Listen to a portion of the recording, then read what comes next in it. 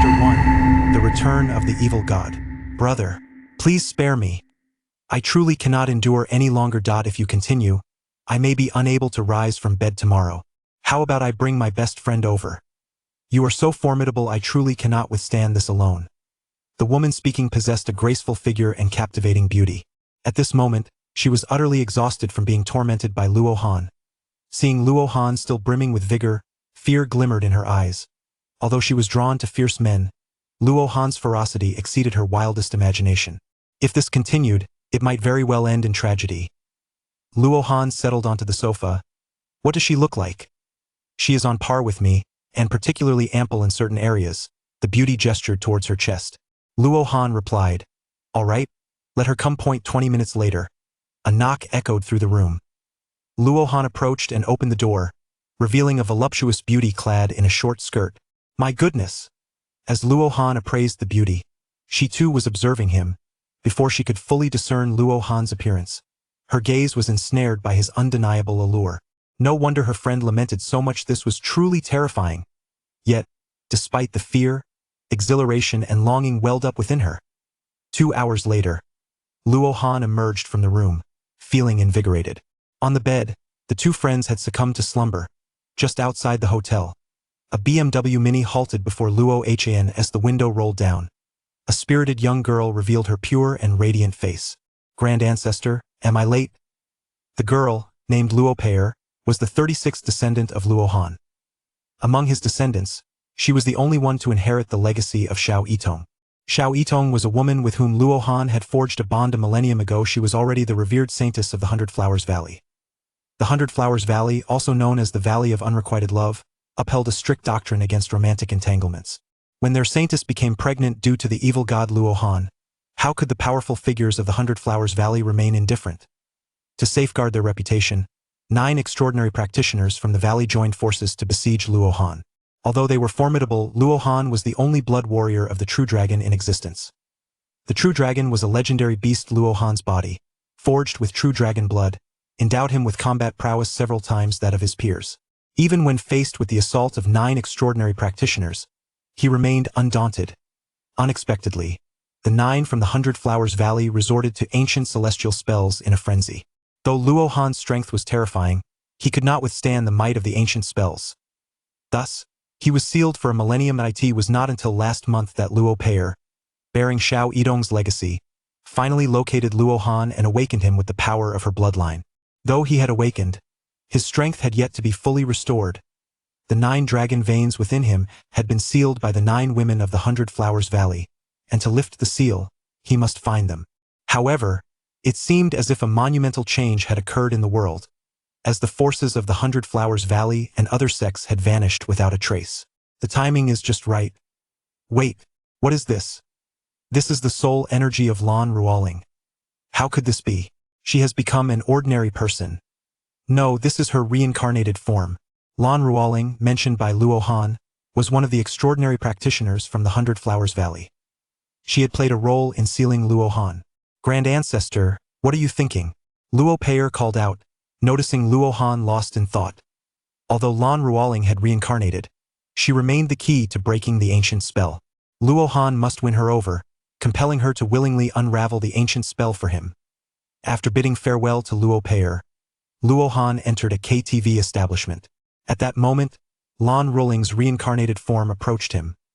Her eyes sparkled like stars, capable of ensnaring a man's very soul with a mere glance. She wore a fitted short dress, her exquisite figure accentuating perfect curves. Beneath the hem of the dress, her long, fair legs resembled artful sculptures. Her taut skin evoked an irresistible urge to touch. Whether a millennium ago or now, this woman's beauty stirred something deep within Luo Han. The thought of having her beneath him sent shivers of excitement down his spine. Luo Han's gaze was unabashed as he brazenly admired Lan Ruoling's form. Through Luo Han's eyes, Lan Ruoling discerned his wicked intentions.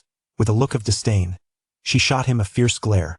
Seemingly in a hurry, Lan Ruoling gracefully strode into the nearby private room, her high heels clicking elegantly. The loss of memories from her reincarnation complicates things. Yet, this is not entirely a misfortune. Had she retained her memories from a millennium ago, persuading her to lift the spell would have been mere folly. With her previous memories erased, Her faith in the 100 Flowers Valley has dissipated. This makes it easier to alter her worldview, prompting her to question her past self. Though it was merely a fleeting encounter, Luo Han had gleaned insights into Lan Ruoling's memories. To persuade her to lift the seal, he needed to restore her memories from a millennium past. However, once her memories awakened in full, her first intention would likely be to eliminate Luo Han. There was but one way to ensure that Lan Ruoling would hesitate to harm him: make her his woman. If the other 8 had also reincarnated, Luo Han had to find them that he could charm the beautiful ones directly, while the less attractive could be controlled through other means. The 9 from his past were all breathtakingly beautiful, so their reincarnated forms would undoubtedly retain some charm. Lan Ruoling was a prime example. Her beauty and figure were no less stunning than a millennium ago. As Luo Han pondered, he suddenly noticed the door of Lan Ruoling's private room swing open. She was being escorted out by 2 men. Alongside them were several other men, their cold gazes revealing their ruthlessness. Hidden at their waists were firearms. Having glimpsed through Lan Ruoling's memories, Luo Han understood their identities. Currently, Lan Ruoling was a detective in Zhanghai City, while these men were vicious foreign criminals. She had entered to gather intelligence, yet it seemed her cover had been blown. What a perfect opportunity to be the hero. A mischievous smile crept onto Luo Han's lips. Chapter 2. My dear, what is your name? In an abandoned factory, Lan Ruoling slowly opened her eyes. She had initially intended to approach these men in her princess guise to extract information, but their counter-surveillance was unexpectedly adept. As soon as she entered the private room, their listening devices had detected her presence. Before she could react, she was struck unconscious. The beauty has awakened. Boss, you can commence the feast now. Upon seeing Lan Ruoling regain consciousness, the leading man on the shabby sofa stood up, a sinister grin spreading across his face. Women must be conquered. What fun is there in a woman who is merely a lifeless doll when unconscious? It is far more thrilling to witness her struggle and resist. The boss truly knows how to play. The leading man gazed at the unparalleled beauty of Lan Ruoling, licking his lips with a wicked grin. Allow me to clear the way for you first. Then, you can have your fun. Absolutely, having such a gem is truly worth dying for. A beauty like this deserves more than a single encounter. I intend to stay up all night. Haha, how can such good fortune be left to you alone? Boss, you do your thing. I'll just borrow this lattice hand for a moment. Lan Ruoling struggled in anger, but she was bound tightly. The mercenary's knots must have been learned from adult films. The very style of her bindings was enough to stir one's emotions. To maintain an advantageous combat stance. They even suspended Lan Ruoling in the air.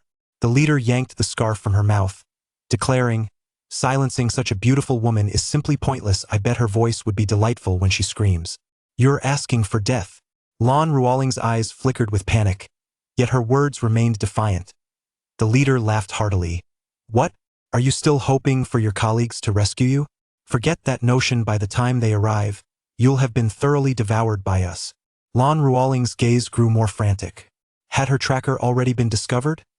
As the mercenaries laughed, and despair enveloped Lan Ruoling, an incongruous voice broke through.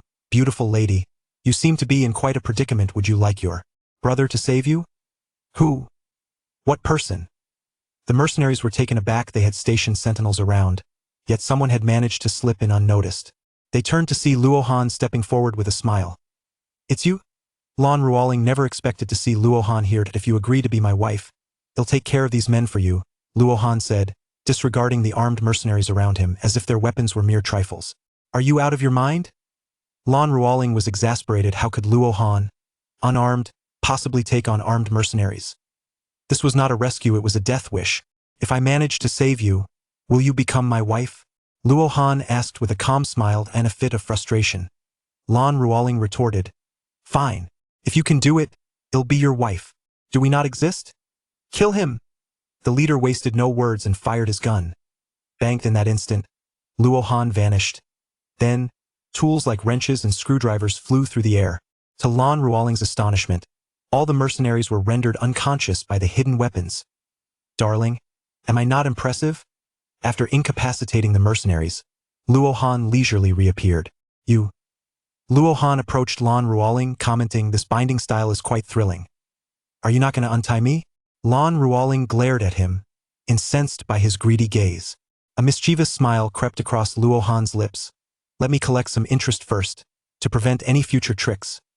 What do you want? That moment, Luo Han suddenly pressed against her. Then, his lips sealed hers.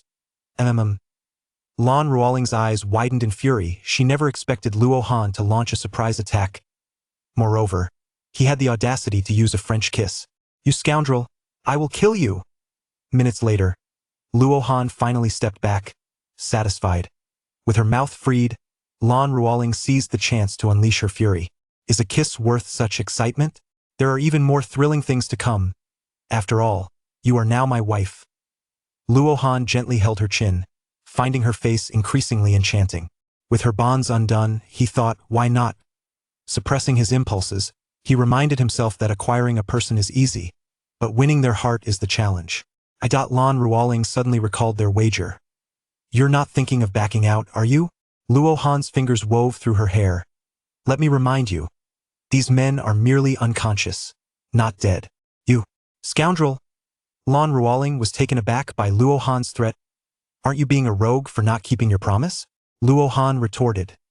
Lan Ruoling fell silent. One must uphold their integrity. Luo Han moved behind her and casually untied the knots. Having been bound for so long, Lan Ruoling's body felt weak and numb. As soon as she was freed, she involuntarily leaned towards Luo Han. He instinctively wrapped his arms around her waist. "Doesn't your husband have a sturdy embrace?" "You." Lan Ruoling longed to exact vengeance upon him. Luo Han bent down, lifting Lan Ruoling in a princess carry, causing her to pale in fright. "Do not panic. I'm merely taking you to the sofa to rest. There's a phone on the table, you can call your colleagues to wrap things up now." As a formidable figure, Luo Han knew precisely how to win a heart. Patience is key. He was not in a rush. Seeing that Luo Han was genuinely just setting her down, Lan Ruoling felt a wave of relief wash over her. She picked up the phone and dialed her colleagues. Once she hung up, Luo Han asked, "Wife, what is your name?" Lan Ruoling replied, "Do not call me wife." "Very well, my dear. That won't do either." Luo Han pressed on, "How about wife?" As his terms grew increasingly flirtatious, Lan Ruoling was left utterly speechless. "My name is Ng Jiadong." "Jiadong, my wife, when do you plan to consummate our marriage? Why wait for a date? Let us attend to our marital duties right now. Your husband excels in this regard. I guarantee you will be unable to resist, floating on clouds of ecstasy." Luo Han wrapped his arms around her again, chuckling. "You wish I, Ng Jiadong, am not that easy?" Lan Ruoling struggled fiercely, attempting to break free from his embrace. "Fine, I shall respect your wishes." Luo Han laughed as he released her. "Let us converse. I will make you willingly ascend to my bed." Lan Ruoling scoffed. "I will never fall for a rogue like you." Chapter 3. If you die, I shall accompany you in death. Moments later, a young man burst in, accompanied by a group of enforcers. Lin Zhengtian, the son of Lan Ruoling's superior, was able to arrive at the scene promptly due to this connection. "Tong Tong, I am deeply worried." As he spoke, Lin Zhengtian reached out to embrace Lan Ruoling. Luo Han embraced Lan Ruoling tightly, his gaze fixed on Lin Zhengtian as he barked, "This is my wife. Do you think you have the right to hold her?" "Tong Tong, who is this person?" Lin Zhengtian glared at Luo Han with a ferocity that suggested he wished to devour him whole. "Is your hearing impaired? She is my wife and naturally, I am her husband." Luo Han was indifferent to who Lin Zhengtian was. Even if he were the king of heaven, Luo Han would not cower. "Damn it, let Tong Tong go." Upon witnessing Loan tightly embracing Lan Ruolin, Lin Zhengtian, consumed by rage, threw a punch. "Lin Zhengtian, cease your actions." Lang Ruling Ekalim. Her face pale with alarm. She did not wish to witness a confrontation between Luo Han and Lin Zhengtian. After all, Lin Zhengtian was the son of her superior, and any altercation between them would yield no benefits for Luo Han, regardless of the outcome. Despite her aversion to Luo Han, he was, after all, her benefactor. Had it not been for Luo Han's timely intervention, she would have been left in a state of ruin. Lin Zhengtian paid no heed to Lan Ruoling. His fist came crashing toward Luo Han. Slap! Before Lin Zhengtian's fist could reach him, Luo Han's palm had already landed forcefully against Lin Zhengtian's face. The might of Luo Han was truly terrifying. With a single strike, he sent Lin Zhengtian spiraling through the air. Thud! Lin Zhengtian's face had gone numb, and he spat out 5 teeth. "You have brought calamity upon yourself." Lan Ruoling was taken aback. Lin Zhengtian was no ordinary man. and Luo Han had struck him with such ferocity. Given the capabilities of Lin Jingtian's father, there was no doubt that he would ensure Luo Han faced dire consequences. Kill him. Lin Jingtian's head was buzzing as he howled in a fit of rage. Do not move. Witnessing Lin Jingtian's dire predicament, the surrounding enforcers swiftly encircled Luo Han. Although they would not heed Lin Jingtian's words, they were compelled to apprehend Luo Han. After all, Lin Jingtian was the son of the powerful boss, and they had to provide an explanation to him. Lin Jingtian, he saved me from the clutches of a villain. For my sake, please do not pursue this matter. Lan Ruoling understood well the fate awaiting Luo Han, and in her desperation to protect him, she could only implore Lin Jingtian to let it go. Very well. As long as you agree to be my woman, I shall spare him. Lin Jingtian, bloodied and in agony, retorted through gritted teeth. Luo Han had inflicted such grievous injuries upon him. How could he possibly let Luo Han go so easily? Even if Lan Ruoling acquiesced to his demands, he would still render Luo Han powerless. Lan Ruoling was taken aback by Lin Jingtian's audacious proposal. She exclaimed in fury, Lin Jingtian, are you attempting to blackmail me? He has harmed me to this extent, and you expect me to overlook it with a mere word? Unless you are my man, he is as good as dead. Lin Jingtian spat blood, his eyes blazing with a frenzied rage directed at Luo Han. Lan Ruoling cast a glance at Luo Han and said, I'm sorry, I cannot betray myself to save you. If you perish, I shall accompany you in death. Luo Han, unperturbed, asked with a calm smile, and what of my imprisonment? The reaction of Luo Han left Lan Ruoling utterly astonished. You can still smile? Do you have any idea of the predicament you are in? He is the son of my highest superior. Your man is formidable, yet such a piece of trash cannot affect me. Do not think that merely knocking out a few of his teeth is enough. Even if it costs him his life, what of it?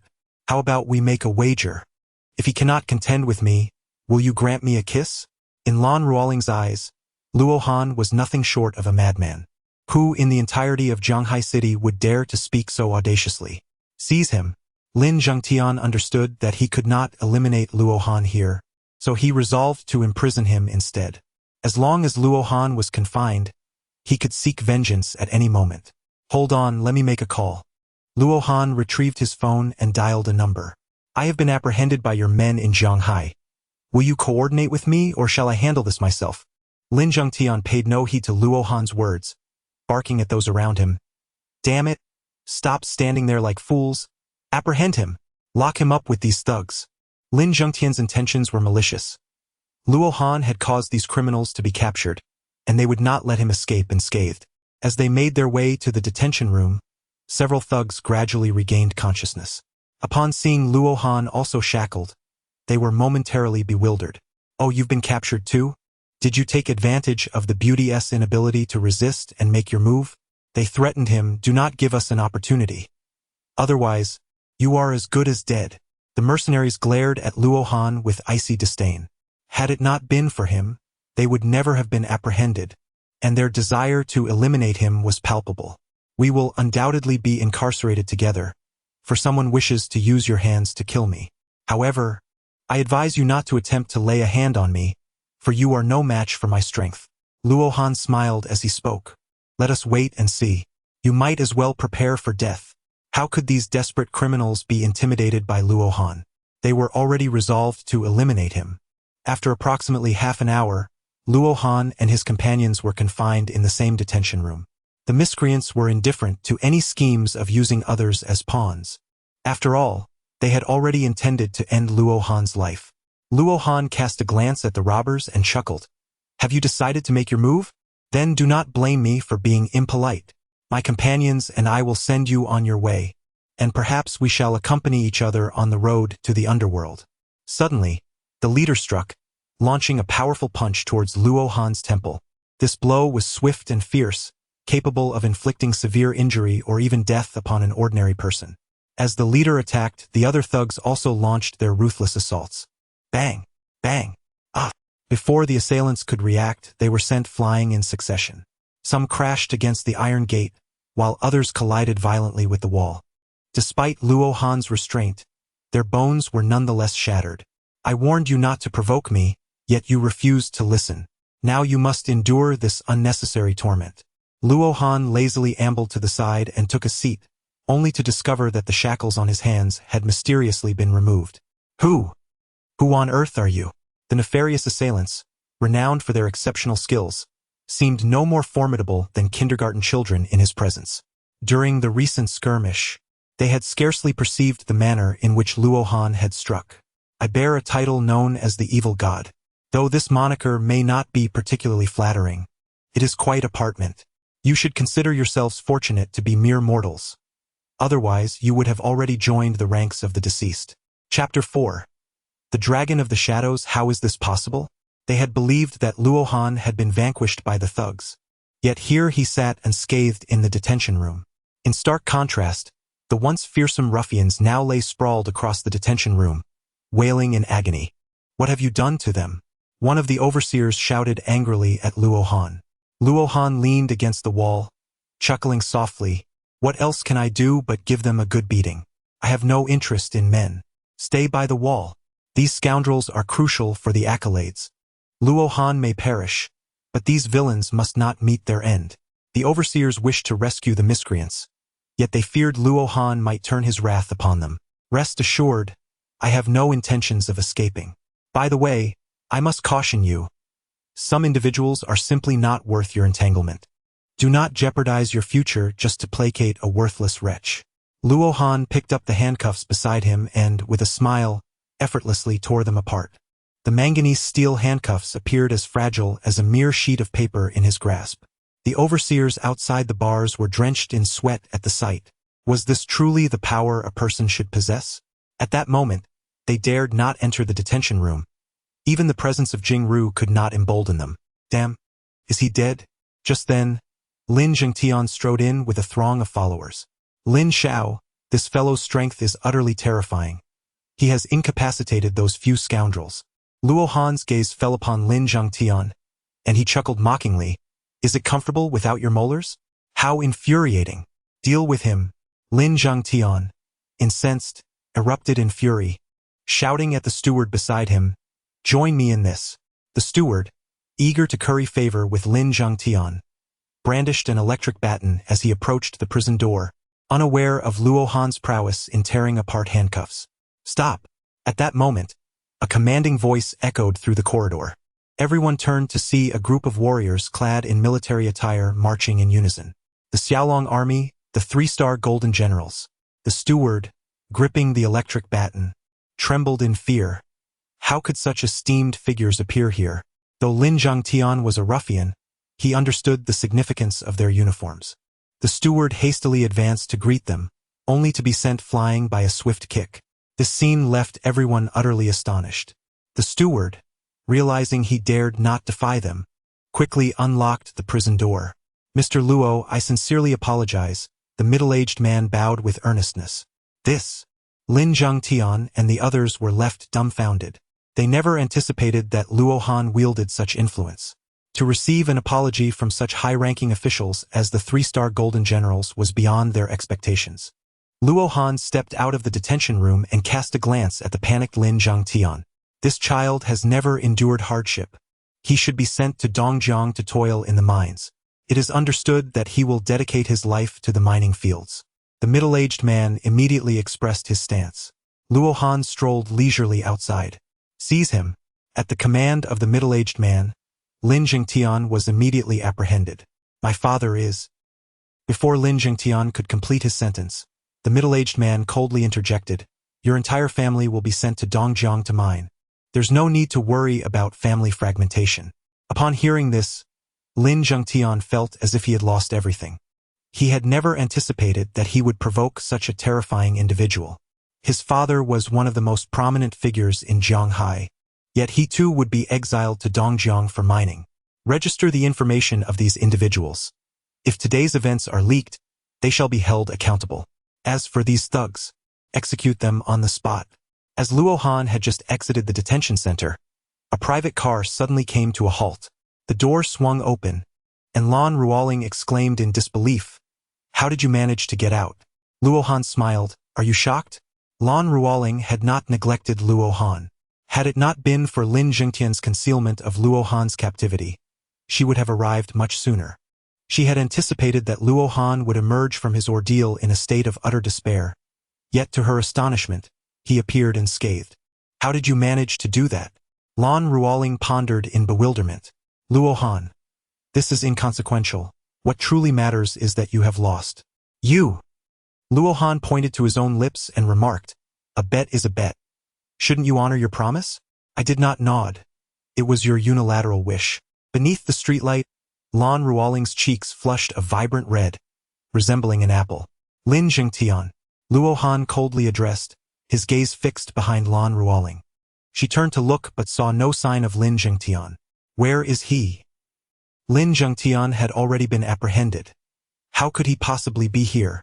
With an air of nonchalance, Luo Han took a step back, a smug expression gracing his features. It's not the first time. Why be shy? You scoundrel! Lan Ruoling exclaimed, raising her hand to strike Luo Han. Yet he swiftly slipped into her car before she could make contact. Luo Hanchong smiled at the pouting Lan Ruoling, saying, a verbal agreement holds value, does it not? Is it not a natural occurrence for a husband to kiss his wife? Now kindly exit the vehicle. Lan Ruoling was on the verge of losing her composure. She had never encountered such brazen shamelessness. Luo Han. After all, I am your savior. Are you really going to refuse a ride at this hour? What insolence! Lan Ruoling, with a serious expression, took her seat in the driver's position. Where to?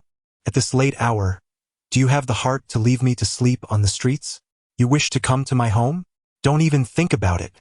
Having experienced Luo Han's audacity, Lan Ruoling feared that allowing him into her home would be akin to inviting a wolf into the fold. Very well. Then let us go to my residence, Luo Han replied lazily, reclining in the car seat. To Binhe Manor.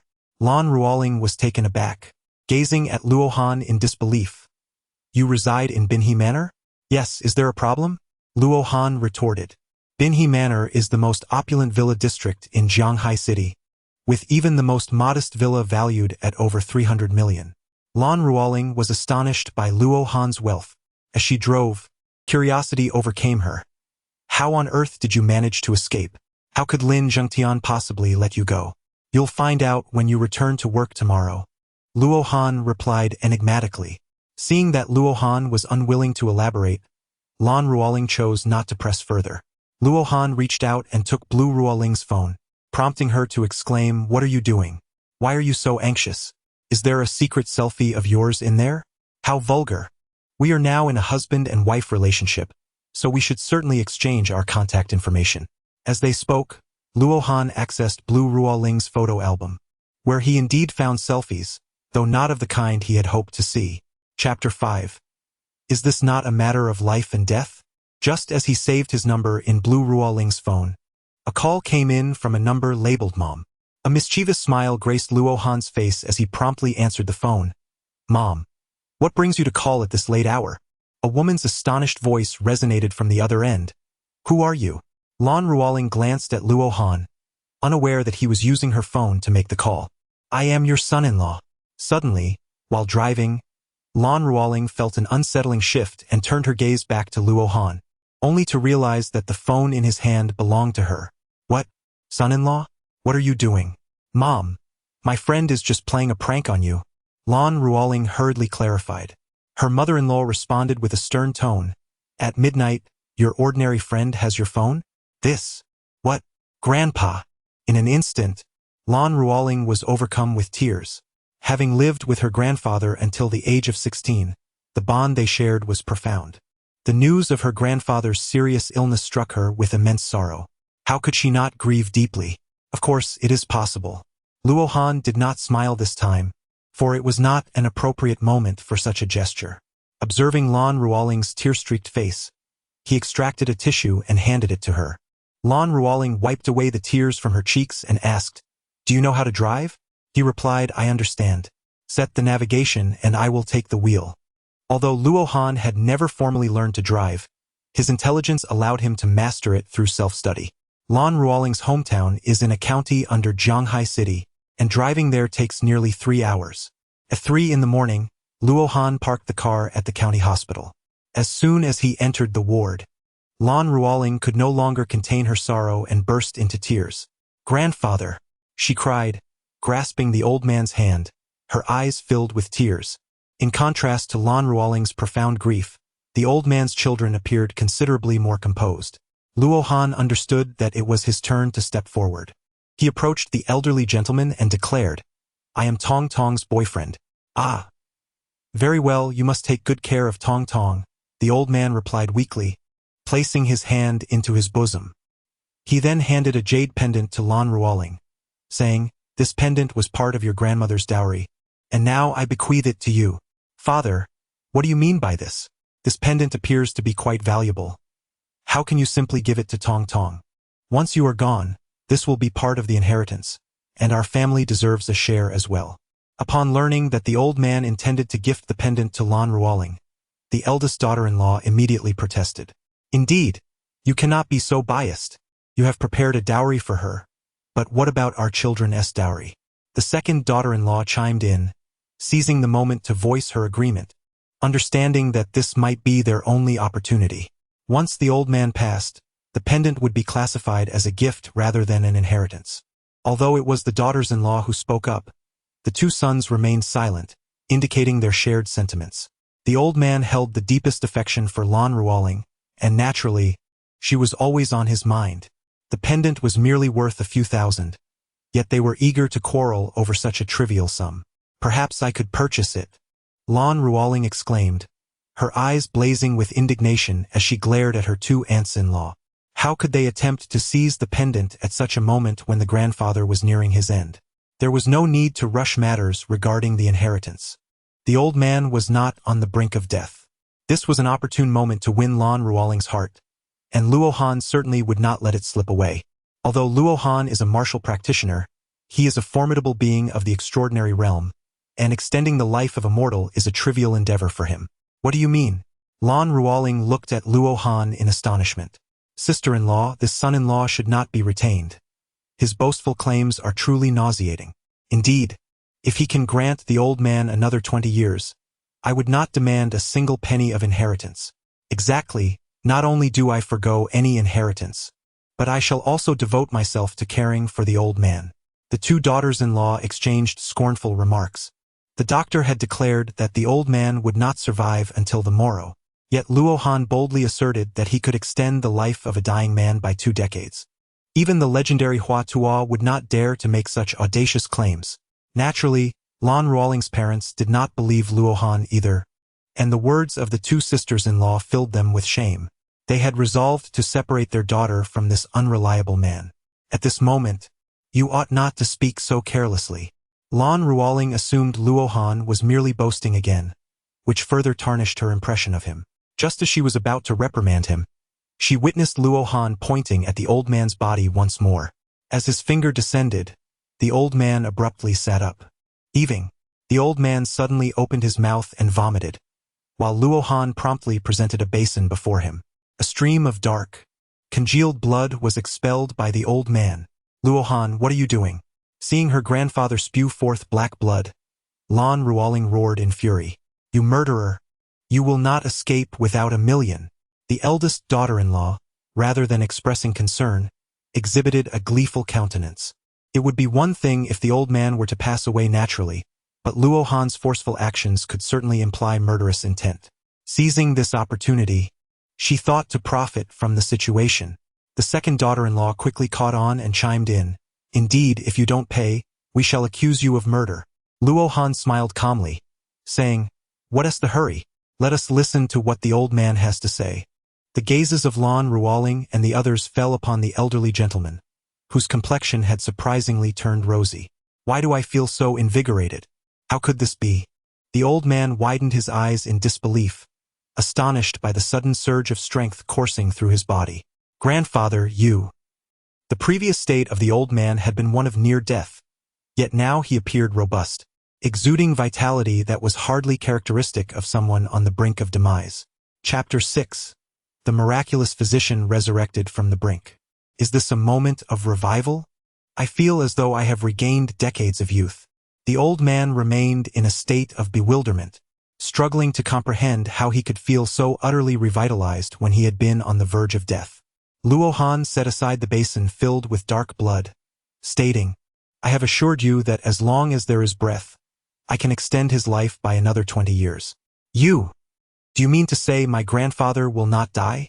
Lan Ruoling exclaimed, a mix of astonishment and joy washing over her, struggling to comprehend the reality of the situation. "At the very least, you will witness the children you bear for me," Luo Han replied with a smile. Upon hearing this, Lan Ruoling blushed with indignation. How could that be possible? Am I dreaming? Even a divine physician should not possess such miraculous abilities. This is illogical. The elderly gentleman's family was left in stunned disbelief. How could one be on the brink of death yet be revived? Logically, even if he were revived, he should not exhibit such vitality. There's no need for unnecessary examinations. I feel perfectly fine. We shall proceed with the discharge formalities at dawn, he declared, astonishingly rising from his bed. To their astonishment, he moved with remarkable agility. This was hardly the demeanor of a man who had been on the verge of death. Even prior to his hospitalization, he had never displayed such physical prowess. They could hardly believe that their nephew-in-law's medical skills were so formidable. To call him a divine physician would not be an exaggeration. "Allow me to introduce myself. I am Jiadong's aunt. Once you wed Jiadong, we shall be family," she said. "Indeed, we are all family now," they agreed. Though the situation concerning the elderly gentleman was extraordinary, they had witnessed it with their own eyes. Despite their uncertainty about how Luo Han achieved this, it was undeniable that his medical expertise was exceptional. Such a remarkable physician would undoubtedly attract the attention of high-ranking officials, let alone ordinary individuals like themselves. Establishing a good rapport with Luo Han would be tantamount to gaining an additional lease on life. Luo Han completely disregarded them and turned to the old gentleman, saying, "Old sir, shouldn't you settle the medical fees?" Medical fees? Everyone gazed at Luo Han in astonishment, as they had not anticipated him to request payment from the old gentleman. "Isn't Luo Han the boyfriend of Lan Ruoling? Does he still need to pay to treat his girlfriend's grandfather?" Seeing that the old man was taken aback, Luo Han pointed to the jade pendant in Lan Ruoling's hand and said, "This jade pendant compliments my wife quite well. Consider it as the consultation fee." Only then did the old man grasp Luo Han's intention, laughing heartily, "It is indeed appropriate." Lan Ruoling was taken aback, not expecting that Luo Han would go to such lengths to help her acquire this jade pendant. Although this pendant was not a rare treasure, the significance to Lan Ruoling was unparalleled. With this gesture, Luo Han eliminated any reason for the two aunts to allow Lan Ruoling to purchase the jade pendant. "Do you like the gift I presented to you?" Luo Han approached Lan Ruoling, gazing deeply into her eyes. In that moment of mutual gaze, Lan Ruoling found herself captivated by Luo Han's intense stare. Although Luo Han appears quite unscrupulous, he doesn't seem as intolerable now. "Thank you." Lan Ruoling's cheeks flushed slightly. At this moment, her gratitude towards Luo Han was genuine. The jade pendant was secondary. The most significant aspect was that Luo Han had saved the old man's life. "Silly girl, I am your husband after all." The oily remarks from Luo Han abruptly extricated Lan Ruoling from her state of gratitude. His words were utterly repulsive. "You too must be exhausted after a sleepless night. Since I am now well, you need not linger here any longer." Although the old gentleman had recovered, he still had to wait until tomorrow to finalize his discharge. The simple utterance of Mom brought a radiant smile to Lan Ruoling's mother. "All right, drive carefully on the way." Lan Ruoling's expression darkened. Was her mother truly so easily swayed? I will stay here with Grandpa.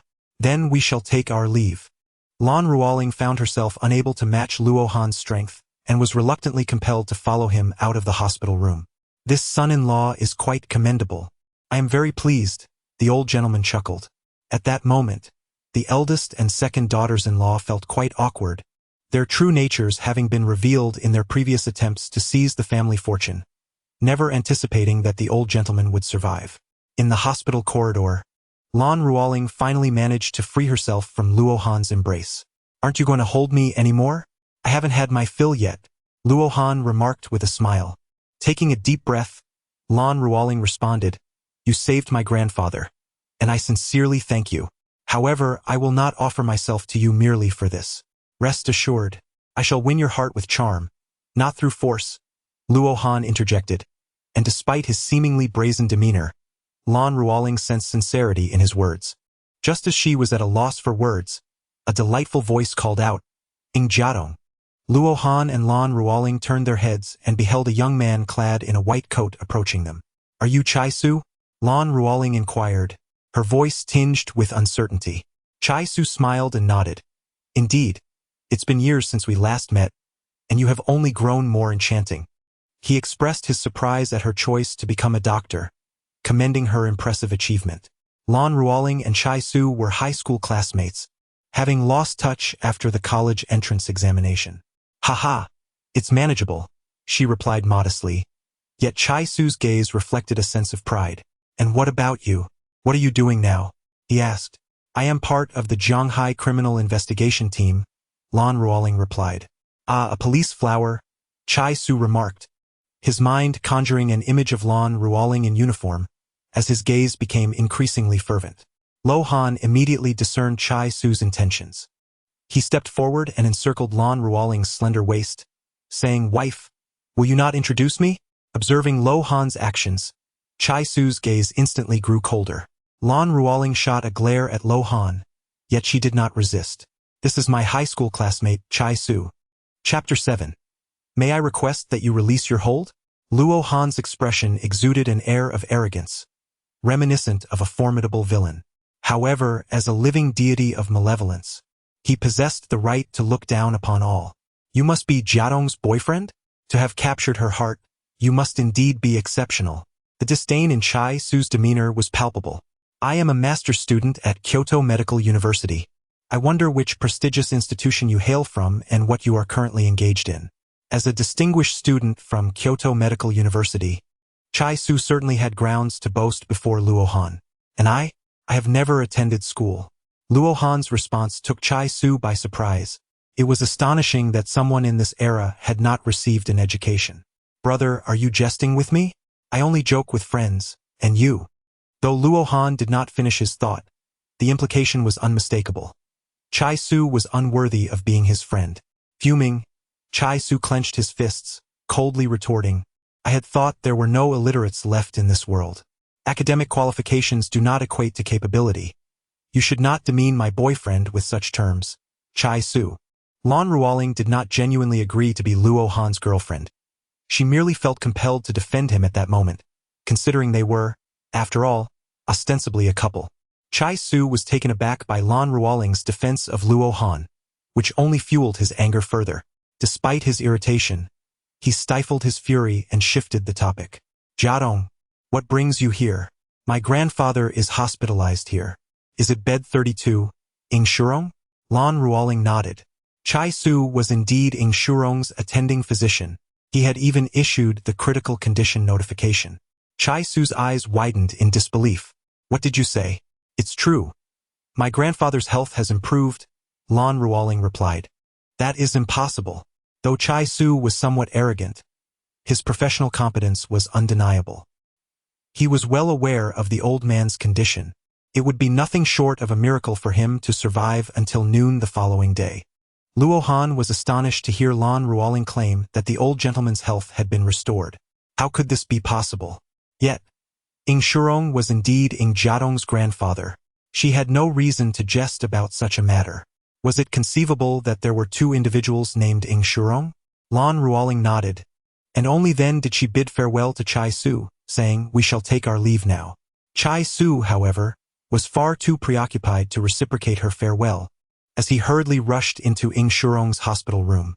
Upon entering, he was utterly taken aback to find Ing Shurong leisurely strolling about. This scene struck Chai Su like a bolt from the blue. He could scarcely believe his eyes, as if he were ensnared in a dream. "I suppose I can let go now?" Lan Ruoling remarked, her expression composed as they stepped out of the inpatient department. Luo Han reluctantly squeezed it. The texture was exquisite, and he felt a twinge of reluctance to let go. "Rogue!" Lan Ruoling's cheeks flushed crimson as she deftly extricated herself from Luo Han's embrace. Lan Ruoling's parents were both educators. Thus their family circumstances were quite favorable. "Please have a seat," I will tidy up the room for you, she said as she led Luo Han into the living room. Luo Han smiled, saying, there's no need for such trouble. We can share a bed just fine. She added, I am not an inexperienced girl who can be easily deceived by such nonsense. Lan Ruoling snorted in response. Being cautious is a good thing, Luo Han remarked, feeling slightly awkward. Leaving Luo Han in the living room to enjoy her tea, Lan Ruoling entered the guest room to prepare for Luo Han's stay. As the door was left ajar, Luo Han could clearly observe the scene within the guest room. Lan Ruoling needed to spread the sheets, which inevitably required her to kneel on the bed. This particular action accentuated the curves of a woman's figure, a sight that no man could easily resist. Luo Han hurriedly opened a bottle of mineral water, gulping it down eagerly. It was not that Luo Han lacked self-discipline, but rather the influence of the dragon's blood, for dragons are inherently lustful. Are you very thirsty? Upon hearing Luo Han's vigorous drinking, Lan Ruoling expressed her curiosity. Luo Han, your posture is utterly enchanting. I am suppressing my instincts with cold water. You! A few minutes later, Lan Ruoling emerged from her guest room, only to find that Luo Han had vanished without a trace. At that moment, the sound of rushing water could be heard from the bathroom. What is this fellow up to? No, I must remain vigilant. Recalling Luo Han's earlier demeanor, Lan Ruoling hurriedly retreated into her own room. Moments later, she reappeared, clad in 3 pairs of jeans, secured with 2 belts, and wielding a fruit knife in her hand. Luo Han emerged from the bathroom clad in trousers yet bare-chested. Upon catching sight of Lan Ruoling's attire, he paused momentarily, questioning, do you believe this approach yields any effect? Lan Ruoling stared blankly at Luo Han. Having never encountered such impeccable physical contours, her astonishment did not escape Luo Han's notice. He playfully gestured towards his sculpted physique, smirking, care to feel and test the sensation? Get lost. Luo Han ceased his banter and directly retreated to the guest room for a respite. Although Lan Ruoling intended to take a shower, she was apprehensive about Luo Han potentially emerging from the room. After much contemplation, she decisively locked the door and lay on her bed. Despite the late hour, Lan Ruoling found herself unable to succumb to slumber. Each time she closed her eyes, the image of Luo Han, bare-chested, invaded her thoughts. How could that man possess such a flawless physique? His skin was as delicate as mutton fat, a quality that seemed to surpass that of any woman. At 4 in the morning, Chai Su sat in his office, lost in a daze. He had yet to comprehend how Luo Han managed to revive Ing Shurong. The peculiarity of the occurrence baffled him. Just as he was mulling over this conundrum, the office phone rang. Upon answering, an anxious voice reached his ears. Dr. Chai, please rush to the emergency room. Wang Yuan's son is critically ill, and the director has summoned all on-call doctors to exert every effort in his rescue. Although Wang Yuan resided in the county town, he was one of the top 10 super-rich individuals in Zhanghai City. The gravity of the situation regarding a wealthy tycoon's son at their hospital was not lost on the director, who treated it with utmost seriousness. Had it been daytime, Chai Su would have lacked the qualifications to participate in the rescue. This presented a rare opportunity. If he could successfully treat Wang Yuan's son, he would undoubtedly secure a transfer to a major hospital in Zhanghai City. He fervently hoped the boy's ailment would not prove too formidable. Though Chai Su was an outstanding student, his family lacked connections, relegating him to practice in a county hospital, a position he felt was beneath his talents. In the emergency room, a teenage boy writhed in agony on the hospital bed. The on-duty doctors were exhausting every means to treat him. Initially, they presumed the boy was merely experiencing a typical epileptic seizure, but to their dismay, the treatments for epilepsy yielded no results. As time passed, the boy's condition grew increasingly perilous. Observing that the boy was struggling to breathe, Chai Su and his colleagues hastily prepared to intubate him. While they managed to temporarily preserve the boy's life, they found themselves at a loss regarding further treatment. Amidst the chaos, the attending chief physicians from the family quarters arrived in haste. I suggest we transfer him immediately. We lack the capacity to treat him here, one chief physician proposed. Given their helplessness, it would be prudent to expedite the transfer to a larger city for urgent care. Time was of the essence. Even with a helicopter transfer, it would take at least 40 minutes, and the boy might not endure such a prolonged wait. As everyone stood at an impasse, Chai Su suddenly thought of Luo Han. If Luo Han could save Wang Yuan's son, Chai Su would be recognized as the one who made the introduction. For the sake of his future, he resolved to leverage Luo Han's capabilities. There is someone who may be able to save him, Chai Su stated. Who? The others inquired eagerly. Chai Su hurriedly recounted the circumstances surrounding Ing Shurong. What? Ing Shurong was cured by him? How is that possible? The astonishment came from Ing Shurong's chief physician. Although Chai Su had issued the critical condition notice, the chief physician had also signed off on it. It was precisely due to their knowledge of Ing Shurong's condition that this physician was so taken aback. Can we locate him? Hurry and find him. The urgency of the situation left no room for shock. The paramount concern was to save Wang Yuan's son. I'll make the call, Chai Su said, hastily exiting the resuscitation room. Lan Ruoling was deep in slumber when her phone suddenly rang on the bedside table. Hello, who is it? She answered groggily. Jia Tong, it's Chai Su. You need to bring your boyfriend to the emergency room immediately. Lan Ruoling sat up abruptly. What happened to my grandfather? Your grandfather is fine, but there is a young boy in critical condition at the hospital. Lan Ruoling breathed a sigh of relief, initially fearing for Ing Shurong's well-being. Isn't saving lives the duty of you doctors? What does this have to do with me? This young boy's illness is quite complex, and we truly have no solutions. Isn't your boyfriend highly skilled in medicine? He may be able to save him. Jia Tong, as an enforcer, you wouldn't turn a blind eye to a life in peril, would you? Chai Su resorted to moral coercion, leaving Lan Ruoling little room for refusal. This, as an enforcer, Lan Ruoling certainly could not ignore the plight of the dying. However, it was Luo Han who possessed exceptional medical skills. They had only just met a day prior. Would he even heed her call?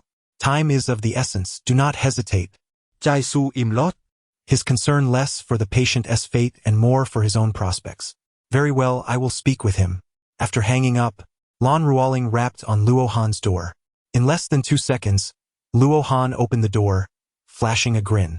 What's the matter? Feeling lonely and cold? In need of my company? A child is gravely ill at the hospital, and they wish for you to come help. Lan Ruoling disregarded Luo Han's teasing and stated her purpose directly. Not interested. Care to come in and rest a while longer? As the embodiment of a once-feared deity, Luo Han remained indifferent to societal expectations. But it's a matter of life and death. Before Lan Ruoling could finish her sentence, Luo Han interrupted. People die every second in this world. Why should it concern me? Lan Ruoling found herself at a loss for words. Luo Han languidly leaned against the door frame. You wish for me to rescue him? Lang Ruling nốt đét. Luo Han pointed to his own lips, stating, a kiss for a life, quite a profitable exchange. Wouldn't you say? You! Time is of the essence. Every second you squander translates to an additional moment of peril for him. Suddenly, Luo Han enveloped Lan Ruoling in his arms, her body pressed against his. It's not our first time. What difference does it make if it happens once more or less? With her heart racing in his embrace, Lan Ruoling recalled how Luo Han had previously taken advantage of her. Gritting her teeth, she declared, if I kiss you, will you promise to save him? Though I may be a bit reckless, I stand by my word. Taking a deep breath, she slightly tilted her head and closed her eyes. Observing her demeanor, Luo Han wore a triumphant smile, contemplating the accumulation of future favors. To win a woman's heart, one must master the art of proximity and distance. He released Lan Ruoling and walked away. Stunned, she stood there, prepared to make her sacrifice, only to find that Luo Han had refrained from kissing her. It felt like being on the verge of a breakthrough, only for him to withdraw at the last moment. At that instant, Lan Ruoling felt a twinge of disappointment. Don't just stand there. Hurry up. As they arrived at the emergency room, Chai Su rushed over anxiously. Thank you for coming to help. Jiadong, please find somewhere to sit. I'll take him into the resuscitation room. Chai Su was in a state of extreme distress, as Wang Yuan's son had already suffered 2 cardiac arrests, and the situation was dire. My dear, wait for me outside, Luo Han said nonchalantly, blowing Lan Ruoling a playful kiss, which only tightened Chai Su's clenched fists. Lives are at stake. Let us move swiftly. Luo Han paid no heed to Chai Su's urgings, leisurely trailing behind him. Although Chai Su felt a sense of frustration, he dared not provoke Luo Han. Director Wang, this is the miraculous physician who cured Ing Shurong. Chai Su introduced as they stepped into the emergency room, gesturing toward Luo Han. Time was of the essence, and they implored the young miracle worker to expedite his efforts in saving the patient. At this moment, they found themselves utterly helpless, placing their hopes solely in Luo Han's capable hands. Luo Han first cast a glance at the young boy, then spoke leisurely, "There is no need to rush. Let us first summon the child's family. This is the emergency room. Family members are not permitted inside, and time is of the essence when it comes to saving lives." Chai Su interject immediately. Do not treat me as a fool. If I save him, it is your credit. If he perishes, it is my fault. Correct? Luo Han is indeed a formidable malevolent deity. How could he possibly be oblivious to the intentions of these individuals? Chapter 9. I hold grudges. In an effort to shield Luo Han from encountering the patient's family, Chai Su intentionally guided him through the emergency exit into the resuscitation room. This action subtly indicated the hospital's ulterior motives. Should Luo Han succeed in curing the patient, they would hastily send him away. Conversely, if the patient were to suffer any misfortune, Luo Han would be blamed as the scapegoat. Upon having their thoughts laid bare by Luo Han, the expressions of those present grew exceedingly awkward. Fortunately, their masks concealed their faces. Young man, how could you harbor such suspicions about us? Yet, given the current dire situation, this child's life hangs in the balance. Luo Han crossed his arms and declared, "Either allow the child's family to enter and witness, or I shall leave at once. The child is nearing the end. There is no time to waste." Chai Su uget anxiously. Luo Han reassured, "Do not worry. He will not perish within 10 minutes. As long as there is breath left in him, I shall ensure his survival." Witnessing Luo Han's unwavering resolve, Director Wang could only nod in resignation. Thus, Chai Su stepped outside to escort Wang Yuan into the room. "Why are you all just standing there? Hurry and save my son." Wang Yuan bellowed in fury as he observed the crowd frozen in place. "Chairman Wang, your son's condition is exceedingly precarious. It is neither epilepsy nor a febrile seizure. Regrettably, we are at a loss regarding his ailment. The hospital can no longer conceal the truth, and thus we must be forthright." "I do not care about any of that.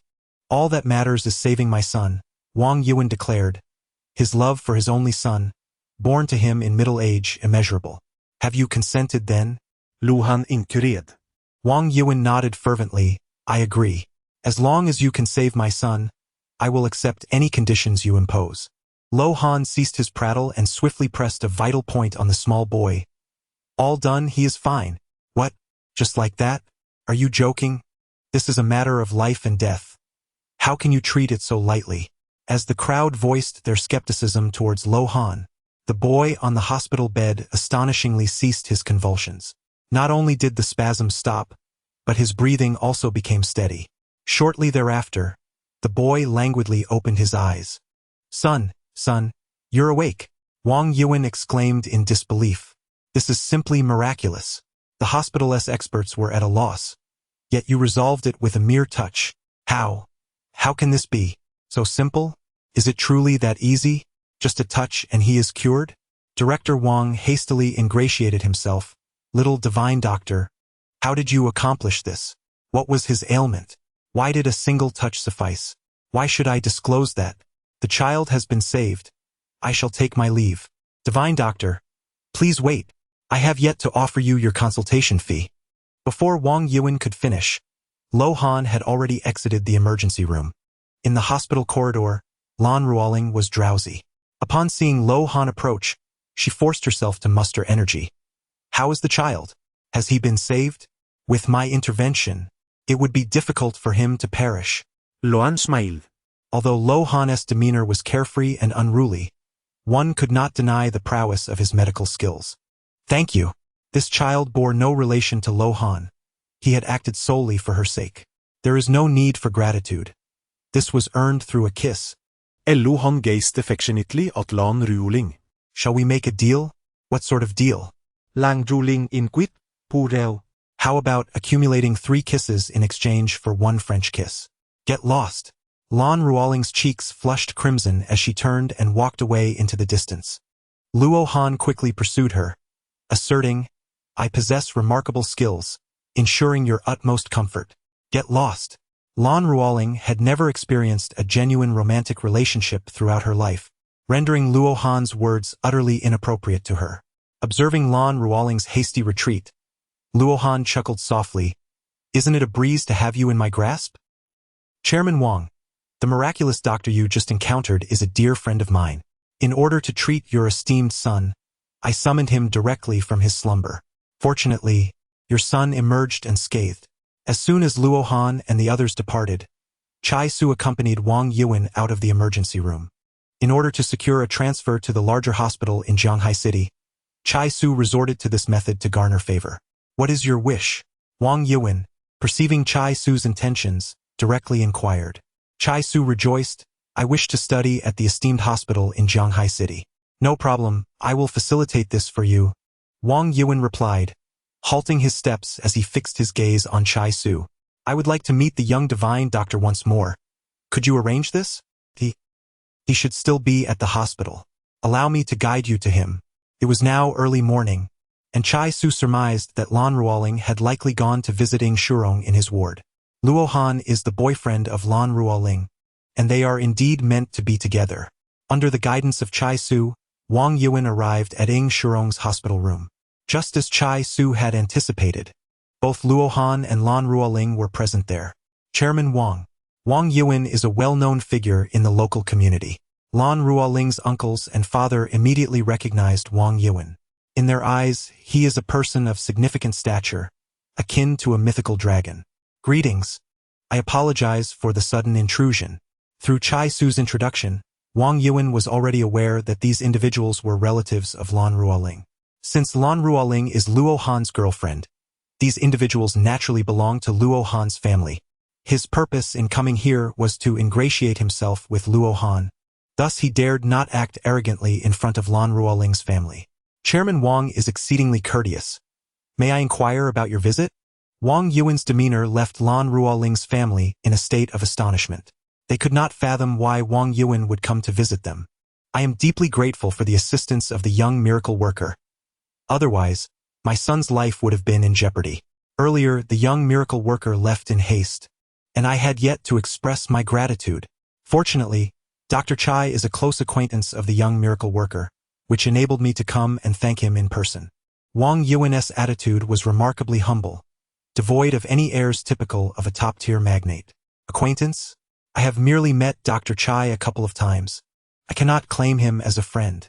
Although there exists no profound enmity between Luo Han and Chai Su, Luo Han harbors a palpable disdain for him. I am a high school classmate of Jia Tong, and you are her boyfriend. Do we not qualify as friends? Chai Su was taken aback when Luo Han publicly distanced himself, prompting him to hastily attempt to associate with Luo Han for the sake of his future. I am illiterate and unworthy of befriending someone as intellectually gifted as you, Luo Han remarked with a cold, indifferent smile. Chai Su, his face flushed with indignation, managed to retain his composure. It was merely a jest. Surely you cannot be so petty? I am indeed that petty. What can you do about it? Kindly conceal your ulterior motives. I am not someone you can manipulate at will. Luo Han paid no heed to whether Chai Su was a classmate of Lan Ruoling. If he was displeased, he would confront him directly. Chapter 10. Ruthlessly unforgiving Wang Yuan was a perceptive individual who immediately recognized that Luo Han was a person of strong convictions. Engaging with such a character necessitated honesty. A subterfuge would not be well received. Observing Chai Su rendered speechless by the confrontation, Wang Yuan stepped forward and said, In addition to expressing my gratitude, I would like to invite you to serve as our family's health consultant. What can you offer me? Luo Han inquired. Wang Yuan replied, An annual consultancy fee of 20 million, with additional remuneration for medical treatments. 20 million a year. Lan Ruoling's family gasped in astonishment. Could earning money be so effortless? To me, money is merely a numerical value, lacking significant worth. If you can procure wild medicinal herbs that are centuries old, I would be willing to exchange a consultation opportunity for them. Luo Han is nurturing Lan Ruoling, Thus he requires certain medicinal herbs to assist him. In the present world, where the essence of vitality is scant, wild herbs that are over a century old are exceedingly rare. This explains why Luo Han has made such a request. Is this fellow mad? He disregards a consultancy fee of 20 million a year, only to seek Chinese medicinal herbs? Is his mind in disarray? With wealth at his disposal, does he truly fear the unavailability of herbs? Does he not regard 20 million? Could it be that he is exceptionally affluent? It would be prudent to cultivate a good relationship with Jia Tong. Perhaps in the future one might benefit from his influence. Lo Han's words elicited a myriad of expressions from the crowd, while Lan Ruoling's parents wore faces of sheer delight. Their son-in-law's remarkable capabilities assured them that their daughter would never endure hardship in the future. Sir, may I have your contact information? Although Lo Han declined the invitation, he nonetheless presented a condition. While medicinal herbs over 100 years old are indeed scarce, they are not entirely unattainable. Darling, please provide him with my contact details, Lo Han said, turning to Lan Ruoling. Lan Ruoling replied, won't you give it to him yourself? Wouldn't it seem less valuable if I did it? She added, every master requires an assistant, so you can temporarily assume that role. Lo Han, unbothered by the suggestion, chuckled lightly. Lan Ruoling shot him a disdainful glance before retrieving her phone to find Lo Han's number. Having obtained Lo Han's contact information, Wang Yuan respectfully presented a check to Lo Han. In my haste today, I can only offer this 10 million as a token of gratitude, and I hope you will not find it lacking. Luo Han casually took the check and said, all right, you may leave now. Farewell. Wang Yuan did not engage in further conversation. He turned to depart. Your son has been poisoned, so be cautious. Just as Wang Yuan was about to exit the hospital room, Luo Han spoke with an indifferent tone. What? Wang Yuan clenched his fists in anger, taken aback by the revelation that someone had attempted to murder his son. Lan Ruoling looked at Luo Han in astonishment. Are you implying this is a murder? What do you intend to do? Investigate the case? Lu Han inquired. Murder cases fall under our jurisdiction, Lan Ruoling replied. Thank you for the reminder, sir. I will look into it thoroughly. Although Lan Ruoling was eager to investigate, Wang Yuan had no intention of filing a report with the law enforcement agency. As soon as Wang Yuan left, Lan Ruoling's phone suddenly rang. Seeing that it was a call from the bureau, she hastily answered. IM perfectly fine. You need not worry about me. Ing Shu Rong turned to Luo Han and instructed, take good care of Tong Tong, and do come over for dinner when you have the time. Absolutely, I will ensure she grows up healthy and strong, Luo Han chuckled. Lan Ruoling pulled Luo Han closer and said, Mom and Dad, Grandpa, we must take our leave now. We came in such a hurry that we forgot to prepare gifts for you. Here is a check for 10 million. Buy whatever you desire. Suddenly, Luo Han thrust the check into the hands of Lan Ruoling's mother, who was momentarily taken aback. Before she could fully comprehend the situation, Luo Han had already taken Lan Ruoling's hand and dashed away. This child.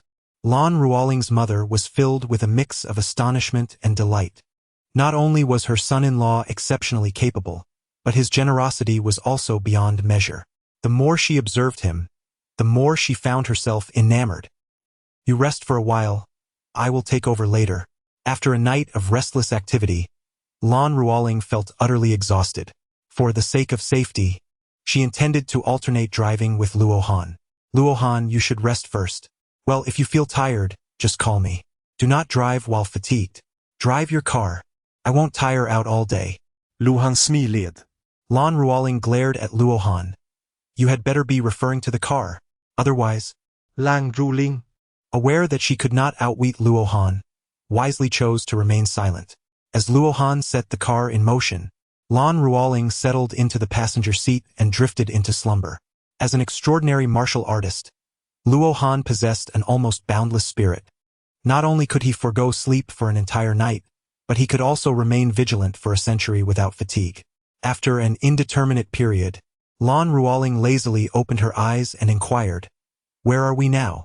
With a hint of surprise, she added, aren't you tired? I could stay up all night with you. Get lost, Luo Han. Girls should be a bit more reserved and refrain from using foul language.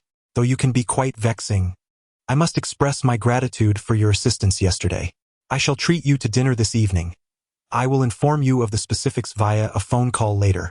Apart from being somewhat glib and lecherous, Luo Han appears to be less malevolent than I had imagined. While we are to dine together, you cannot evade the kiss you owe me. Furthermore, you are now my wife, so you must maintain a distance from other men. Lan Ruoling rolled her eyes in silence. Having lost the will to argue, she truly could not exert control over Luo Han's loquacious nature. Moments late. Luo Han parked the car in front of the Criminal Investigation Bureau. As the vehicle came to a halt, Luo Peier approached with breakfast in hand. Luo Han lowered the car window to receive the breakfast, handing it to Lan Ruoling. You must be hungry. Have your meal before heading to work. Thank you. Lan Ruoling was momentarily taken aback. She had not anticipated Luo Han's thoughtfulness in arranging for breakfast to be waiting for her so early. Luo Han smiled. As a husband, it is my duty to fulfill such responsibilities.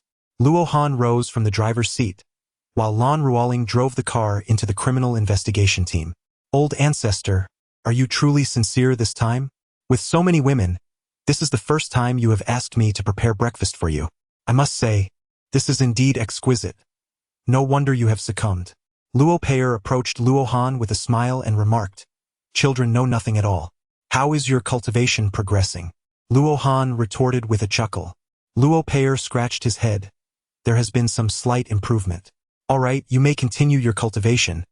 I shall find a place for breakfast. Noticing Luo Han's intent to depart, Luo Peier hurriedly added, Ancestor, I have heard that there is someone at the medicinal herb market selling a 500-year-old wild ginseng. Should we not go take a look? Chapter 11. Is this fellow insane? Is this truly 500-year-old wild ginseng? How absurd. Damn it, what a waste of my time. This item merely resembles ginseng in appearance, yet it is not ginseng. Indeed, it is not ginseng. I cannot even identify what this herb is. I consider myself quite knowledgeable about medicinal herbs, yet I cannot recognize this particular one. Perhaps it is not even a medicinal herb at all. Old man, where did you acquire this? This is definitely not ginseng. A crowd of dozens gathered around an elderly man at the medicinal herb market, engaging in animated discussions. Before the old man lay a rectangular brocade box, inside which rested a herb the length of an arm. This herb bore a resemblance to ginseng but had clear distinctions from it. The onlookers were either wholesale dealers of medicinal herbs or owners of large pharmacies, their gazes sharp and discerning. I have safeguarded it since the time of my ancestors. I am certain it is wild ginseng, the old man asserted resolutely. Were it not for my grandson's grave illness, I would never have unearthed it for sale. We are all in the business of medicinal herbs. How could we not recognize ginseng? Another voice chimed in. Are we collaborating to deceive you? Amidst the lively exchanges, Luo Han and Luo Peier made their way through the crowd. Good sir, how much do you wish to sell this herb for? While others struggled to identify the herb, Luo Han recognized it with a single glance. Indeed, this was not ginseng. It was a far more precious initial-grade spiritual herb known as jade bone ginseng. You cannot afford it. Luo Han, clad in oversized shorts and flip-flops, certainly did not present the image of a wealthy individual. Good sir, are you not aware that one must not judge by appearances? Despite the comments, Luo Han remained unfazed, offering a gentle smile. Very well, Peier will cover the expenses, he replied with remarkable ease. The elderly man gasped in disbelief. Are you truly intending to make a purchase? This is not a jest, is it? I did not travel such a distance merely to engage in frivolity. Shall the transaction be conducted via bank transfer or in person? The jade bone ginseng greatly benefits low-tier martial artists, making it an ideal investment for nurturing Luo Peier and Lan Ruoling. Goodness, young man, are you genuinely proceeding with the purchase? This is not true ginseng. This herb merely resembles it. Do not be deceived. Upon learning that Luo Han intended to spend 5 million on the elderly man's jade bone ginseng, the onlookers began to voice their concerns. Luhan hukled lightly, expressing gratitude for the reminders from everyone. However, since I have the means to indulge, it matters not if it is false. Ha ha. I never anticipated that there would be someone even more audacious than I. As soon as Luo Han's words fell, a hearty laugh resonated from the rear of the crowd. Everyone turned to see a young man, approximately in his mid-20s, approaching with a cadre of bodyguards. adorned with a watch worth millions and clad in designer attire costing tens of thousands. It was evident that he possessed substantial wealth. Do you have any objections? Lu Han inquired. Indeed, I do, the young man replied, stepping forward to address the elder with a grin. I, Lu Chenghan, will take this item for 600,000. What? Is someone else trying to snatch it away? Have we misjudged the situation? Could this possibly be a rare medicinal herb that we simply haven't encountered before? Lu Chenghan? Is he not the young master of the Lu Jin group? Yes, indeed, the young master of the Lu Jin group is named Lu Chenghan. Goodness! The Lu Jin group is a conglomerate worth hundreds of billions. He is truly a scion of wealth. The elder looked at Lu Chenghan in astonishment. Are you serious? Lu Chenghan. Never jest with the lower class. Lu Chenghan unabashedly mocked the elder, labeling him as one of the lesser beings. How can you speak like that? How dare you refer to others as inferior? An onlooker indignantly rebuked Lu Chenghan. Laughing heartily, Lu Chenghan responded, You misunderstand. When I refer to the lower class, I mean not only him but all of you. Arrogant. Do you think wealth makes you superior? What right do you have to declare us as the lower class? You are so boastful. You must apologize to us. The crowd, incensed, condemned Lu Chenghan's hubris. Unfazed by their outrage, Lu Chenghan chuckled. I relish your flustered expressions. Indeed, wealth alone is not remarkable, but possessing both wealth and power grants one the right to be audacious. You! The enraged onlooker attempted to retort, but Lu Chenghan interjected, The head of the Pharmaceutical Management Bureau is my brother-in-law. I presume you are all engaged in the medicinal herb trade? Consider the consequences of provoking me. Young Master Lu is correct. Wealth and power are indeed formidable.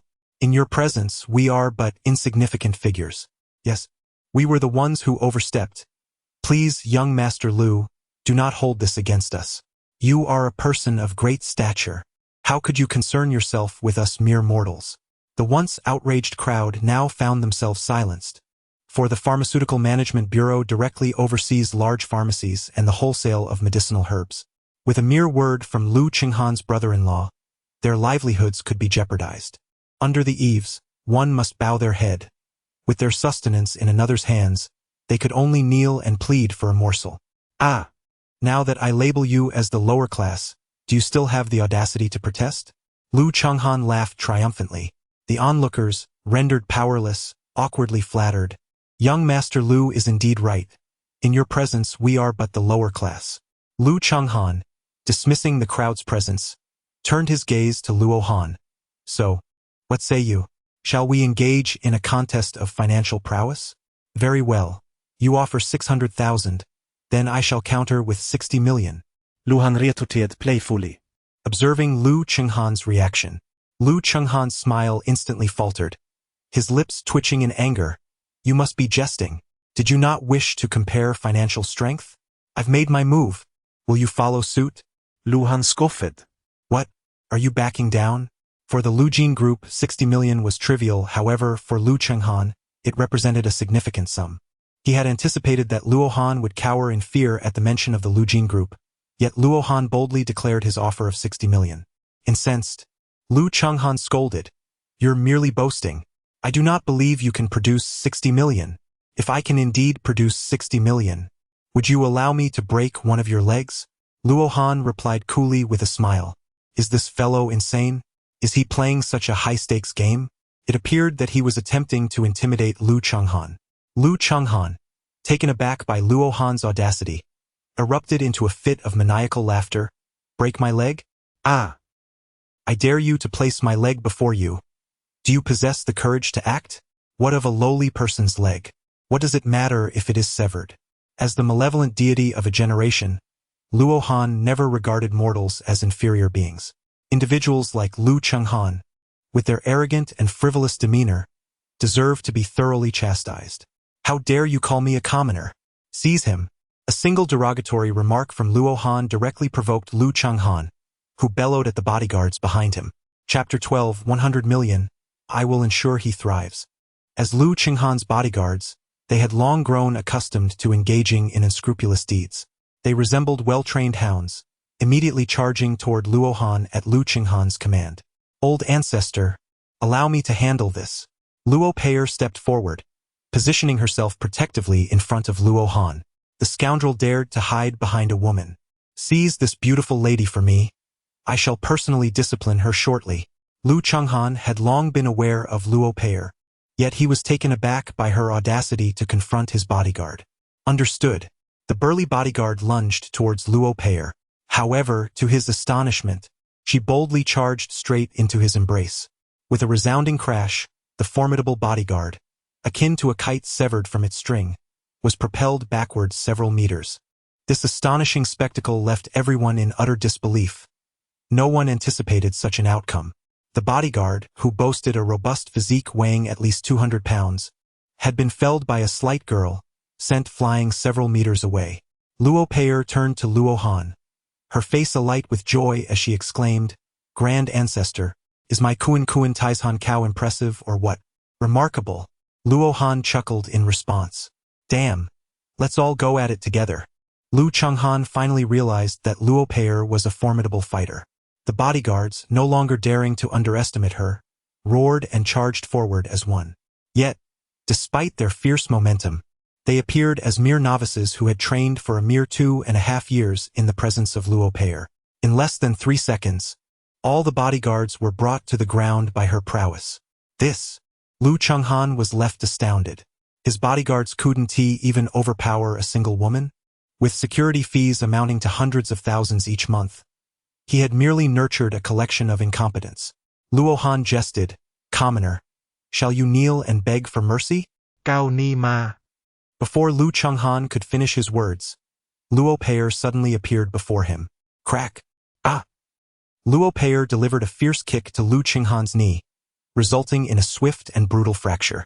The excruciating pain elicited a scream from Lu Chenghan, reminiscent of a pig being slaughtered. Astonishingly, she truly shattered his leg. Who are these two? The heir of the Lu Jin group so easily incapacitated. What a remarkable display! Bystanders were taken aback. No one anticipated the sweet and charming Luo Pei'er to exhibit such ferocity. Lu Chenghan had previously been so arrogant, inciting widespread disdain among the onlookers. Witnessing his leg broken by Luo Pei'er, many secretly cheered in approval. Insulting the ancestors, you court death. Although Luo Pei'er called out the words old ancestor, no one paid attention, as they assumed Luo Han's name was something akin to Lao Zu. No one would suspect that Luo Han was an ancient being who had lived for thousands of years. "Ah! If you dare to break my legs, I will not let you go." Lu Chenghan cried out in anguish. "Young lady, you should be more reserved. How can you expect to marry with such ferocity?" Lu Han Tia said. Luo Pei'er cast a disdainful glance at Luo Han, remarking, "The ancestral figure is mocking me once more." Luo Han turned to the elderly man and inquired, 60 million, will you sell?" "Ah, you truly intend to offer 60 million? The old man and the onlookers gazed at Luo Han in astonishment. They had assumed that Luo Han merely uttered such a figure to oppose Lu Chenghan. But to their surprise, he was genuinely prepared to part with 60 million. "I have always been a man of my word, and besides, this amount will certainly be reimbursed," Luo Han remarked with a smile. Fearing that Luo Han might retract his offer, the old man hastily replied, "I will sell. There is a bank over there. Let us proceed to conduct the transaction." Luo Han did not cast another glance at Lu Chenghan. He accompanied the elder to the bank. Even until the transaction was concluded, the elder remained incredulous, unable to believe that this was reality. Luo Han inquired, "Esteemed elder, may I acquire this medicinal herb?" Luo Han opened the ornate box and glanced inside. "Esteemed sir, do you have any more of such medicinal herbs at home? If so, I would be willing to purchase them all." "And no, there are none left." The old man carefully put away his bank card. "I must visit my grandson at the hospital. I shall take my leave now." Luo Pei'er nodded, understanding the urgency of the matter. "Father, you must locate those two despicable individuals. I want to see them utterly destroyed." In the finest hospital of Jianghai City, Lu Chenghan lay in his bed, seething with rage. "I have dispatched someone to the herbal market to retrieve the surveillance footage. Once we obtain the photographs, we will undoubtedly track them down. They have crippled your legs, and I shall render them limbless in return." Lu Zhigong ground his teeth. vowing to make the perpetrators suffer a dire retribution. The man must be killed, and the woman must be imprisoned. I shall have her as my slave. Once I have had my fill of her, I will sell her to a brothel abroad. Hatred radiated from Lu Qinghan's gaze. Do not despair just yet. Wang Yimin knows a miraculous doctor who may be able to heal your legs. My intention in sending you to the herbal market was to procure materials to curry favor with Wang Yimin. Lu Zhigong was unwilling to concede, not wanting his son to become a cripple. Really? That is splendid news. Please hurry and invite him to treat me, Lu Chenghan urged eagerly. Lu Zhigong nodded and picked up his phone to call Wang Yimin. Although the Lu Jin group was formidable, it paled in comparison to Wang Yimin's company. Wang Yimin was the largest client of the Lu Jin group, which is why Lu Zhigong sought to win his favor. Once the call connected, Lu Zhigong courteously explained the situation. Just 10 minutes later, Luo Han received a call from Wang Yimin. Little miracle doctor, I sincerely apologize for the interruption. Luo Han sat on the riverbank, holding a fishing rod. Speak plainly, he said. It is as follows. My friend's son has had his leg broken by someone. I wonder if the young divine physician could lend his skills to heal him. Luo Han chuckled lightly. Is your friend surnamed Lu? How so? It was I who broke his leg. Wang Yiwen stammered. This 100 million, and I shall have him bouncing back to life.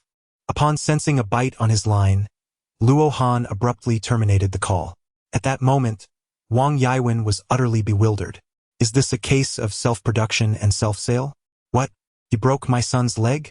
How dare this wretched soul demand 100 million in medical fees after such a grievous act?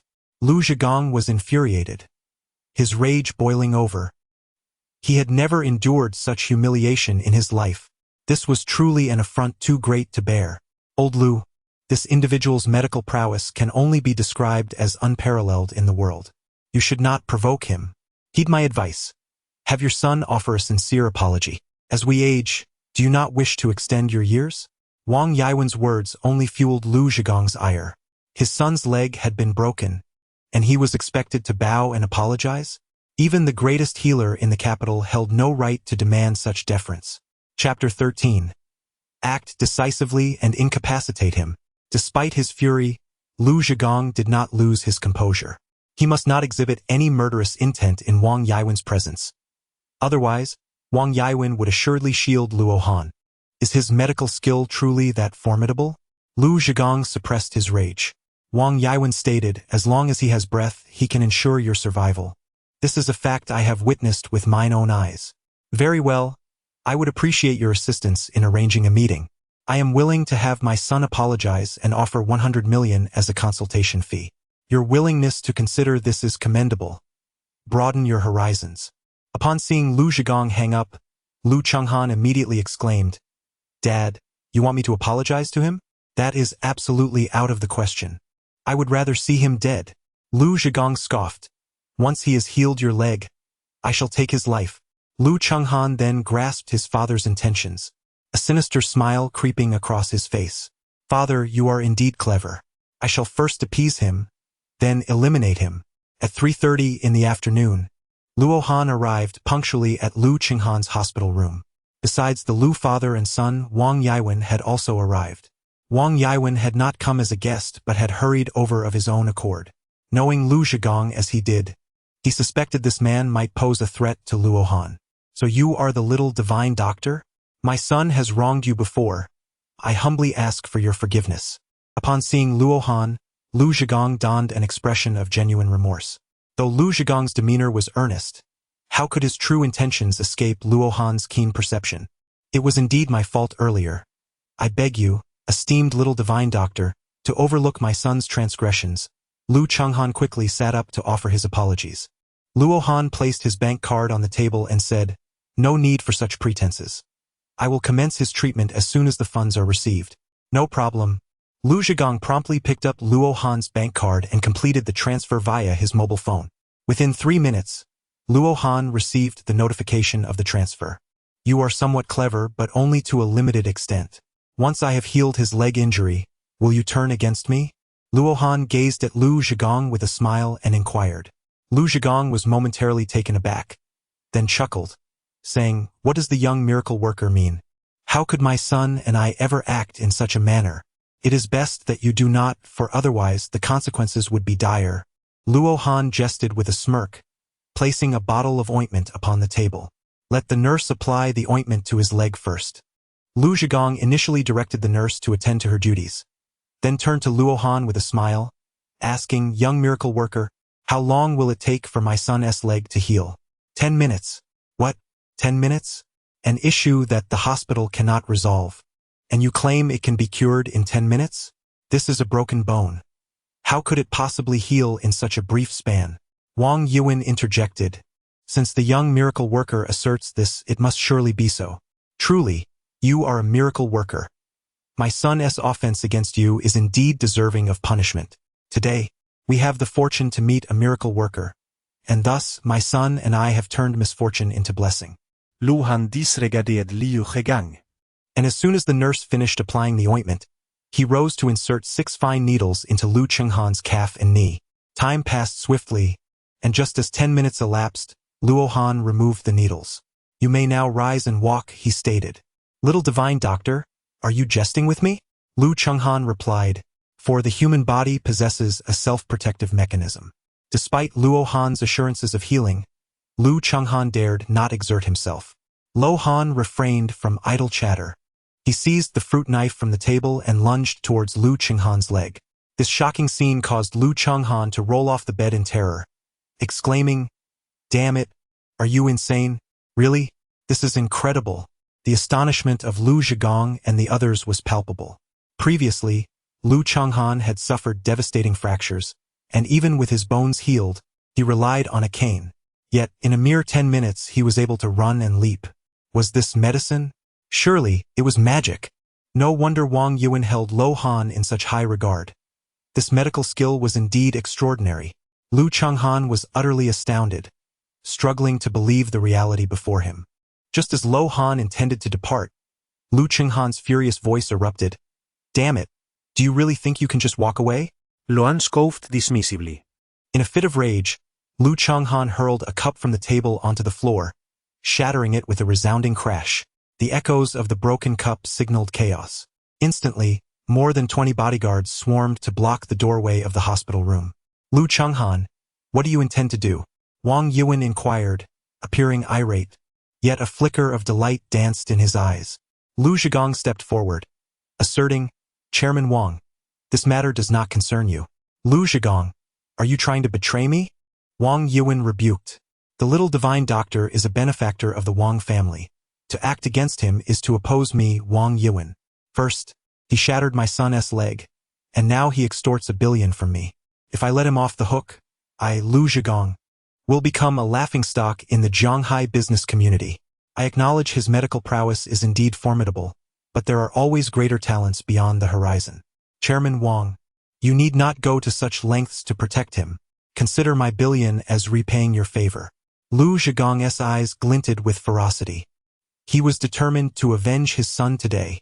If you persist in your malice towards the little divine doctor, the Wang family will sever all cooperation with the Lu Jin group.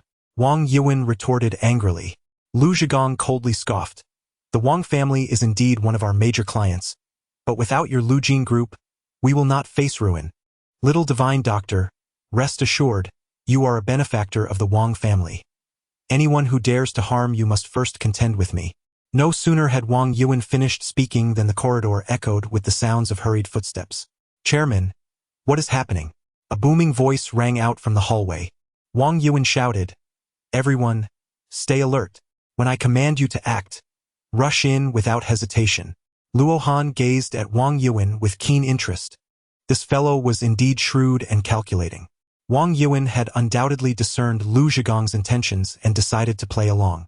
As long as he could protect Luo Han would owe him a favor.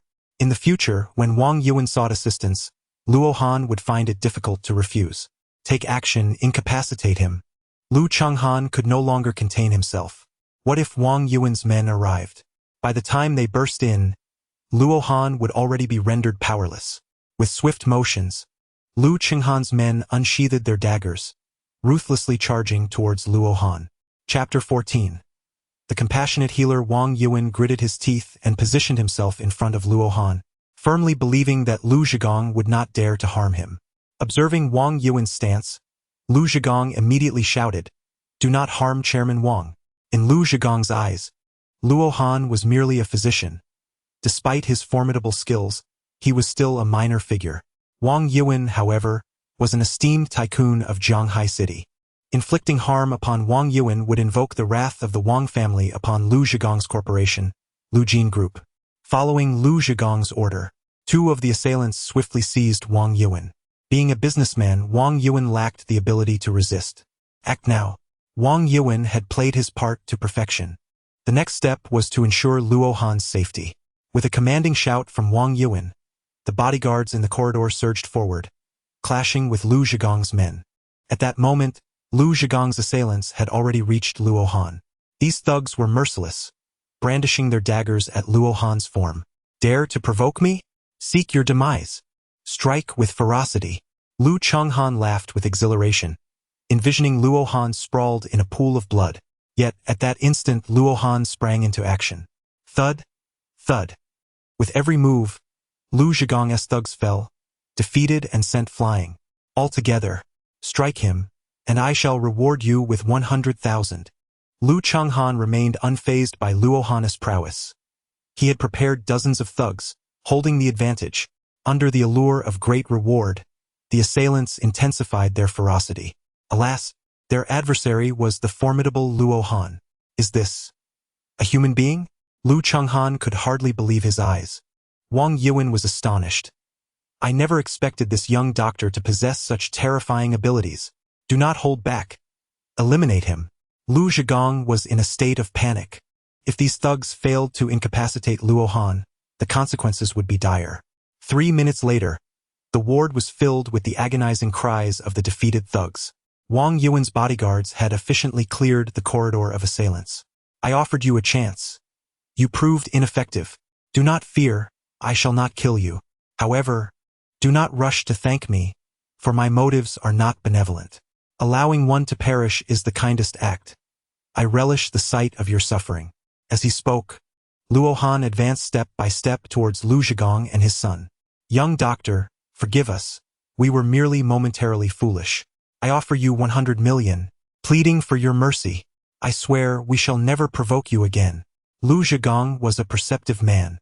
Luo Han's willingness to break Lu Chenghan's leg indicated that he was unfazed by the power of Lujin Group.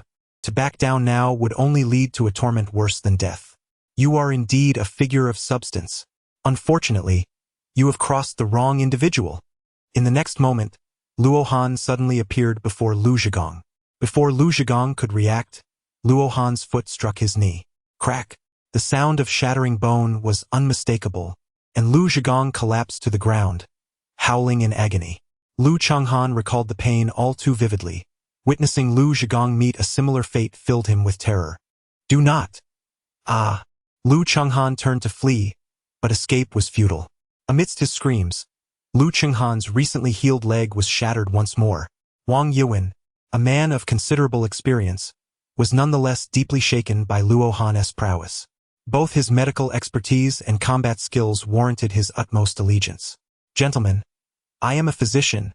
Would you require my assistance for your leg injuries? 1 leg for 200 million, 2 legs for 400 million, I promise fairness." Luo Han crossed his arms and teased, "Do you?" Lu Zhigong and his son trembled with anger, feeling as though Luo Han regarded them as mere chives. "Is it really necessary?" Luo Han inquired with a smile. Lu Zhigong gritted his teeth, resolute that even if he were to be rendered powerless, he would not become a mere plaything for Luo Han's amusement. "Not necessary. We concede. You shall not take another fraction from us." Before Lu Chenghan could finish his words, Luo Han suddenly struck, shattering his shoulder blade. "If there's an issue, direct it at me." Lu Zhigong bellowed as he witnessed his son endure torment. However, Luo Han was already prepared to distribute the suffering evenly. He turned and similarly shattered Lu Zhigong's shoulder blade. The father and son cried out in shared agony, akin to a pig being stabbed. "Do you truly not require medical attention?" With a sinister smirk gracing Luo Han's lips, he was not one to easily let this father and son duo slip through his fingers. "We must. Please stop." Lu Zhigong's face turned ashen as he discerned Luo Han's intentions. Should he refuse, Luo Han would undoubtedly continue to torment them. 800 million. Lu Zhigong exclaimed in agony. Had it not been 400 million just moments ago? Initially it was for 2 legs and now 2 arms had been added. If he hesitated any longer, they might find themselves negotiating for 2 more legs and 2 more arms. The threat posed by Luo Han instilled a profound terror in Lu Zhigong, prompting him to hastily transfer 800 million via his bank card. Although Lu Zhigong holds the esteemed position of chairman at Lu Jin Group, he is not at liberty to arbitrarily access the company's funds. His personal savings amount to a total of 2 billion and now, 900 million has been surreptitiously extracted by Luo Han. Upon witnessing the successful transaction notification, his heart felt as though it had been viciously pierced by a dagger. Compassionate healer, quickly lie down on the bed. I shall attend to your ailments presently. Upon hearing the phrase compassionate healer, Lu Zhigong and his son nearly erupted with fury. Despite their inner turmoil, they dared not reveal their anger. Crack. Ah. Crack. Ouch. With every movement Luo Han made, cries of agony escaped from Lu Zhigong and his son. In the span of merely 1 minute, Luo Han clapped his hands and declared, "All done." What? It's resolved just like that? Lu Zhigong and his son wore expressions of incredulity. Hadn't they been informed that acupuncture was necessary? How could it be that a few simple adjustments sufficed? 800 million for merely a minute. This is utterly outrageous. Luo Han refrained from idle chatter, lifting a chair to strike the hospital bed. The father and son, startled, hastily leaped off the bed. From now on, when you see me, you must regard me with the same reverence as you would an ancestor. Do you understand? Should you dare to oppose me again, I assure you, your suffering will be beyond comprehension. Luo Han understood that the father and son duo would not easily concede. They were bound to make another move. Leaving this remark behind, he stepped outside. Little divine doctor, I sincerely apologize. I never anticipated. As Luo Han prepared to leave, Wang Yuan hurriedly approached to express his regrets. Luo Han smiled. Though your schemes are somewhat pronounced, I must express my satisfaction with your performance. Consider this a favor I owe you. Thank you, little divine physician. Wang Yuan's expression turned slightly awkward, as he had not anticipated that Luo Han had seen through his act. As Luo Han, Wang Yuan, and others departed, Lu Chenghan unleashed an enraged roar at his subordinates. You useless fools! How could so many of you fail to subdue a single individual, not even managing to harm a single hair on him? What purpose do you serve? A pack of dogs would perform better than you. Chapter 15. The times have changed. The group, chastised into silence, recognized the embarrassment of their performance. I want him dead. Who can accomplish this? Lu Zhengang resembled a ravenous wolf, unwilling to concede defeat. The leader of the assassins coldly stated, "Leave this matter to us. We shall redeem our honor. Entrust it to you? Even with dozens more, you may not stand a chance against him. Should you fail once more, do you comprehend the consequences that my son and I will face? I require a guaranteed kill. He must not have the opportunity to retaliate. Should our operation falter, a fate worse than death awaits us. Rest assured, boss, we will employ submachine guns. Not even the legendary Huayuanjia could survive a hail of bullets. The times have indeed changed." At 6 in the evening, Luo Han, clad in comfortable flip-flops, strolled into the restaurant. Over here. Upon seeing Luo Han enter, Lan Ruoling raised her hand and called out. Luo Han approached and seated himself beside Lan Ruoling. "My dear wife, have you missed me this afternoon?" he inquired. "Since it is just the two of us, could you not sit opposite me?" Lan Ruoling chose to disregard the term wife, fully aware that she could not reign in Luo Han's tongue. Luo Han smiled. "I take pleasure in sitting beside you, inhaling the delicate fragrance that envelopes you." "You!" Luo Han's impertinence left Lan Ruoling speechless. "Let us order first. Is this not our enchanting policewoman, Ing Jiadong?" Luo Han had just received the menu from Lan Ruoling when a mocking voice echoed from nearby. Turning to look, he saw a handsome young man striding towards them. "Who are you?" Lang Juling in Quýt, Pu Reo. The young man smiled charmingly. "I am a friend of Lin Zhengtian. He once showed me your photograph. He showed you my photograph? Lan Ruoling was taken aback by the revelation. You are his dream girl. Even if he were to seek a princess for a game, he would still place your photo before her. It's no wonder he is so infatuated with you. Your beauty is truly captivating. To be honest, the first time I laid eyes on your picture, I was utterly enchanted. I hope you will grant me the opportunity to become your friend. Despite Luo Han's presence beside Lan Ruoling, the young man paid him no mind. Are you blind? Can't you see our relationship? Luhan remarkiert Koli. Draping his arm over Lan Ruoling's shoulder, the young man scoffed derisively, tossing a card onto Luo Han's lap. There's $1 million inside. Take the money and scram. You must be aware that Lin Zhengtian has been sent off to mine, right? Luo Han tapped the card against the table, his expression unfazed. The young man, named Wang Hu, was the son of a prominent entertainment tycoon in Jianghai. 1/3 of the nightclubs and bars in Jianghai were under his family's control. If Lin Zhengtian were still in the game, I wouldn't dare to be so arrogant. But things are different now. With their departure, our people have risen. Someone like you is hardly worth my consideration. Either take the money and leave, or I'll arrange for you to have a hospital stay. Wang Hu waved his hand lightly, and four menacing figures approached. Do I not exist? What utter disregard for authority. Don't be so hot-headed.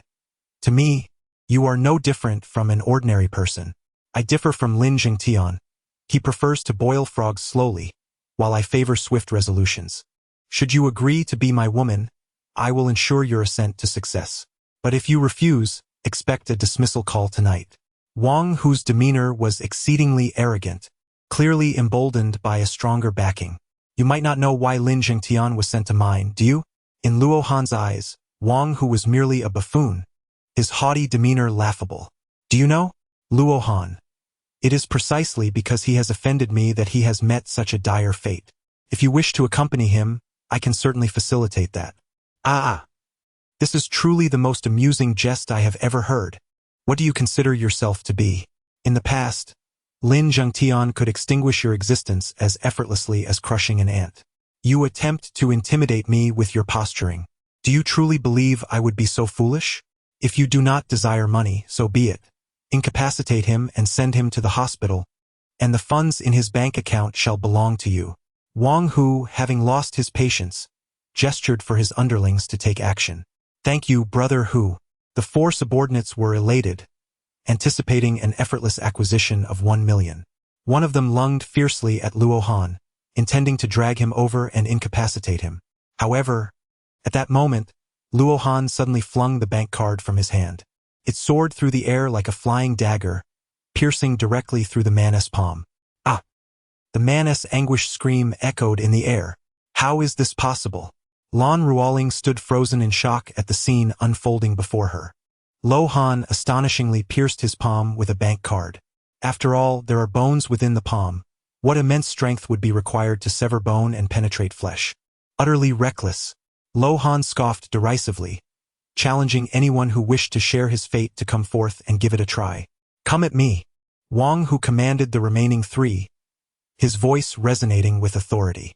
The trio drew their daggers, recklessly charging toward Luo Han. A sharp sound echoed. Luo Han suddenly rose to his feet and with a swift motion, sent the foremost man flying with a resounding slap. Before the other two could react, they found themselves felled to the ground by Luo Han's fists and feet. Although he had shown restraint, the three men were still left with shattered bones, writhing in agony. You know that Luo Han, weary of idle chatter, swiftly struck Wang Hu down to the ground. Do I need to ascertain the identity of an ant? He declared. As he spoke, Luo Han's foot came crashing down upon Wang Hu's palm. With the force of Luo Han's weight, Wang Hu let out a wretched scream akin to that of a slaughtered pig. Hurry and leave. Wang Hu's audacity suggested he must possess an extraordinary backing. Luo Han had inflicted such a severe beating that Wang Hu would undoubtedly seek retribution. Once the enforcement bureau arrived, Luo Han would find it impossible to escape. I haven't even eaten yet, Luo Han remarked. If you don't leave soon, you'll find yourself facing prison time. Lan Ruoling said anxiously. Lin Zhengtian and his son were powerless against me. What is there for this lad to fear? Luo Han retorted. You were merely fortunate. Had the higher-ups not apprehended Lin Zhengtian and his son, do you truly believe you would have extricated yourself so effortlessly? Lu Han smiled. Are you truly willing to take me away like this? Are you not afraid of losing your job? Do you wish to see me perish? Your concern for me suggests that you have indeed fallen in love with me. Luo Han was well aware that Lan Ruoling merely sought to repay a debt of gratitude. Yet this did not deter him from feigning ignorance and engaging in flirtation. Chapter 16. You actually know about goo insects? Lan Ruoling was left speechless. Luo Han was utterly reckless. He had already landed himself in grave trouble, yet he still found time to tease her. I shall certainly find you. Await your demise. Behind Luo Han, the frantic roar of Wang Hu echoed. However, it was of little concern. This fellow would undoubtedly come knocking, and she would deal with him then. Merely 5 minutes later, Lan Ruoling received a call from her superior. If she were to refuse, she would find herself alongside Luo Han as a suspect in the crime. Upon hanging up the phone, Lan Ruoling's expression grew exceedingly grave. She had not anticipated that Wang Hu possessed such formidable power. Luo Han languidly reclined in the passenger seat. How shall you make your choice? Luo Han. And you? I merely lost my job. What? Luo Han. How about we find a secluded island to live in, raise a few children, and save her life? Lan Ruoling shot Luo Han a glare. As Luo Han was about to speak, his phone suddenly rang. Noticing that it was Luo Peier's number, he answered the call. Peier, what is the matter? I have a patient who has been afflicted by a curse. Could you please come and lend your assistance? Luo Peier has inherited the legacy of Xiao Yitong, endowing her with remarkable medical skills. Were she a practitioner of the transformation realm, she would not need to seek help from Luo Han to resolve the issue of the parasitic insect. Unfortunately, as she presently resides in the inner strength realm, she must rely on Luo Han's assistance. After sending a location, Luo Han ended the call and turned to Lan Ruoling, saying, Let us not hastily exit the city. I have a patient in need of urgent care. Are you certain? Based on my experience, we have already been pinpointed.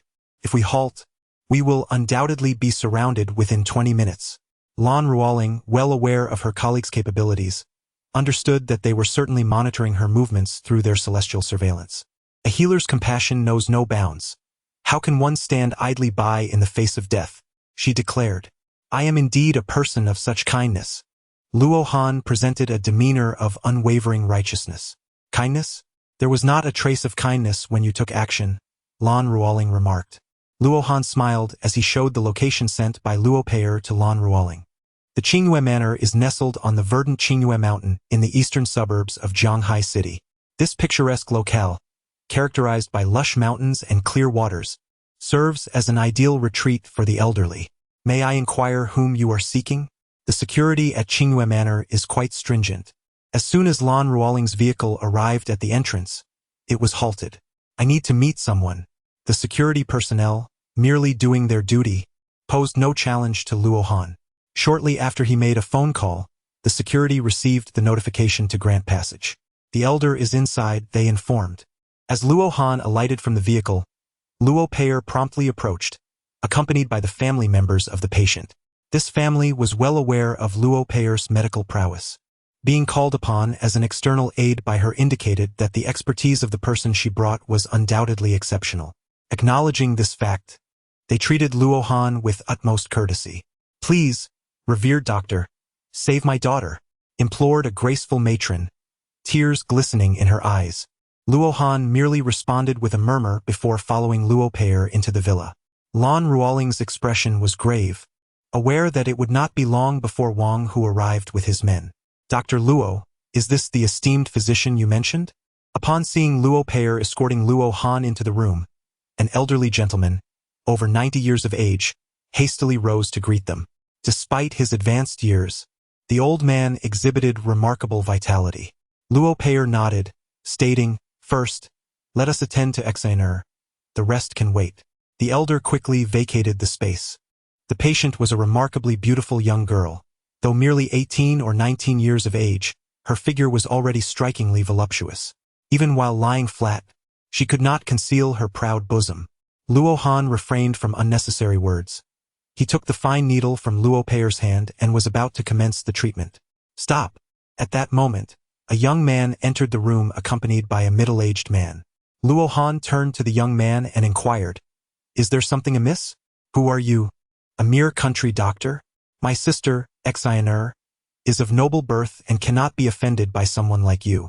The young man glared at Luo Han and reprimanded him. "Zhou Chun, do not be disrespectful." The elder knew well the prowess of Luo Peier's medical skills. Had it not been for her timely intervention, he would have long since met his demise. Luo Peier's medical prowess has reached such remarkable heights that anyone she summons for assistance is unlikely to be inferior in skill. Zhou Chun, not being of her kin, refrained from delivering a stern reprimand. "Grandfather Huang, this is Lu Shengshou, whom I have invited from the provincial capital. With his expertise, success is assured." Zhou Chun cast a disdainful glance at Luo Han. "Lu Shengshou, the chief physician of the Tongrantang in the provincial capital?" exclaimed Xiner's father, indicating Lu Shengshou's considerable renown. The middle-aged man stood tall and proud, a smirk playing on his lips. "The title of Shengshou is undeserved. It is merely a label bestowed by patience. The patient has 2 hours left. Will you allow Lu Shengshou to treat him, or shall I?" Luo Han inquired of Elder Huang. Zhou Chun scoffed, "With Lu Shengshou present, what qualifications do you possess to intervene? You!" Anger flashed across Luo Peier's face as she was about to confront Zhou Chun, only to be stopped by Luo Han. "Zhou Chun, Luo Shengshou is my savior. I hope you can be more courteous towards her." Mr. Huang's expression darkened, clearly displeased with Zhou Chun's attitude. Noticing Mr. Huang's stern demeanor, Zhou Chun finally spoke respectfully, "Grandfather Huang, I was in the wrong. Please allow this esteemed Lu Shengshou to take action." Luo Han withdrew the fine needles and stepped aside. Zhou Chun let out a soft huff and turned to Lu Shengshou with utmost respect. "Lu Shengshou, I appreciate your assistance." Lu Shengshou first examined Xiner's pulse. Then, with a grave expression, declared, "Miss Xiner has been afflicted by a parasitic insect. If we cannot extract it, she will surely perish." Dr. Luo also mentioned the parasitic insect. "Lu Shengshou, can you treat her?" Xiner's mother asked anxiously. Lu Shengshou's eyes widened in shock as he turned to Luo Han. "You actually know about the parasitic insect? That is of little consequence. What matters is your method of treatment," Luo Han replied, crossing his arms and observing Lu Shengshou with keen interest. Lu Shengshou responded, "I possess a specially formulated powder. If placed before the patient's nose, it will draw out the parasitic insect." "So, you are implying that this parasitic insect is one you have nurtured?" Luo Han laughed, "Knowing I am aware of the parasitic insect, you still dare to engage in such self-incriminating actions? What nonsense are you spouting? How could this parasitic insect possibly be one I have nurtured? You, a mere village doctor, should not slander me." A single remark from Luo Han pierced through Lu Shengshou's defenses, prompting him to erupt in fury. "Divine physician, what do you mean by that?" he bellowed. Old Huang cast an indignant glance towards Lu Shengshou. Zhou Chun hurriedly interjected, "Grandpa Huang, do not heed the scoundrel's baseless accusations. Lu Shengshou is a renowned divine physician in the provincial capital. How could he possibly engage in such conduct?" In Chapter 17, it is noted that Lu Shengshou is widely recognized as a miraculous healer in the provincial city, and given his stature, he should not be implicated in such actions. Moreover, the Huang family bears no animosity towards Lu Shengshou. Why would he act in such a manner? The Huang family is not composed of ordinary individuals, and Lu Shengshou should certainly hesitate to confront them. "Luo, why does this esteemed physician make such claims?" Old Huang inquired, directing his gaze towards Luo Peier.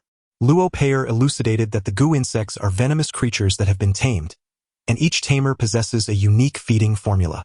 If the formula's flavor is incorrect, the gu insects will not depart from their host's body. In other words, whoever can entice the gu insects with the formulated powder becomes their master. Huang Lao exclaimed in astonishment. Luo Peier nodded. In addition to the specially formulated medicinal powder, there are specific sound frequencies. This Lu Shengshou must possess implements such as a bone flute or a bronze bell. You speak nonsense. Huang Lao, do not listen to their baseless claims. I am a revered physician in the provincial capital. How could I possibly rear venomous creatures to harm others? These two wish to tarnish my reputation, hence their words. Lu Shengshou was drenched in sweat. He had initially thought that Luo Han was merely somewhat knowledgeable about venomous creatures, but he was astonished at their familiarity with the subject. Zhou Chun hurriedly came to Lu Shengshou's defense. Perhaps these creatures were unleashed by these two. Whose creatures they are can be unveiled through a search. Luo Han smiled. Only those who rear venomous creatures would carry specially crafted instruments for them. Huang Lao is astute. The demeanor of Lu Shengshou and Zhou Chun has vividly illustrated the essence of guilt. Huang Lao furiously commanded, "Bring them to me. Search them thoroughly." At his command, several bodyguards swiftly restrained Lu Shengshou. His face turned pale, realizing his imminent downfall. The bodyguards soon discovered a bone flute, roughly the length of a palm, along with a vial of white powder upon searching Lu Shengshou. "Huang Lao, spare me. It was young Master Zhou's directive that compelled my actions. Even if I had tenfold courage, I would not dare to act against Miss Huang. Furthermore, I meant no harm to Miss Huang. It was merely to collaborate with young Master Zhou in a performance. I thought no one would recognize the venomous creatures, yet I encountered an expert." With the truth revealed, Lu Shengshou fell to his knees, weeping inconsolably. "Zhou Chun, you possess audacity beyond measure." Huang Lao thundered in anger. "I beseech your forgiveness, Grandfather Huang. I truly harbored no ill intentions." Zhou Chun hurriedly explained, "I have affections for Xiner, but she consistently disregards me. Hence, I sought to stage a performance to win her favor. Begone. I shall demand an explanation from your family patriarch." Though the Huang family wields considerable influence, Zhou Chen's lineage is equally respectable. Thus, Huang Lao refrained from exacting punishment upon Zhou Chen. The matter of Zhou Chen's discipline must be addressed by the Zhou family themselves. "Grandfather Huang." Zhou Chen attempted to plead further, but Huang Lao offered him no opportunity. "Depart. Do you wish for me to personally administer your punishment?" "Zhou Chen, you have deeply disappointed me." Huang Xiner's father had intended to forge a union through Zhou Chun with the Zhou family, yet he never anticipated Zhou Chun would engage in such antics. Zhou Chun refrained from further explanation. He cast a fierce glance at Luo Han before turning to leave. Lu Shengshou, not daring to remain, hurriedly followed Zhou Chun out in a state of panic. Luo Pei'er extended the vial of medicine to Luo Han, saying, "Esteemed ancestor, this is for you." Luo Han first inhaled deeply, and then he directed the mouth of the vial towards Huang Xiner's nostril. Before long, a centipede, measuring the length of a finger, emerged from Huang Xiner's nose and subsequently slithered into the vial. Lan Ruoling was taken aback by this sight. She had not anticipated that such a creature was concealed within Huang Xiner's body. Huang Xiner's family also wore expressions of sheer astonishment. As Luo Han just retracted the goo insects, Huang Xiner slowly opened her eyes. "Do you feel any headache?" Luo Han inquired with a smile. Huang Xiner gazed at Luo Han in a daze. In her eyes, he resembled a figure conjured from a dream. How handsome! As a practitioner of the dragon blood arts, Luo Han's allure was unparalleled by ordinary men. It was precisely due to his exceptional charm that he navigated the realm of romance with remarkable success. Even the esteemed saintess of the 100 Flowers Valley could not escape his magnetism, let alone Huang Xiner, a budding young girl. At her tender age, when youthful infatuation stirred within her, Luo Han's appearance and demeanor profoundly captured her heart. "Luo Han, I am aware of my handsome appearance. However, my current inquiry pertains to whether you are experiencing any headaches." Luo Han offered a gentle smile. "Do take a good rest." Did you save me?" Huang Xiner felt a delightful tingle all over. Her idol was so tender towards her. "I understand," Luo Pei'er nodded. Elder Huang turned to Luo Han, "Divine physician, my granddaughter. There's nothing serious. A few doses of medicine will have her lively and energetic once more." As soon as Luo Han finished speaking, a bodyguard rushed in and said, "Old Huang, a multitude of enforcers has arrived outside." "Luo Han, those who come at me have nothing to do with you. Divine doctor, I still hold some influence within the system. May I inquire what transgression you have committed?" Luo Han required no external assistance. Thus he had no intention of elaborating further. However, Lan Ruoling clung to her last hope, recounting the events in detail. What an impressive display of authority. Upon learning the circumstances, Elder Huang erupted in anger. Luo Han, this matter is within my capability to handle. The divine physician is a benefactor to the Huang family. How can I remain indifferent? Although I have been retired for many years, I still have numerous esteemed disciples within the provincial system. I shall take charge of this affair. With that, the elder made his way outside. Luo Han did not impede. He followed Old Huang and Lan Ruoling outside. At the villa's entrance, a Mercedes-Benz was flanked by 3 law enforcement vehicles. Wang, who stood arrogantly at the forefront of the group, barking, "Get out of the way, or I'll charge you with obstructing official duties." "Who are you? What is your standing within the law enforcement system?" Old Huang glared at Wang Hu, demanding answers. Wang Hu's face had swollen to the size of a pig's head, yet he grimaced in pain and retorted, "Old fool, this is none of your business. If you don't want to spend your remaining years in prison, you better step aside." "How dare you? Do you even know who you are addressing?" Old Huang's son reprimanded. Wang Hu scoffed. "Do you know who I am? Perhaps you ought to introduce yourself." Old Huang, clenching his teeth, inquired, "Who are you then?" "My father is Wang Defa from Xingwang Entertainment, and my uncle is the chief of the Jianghai Law Enforcement." Wang Hu glared defiantly at Old Huang, his voice dripping with arrogance.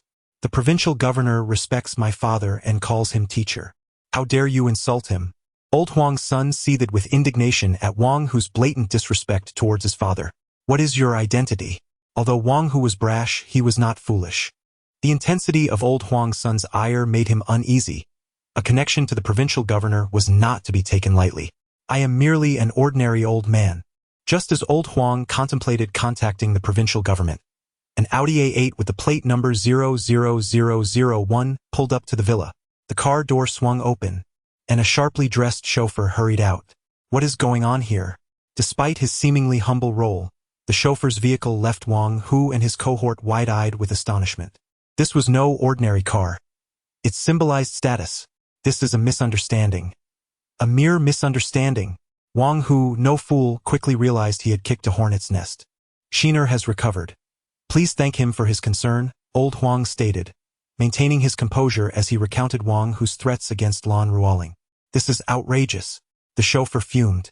"Rest assured, Old Huang, I will investigate this matter with the Jianghai municipal government immediately." Old Huang nodded. One must be discerning in choosing associates. Not everyone is worthy. "Understood," the chauffeur replied respectfully. Old Huang waved his hand dismissively. "Have them leave. Do not disturb my tranquility." Under the chauffeur's stern command, Lan Ruoling's colleagues departed in a state of trepidation. They had intended to curry favor with Wang, who but instead found themselves entangled with a formidable opponent. Now, not only had they failed to gain any advantage, but they also risked facing repercussions. Fortunately, they had remained silent. Otherwise, the consequences would have been far graver. "Old Huang, I was blind to the situation. Please show mercy. My uncle is unaware of these events. I have acted out of hubris, misusing his name." Wang Hu understood precisely how to mitigate the damage. "How you are dealt with is none of my concern. You may leave now." Old Huang snorted coldly. Wang Hu realized further dialogue was futile, hastily departing the villa. "Thank you, Old Huang." Lan Ruoling was astonished by Old Huang's remarkable status. Had it not been for his protection, Luo Han would surely have faced dire consequences. Old Huang chuckled. "I must thank the divine physician. Otherwise, we would have fallen prey to Zhou Chen's deception. Esteemed physicians, I have arranged for dinner in the kitchen. Let us proceed to dine." Luo Pei'er glanced at Luo Han and said, "Elder ancestor, it's your decision." "Indeed, I am quite hungry. Let us dine here." At Huang Lao's invitation, the 3 of them proceeded to the Huang family's dining hall. "Young sir, where did you acquire your medical skills?" Huang Shiner asked shyly, gazing at Luo Han from across the table. "Of course, I learned from my master," Luo Han replied with a smile. Huang Shiner quickly added, "Young sir, may I become your little apprentice? If you wish to learn, you may seek Pei'er as your teacher." However, Huang Shiner is still quite young. Perhaps she should mature a bit more. "Is it not possible for me to be your disciple?" "Luo Han, I do not take apprentices." Huang Lao regarded Huang Xiner with a peculiar gaze. sensing that his granddaughter's intentions were less about acquiring medical knowledge and more about winning over Luo Han. Despite Luo Han's formidable medical skills, he was significantly older than Huang Xiner. If Luo Han were under 22, marrying him would not be out of the question. Is this elder sister yours? Huang Xiner's gaze fell upon Lan Ruoling. Just an ordinary friend. Lan Ruoling anticipated that Luo Han would claim her as his wife, so she spoke up first. Luo Han reached out and grasped Lan Ruoling's delicate hand, teasingly remarking, "How mischievous. Can an ordinary friend steal a kiss from you? That would be quite the impertinence." Lan Ruoling's face flushed with embarrassment, taken aback by Luo Han's boldness in bringing up such a matter. In Huang Xiner's eyes, the interaction between Luo Han and Lan Ruoling was nothing short of flirtatious banter. Luo Han smiled and asked, "What does it mean to be untrustworthy?" Lan Ruoling was rendered speechless, for it was she who had wagered with Luo Han. After the banquet concluded, Luo Han and his companions departed from the Huang family villa. "Ancestor, I shall take my leave now." Luo Pei'er was aware that Luo Han was in the throes of a passionate romance. He would undoubtedly refrain from using his own vehicle. Luo Pei'er disregarded Lan Ruoling and slipped away as she got into the car. "You wouldn't abandon your benefactor here, would you?" Lu Han Tia said. Lan Ruoling, feeling dejected, took the driver's seat, and Luo Han promptly joined her. "Father, what is your opinion of this miraculous doctor? Certainly not an ordinary individual. It would be wise to cultivate a good relationship." Huang Lao replied with unwavering confidence in his ability to discern character. However, in the presence of Luo Han, he felt an inexplicable sense of obscurity. "Is Lao Zhu your childhood name?" Lan Ruoling had always been curious why Luo Pei'er referred to Luo Han as old ancestor. If it was indeed a childhood name, it was rather unique. "Luo Pei'er is my descendant, and I am her ancestor." "What? Ancestor? Indeed, I have lived for several millennia." Luo Han continued with a smile. "We share a bond that spans 1,000 years. Do I appear to you as a fool?" Lang Ruling Rito. "Even if you were a fool, it would not matter. I would not disdain you," Luo Han chuckled.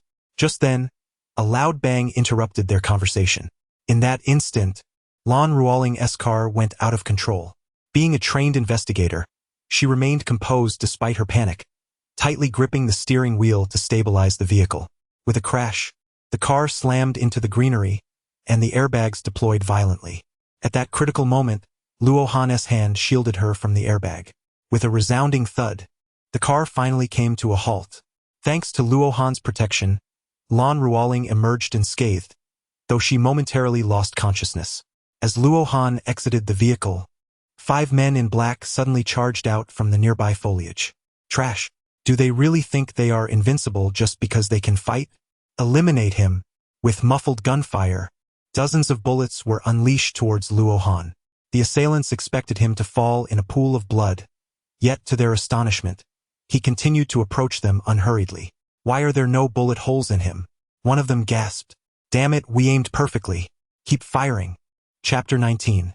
Shoulder to shoulder with the king as Luo Han drew nearer, the 5 men were astounded to find him completely unharmed. They began to suspect their shooting skills were lacking. With renewed determination, they took aim and fired again, but the ensuing scene left them with expressions of sheer disbelief. Before Luo Han stood an invisible barrier, repelling every bullet that came his way. Each bullet fell to the asphalt at a visible speed, as Luo Han approached the 5 individuals under the glow of the street lamp. How could this be? A ghost! Run! This is not human. Panic-stricken, the 5 fled as if they had seen a specter. In the instant they turned in terror, Luo Han suddenly appeared before them. Ah! They truly believed they had encountered a ghost, collapsing to the ground in screams.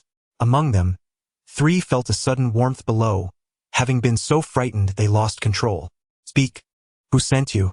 Lu Han inquired coldly. The 5, already terrified beyond belief, one of them shouted in desperation. "It was Lu Zhigong. Lu Zhigong sent us. Please spare us." Before he could finish his plea, an overwhelming pressure descended upon them. In the next moment, the 5 fell to the ground, blood pouring from their orifices. "Come to my location and clean up the mess." Later that night, Lan Ruoling awoke slowly. Finding herself in a lavishly decorated bedroom, she quickly sat up, realizing she was likely in Luo Han's home. With this thought, she hurried into the bathroom. To her relief, this guy hadn't taken advantage of her vulnerability. She had feared Luo Han might devour her while she was unconscious, but it seemed he did not wish to appear so lecherous. Sleepyhead, it's time for breakfast. Drowsily, Lan Ruoling thought she heard Luo Han's voice. Yet, overwhelmed by fatigue, she turned over and fell asleep again.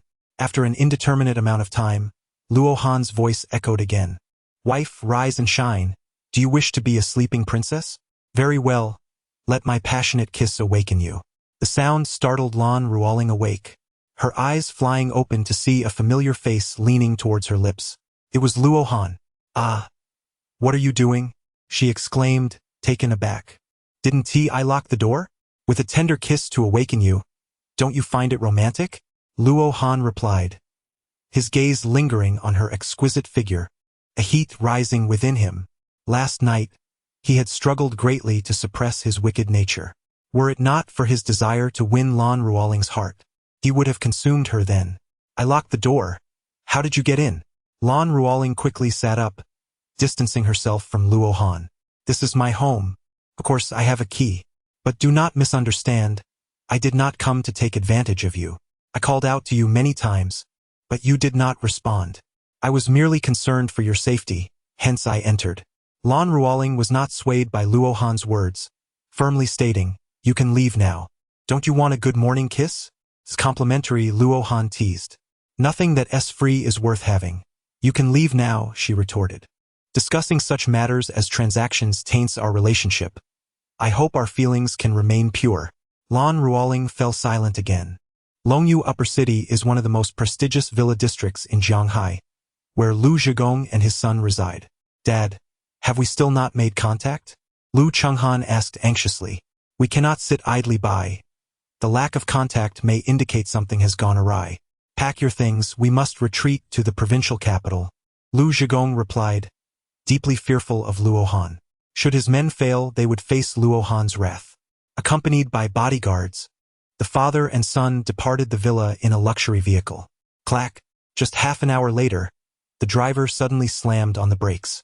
The abrupt stop sent Lu Zhigong and his son lurching forward, despite their seatbelts, crashing into the front seats. What kind of driving is this? Lu Chenghan shouted, clutching his head in anger. Boss. We've been intercepted by the war zone.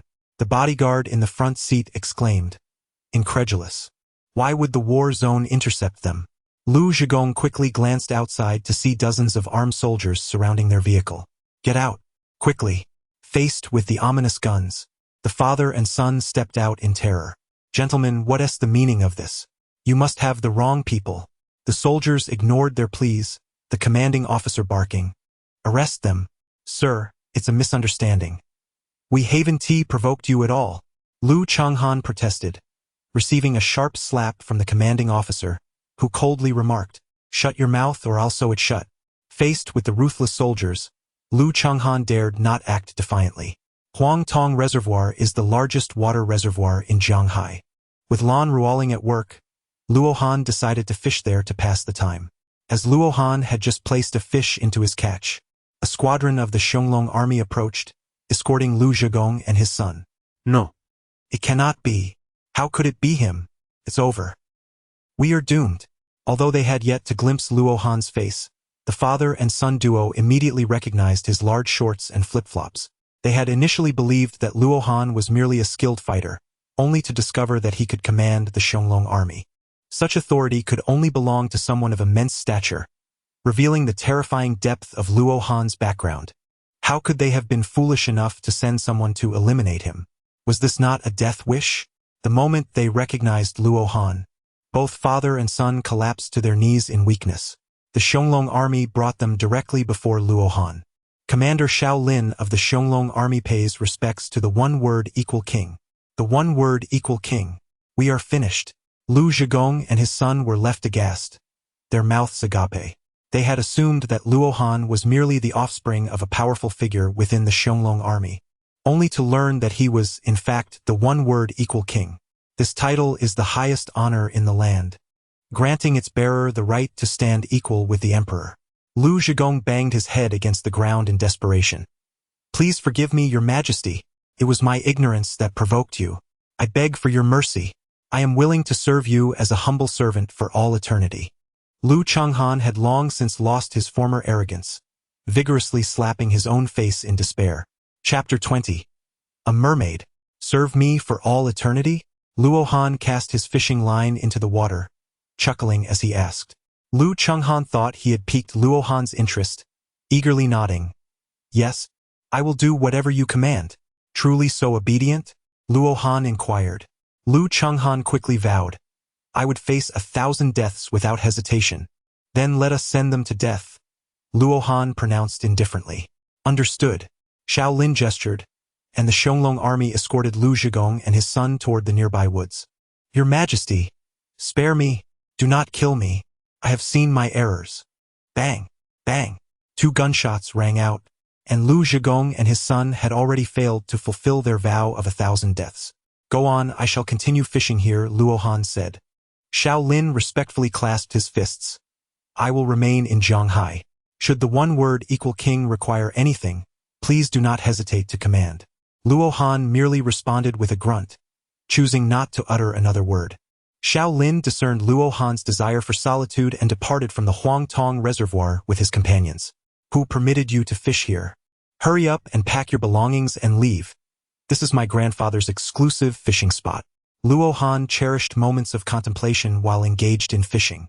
As he pondered how to locate his other rivals, an incongruous sound reached his ears from behind. Turning to glance, he beheld a striking young woman clad in a form-fitting athletic outfit, approaching with her fishing gear in tow. This enchanting lady, in her mid-20s, possessed long, elegantly straight legs accentuated by her snug leggings. As his gaze traveled upwards along her slender limbs, he noted the delicate yet powerful curve of her waist. Her physical prowess suggested she would make an excellent knight. Continuing his observation, he noticed her modest yet defiantly upright bosom. Her beauty was indeed remarkable, although her haughty demeanor elicited a sense of irritation.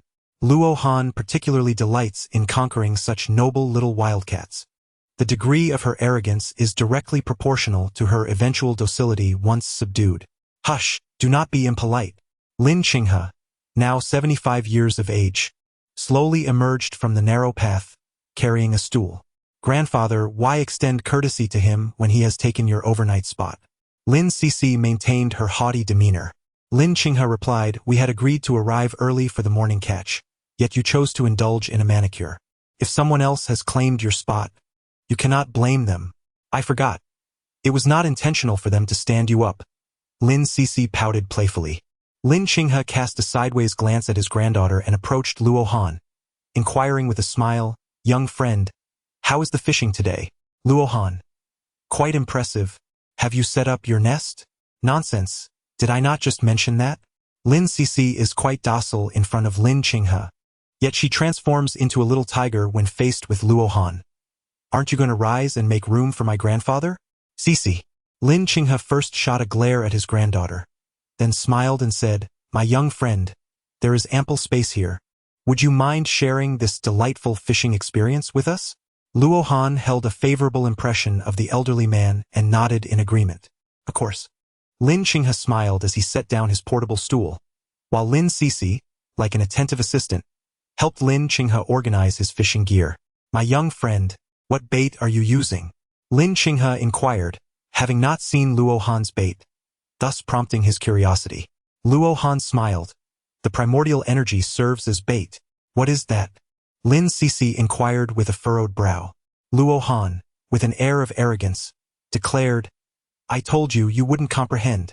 You're merely putting on a show. Lin Cixi approached Luo Han without hesitation, reaching out to lift his fishing rod. However, at that moment, Luo Han discreetly tripped Lin Cixi. She let out a startled scream and then fell into Luo Han's embrace. Luo Han's right arm encircled Lin Cixi's shoulder, while his left hand embraced her slender waist. Lin Cixi perched gracefully upon Luo Han's lap, the two appearing as an affectionate young couple. My dear beauty, I am fishing, not attempting to catch you. Luo Han lowered his gaze to Lin Cixi nestled in his embrace. His smile seemed to possess an enchanting quality that left her utterly captivated. How had she not noticed his striking handsomeness before? Those captivating eyes held her in thrall. His chest exuded a sense of security. Was this what it felt like to be enveloped in a man's embrace?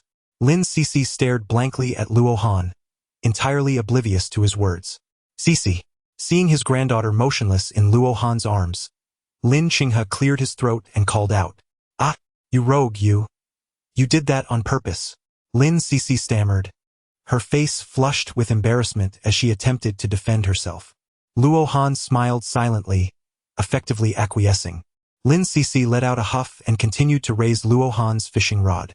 Observing the empty hook, she scoffed, "Do not tell me your bait is merely air." A hint of irritation crept into her voice as she continued, "Are you toying with me? If you can catch a fish with an empty hook, I shall comply with any request of yours. Are you quite certain?" Luo Han's eyes sparkled with delight, as if the great fish had willingly taken the bait. Lin Cece retorted, "I, Lin Cece, am a woman of my word. If I manage to catch a fish with an empty hook, you must become my woman." Luo Han responded with a smile, "If you cannot agree, kindly refuse in advance. But once you accept, there shall be no turning back." You toad dreaming of swan flesh." Lin Cece was taken aback by Luo Han's audacious proposition. Luo Han jested, "Who was staring at me just now? Am I not quite handsome?" "Nonsense, I was merely startled," Lin Cece flusteredly clarified, having had her thoughts laid bare by Luo Han. Luo Han swayed the empty fish hook and asked, "Should I agree to your request?" Lin Cece, a pampered young lady, retorted, "I don't believe you can catch a fish with an empty hook. What will you do if you fail?" She continued, "If you lose, you shall become my slave, doing whatever I command." Lin Qinghe interjected, sensing something amiss, "Aren't you two being a bit foolish?"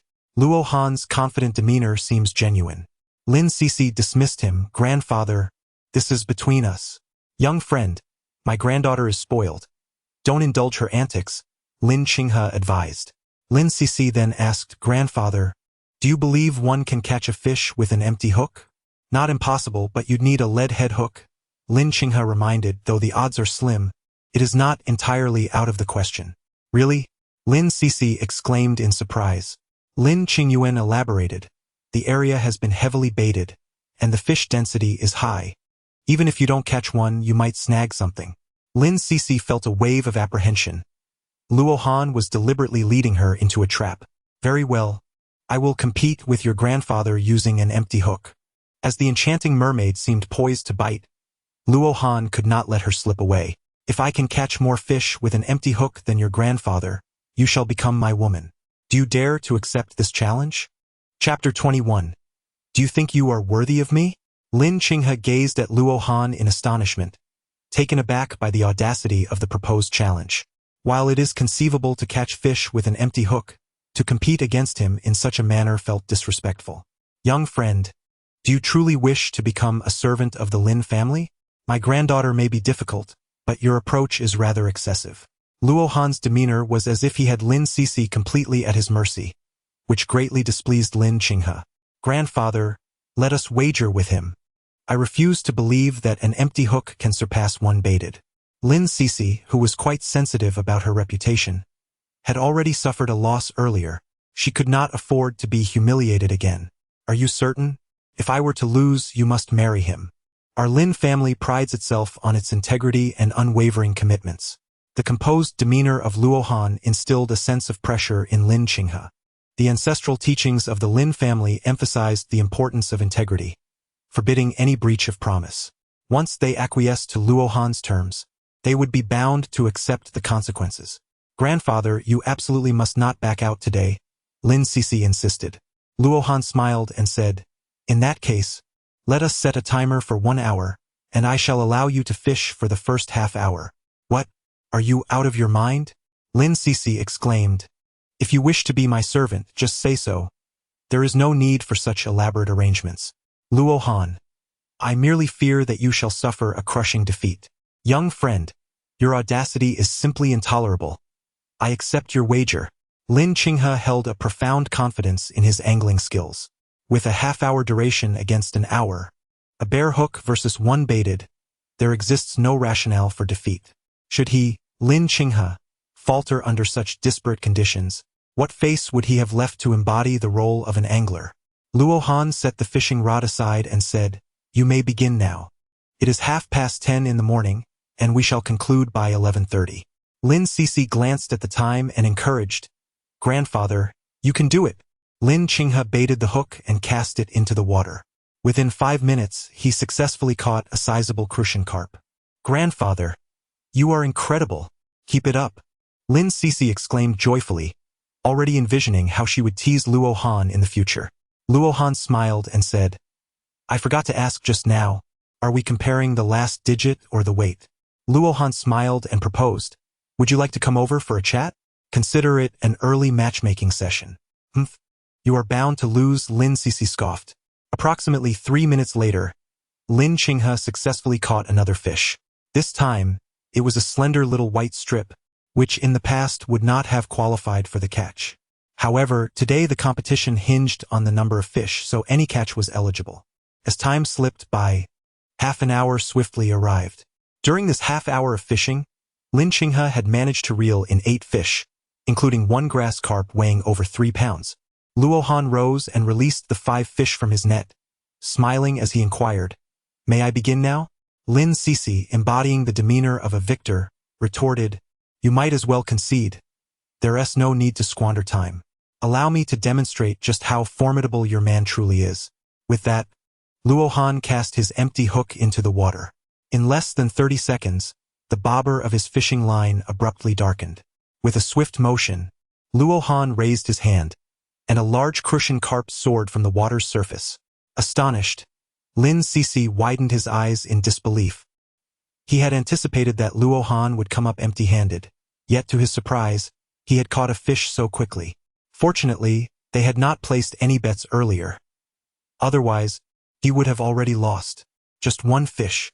Luo Han chuckled as he placed the fish into the net.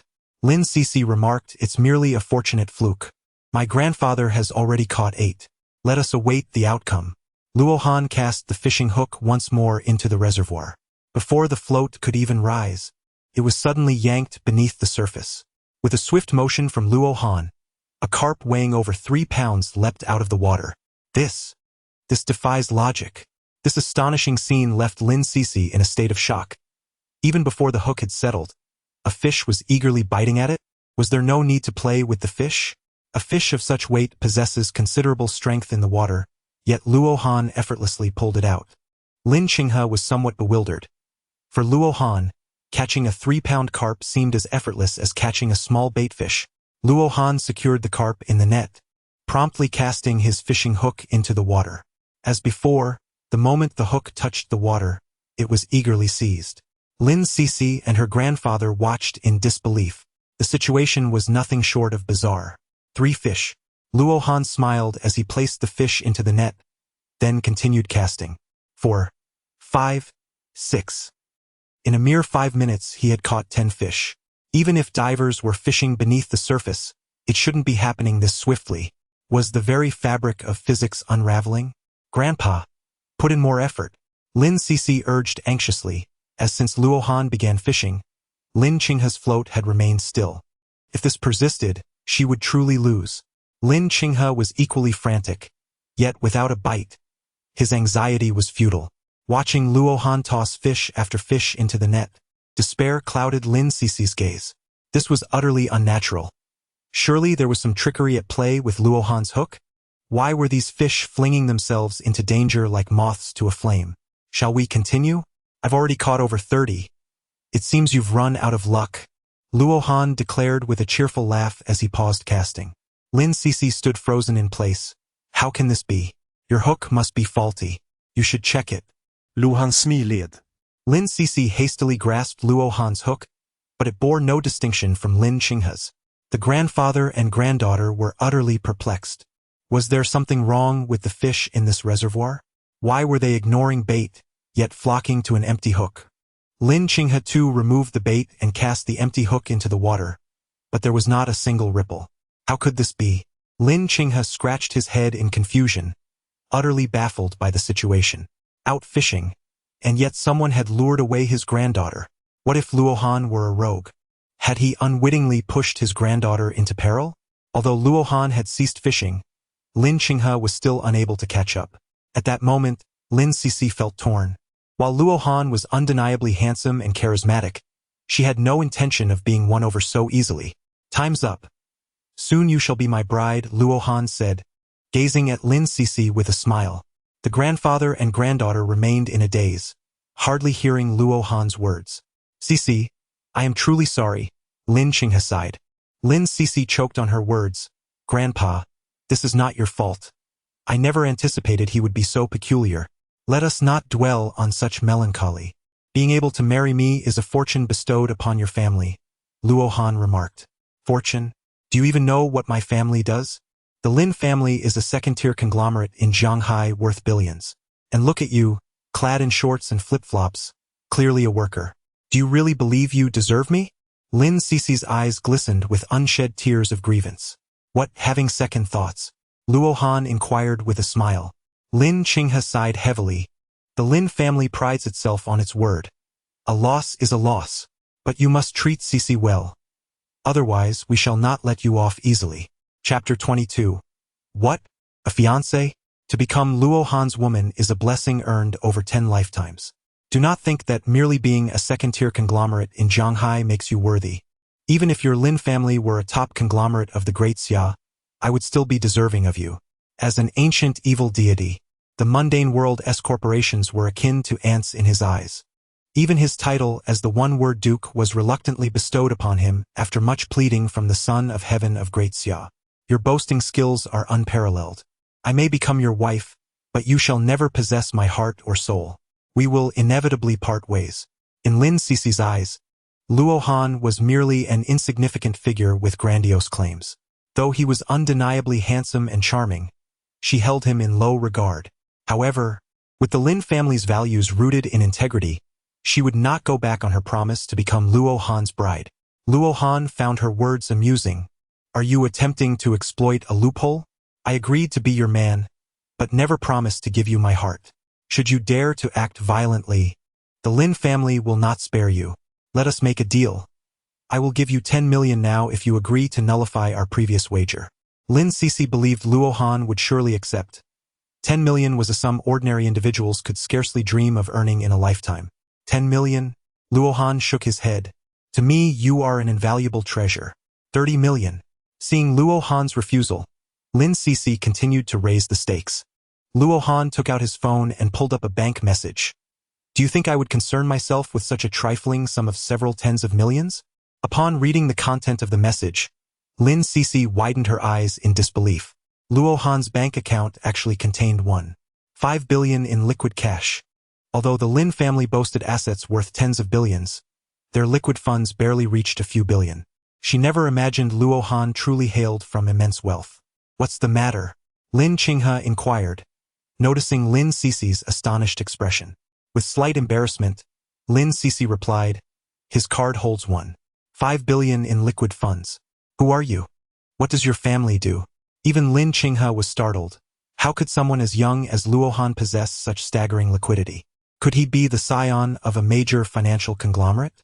If so, this match might indeed be fitting. That's irrelevant. I'm merely an ordinary barefoot doctor. A barefoot doctor? Neither Lin Qinghe nor Lin Sisi could believe such a claim. What barefoot doctor carries 1.5 billion in liquid cash? Just then, Lin Sisi's phone rang. After the call, she informed Lin Qinghe, Grandfather, my parents want us to join them for dinner at the hotel. You should come along as well. It's the perfect opportunity to inform Sisi's parents about this matter. Lin Sisi's lifelong commitment had been frivolously decided through a wager. Upon learning of this, her parents would undoubtedly erupt in fury. The Hill Grand Hotel, Shanghai City's most luxurious 5-star establishment, hosted the Lin family's banquet. Under Lin Qinghe and Lin Sisi's guidance, Luohan stepped into the opulent private dining room. Sisi.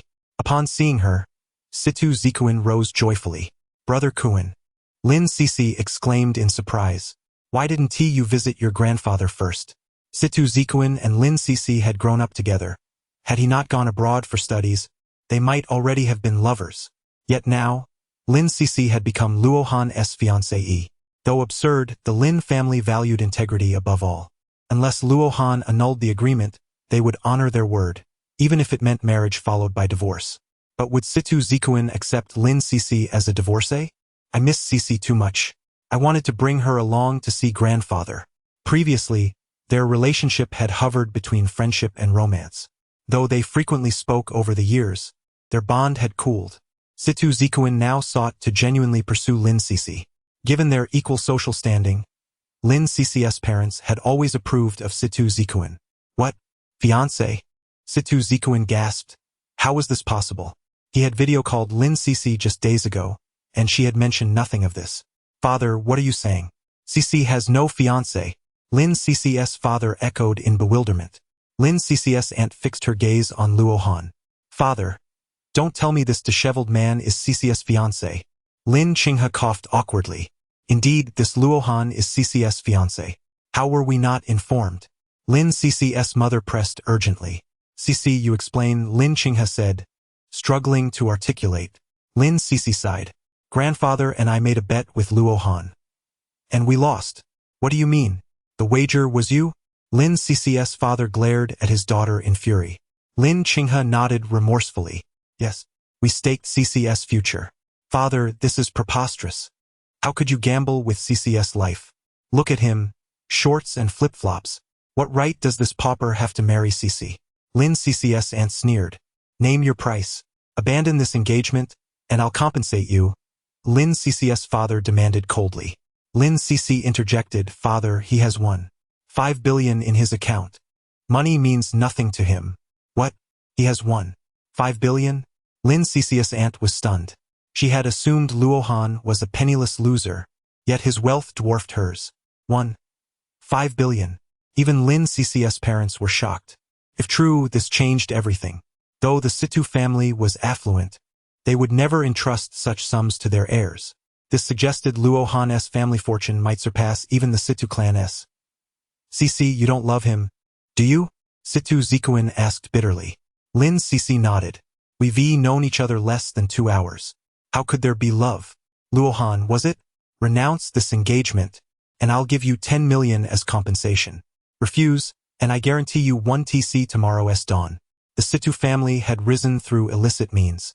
Though now legitimized, they retained shadowy enterprises. As the heir, Situ Zikuan was no benevolent figure.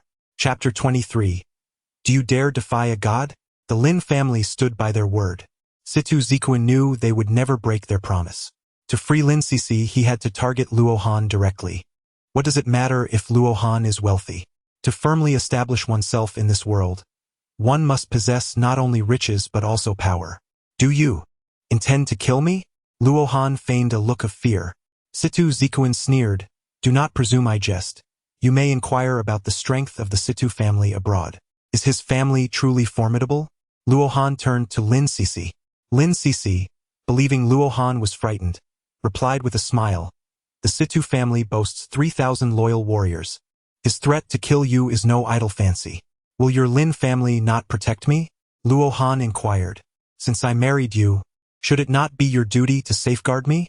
Lin Sisi regarded Luo Han with even greater disdain, coldly retorting, if you cannot even protect your own woman, what use are you? Luo Han chuckled, that makes sense. Since the Situ family wishes to annihilate their clan, let them have their way. What did you say? You want the Situ family to be eradicated? No one anticipated that Luo Han would suddenly utter such audacious words. The Situ family is a genuine force of the gray underworld, and Luo Han dares to proclaim their destruction? Do you not believe it? Luhan reatuted dista in fully. Feel free to test that. You seek death. Situ Zikuan suddenly launched an attack, his fist like a bolt of lightning aimed directly at Luo Han's temple.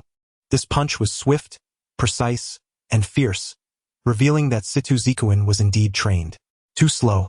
Before Situ Zikuan's fist could reach Luo Han, the latter's palm had already struck him resoundingly across the face. With a sharp crack, Situ Zikuan was sent sprawling to the ground, spitting out a mouthful of blood along with 2 teeth. He found himself in dire straits. Brother Kuan. Upon witnessing Situ Zikuan's injury, Lin Sisi hastily rushed forward to assist him. After all, she and Situ Zikuan shared a bond that had been forged since childhood. How could she simply stand by? You dare to strike me? You are doomed. Situ Zikuin roared ferociously. Luo Han chuckled, urging, hurry and summon your allies. I await your arrival. How foolish of you to provoke me. Do you truly believe you can challenge the power of the Situ family? If you kneel and beg for mercy now, you might just preserve your life. But once the Situ family's enforcers arrive, your fate will be sealed. Lin Sixius and scolded fiercely at Luo Han. Kill me? The Situ family lacks the capability for such an act. Luo Han casually seated himself beside the dining table. Lin Qinghe gazed at Luo Han in astonishment, sensing an overwhelming air of dominance emanating from him. Serve the dishes, he commanded. As the patriarch of the Lin family, Lin Qinghe had witnessed many grand spectacles. Today, he intended to observe the unfolding drama from a distance. If Luo Han were to lose, it would conveniently liberate Lin Sisi from her bet.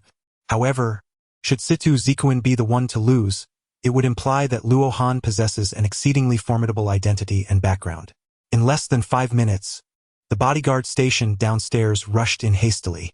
Young master, who dares to harm you? Situ Zikuin furiously pointed at Luo Han, commanding, eliminate him, go. Without uttering a single word, the 6 bodyguards drew their short blades and charged towards Luo Han. Is it truly just these 6? Luo Han felt a twinge of disappointment. The number of people present was insufficient for a proper display of his skills. With a swift motion, he seized 3 pairs of chopsticks and flung them into the air. 6 chopsticks transformed into fleeting shadows, followed by the anguished cries of 6 assailants, reminiscent of a slaughtered pig. It was only at this moment that Lin Qinghe and the others realized what had transpired. The chopsticks had pierced the insteps of the 6 attackers, resembling oversized nails, and to their utter disbelief, these chopsticks had embedded themselves into the marble floor beneath. The 6 assailants found themselves unable to escape. Was this a mere mortal, using chopsticks as if they were bullets? This was a marble floor. How could chopsticks possibly penetrate it? Am I trapped in a dream? Is this a scene from a martial arts drama? How could this be real? Both the Lin family members and Situ Zikuin stood in stunned silence, utterly astonished by the spectacle. While it was one thing to pierce an instep with chopsticks, embedding them into the marble floor was simply outrageous. To you, I am akin to a deity perched high above. What does it matter how powerful the Situ family is? Do you possess the merit to contest against a god? Today, I merely offer you a slight shock. If the Situ family wishes to eradicate my lineage, you are welcome to send more individuals forth. Luo Han rose and approached Situ Zikuin, who recoiled in terror as if confronted by a demon. What? What do you intend to do? Situ Zikuin's voice trembled with panic. Luo Han, remember, Lin Sisi is the woman I have chosen. Whoever dares to harm her is destined for doom. I am not afraid of you. Situ Zikuin may be terrified, yet he stubbornly puts on a brave front. Luo Han chose to disregard Situ Zikuin any further, directing his gaze towards the astonished Lin Sisi. We shall meet again. I will ensure that you willingly become my woman. Under the incredulous gazes of all present, Luo Han departed with an air of nonchalance. Father, who exactly is this man? Lin Sisi's father felt a lingering dread. The aura surrounding Luo Han was indeed formidable. Lin Qinghe took a deep breath. I cannot say for certain, but his strength is not to be underestimated. He likely hails from a figure of significant influence. Grandfather Lin, this matter will not be left unresolved by Situ Zikuin. After Luo Han's departure, Situ Zikuin finally managed to regain his composure. Zikuin, I believe it would be wise to let this matter rest. If that individual is backed by a formidable force, the Situ family may find themselves in peril. Lin Qinghe harbored a lingering suspicion that Luo Han was inscrutable, and the Situ family likely stood no chance against him. Situ Zikuin retorted angrily, the Situ family has never cowered before anyone. Those who provoke us shall pay a heavy price. I have spoken my piece. How you choose to proceed is a matter for your family to decide. As an evil deity, Luo Han operated beyond the realm of conventional reasoning. Once he had set his sights on Lin Sisi, she would be unable to escape his grasp unless she met her demise. As for the Situ family, Luo Han remained indifferent. Should he be truly provoked, Situ Zikuin would become the second Lu Chenghan. Just as he exited the Hill Grand Hotel, A Bentley Continental GT came to a halt before him. Luo Pei'er stepped down from the driver's seat, smiling as she handed the keys to Luo Han. "Grandfather, does this vehicle suit your taste?" "Quite satisfactory," he replied. "Luo Pei'er, it is already registered under my grandmother's name, and all the documents are in the passenger seat." This vehicle was purchased by Luo Han as compensation for Lan Ruoling's losses from last night. "What progress have you made in tracking that old man?" Lu Han inquired. Luo Han. "He must still possess precious medicinal herbs. We must ascertain their whereabouts." "Understood, my people have been keeping a close watch. Additionally, assist me in acquiring the property where Ing Jiadong currently resides." Chapter 24. Am I unfamiliar with art? At 5:30 in the afternoon, Lan Ruoling emerged from the Criminal Investigation Unit, clad in her uniform. The sight of Lan Ruoling in uniform exuded a unique allure, evoking a particular sense of possessiveness. "My dear," Luo Han called out, leaning against the hood of his Bentley and waving at Lan Ruoling. "Who is that? I don't recognize him," Lan Ruoling's colleagues remarked in astonishment, glancing at Luo Han. "That guy." Lan Ruoling wished to feign ignorance towards Luo Han, yet she knew he would shamelessly approach her. Reluctantly, she excused herself awkwardly from her colleagues and walked towards Luo Han. "Is this Jiadong's boyfriend? Driving a Bentley. He must be from a wealthy family. Being good-looking certainly has its advantages. Rich heirs are lining up to pursue him." As they observed Luo Han in his luxurious vehicle, Lan Ruoling's colleagues whispered amongst themselves. "What brings you here?" Lan Ruoling inquired, her expression clouded with frustration as she approached Luo Han.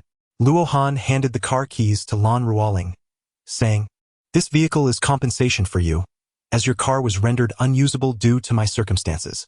Is this intended for me? Are you trying to have me investigated?" Luo Han chuckled. "What of the gift from my husband? Besides, who would dare to investigate the woman of Luo Han?" He continued, "This car is far too valuable. I cannot accept it. It is already registered in your name. If you refuse, it shall remain yours." Luo Han pressed the keys into Lan Ruoling's hand. "Enough of the chatter, let us dine together." "Can I decline?" She retorted, "I shall simply seek your parents and grandfather for a meal." Faced with Luo Han's obstinacy, Lan Ruoling felt quite helpless. "I am to attend an art exhibition tonight. Dinner will be quite late. To my surprise, you have an affinity for the arts. As a devoted husband, it is only fitting that I share your interests," Luo Han replied. Lan Ruoling could only respond with silence. Tao Yunshu, born in Zhanghai, is a renowned artist of calligraphy and painting in the Great Xia Kingdom. Due to his roots, he enjoys immense popularity in Zhanghai. The exhibition Lan Ruoling planned to attend was that of Tao Yunshu's works. Dressed in a uniform, Lan Ruoling exuded confidence, while her long gown rendered her both elegant and charming. "Your attire will certainly not grant you entry into the exhibition hall. I advise you not to clash with the security personnel. The attendees of the exhibition are particularly mindful of their appearance. They dress as if attending a grand feast." Lan Ruoling had previously suggested that Luo Han don formal attire, yet he had firmly declined. Luo Han has a penchant for casual attire, such as oversized shorts and flip-flops, which embody comfort. An ordinary artist does not possess the merit to warrant his courteous regard. Luo Han, with his hands tucked into his pockets, chuckled and proposed, "Shall we make another wager? If the security personnel do not stop me, you shall owe me another kiss. And if they do stop you, Lang Ruling Rito. should they impede my progress, the previous kisses you owe me will be nullified," he replied. Lan Ruoling's eyes sparkled. Such artistic exhibitions indeed have specific dress codes. Luo Han's casual shorts and flip-flops are utterly incongruous with the dress code of the exhibition. To maintain the event's prestige, security will undoubtedly prevent Luo Han from entering. Most importantly, he lacks a ticket, which means Lan Ruoling is already in an invulnerable position. Moreover, if you lose, we shall remain mere friends, and your promise to save me will no longer hold any weight. Given her advantageous position, Lan Ruoling is determined to maximize her benefits. Thus, it is settled. Whoever resorts to trickery shall be deemed a petty dog. Lu Han, equali astute, exuded confidence. However, witnessing Luo Han's assurance, Lan Ruoling was suddenly enveloped by a sense of unease. Yet, having come this far, it would be too embarrassing to backtrack. Very well, it is settled. Engaged in conversation, the two arrived at the entrance of the exhibition. Lan Ruoling deliberately maintained distance from Luo Han to avoid raising suspicions with the security. I forgot to mention, I only purchased my own ticket, she whispered triumphantly from behind him. Luo Han smiled silently and approached the security guard. Hello, Mr. Luo. This is the pass that the president asked me to deliver to you. The head of security had never seen Luo Han before, but he recognized him as the only one wearing shorts and flip-flops. Thank you for your trouble, Luo Han said with a smile as he accepted the pass. He then turned to the bewildered Lan Ruoling and added, I forgot to mention, tonight's event is hosted by a subsidiary of Luo Payer. Lan Ruoling stood there, stunned. It was only then that she realized she had once again fallen into Luo Han's trap. You! Luo Han chuckled. Do not forget that playing tricks is the domain of puppies. With just one more kiss, I could redeem a passionate French kiss. I did not acquiesce to the exchange. Your consent is unnecessary. I can enforce it, after all, you are powerless to resist. With a smile, Luo Han proceeded forward, handing the ticket to the security guard. Lan Ruoling, feeling dejected, walked towards Luo Han. From now on, I must never wager with Luo Han again. Even with the odds in my favor, I must exercise restraint. Art is the plaything of the bourgeoisie and the elite. Ordinary workers do not possess the leisure or funds to attend art exhibitions. Although Luo Han's attire attracted considerable attention, the onlookers merely cast a fleeting glance in her direction, offering little further thought. Tao Yunshu's artistic talent is passable, yet one cannot overlook her evident pride. Observing one of Tao Yunshu's paintings, Luo Han offered a smile and a critique. Lan Ruoling shot an incredulous glance at Luo Han, exclaiming, Tao Yunshu is the youngest renowned female painter in the Great Xia Kingdom. How can you dismiss her work as merely adequate? With such lofty standards, I wonder what you deem as exceptional artistry. Clad so casually, it is apparent that you are a Philistine utterly ignorant of the essence of art. How brazen to disparage Tao Yunshu. The attendees of the art exhibition, ardent admirers of Tao Yunshu, may tolerate Luo Han's eccentric attire, yet they cannot abide her disdainful remarks towards Tao Yunshu. Although Luo Han's voice was not loud, it resonated distinctly within the serene gallery. A group of 8 or 9 young men, visibly displeased, gathered around. I apologize. My friend is unfamiliar with art and merely spoke without thought. Lan Ruoling hurriedly intervened, sensing the ire Luo Han had incited. This lady, with such gentle beauty, how could she choose such a boorish companion? Lan Ruoling's charm stirred the hearts of many gentlemen present, one of whom began to mock Luo Han's lack of sophistication. Let us continue to appreciate Master Tao's masterpieces, while this art-ignorant person takes his leave from the gallery. Indeed, like attracts like, those who lack appreciation for art should not linger here. The other gentlemen joined in the criticism of Luo Han, eager to seize the opportunity to ingratiate themselves with Lan Ruoling. Me ignorant of art? Luhan hukled lightly. My casual doodles surpass the works in this gallery by 100-fold. What face do these pretentious sycophants have to accuse me of lacking artistic understanding? Such audacity! Is my work, created by Tao Yunshu, truly so trivial? At that moment, a stunning young woman in a cheap hao, her anger palpable, approached. She was the star of the day, the youngest and most celebrated painter and calligrapher of the Great Xia Kingdom, Tao Yunshu. Chapter 25. Shall we place a bet? Having achieved early fame, Tao Yunshu was accustomed to admiration, yet this was the first time she had heard someone describe her work as merely adequate. While differing tastes in art were to be expected, after all, an artist cannot please everyone. Luo Han's assertion that his casual sketches surpassed her creations pierced her proud heart like a dagger. Yunshu, why stoop to engage with such a crude individual? He clearly has no comprehension of art. Indeed, your work is undoubtedly the most exquisite. Tao Yunshu commanded, have security escort this man out. We cannot allow him to tarnish the ambience of our exhibition. Most of the men present were not there for the art itself. They were more captivated by the artist behind the works. Upon seeing Tao Yunshu, they rushed to showcase their worthiness. Master Tao, my friend meant no harm. Lan Ruoling attempted to defend Luo Han, only to be met with his light-hearted retort. It's not that it is unworthy, it is merely conventional. Are you here to challenge the establishment? Lang Ruling whispered.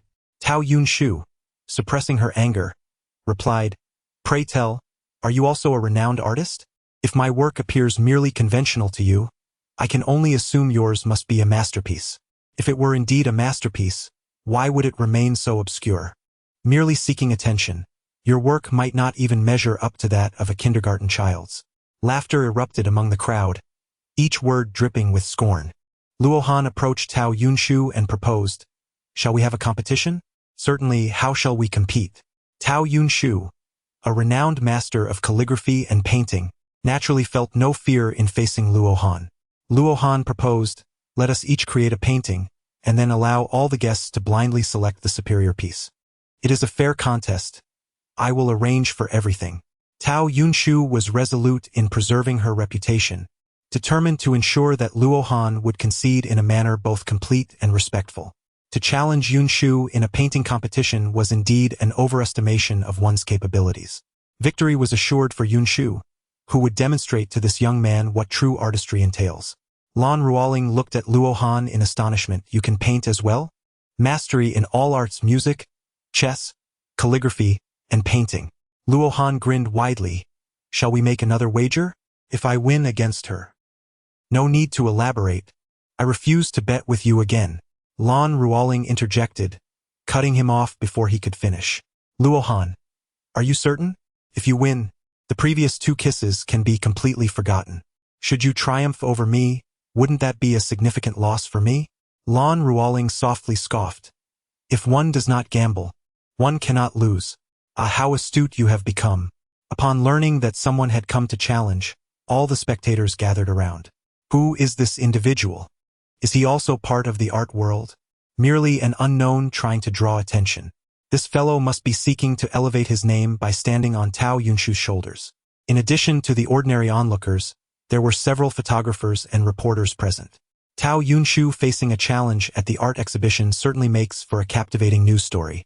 The room is already equipped with the necessary tools for painting. We can commence now, Tao Yunshu remarked as she approached Luohan's side. Luohan inquired, What constraints exist regarding time and theme? President Lu, may I kindly request you to present us with a topic? The President Lu mentioned by Tao Yunshu is the esteemed head of the Zhanghai City Calligraphy and Painting Association, renowned throughout the Great Xia Kingdom for his artistic prowess. Alongside President Lu, numerous members of the association gathered to lend their support to Tao Yunshu. Compared to ordinary spectators, their expertise is significantly superior. President Lu, in his 60s, wore a warm smile as he declared, You shall have half an hour, with the theme centered around the lotus flower. Please proceed. To ensure fairness, only Luohan and Tao Yunshu were permitted to enter the painting room. Once the door was closed, Tao Yunshu said, You may choose your position first. Luohan approached a painting table and stood before it. Shall we place a bet? He inquired. What would you like to wager? Tao Yunshu furrowed her brow. If I win, you must come to my room tonight for a profound exchange. If you win, I shall grant you one condition. The dragon blood within Luohan surged with fervor. He required the art of yin and yang to restore the equilibrium of his inner forces. Should the pure yang energy become excessively potent, Luohan's temperament would transform into one of extreme ferocity. This, indeed, is one of the adverse effects bestowed upon him by the dragon blood. What? I never anticipated you could be so shameless. Tao Yunshu was taken aback by Luohan's audacious proposal, which incited great anger within her. Luohan, are you afraid of losing? If you are, then forget it. All right, I promise you, if I lose, do not go back on your word. Tao Yunshu is an arrogant individual. She cannot fathom the possibility of losing to someone as inconspicuous as Luohan. Although she is aware that Luohan is merely provoking her, she still agrees to the challenge. Let us begin. To win the heart of a beautiful woman, mere good looks are insufficient. The arts of music, chess, calligraphy, and painting are the formidable weapons that Luohan wields in the realm of romance. In ancient times, Luohan imprisoned the masters of these arts, the fairy of the Guqin, the sage of chess, the emperor of calligraphy, and the emperor of painting, in order to learn from them. In their desperation to survive, these 4 imparted their knowledge generously. Tao Yunshu refrains from further conversation. Half an hour is indeed a limited time frame. The two remain silent, each absorbed in their creative endeavors. My dear lady, your friend exhibits commendable courage in daring to compete with Master Tao in painting. Here is my business card. Perhaps we could dine together sometime? Tao Yunshu, a disciple of the esteemed calligraphy and painting master Qi Haisher, is undoubtedly favored to win this contest. This individual merely seeks to bask in Tao Yunshu's fame. Such behavior is utterly despicable. As Luo Han and Tao Yunshu engaged in their artistic endeavor, the onlookers were abuzz with discussion. A few men, harboring ulterior motives, seized the opportunity to ingratiate themselves with Lan Ruoling in Luo Han's absence. Half an hour swiftly elapsed, and soon, Luo Han and Tao Yunshu emerged together. The two paintings within are our creations. Whichever piece you deem superior, stand beside it. To ensure fairness, we shall reveal the answers only after you have made your selections. Tao Yunshu did not glance at Luo Han's painting, nor did Luo Han regard hers. Upon completing their works, they stepped outside without hesitation. It was evident that Tao Yunshu's painting was the finest. Let us venture inside and assess this young man's skill. The crowd eagerly entered the room, splitting into two factions to approach the respective easels. Wow, this is extraordinary. It is unmistakably a masterpiece by Master Tao. The painting, in both composition and essence, was a paragon of excellence. Oh, this piece surpasses the previous one. Both artworks were remarkable, and it was surprising to discover the young man's genuine talent. Despite his abilities, the distinction between the two pieces was clear. One was markedly superior. I choose this one. It must be Tao Yunshu's work. I shall select this piece as well. I intend to purchase it for my collection. President Liu exclaimed in admiration. This is undoubtedly a transcendent masterpiece, showcasing Tao Yunshu's exceptional talent. With this artwork, she is destined to become a member of the Master Hall. Chapter 26. Did you truly tear it apart? Singers have their signature songs, and actors possess their defining works. Even the most esteemed divas and leading actors cannot guarantee that every creation will be a classic. The same holds true for masters of calligraphy and painting. Throughout their lifetimes, they may only produce a handful of works worthy of being called masterpieces. In President Liu's eyes, the painting before him was indeed a transcendent work by Tao Yunshu, potentially positioning her as the youngest master in the Hall of Masters. Surely it was the provocation from that youth that inspired Tao Yunshu to excel, resulting in this remarkable piece. Although the young man's skills were commendable, he regrettably chose the wrong opponent. Despite his unlikable nature, his involvement had contributed to Tao Yunshu's creation of such an extraordinary masterpiece. The crowd soon concluded their examination of both paintings and made their choices. The selections within the room were notably unanimous. One easel was surrounded by admirers, while the other stood with only Lan Ruoling. Though Lan Ruoling wished to join the throng at the other easel, she hesitated, fearing the awkwardness of being the sole dissenter in Luo Han's absence. You may enter now, President Liu called, and the two stepped into the room together. Upon witnessing the scene, Tao Yunshu was rendered speechless. Why was there only one person standing before her painting? Rubbing her eyes, she thought she must be mistaken. With a resounding applause from President Liu, the room erupted in cheers. Yunshu, I cannot believe you have produced such a transcendent masterpiece. Our Jianghai Calligraphy and Painting Association will submit your application to the Hall of Masters. I am confident that this painting will make you the youngest artist in the hall. President Liu declared exuberantly. Master Tao, I am willing to offer 50 million for your astonishing work. 50 million is too low. I bid 60 million. I offer 100 million. At that moment, Tao Yunshu felt an overwhelming sense of embarrassment and astonishment. Everyone believed they were victorious, yet they stood before Luo Han's painting. Luo Han's artwork unexpectedly triumphed over hers with overwhelming force. I believe you are mistaken. That painting is my creation, Luo Han stated with a smile. What? This is impossible. How could an obscure individual produce such an extraordinary masterpiece? If you truly possessed such artistic skill, how could you remain anonymous?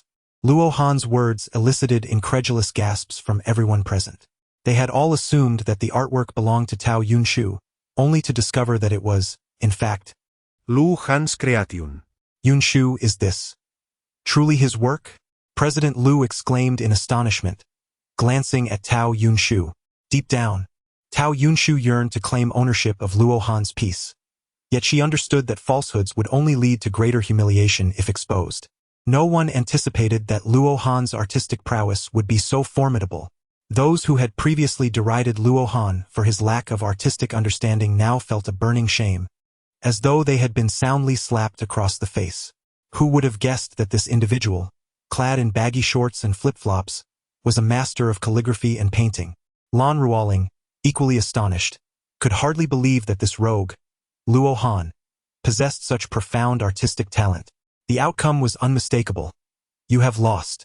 Luo Han turned his gaze toward Tao Yunshu. She remained silent, taken aback by the thoroughness of her defeat. Someone will provide you with the time and place later. Let us not miss the appointment, Luo Han stated before striding toward Lan Ruoling.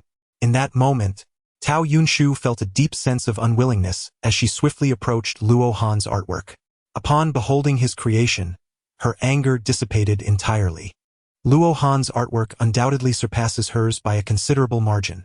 The disparity between her and Luo Han is far from negligible.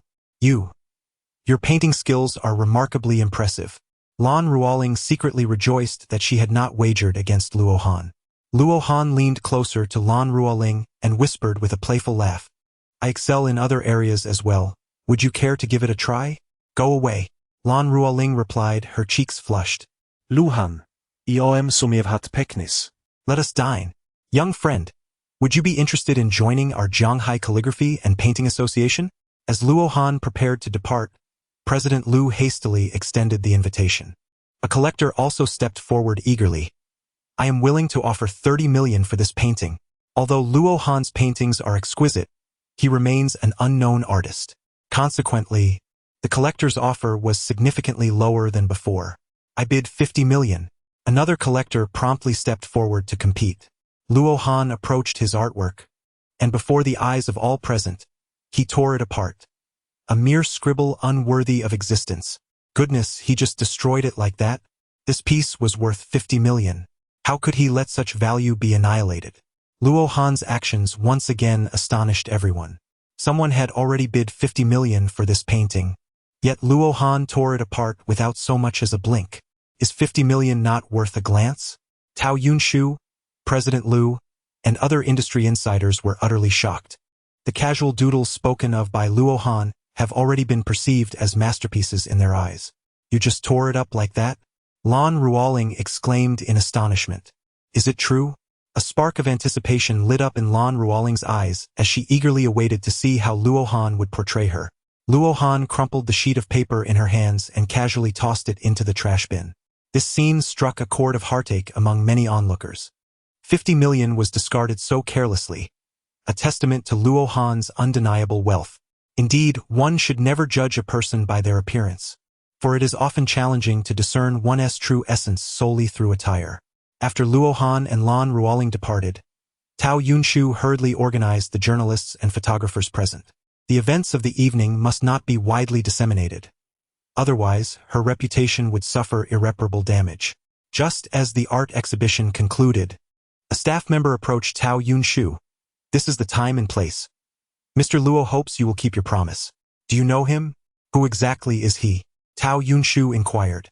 The staff member replied, Mr. Luo is a distinguished guest of our president. Beyond that, I am unaware.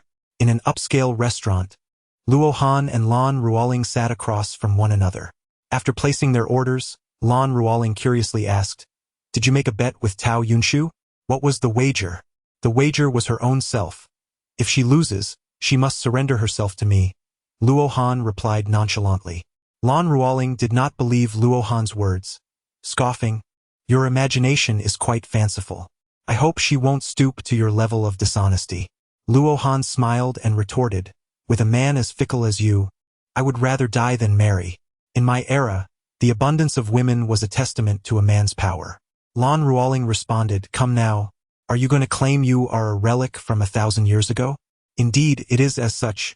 You will come to believe it in time, Luo Han said, his tone frivolous as if jesting. Chapter 27. Do you think I would be so benevolent? When the truth is too outrageous, people are bound to disbelieve its authenticity. Luo Han claimed to be an ancient being from a millennium ago, a notion only a deranged mind could entertain. After finishing their meal, Luo Han and Lan Ruoling exited the restaurant together. "No, I shall drive," he insisted. Were these words uttered by anyone else, Lan Ruoling would surely dismiss them as mere bravado. Millions of vehicles could be destroyed at will. Yet, when spoken by Luo Han, she found herself wholly convinced.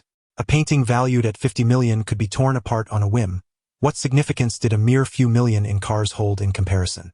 "Luo Han, did we not agree that I would come to your home to paint? Do you truly believe I would allow you to cross my threshold? Perhaps another time, but for now I must take my leave." Lan Ruoling disappeared from Luo Han's sight in her Bentley. Shortly after her departure, Luo Peier's BMW Mini came to a halt before Luo Han. "Master, Tao Yunshu is already awaiting you at the hotel. Let us proceed." With a smile, Luo Han entered Luo Peier's vehicle. At the Hill Grand Hotel, Tao Yunshu sat anxiously on the sofa. Just then, Luo Han entered through the door. Upon seeing him, Tao Yunshu hastily rose. "I did not come here to merely. As long as you attend to my needs, I can elevate your painting skills to new heights." Since Tao Yunshu had come, she was undoubtedly prepared to offer herself. Her words were merely an attempt to negotiate for greater advantages. As a renowned painter, she naturally aspired to achieve further breakthroughs in her professional realm. The conditions set forth by Luo Han illuminated Tao Yunshu's gaze, and after a moment's contemplation, she proceeded toward the bathing chamber. Casting her garments aside, Luo Han followed closely into the sanctuary. At that moment, Tao Yunshu had shed her fade. As she turned to behold Luo Han, a wave of astonishment and exhilaration enveloped her. "Luo Han, I am currently filled with rage." Tao Yunshu understood perfectly. After 4 hours of profound conversation, Luo Han discerned the depths of Tao Yunshu, while she became acutely aware of his formidable nature. "I have imparted to you the techniques to enhance your artistic skills. Whether you can achieve a breakthrough now rests upon your own comprehension." As Luo Han prepared to depart, Tao Yunshu struggled to rise. "Will we be able to meet again? As long as you require, I am at your beck and call. I have booked the room for 3 days. Rest well before you leave." Under Tao Yunshu's reluctant gaze, Luo Han opened the door and stepped outside. "Such a powerful man exists in this world. Alas, he cannot belong to me forever." Tao Yunshu felt an overwhelming sense of disappointment. How she longed to possess Luo Han indefinitely. At 1 o'clock in the morning, an international flight landed in Shanghai. After a brief interval, 8 fierce men emerged from the airport. One by one, they entered a nearby luxury vehicle and drove off into the distance. "Where is he now?" the captain inquired. "At the Hill Hotel," the driver replied, just as he received the latest intelligence. He hung up the phone. "The target has left the Hill Hotel. No need to wait. Let us move in and intercept." The captain scoffed. "It's merely a brat. He is easily dealt with. Do not underestimate this lad. The claim that he uses chopsticks as bullets is not mere bravado." The driver's expression was grave. "Weapons have been prepared for you. Proceed with ruthless intent." 20 minutes later, a taxi passed by the luxury vehicle. In the taxi, Luo Han awaited my commands. "Wait to intercept him." The captain had just given the order when he suddenly noticed the taxi pulling over to the side. "Slow down. We will act once the taxi driver leaves." As Luo Han exited the vehicle, the captain altered his plan. After stepping out, Luo Han cast a glance at the business car behind him, then turned and ventured into a nearby alley. Had we been discovered? But what of it? In the face of bullets, even the most skilled martial artist is rendered helpless. As we spoke, the business car surged into the alley, and 8 assassins swiftly readied their firearms for combat. With the screech of brakes, the 8 assassins disembarked, and without a moment's hesitation, they unleashed a barrage of gunfire towards Luo Han.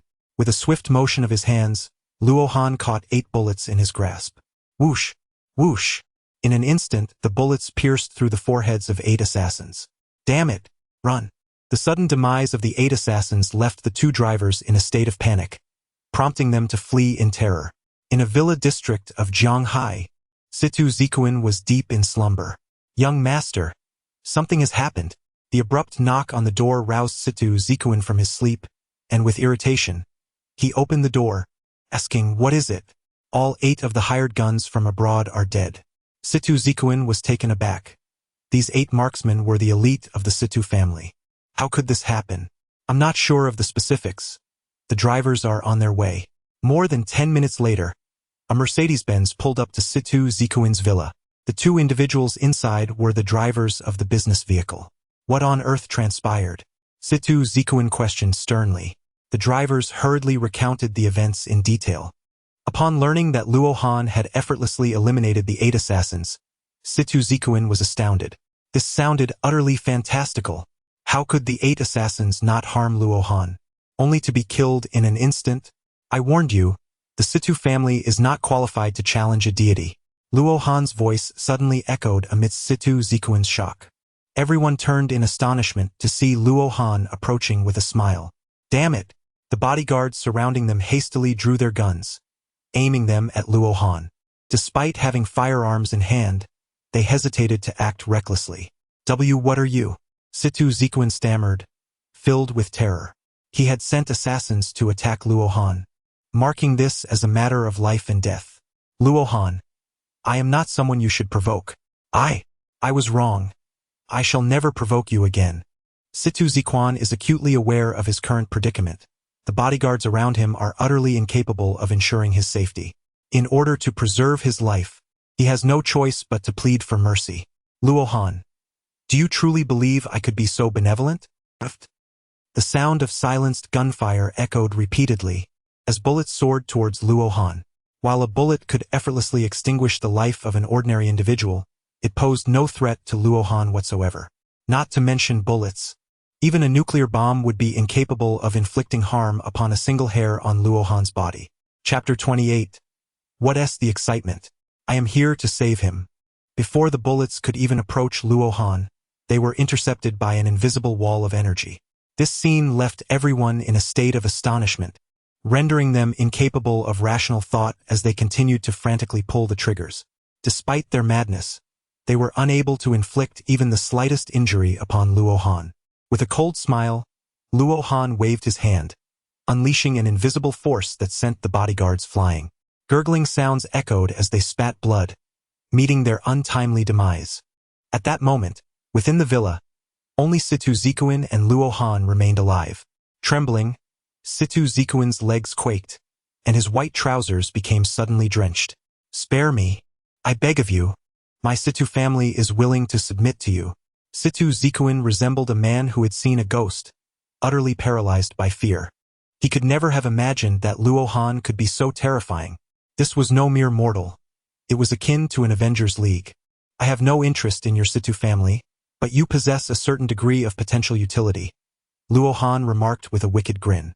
A sense of foreboding washed over Situ Zikuin. "What do you mean?" Suddenly, with a resounding crash, Situ Zikuin collapsed to the ground, unconscious. Luo Han stepped forward to erase Situ Zikuin's memories before departing with an air of nonchalance. At 5 in the morning, Lin Qinghe and his family hurried to the Zhanghai Medical Institute. "Doctor, how is Situ Zikuin?" Lin Cixi inquired. Though she had never held affection for him, their bond as childhood friends remained significant. The chief physician shook his head, stating, "His body shows no significant damage, yet inexplicably, he cannot awaken. Is there no other solution?" Lin Qinghe pressed. "We will do our utmost," the chief physician replied before departing. Soon after, a throng of people arrived, led by a venerable elder, Zhong Hailu, Situ Zikuin's maternal grandfather. "Brother Zhong, you've come." Lin Qinghe greeted him. Zhong Hailu, visibly anxious, asked, "How is Zikuin? Who dares to harm my grandson?" He exclaimed, "Father, I have already made inquiries. Leads will emerge shortly," Zhong Hailu's son assured him. Lin Cixi remarked, "The most pressing matter is to awaken Zikuin. Once he is awake, everything will become clear. Old Huang knows a renowned healer who may be able to rouse Zikuin." Zhong Hailu hastily dialed Huang Lao's number. At 8:30 in the morning, Luo Han arrived at the Zhanghai Medical Institute accompanied by Luo Pei'er. "It's you? What brings you here?" Lin Cixi exclaimed, her gaze locking onto Luo Han with surprise. Luo Han smiled and inquired, "Has someone summoned us to heal? Could it be that you are the renowned physician spoken of by Huang Lao?" At that moment, Lin Qinghe recalled that Luo Han had once referred to herself as a barefoot doctor. How could an ordinary barefoot doctor possibly accumulate a fortune of 15 billion? Only a miraculous healer could amass such wealth. Who is the patient? Luo Han asked with a smile. Esteemed physician, the patient is my grandson, came the reply. Luo Han and Luo Pei'er were the renowned divine doctors recommended by Huang Lao, and naturally Zhong Hailu dared not be negligent. So it is him, Pei'er. Let us be on our way. Luo Han feigned indifference as he addressed Luo Pei'er. Divine physician, what do you mean by that? Observing Luo Han's intent to depart, Zhong Hailu inquired in bewilderment. Luo Han, your grandson is my rival in love. He has offended me, thus I have no desire to rescue him. Rival in love? Is it not you who, through a wager, has become Shishi's fiancé? Zhong Hailu gazed at Luo Han with a malevolent glint in his eyes. Indeed, hence I am prepared to collect his remains. Luo Han replied nonchalantly. Collect his remains? What do you mean? Lin Shishi hurriedly interjected. The doctor stated that he is merely in a temporary state of unconsciousness. How could it be a matter of collecting remains? Luo Han chuckled lightly. His predicament is far more grave than mere unconsciousness. It won't be long before he coughs up blood and succumbs to asphyxiation. Nonsense. He is merely in a coma. How could he possibly cough up blood and choke? Retorted the furious uncle of Situ Zikuan. Unfazed, Luo Han released a stream of energy, imperceptible and colorless, unnoticed by ordinary individuals. Cough, cough. The previously unconscious Situ Zikuan suddenly erupted into a violent fit of coughing, followed by a spurt of fresh blood. Indeed, blood had been coughed up, truly deserving of the title of divine physician. Luo Han instantly discerned Situ Zikuan's condition. The Lin family gazed at Luo Han in astonishment. The Zhong family was struck with terror. Could it be that Situ Zikuan's life was truly in jeopardy? Can you save him? Lin Sisi inquired urgently. Of course, Luo Han replied with a smile. Though I possess the ability to save him, why should I? Let us not forget his intent to take my life. What must I do to secure the salvation of my grandson? Name your price and I shall comply. Zhong Hailu hastily declared, desperate for Situ Zikuan's survival. Luo Han. Really? Then let it be 1 billion. Are you toying with us? Situ Zikuan's aunt retorted angrily. I warn you, my nephew's father. Do not threaten me with the Situ family. Luo Han turned to Luo Pei'er. Let us depart. Just as Luo Han was about to leave, Lin Shishi hurriedly stepped in front of him. Situ Zikuan has been my close friend for many years. I implore you to save him. Will you? By what authority do you beseech me? Luo Han awaited Lin Shishi's response with a smile. I beseech you as your fiancé. Lin Shishi was acutely aware of the answer Luo Han desired. Without the title of fiancé, she possessed no leverage to sway his decision. Are you trying to exploit a loophole with me again? If you wish to save him, you must truly become my woman. From this moment forth, you must wholeheartedly follow me. I shall be your sole man. If you cannot commit, do not agree, for exploiting loopholes is fundamentally an act of dishonesty. Luo Han spared the life of Situ Zikuan as a means to admonish the Lin family. Lin Qinghe, being astute, was well aware that Luo Han was mocking the Lin family's hypocritical facade. The expressions of the Lin family members darkened at the direct derision from Luo Han. Lin Sisi fell silent, grappling with the thought of dedicating her entire life to Situ Zikuan. Although Luo Han was undeniably handsome and capable, this was ultimately not a path she wished to willingly embrace. Luo Han. There are only 2 minutes left. If you do not agree, be prepared to collect his remains. I agree. As long as you bring him back to life, I shall willingly become your woman from that moment on. Even if Luo Han does not save Situ Zikuan, the Lin family will still honor their promise and arrange for her to marry him. In the past, she could exploit loopholes to preserve her virtue, but now she is compelled to wholly surrender herself to Luo Han. Your relationship seems quite remarkable. Do you perhaps harbor feelings for him? Upon hearing Lin Sisi acquiesce to his demands, Luo Han asked with a cold smirk. Lin Sisi, I do not love him, but he is my dearest friend. Luo Han smiled as he approached Situ Zikuan, only to see him deliver a resounding slap across Situ Zikuan's face. What are you doing? Young man, you have gone too far. Luo Han's actions thoroughly infuriated the Zhong family. What are you so excited about? I am saving him, Luo Han declared. Chapter 29. Is this all just a bunch of insignificant scoundrels? Saving someone? Is this how one goes about saving a life? The crowd gazed at Luo Han with expressions of astonishment. To them, it appeared more akin to assault than salvation. Just as the crowd was engulfed in confusion, Situ Zikuin surprisingly opened his eyes. Is he truly awake? Was it that simple? A single slap cured him? But what is the principle behind this? As Situ Zikuin regained consciousness, everyone felt utterly bewildered. How could someone who was on the brink of death be revived with merely a slap? What are you doing here? Seeing Luo Han, Situ Zikuin sat up in shock, exclaiming in disbelief. Luo Han, your life was saved by me. Can you tell me why I am here? What does it mean? Situ Zikuin furrowed his brows, feeling as though he had forgotten many things. Luo Han, disinterested in Situ Zikuin, approached Lin Cece and said, "Come with me, I shall take you on a date." Lin Cece did not utter much in response and followed Luo Han out of the hospital room. Upon observing Lin Cece leaving with Luo Han, Situ Zikuin hastily inquired, "What transpired?" "Zikuin, who was responsible for the death of your bodyguard and your injury?" Zhong Hailu questioned. "Kill my bodyguard? Injure me? What does this mean?" Riding in Lo Peier's BMW Mini, Luo Han and Lin Cece arrived at an upscale restaurant. Once they exited the vehicle, Lo Peier respectfully asked, "Elder ancestor, is there anything else you require of me?" "There is nothing for you to do. Go and amuse yourself," Luan replied. Luo Peier nodded with a smile. "All right, enjoy yourself." When Luo Peier departed, Lin Cece inquired, "When do you plan to register our marriage and hold the wedding banquet?" Luo Han, with an air of indifference, inquired, "Why must we formalize our union through marriage registration? As long as I recognize you as my wife, that suffices."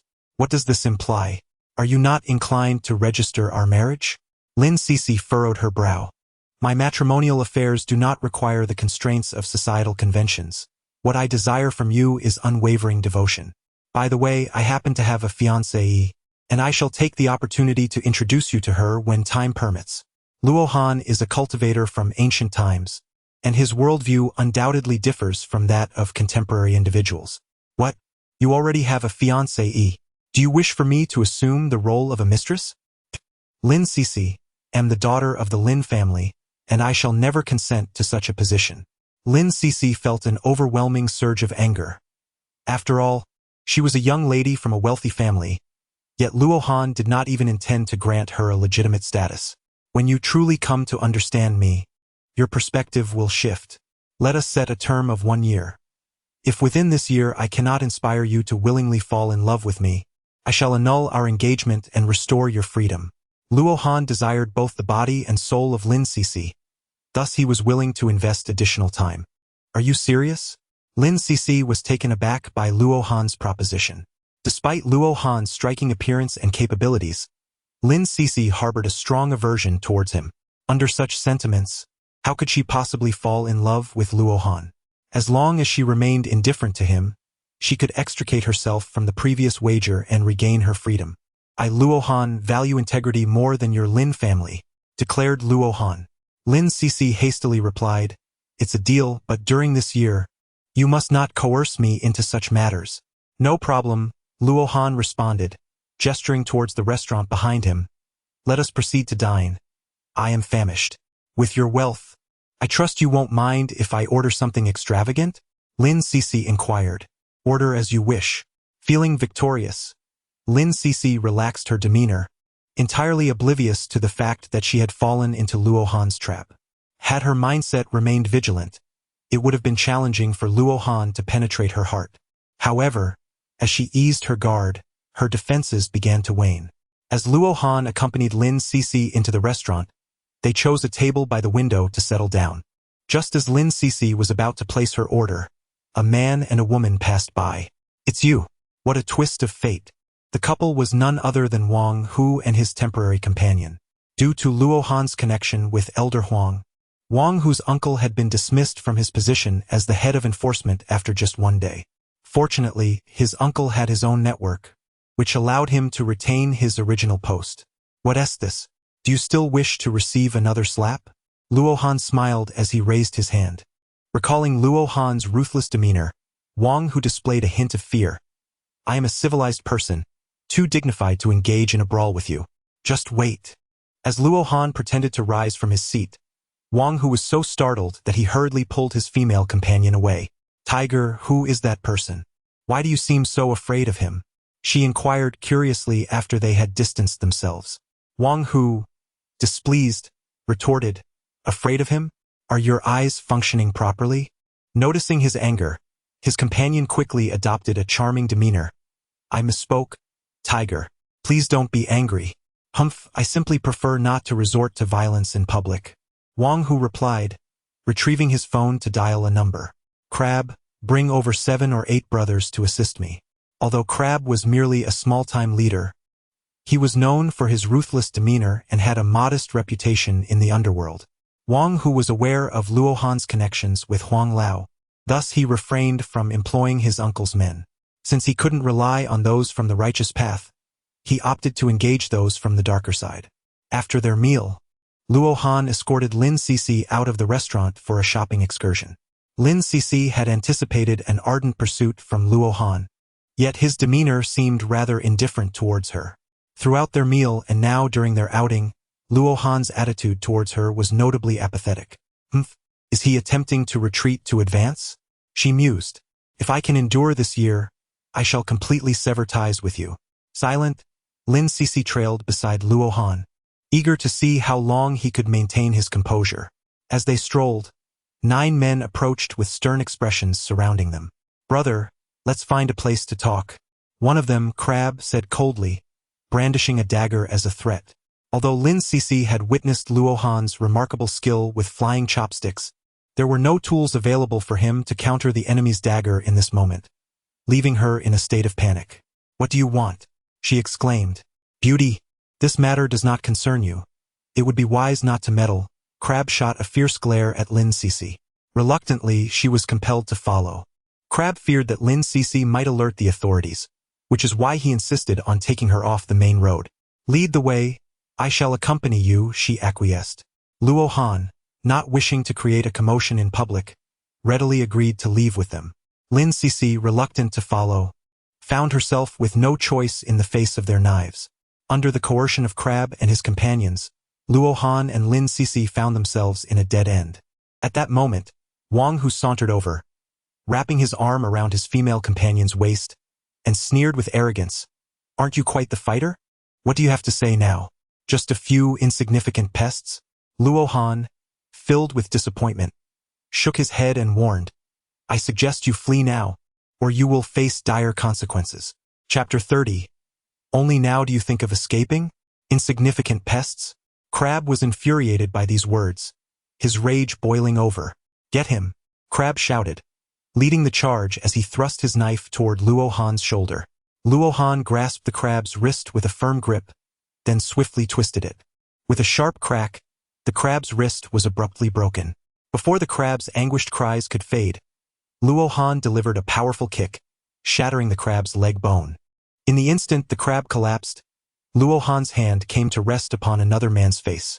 Before the man could comprehend the situation, Luo Han forcefully slammed his head against the wall. A resounding thud echoed, blood trickling down the wall as the man fell unconscious. Luo Han's actions instilled sheer terror in the remaining 7 individuals, their faces a canvas of panic.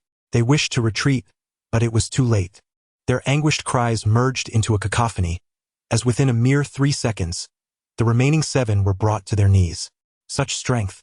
Lin Cixi had initially believed that Luo Han's prowess was limited to throwing chopsticks. She had not anticipated the ferocity of his skills. No wonder he dared to confront the Situ family head-on. How foolish. Only now do they think of fleeing? With a gentle step, Luo Han deftly propelled a dagger from the ground. In a swift motion reminiscent of a soccer kick, he struck the hilt of the dagger. Whoosh! The dagger transformed into a gleaming projectile, plunging into Wang Hu's rear. Ah! Wang Hu collapsed onto the ground, howling in agony. A lingering blossom for you, Luo Han remarked with a scornful smile, then turned to Lin Cixi. We may depart now. Lin Cixi, suppressing her chok, approached Luo Han's side. Aren't you afraid of causing a fatality?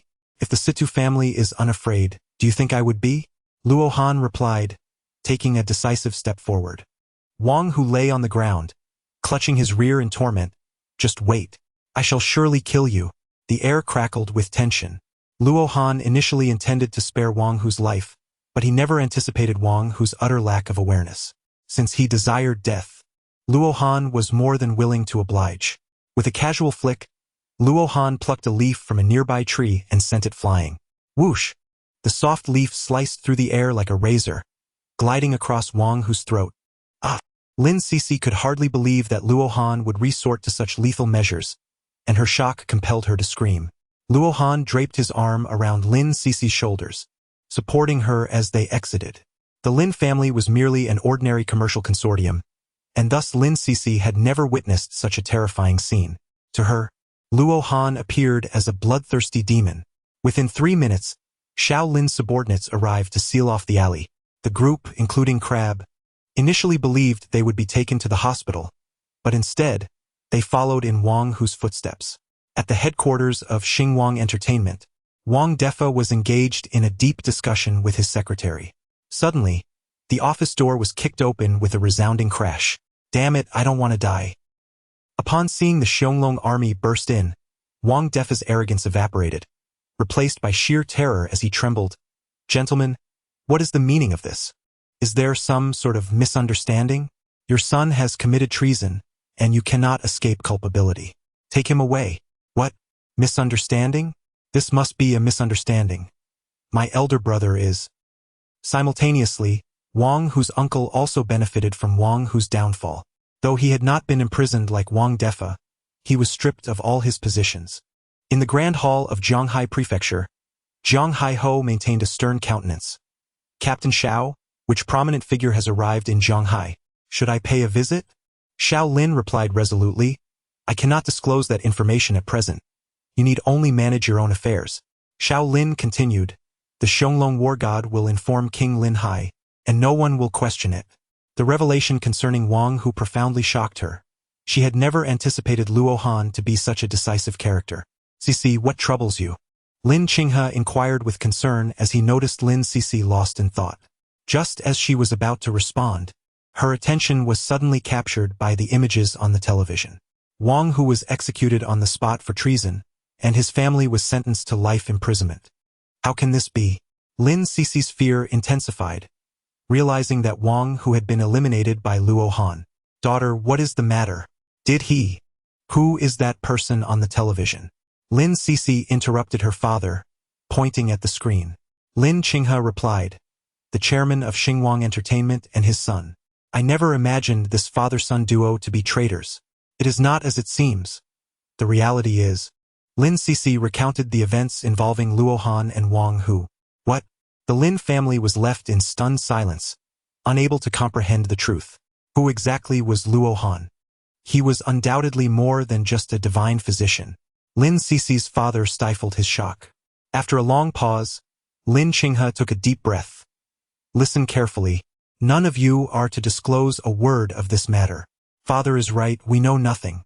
Lin Qinghe sternly instructed, Sisi, you must also act as if you know nothing.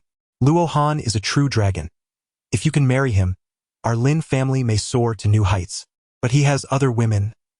Lin Qinghe interjected, though it may seem unfair to you, such a divine dragon is destined not to belong to just one. Many company executives flaunted their affairs, let alone someone of Luo Han's stature. As long as he treats you well, it will be a blessing for you and our Lin family. Lin Qinghe's children were exhilarated, caring little for Lin Sisi's happiness in their pursuit of prosperity. Father, Sisi is your most beloved granddaughter. How can you allow her to share him with another woman? Before Lin Sisi's mother could finish, her husband interjected sternly. Do you believe our Lin family still holds any leverage? Perhaps he is not even a significant figure. The troubles of Wang Defa and his son stemmed from Old Huang's involvement. Have you forgotten that Old Zhong invited Luo Han through Old Huang? Lin Sisi's mother's speculation left everyone in silence. Although Old Huang had retired, his influence in the provincial capital remained substantial. Destroying Xingwang Entertainment would be a trivial task for him. If Old Huang indeed intervened, it would indicate a close relationship between Luo Han and Old Huang. Lin Qinghe remarked, I have heard that Old Huang's granddaughter once suffered from a peculiar illness, which Luo Han likely cured. This implies that Luo Han has rendered a favor to the Huang family. The Lin family's deductions were well-founded, given Old Huang's capability to manage Xinguang entertainment. After a protracted silence, Lin Qinghe slowly spoke. Whether among commoners or the elite, no one can escape the cycle of life and death.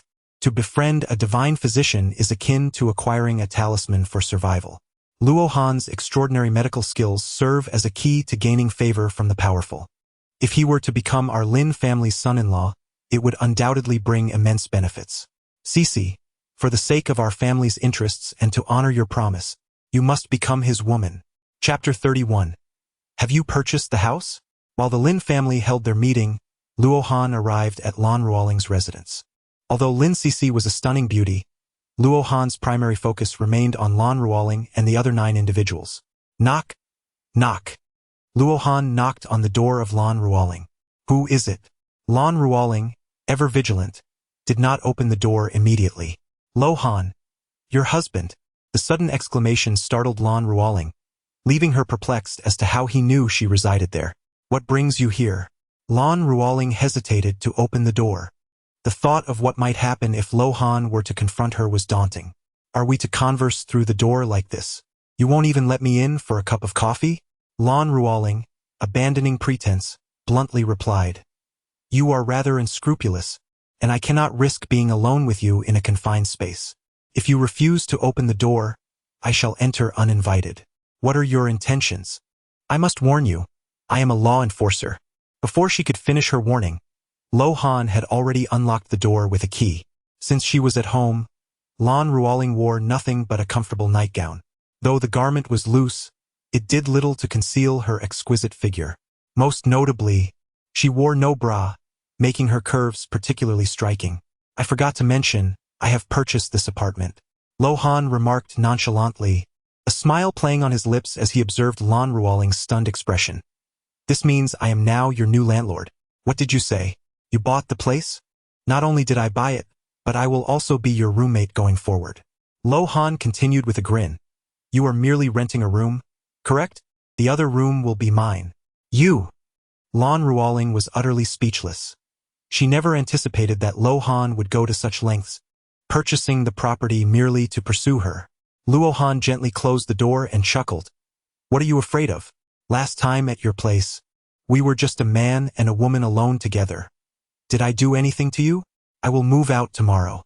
Although Luo Han had never crossed any boundaries before, Lan Ruoling still felt uneasy about residing under the same roof as him for an extended period.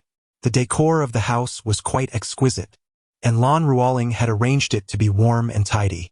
Luo Han sank onto the sofa, a nonchalant smile gracing his lips as he remarked, It's entirely up to you. Unless you purchase a house yourself, you may change residences but not landlords. Lan Ruoling, her teeth clenched in exasperation, retorted, You truly remain as incorrigible as ever. You should be aware of my financial capabilities. Luo Han waved his bank card playfully. Touch. As Lan Ruoling relinquished her struggle, Luo Han continued with a grin, To celebrate our cohabitation, I shall treat you to a sumptuous meal. Do not speak nonsense. This is certainly not cohabitation. Luo Han smiled. What is that? At that moment, Lan Ruoling found herself at a loss for a suitable word. Luo Han approached Lan Ruoling. A gentle smile gracing his lips as he softly said, There is something I wish to share with you. What is it? Lan Ruoling replied, taking a cautious step back. Luo Han pointed at Lan Ruoling's pride, chuckling without uttering a word. Lan Ruoling glanced down and suddenly remembered that she never wore a bra at home. Ah! The movement during her run made her 2 heels bounce in a rather captivating manner. Moments later, Lan Ruoling changed her attire and stepped out. Upon seeing her flushed, charming face, Luo Han laughed heartily and remarked, To be honest, your figure is truly well-proportioned. Shut up. Hearing Luo Han dare to bring it up again, Lan Ruoling felt a mix of embarrassment and anger. Had she the strength to compete with Luo Han, she would have undoubtedly slapped him twice. Luo Han chuckled. Aldrig. I'll just imagine it without voicing it. You rogue. Lan Ruoling was on the verge of exploding, as Luo Han intended to conjure up inappropriate thoughts about her. I was merely jesting. Do I really need to imagine my own wife? Luo Han continued with a smile. Hurry up and put on your shoes. I shall take you to the night market. Having known Luo Han for quite some time, Lan Ruoling understood that there was no escaping his shamelessness. With a composed expression, she slipped on her shoes and declared, "Let us go." Once they descended the stairs, Luo Han settled himself into the front passenger seat of the Bentley. As Lan Ruoling fastened her seatbelt, she muttered, "Why not reside in the luxurious villas of Binhe Manor? Are you here to experience a humble life? Where one resides is inconsequential. What truly matters is the company one keeps." Luo Han languidly reclined in his seat. "Living under a bridge with you would suffice," he added. Lan Ruoling was utterly exasperated. "What exactly do you find appealing about me? Am I not allowed to change? I adore every facet of you, particularly those two attributes you just emphasized. Should you continue with your frivolous banter, I shall sever our amicable ties." Luo Han: "Very well. I shall refrain from teasing you any further. The bustling Changsha Road at night is alive with a myriad of delectable snacks and an abundance of entertainment options." Luo Han strolled through the crowd alongside Lan Ruoling, inquiring, "What would you like to eat? Stinky tofu or grilled cold noodles? Let us first enjoy some cold skin," followed by a serving of stinky tofu. Luo Han nodded and inquired, "Do you enjoy spicy food?" Indeed, at this juncture, Lan Ruoling was suddenly struck by an unsettling feeling. Why did it seem as though she was on a date with Luo Han? "Who permitted you to set up a stall here? Have you paid for the privilege?" "I have already settled the fees with the market. Why can't I operate my stall here?" "Young man, do you grasp the rules? The market fees are irrelevant to us. Should you wish to conduct business here, you must also pay a sanitation fee to us." As Luo Han was preparing to purchase stinky tofu, a sudden commotion erupted in the vicinity. Lan Ruoling, an enforcer, could not remain indifferent to the chaos. Upon seeing her advance, Luo Han followed suit. "I will take care of the sanitation myself. I do not require your assistance." "What, are you pretending to be oblivious?" The leading man barked, kicking the vendor to the ground and commanding his subordinates, "Smash his stall. What are you doing? Stop." Just as the thugs were about to wreak havoc, Lan Ruoling burst forth from the crowd, admonishing them. "Beautiful lady, mind your own business," the leader threatened, glaring at Lan Ruoling. She attempted to assert her authority, only to realize she had left her identification at home. Upon hearing her words, the expressions of several men shifted to one of caution. "Let me see your identification."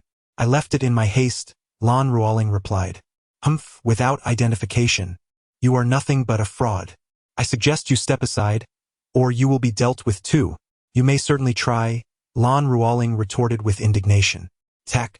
The petty leader dismissed the authenticity of Lan Ruoling's enforcer status, deeming her lack of credentials as sufficient grounds for dismissal. Lan Ruoling swiftly dodged, delivering a powerful kick to the leader's abdomen. As he fell, 3 more men charged at her. As a member of the Criminal Investigation Unit, Lan Ruoling's skills were quite commendable. In less than a minute, she had dispatched all 4 men who were extorting sanitation fees, leaving them sprawled on the ground. Chapter 32. Is your husband impressive? Luo Han refrained from intervening, resembling a mere spectator observing in silence. "Just wait, we shall not let this matter rest." The 4 men dared not linger any longer. They uttered a harsh remark before fleeing. "Humph, consider yourselves fortunate for your swift escape," Lan Ruoling scoffed. Luo Han approached Lan Ruoling's side, a light chuckle escaping his lips as he remarked, "You have found yourself in a predicament. I am the enforcer of Zhanghai. Do they truly dare to lay a hand on me? Luo Han, do not perceive them as so cowardly. Let them come. I fear them not." Luo Han remained silent, recognizing this as a fortuitous opportunity. He intended to convey his perceived weakness to Lan Ruoling, thus positioning himself as her mentor. With a snack in hand, Luo Han strolled alongside Lan Ruoling, indulging in casual conversation. The role of an enforcer is perilous. Have you ever contemplated a career change? If you desire, I could establish a company for you. With your talents, you might very well become a formidable figure in the business world. As they savored the delectable treats, Luo Han continued to engage in light-hearted dialogue. Being an enforcer is my aspiration. Moreover, I have no intention of accepting your money. Luo Han cast a glance ahead, halting his steps as he spoke. Your troubles have arrived. Would you like my assistance? Step aside. You wretched harlot. Have the courage to stand your ground. Surround her. Amidst the furious shouts, over 20 men armed with clubs approached menacingly. Lan Ruoling was taken aback by their audacity to retaliate with such a formidable display. Although her combat skills were commendable, she was certainly no match for these assailants. Your tone suggests there are conditions. Lan Ruoling felt a surge of anxiety. Luo Han smirked mischievously. My request is quite simple, just a kiss. Lan Ruoling contemplated fleeing, only to find her escape route blocked. She already owed Luo Han 2 kisses. If she accrued a third, he would undoubtedly demand a French kiss in return. She had no intention of allowing Luo Han such an advantage. However, given the current predicament, it was impossible for her to escape alone. Time is running out. Will you agree to my terms? A triumphant grin adorned Luo Han's face. Lan Ruoling gritted her teeth. I refuse to believe you would stand idly by as I face danger. How brazen of you, Luo Han lamented, realizing that Lan Ruoling had exploited his vulnerability. At the command of the small leader, over 20 young men charged toward Luo Han and Lan Ruoling. Nervously, Lan Ruoling clenched her fists. This was her first encounter with such a formidable crowd. Just stick close to me and observe. I shall handle these individuals. As soon as he finished speaking, Luo Han surged forward like a raging bull. With a thunderous crash, the young men had yet to react when Luo Han barreled into them. Although they appeared fierce, they were as helpless as bowling pins before him. With a resounding clatter, more than half of the 20 young men were sent sprawling. The remaining ones gazed at Luo Han in terror, questioning whether such strength was even humanly possible. Luo Han beckoned the remaining few subordinates with a flick of his fingers. Come, strike. One of the underlings, in a fit of fury, charged forward, only to be sent flying like a severed kite the very next moment. Retreat. Swiftly retreat. The small leader, filled with terror, shouted urgently for a withdrawal. Good heavens! Who is this extraordinary individual? His power is astonishing, comparable to that of a heavy-duty truck. 15 or 16 men were effortlessly toppled by him alone. Such a man exudes a remarkable sense of security, and he is undeniably handsome. The onlookers were left in awe of Luo Han's prowess. This scene resembled a cinematic spectacle. Impressive, Lan Ruoling exclaimed, raising her thumb in admiration, entirely filtering out the term husband from her mind. Luo Han, do you wish to possess extraordinary prowess like mine? If you are willing, I can cultivate you into a peerless master. Are you serious? A glimmer of excitement sparkled in Lan Ruoling's eyes. As an enforcer, she frequently confronted perilous situations. Possessing strength akin to Luo Han's would render her invincible. Indeed, I am sincere, Luo Han affirmed with a nod. Suddenly, Lan Ruoling regarded Luo Han with caution. What are your conditions? There are no conditions. I shall teach you as long as you are willing to learn. Such a remarkable opportunity, and yet he does not propose any terms. Could it be that Luo Han is truly so benevolent? Lan Ruoling questioned with skepticism. Upon hearing Luo Han's words, Lan Ruoling hastily followed. Fools! How could so many of you be unable to handle a single individual? If this matter leaks out, how am I, ergo, supposed to maintain my reputation? In the office of a certain nightclub, Ergo struck his subordinate with a sharp slap. As the leader of the underworld, maintaining face is of utmost importance. The fact that his 20-plus subordinates were bested by one person was an unparalleled humiliation. Doge, that guy is truly terrifying. We, a group of 15 or 16, were completely overpowered by him. I have never encountered someone so formidable in my life. The young lieutenant felt quite aggrieved. The scene was so shocking that who could remain unafraid? The young lieutenant hesitated. Doge, that woman seems to genuinely be a member of the criminal investigation team.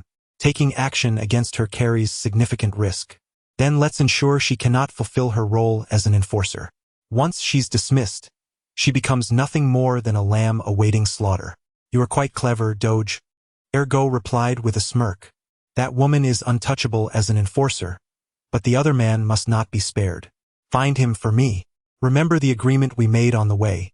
If you dare to cross me, I will show you the consequences. Luo Han's demeanor is exceedingly peculiar.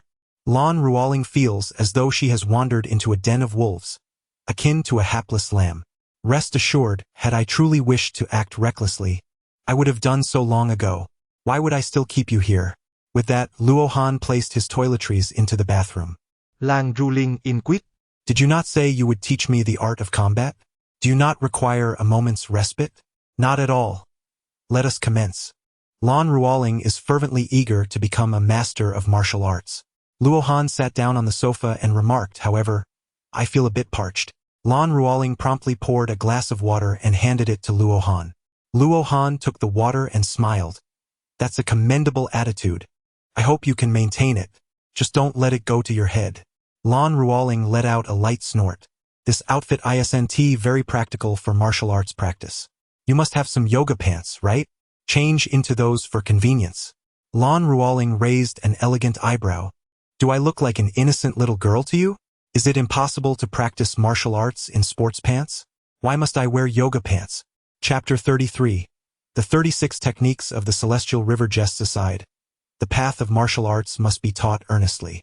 Once Lan Ruoling changed into suitable attire, Luo Han began to instruct her in the 36 techniques of the Celestial River. Each realm possesses corresponding cultivation techniques, which are further categorized into 3, 6, and 9 grades. The 36 techniques of the Celestial River stand as the pinnacle among the foundational methods. The technique comprises 2 components: combat skills and mental techniques. Combat skills encompass the maneuvers of battle, while mental techniques focus on cultivating internal energy through breath control. The initial cultivation stages for practitioners are classified as the mortal realm, body refinement, internal energy, and transformation of energy. While Lan Ruoling is considered a master in combat among ordinary people, within the cultivation hierarchy, she resides at the most fundamental level of the mortal realm. Luo Han first needed to assist her in refining her physique to solidify her foundational skills in cultivation. Today, he would teach her these 3 forms with plans to continue tomorrow. Although the Tianhe 36 forms are classified as elementary martial arts, they can still prove to be quite challenging for beginners. Even during the era of martial arts, an ordinary novice would require an entire day to master these 3 forms. However, Lan Ruoling, being a reincarnated extraordinary spiritual cultivator, exhibited remarkable comprehension in martial arts, managing to learn the 3 forms in just 2 hours. Well, you've worked hard today, Luo Han acknowledged. Having witnessed Luo Han's formidable prowess, Lan Ruoling was filled with anticipation for the Tianhe 36 forms. Had it not been for Luo Han's suggestion to stop, she would have eagerly continued to learn additional techniques. Would you like to learn some other moves? Luo Han inquired. TSK. You've even learned to answer back, Luo Han chuckled. I'm going to take a shower now. Lan Ruoling shot Luo Han a glance before heading towards the bathroom. Luo Han, do you not require a back scrub? I am a professional technician, adept at providing you with a comprehensive and multifaceted bathing experience. Be gone. Approximately half an hour later, Lan Ruoling emerged from the bathroom clad in her sleepwear. Having learned from her previous experience, she wore undergarments this time. Freshly bathed, Lan Ruoling appeared even more alluring, causing Luo Han's heart to race uncontrollably. As an extraordinary martial artist, it was indeed embarrassing to lack composure in the face of such beauty. Yet there was little he could do. After all, the blood of the true dragon was exceedingly domineering. Lan Ruoling, not daring to utter another word, hastily retreated into her room and locked the door behind her. Luo Han initially intended to take a shower and retire for the night, but the fragrant scent of Lan Ruoling permeating the bathroom proved to be quite a torment for him. The grand plan for liberation was of utmost importance. He could not act impulsively. After taking a cold shower, Luo Han finally found some semblance of calm. At 5 o'clock in the morning, he knocked on Lan Ruoling's door. What are you doing? It's only 5 o'clock. Lan Ruoling, accustomed to rising around 7, was deep in her dreams at that hour. Naturally, she was not in the best of moods upon being awakened. The early bird catches the worm. Do you wish to become a martial arts master? 5 minutes later, Lan Ruoling emerged from her room, her eyes still heavy with sleep. Do we really have to get up this early from now on? Hurry and freshen up. I will take you to the park for morning exercises. Lan Ruoling reluctantly shuffled into the bathroom, her tousled hair a testament to her reluctance. By 5:30, Luo Han guided Lan Ruoling to a nearby park. Although the hour was still early, many elderly individuals were already engaged in their morning routines. Luo Han led Lan Ruoling to a secluded corner. First, practice the 3 forms from last night once more. Then I will teach you something new. No problem, Lan Ruoling replied succinctly, immediately beginning her practice. Very well, now I shall teach you the 4th form. Once Lan Ruoling completed the first 3 forms, Luo Han commenced her instruction on the 4th. As they were engaged in their training, an elderly man clad in martial arts attire approached. Observing Luo Han imparting his knowledge to Lan Ruoling, the elder took a seat nearby with keen interest. After watching for over half an hour, the elder could no longer contain his curiosity. Young friend, what martial art are you practicing? He inquired. Furrowing his brow, he continued, the Tianhe 36 forms? I have never heard of it before. In this vast world, it is quite normal not to have encountered every art, came the logical retort. The elder chuckled. I practice Xingyi Quan. Would you be interested in a friendly spar? No thanks, your old bones wouldn't withstand the strain. Luo Han is not mocking the elder. He is merely stating a fact. As an extraordinary martial cultivator, Luo Han's strength is undeniably formidable. Even if he were to suppress 999 of his power, it would still be beyond what an elder could endure. Young friend, you underestimate this old man far too much. Luo Han speaks the truth. Yet, in the eyes of the elder, he appears to be arrogant and dismissive. The elder's name is Zhang Xiangfu, who has practiced martial arts since childhood and has garnered numerous accolades. Despite his advanced age, he remains the president of the Zhanghai City Martial Arts Association. As a senior in the martial arts community, how could he permit such disdain from a junior? It is not a matter of disrespect. Rather, it is a reflection of your inadequate physical condition. Lu Han smiles. Zhang Xiangfu's expression reveals a hint of anger. Luo Han's arrogance is truly excessive. Although he is advanced in years, his physical capabilities are far from feeble. Luo Han's words left him feeling insulted and offended. You are President Zhang? Suddenly speaking up, Lan Ruoling broke the silence. Upon realizing that Lan Ruoling recognized him, Zhang Xiangfu felt a sense of relief. You know me? Lang Ruling replied. I am from the Zhanghai Criminal Investigation Team. You instructed us in martial arts last year. Ah, I thought you looked somewhat familiar, Zhang Xiangfu said with a proud smile. Lan Ruoling continued, President Zhang, Luo Han's strike was indeed somewhat heavy. Given your esteemed reputation, it would be wise not to engage with him. In an instant, Zhang Xiangfu's proud smile vanished. By mentioning his esteemed reputation, Lan Ruoling subtly implied that he was no longer in his prime. It's merely a friendly spar, not a life-and-death battle. Surely, your 36 styles of the Heavenly River are not just for show? Zhang Xiangfu felt a surge of competitive spirit and resorted to provocation. Master, what's the matter? Just then, a robust, middle-aged man approached. Instructor Wang. This Instructor Wang was the martial arts coach of the peacekeeping army. Unlike the Falcon Army, which was a formal combat unit for external conflicts, the peacekeeping army specialized in maintaining urban stability. The criminal investigation team often collaborated with the peacekeeping army, so Lan Ruoling was somewhat acquainted with Instructor Wang. Jia Tong, it's you. Instructor Wang greeted Jia Tong with a smile before asking, what is going on? The atmosphere seems a bit off. Zhang Xiangfu, somewhat displeased, recounted the situation. Master, this young man's concerns are valid. Though you remain vigorous, you are not young anymore. It's fortunate he doesn't see you as an easy target. How about this?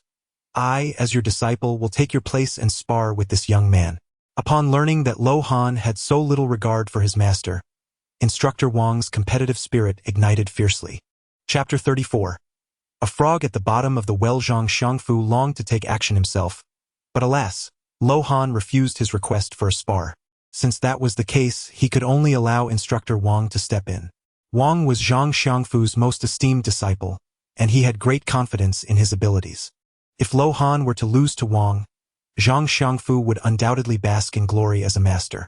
Very well, let my disciple experience your 36 styles of the Heavenly River. Zhang Xiangfu declared proudly. He looked at Instructor Wang and reminded him, "Be mindful of your strength. Do not harm the young man. Young brother, I look forward to your guidance." Instructor Wang cupped his hands in salute, issuing a challenge. "Wife, why don't you spar with Instructor Wang?" Luo Han truly did not wish to intimidate Instructor Wang. A mere flick of his hand could easily render Wang incapacitated, rendering the use of the 36 techniques of Tianhe unnecessary. Lang ruling Ekalim, me. "I have only mastered 4 techniques. You need not concern yourself with all 4. If you thoroughly grasp the first 3, victory shall be yours." The 36 techniques of Tianhe are a genuine martial arts methodology, possessing formidable lethality in practical combat. Lan Ruoling had already assimilated the moves of the first 3 techniques, providing her an excellent opportunity to integrate them through this real-world application. "Young man, you are somewhat overconfident."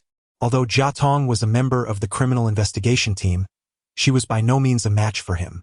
From Zhang Xiangfu's earlier narrative, Instructor Wang understood that Lan Ruoling was merely a novice in the 36 techniques of Tianhe.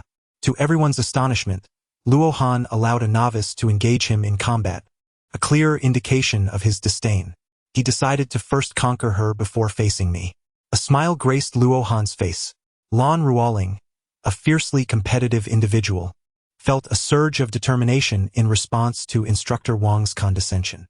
"I kindly ask Instructor Wang to help me refine my recently learned Tianhe 36 forms." Instructor Wang chose not to elaborate further, opting instead to first subdue Lan Ruoling. Taking their stances, the two immediately commenced their battle. As the martial arts instructor of the pacification army, Instructor Wang's prowess was indisputable. Among ordinary individuals, his combat capabilities ranked among the elite. By the standards of cultivators, Instructor Wang had already reached the body refinement stage. In contrast, Lan Ruoling was somewhat weaker than him.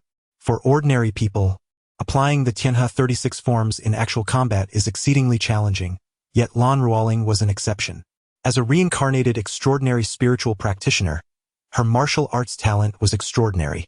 Initially, Lan Ruoling found herself somewhat beleaguered by Instructor Wang's attacks, but as the battle progressed, she gradually stabilized her position.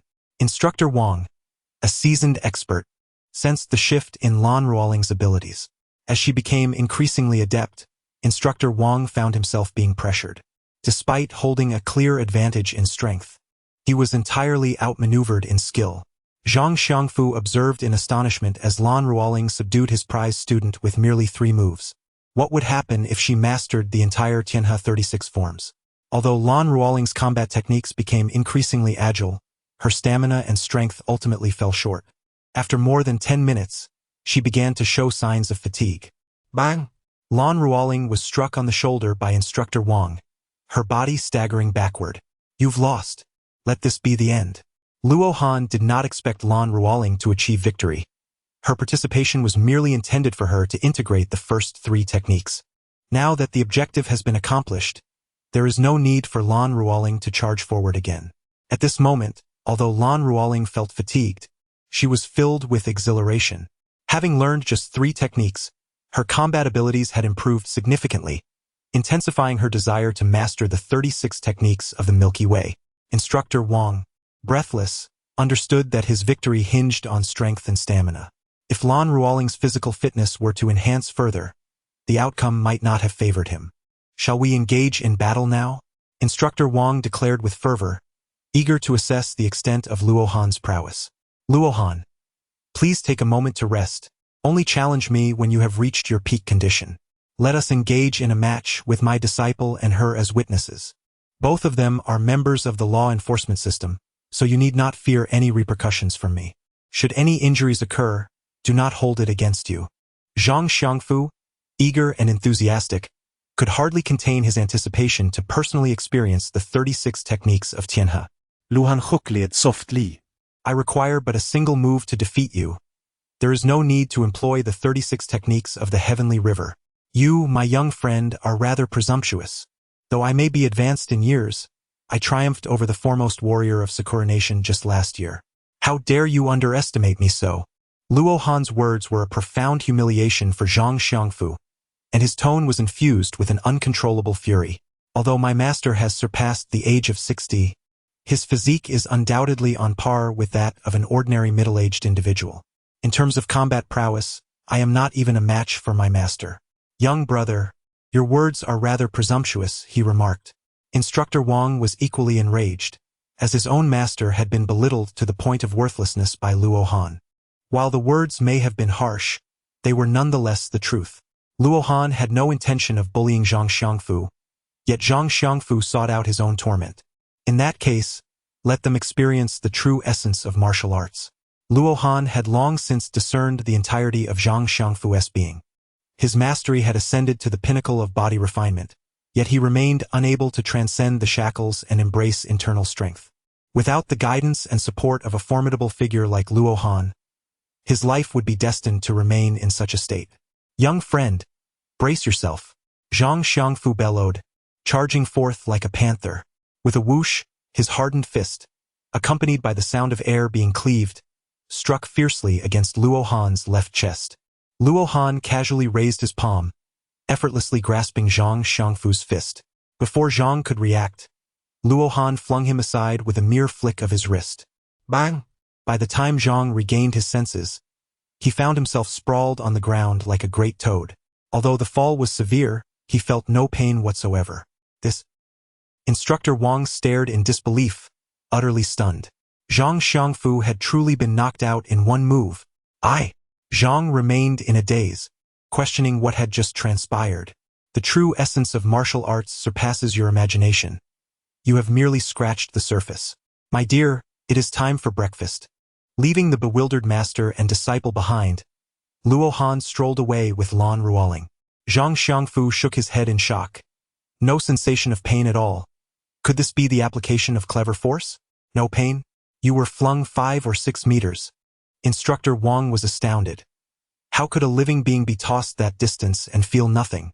I have always prided myself on being a master of martial arts, yet I find myself a mere frog at the bottom of a well. Quickly, I must catch up. I wish to become his disciple and learn the 36 techniques of the Celestial River. Zhang hurriedly stood and pursued Luo Han and Lan Ruoling. The speed of Luo Han and the other two was not particularly swift, yet the multitude of diverging paths within the park hindered their pursuit of him. Chapter 35. Are you her boyfriend? At 6:30 in the morning, Lan Ruoling escorted Luo Han into a breakfast establishment. While they were enjoying their meal, Lan Ruoling's phone rang. Noticing an unfamiliar number, she presumed it to be a nuisance call and promptly hung up. However, scarcely had she ended the call when it rang again. It is unlikely for telemarketers to call consecutively, indicating that this number was not a mere annoyance. As soon as Lan Ruoling answered, the voice of Instructor Wang resonated through the line. Jiadong, this is Instructor Wang from the Pingwan Army. Instructor Wang, what can I do for you? Lan Ruling inquired. Realizing she had never exchanged contact information with him, suggesting he had obtained her number through another source. She had already surmised the purpose of his call, feigning ignorance. The thing is, my students and I would like to invite you both to a meal. In an effort to convey sincerity, Instructor Wang chose to extend the invitation as a pretext for their request to learn the Tianhe 36 styles. Lan Ruoling glanced at Luo Han, who shook his head in refusal. Noticing Luo Han's rejection, Lan Ruoling hesitantly spoke. We have some matters to attend to, so we might not have the time. That's perfectly fine. We can wait until you are available, he replied. Not only did Zhang Xiangfu wish to learn the Tianhe 36 styles, but Instructor Wang also aspired to become a more formidable martial artist. All right, I will await your response, he concluded. After hanging up, Lan Ruoling turned to Luo Han. Instructor Wang mentioned wanting to treat us to a meal. I suspect they wish to learn the Tianhe 36 styles. What do you think we should do? I do not know them. It does not concern me, Luo Han said with a smile, picking up a soup dumpling. Lan Ruoling replied, you may not know them, but I do. What's the matter? Are you hesitant to decline? After all, they are from a brother unit, and we should occasionally maintain relations. Luo Han chuckled. A kiss, just a single kiss, and I shall accompany you to this meal. What audacity! Lan Ruoling chose to cease discussing the matter, preparing to concoct an excuse to gently decline Instructor Wang's invitation. Was this a negotiation? How could it be deemed shameless? Luo Han continued to smile. As of now, I am your mentor. You ought to treat me with a modicum of respect. Lan Ruoling rolled her eyes at him and resumed her breakfast. At 10 o'clock in the morning, 3 officials from the Anti-Corruption Bureau approached Lan Ruoling. "Ing Jiadong, we are officials from the Bureau," one of them stated. Ing Jiadong frowned. "Are you referring to the Bentley? That is merely one of the vehicles. Someone has reported that you accepted a cash sum of 1 million. Accept cash? This is slander." Ing Jiadong had never even laid eyes on such cash and immediately realized she was being targeted. "Whether it is slander will be determined through our investigation. But from this moment forth, you are suspended pending inquiry." Half an hour later, Luo Han entered the bureau. Since it was he who gifted Lan Ruoling the Bentley, he was required to assist in the investigation. Guided by the officials, Luo Han stepped into the interrogation room of the bureau. As Luo Han settled into his seat, a striking woman with shoulder-length hair and glasses, clad in a uniform of the Anti-Corruption Commission, entered the room. "May I ask you a question?" Luo Han inquired. Smiling at her, despite his gaze being fixed upon her, the woman appeared unfazed by the attention. "What question do you have?" She responded. "Are all the women at your commission as beautiful as you?" Luo Han's voice, smile, and gaze seemed to possess an enchanting magic. At that moment, the beautiful woman in charge of the inquiries involuntarily felt a rush of shyness, her heart racing like a startled fawn. This was the sensation of a fluttering heart. "Do not tease me. I am, after all, your inquirer," the lovely woman said softly, her cheeks flushed with embarrassment. "Luo Han, how can this be considered teasing? I am merely stating a fact. You are truly stunning." With sweet words, Lan Ruoling mentioned that the Bentley was a gift from you. "Is that correct? What was your intention behind presenting such a car?" The beautiful woman took a deep breath, having finally extricated herself from Luo Han's charm. "Her vehicle was rendered unusable due to my actions. Thus I offered a Bentley as compensation." The beautiful woman lowered her gaze, hesitant to meet Luo Han's eyes. Lan Ruoling's car was only worth a little over 100,000. "Are you truly offering a car worth millions as recompense? Compensation is merely one of the reasons. Did she not inform you that I am her boyfriend? You are her boyfriend?" The beautiful woman looked up, glaring at Luo Han. How could he flirt with her while having a girlfriend? "Luo Han, I am pursuing her, but she has yet to respond." "What a cad."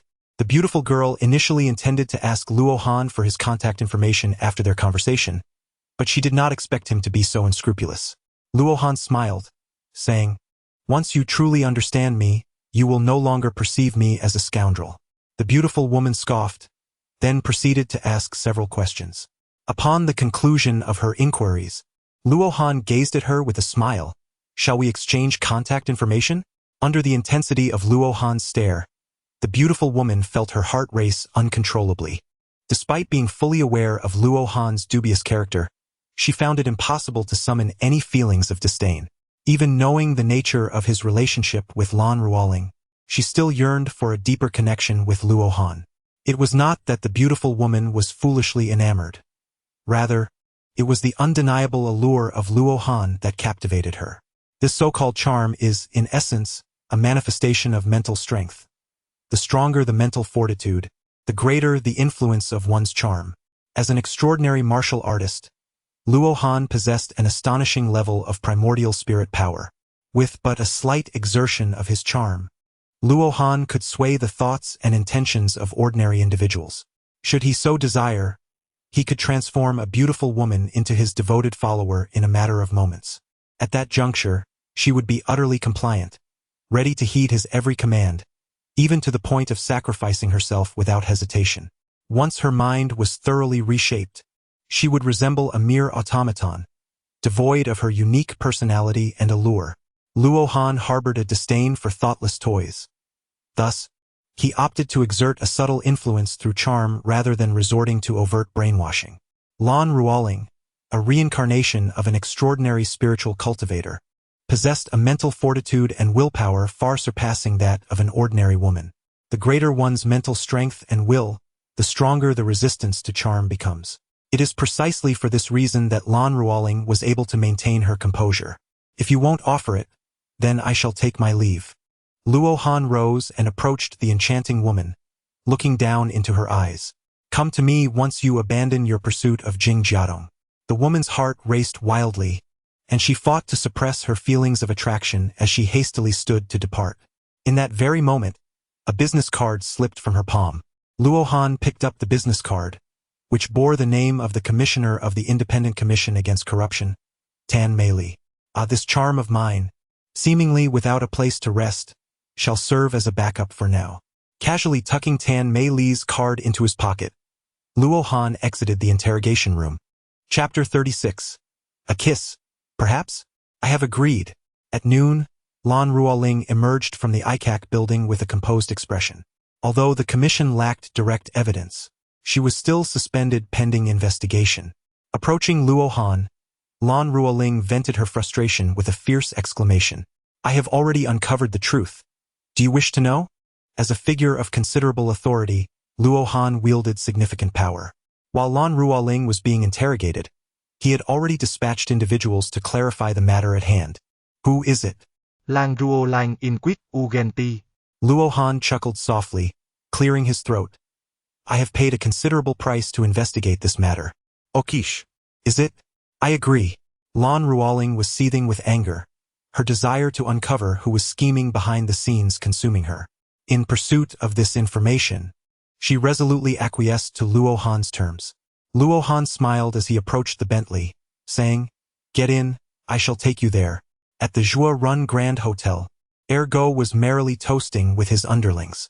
Brother Dog, you truly have a way about you. Jing Tong has already been suspended for investigation by the authorities.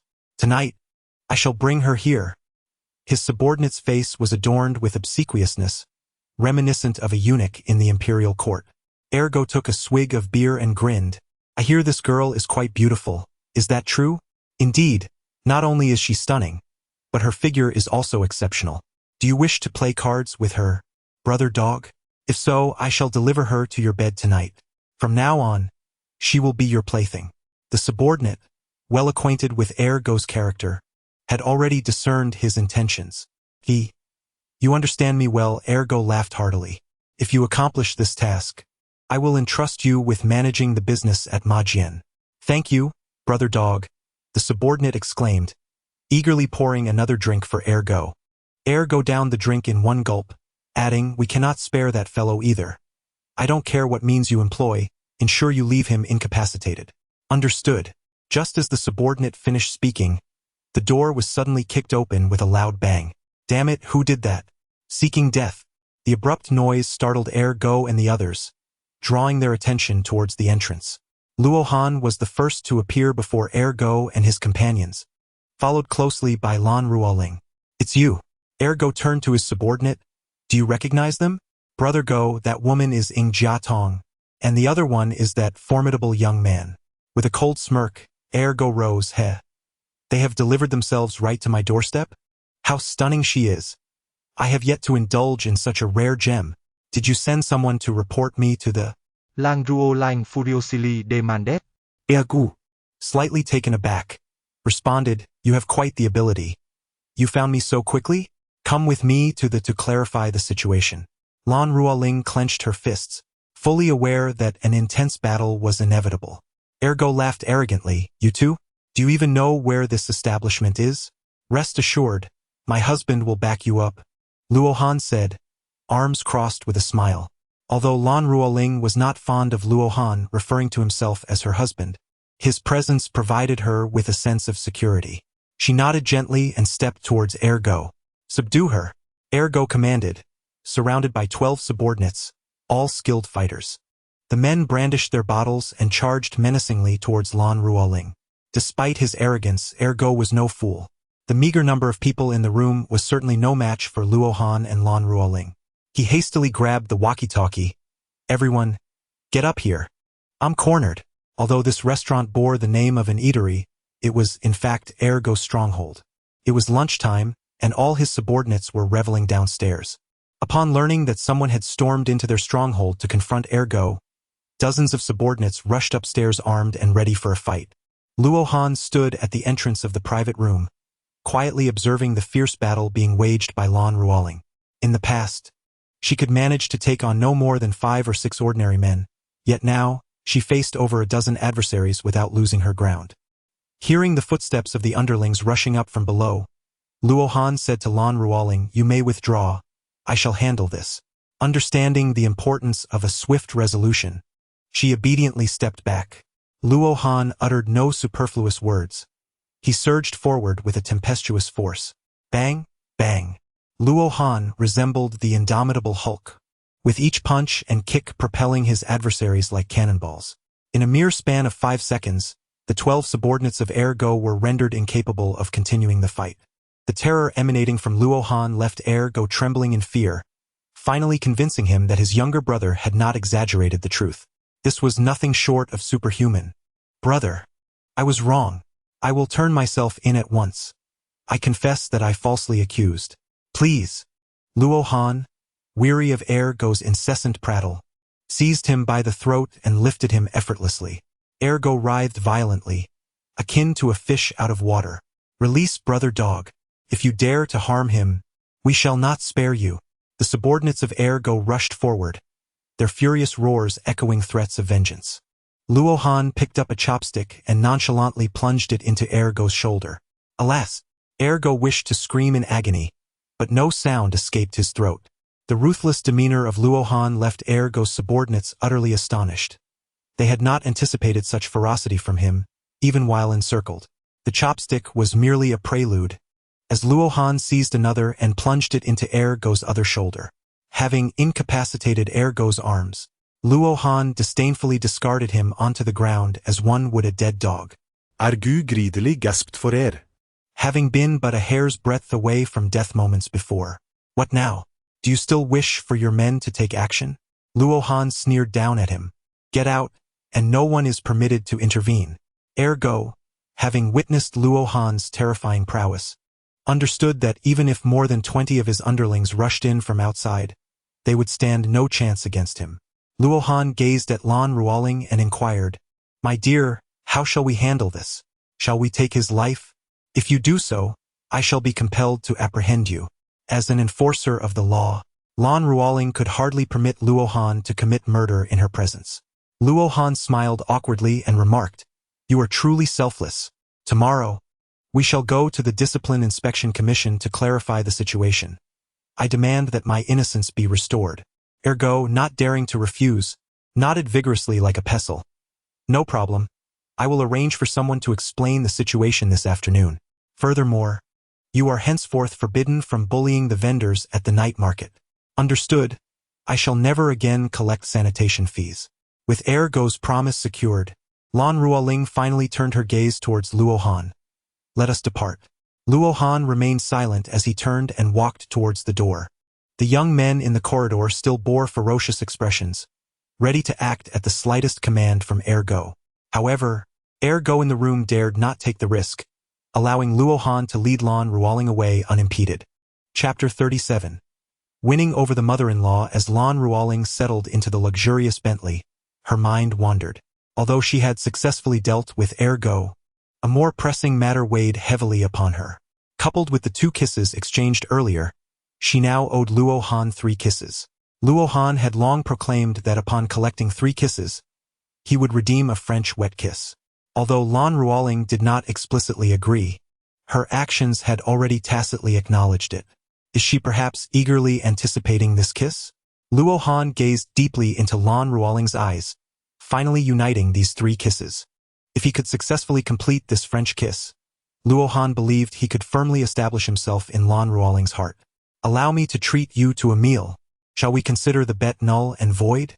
Or perhaps I could introduce you to another beautiful woman as a potential girlfriend." Lan Ruoling's heart was a tumult of emotions. She felt an innate resistance towards this kiss. "I do not require this meal, and it is you that I truly desire. As an enforcer, you wouldn't lack a sense of contractual integrity, would you?" Luo Han would not let Lan Ruoling escape this time. He must secure this kiss. As Lan Ruoling sought an excuse, her phone suddenly rang. It was her mother, Bai Yuqin, calling. "Mom, is there something you need?" Lan Ruoling inquired. Bai Yuqin replied, "Your father and I are almost at Zhanghai. Come pick us up at the bus station." "What? Why are you here?" Lan Ruoling was taken aback. Her parents had arrived without any prior notice. "Your cousin's wedding banquet is tomorrow in Zhanghai, and your father and I came to attend the festivities." Are we not welcome? By the way, where is Xiao Han? Let's have dinner together tonight. Bai Yuqin was thoroughly pleased with Luo Han, who was not only wealthy but also possessed extraordinary medical skills. Such a promising son-in-law must not be overlooked. Auntie, Jiadong and I will come to pick you up right away. Although Lan Ruoling did not use the speakerphone, Luo Han heard everything distinctly, leaning toward her to exclaim, "Haha! So you are with Xiao Han? Then we shall meet at the bus station." After Bai Yuqin hung up, Lan Ruoling glared at Luo Han, feeling exasperated. "You mustn't speak carelessly in front of my parents. Hurry up and drive, we can't keep them waiting." Bai Yuqin and Ing Jinian's arrival presented a splendid opportunity for Luo Han. Lan Ruoling, feeling discontent, started the Bentley, and they sped towards the bus station. Before they could arrive, Bai Yuqin and her husband had already reached the station. A few minutes later, Lan Ruoling spotted Ing Jinian and Bai Yuqin by the roadside. "Honey, what kind of car is this? It's absolutely stunning." Although Bai Yuqin was not well versed in automobiles, the Bentley Continental was simply too eye-catching. "This is a Bentley. This car costs at least 3.5 million. Most men have a penchant for cars, and Ing Jinian was no exception." As the couple chatted, the Bentley came to a halt before them. Ing Jinian and Bai Yuqin were puzzled as to why this luxury vehicle had stopped alongside them. Just as they were contemplating, Lan Ruoling and Luo Han opened the car doors and stepped out. "Uncle, Auntie, please get in," Luo Han warmly offered as he took their luggage. Bai Yuqin and her husband were left in astonishment. They had not anticipated that this car was there to pick them up. "This car?" Ing Jinian asked in disbelief. Luo Han smiled and said, "This is a gift for Jiatong." "This is far too extravagant," Bai Yuqin remarked, though her face radiated joy. "This son-in-law is truly remarkable." He had previously bestowed 10 million on their family and now gifted a car worth several million to his daughter. Although Bai Yuqin does not value wealth above all, who wouldn't desire a son-in-law who is both affluent and caring towards their daughter? Once the three of them settled into the car, Luo Han drove towards Lan Ruoling's rented accommodation. "How is grandfather's health?" Lan Ruoling inquired from the passenger seat. "He's doing very well," Bai Yuqin replied. "He goes for a morning jog every day, and his physique seems even better than your father's." "This is all thanks to Xiao Han," Ing Jinian said with a smile. Luo Han, driving the car, chuckled, "Uncle and Aunt, rest assured, with me around you shall live a long and prosperous life." "Ha ha! Jiatong is truly fortunate to have found such an exceptional boyfriend," Bai Yuqin praised with a smile. Lan Ruoling interjected, "Exceptional? You clearly do not know him well.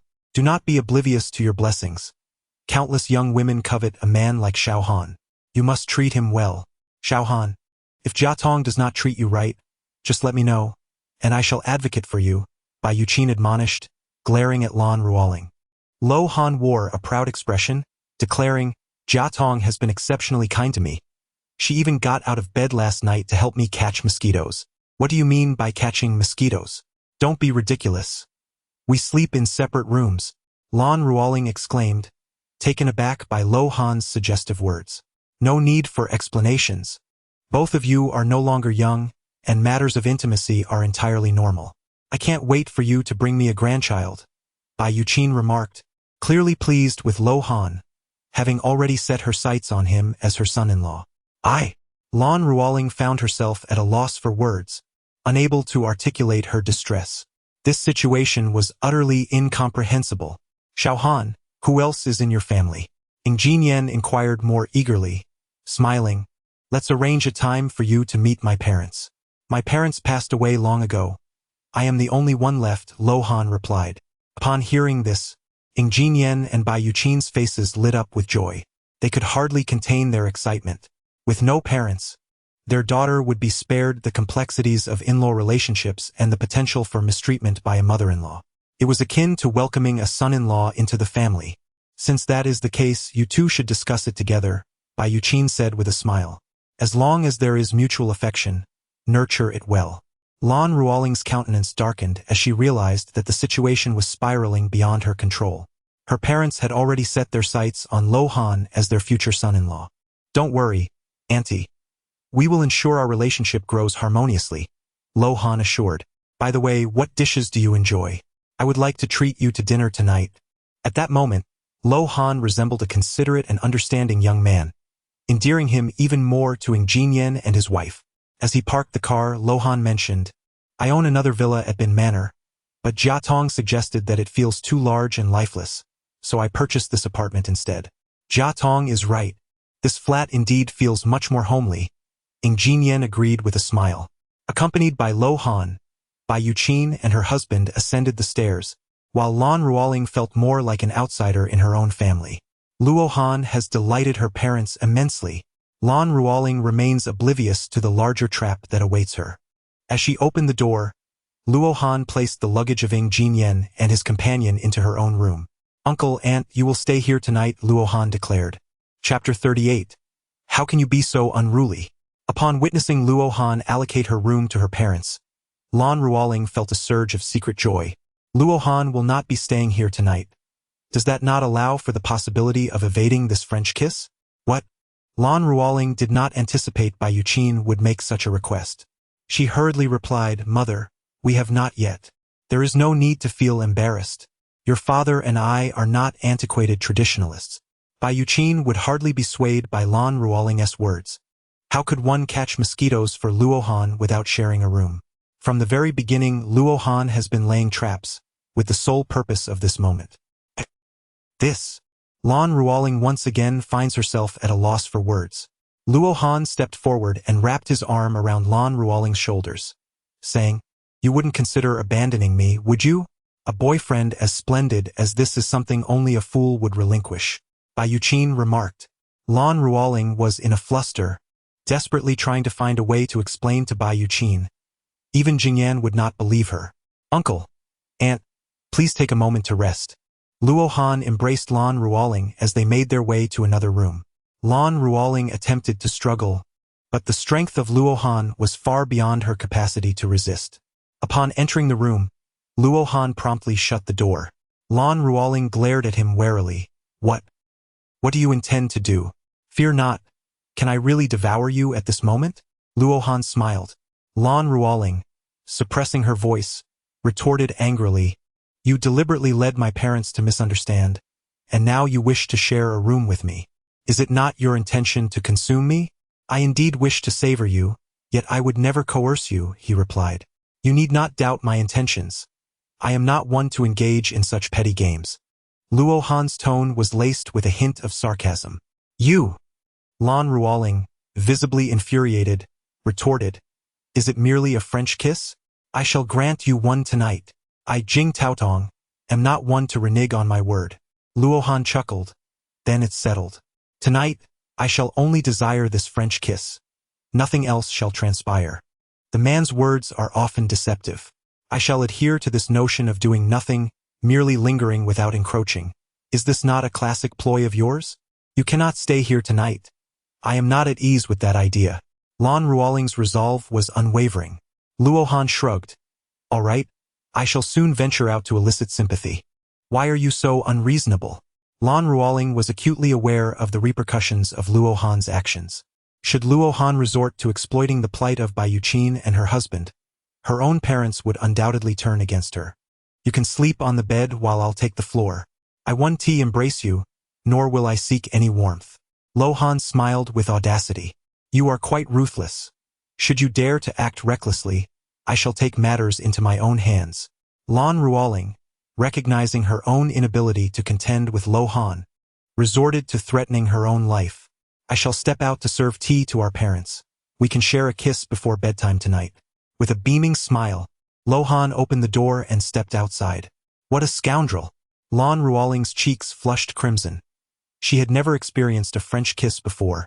In that moment, she felt a deep-seated resistance yet a flicker of curiosity about what a French kiss might feel like. As Lan Ruoling exited the room, Lo Han was already seated on the sofa, engaging in conversation over tea with Mr. and Mrs. Ng. "Uncle and Aunt, I take it you have yet to have lunch? Allow me to prepare a meal for you. After dining, you can enjoy a nap, and later we shall indulge in something more delightful." Upon seeing Lan Ruoling emerge, Lo Han rose with a smile. "No need to trouble yourself. We are not hungry," Bai Yuqin replied. "Luo Han, it won't be long before it's ready. You may enjoy some tea in the meantime." As Luo Han entered the kitchen, Bai Yuqin chuckled softly to Lan Ruoling, remarking on the man's admirable qualities. Not only is he affluent and capable, but he is also incredibly considerate. Indeed, I find myself at a loss in comparison, replied Ng Jinyan. Do not be deceived by him. He is particularly skilled at performing. Lan Ruoling spoke the truth. Yet Ng Jinyan and his wife perceived her words as merely a show of humility on Luo Han's part. Yes, one must speak so in the presence of other women. Do not naively extol your husband too lavishly. Should you portray your husband as flawless, your friends might just swoop in. As soon as Bai Yuqin finished speaking, Ng Jinyan added, Isn't there a saying among the youth about guarding against fire, theft, and friends? With someone as exceptional as Xiao Han, you ought to be cautious of your friends. Lan Ruoling felt at a loss for words. Her parents had been completely captivated by Luo Han. Even if she insisted that she and Luo Han were not in a romantic relationship, they would never believe her. In less than 20 minutes, Luo Han emerged, carrying 2 plates of fried noodles. We are out of ingredients at home, so let us make do with this for now. Tong Tong, please fetch the chopsticks. Luo Han's tone was as if he and Lan Ruoling were an old married couple. Lan Ruoling shot him a glance before rising to enter the kitchen. To her surprise, Xiao Han's culinary skills were quite remarkable. The fried noodles tasted as if they were from a noodle shop. Jing Yan was not merely offering polite compliments. Luo Han's dish was genuinely delectable. Bai Yuqin nodded in agreement, exclaiming, Xiao Han, your cooking is quite impressive. After tasting a bite, Lan Ruoling's eyes brightened a little. She had not anticipated Luo Han's culinary prowess to be so commendable. With extraordinary medical skills, handsome looks, wealth, and decent cooking abilities, he indeed seemed the epitome of an ideal partner. However, it was his roguelike personality that Lan Ruoling found rather off-putting. With no ingredients left at home, she lamented that otherwise, she could have prepared a grand meal for them to enjoy. After all, exquisite cuisine was a powerful tool in winning someone's heart, and Luo Han certainly had to learn a few signature dishes. To safeguard herself, Lan Ruoling tucked a fruit knife beneath her pillow. If Luo Han truly intended to act upon something, she would have little chance to retrieve the knife. Luo Han laid out a makeshift bed for himself and, sitting down, pointed at the lingerie at the foot of the bed, remarking, The style is quite lovely. You would look splendid wearing it. Lan Ruoling's face flushed crimson as she hurriedly stowed her undergarments into the wardrobe, exclaiming, Do not entertain such frivolous thoughts. This is beyond your concern. He replied with a mischievous grin, reclining back. Shall I invite you to join me? Lan Ruoling lay on the bed, casting a cold glare at Luo Han, fearful that if she succumbed to slumber, he might climb into bed beside her. Luo Han, maintaining an air of nonchalance, subtly wielded his spiritual power, causing Lan Ruoling to involuntarily drift into slumber. The temptation to possess her was undeniably alluring. However, he resolved to exercise restraint, ensuring that a moment of impulse would not jeopardize his grander scheme. Only by winning her heart could he proceed to the final step. Despite having lulled Lan Ruoling into sleep, Luo Han refrained from any untoward actions. Chapter 39. Who are you? Have you lost your mind? At 3:30 in the afternoon, Lan Ruoling gradually awoke. Upon noticing Luo Han peacefully sprawled on the floor, she secretly exhaled in relief. How could I have fallen asleep before him? Thankfully, this fellow is merely a bit of a scoundrel, not a lecherous character. As Lan Ruoling pondered over Luo Han's presence, he abruptly opened his eyes and, grinning broadly, remarked, Are you admiring my handsome visage? Your audacity is truly remarkable. Caught in the act of ogling, Lan Ruoling's face flushed with embarrassment. Luo Han sat up and asked, Tell me honestly, do I look handsome? Disregarding him, Lan Ruoling had to admit that Luo Han's appearance was indeed impeccable. After opening the door, the two stepped out of the room, and shortly thereafter, the Ng Jinyan couple emerged as well. Under Luo Han's guidance, the group first explored the scenic spots of Zhanghai before arriving at the Hill Grand Hotel. Upon seeing the table laden with exquisite dishes, Ng Jinyan chuckled, Xiao Han, we cannot possibly consume all this food. Although the variety was abundant, the portions were rather modest. It might not even suffice. The more dishes ordered, the pricier the bill, indicating Luo Han's regard for the couple. Ing Jinyan felt a profound sense of joy alongside Bai Yuqin. After several rounds of toasting, Bai Yuqin excused herself to the restroom. As she approached the door, a woman, engrossed in her phone, stumbled out. Due to the corner, Bai Yuqin was unable to evade her in time. With a loud thud, the woman's latest iPhone crashed to the floor. "Damn it, can't you see?" she shouted angrily, striking Bai Yuqin across the face. "You! How dare you hit me?" Bai Yuqin exclaimed, clutching her cheek in indignation. The woman coldly retorted, "What if I did? Not only will you be slapped, but you will also compensate me for my phone. I can replace your phone, but you cannot just strike me without consequences," Bai Yuqin responded. "How laughable! Look at your cheap attire. Do you even understand your own standing?" The woman scoffed. "Don't think that just a slap is all I could do. I could easily break your legs. You. My daughter works in the criminal investigation unit. Your actions are unlawful," Bai Yuqin declared. Yet the woman remained unfazed by Lan Ruoling's status, her disdain more pronounced as she replied, "Is that impressive? My uncle could have your daughter dismissed with a mere word. Do you believe that?" Upon hearing this, Bai Yuqin's expression shifted dramatically. Although Luo Han is affluent, he remains, at his core, merely a physician. She did not wish for her daughter's job to be jeopardized due to her own actions. I apologize. For the sake of her daughter's employment." Bai Yuqin suppressed her grievances and yielded. "Humph. At least you know your place. The mobile phone costs 38,000. Please pay up." Witnessing Bai Yuqin's capitulation, the woman could hardly contain her smugness. Upon receiving Bai Yuqin's transfer, she scoffed and turned away. Tears of indignation streamed down Bai Yuqin's face, yet she could only endure for her daughter's sake. And what has transpired?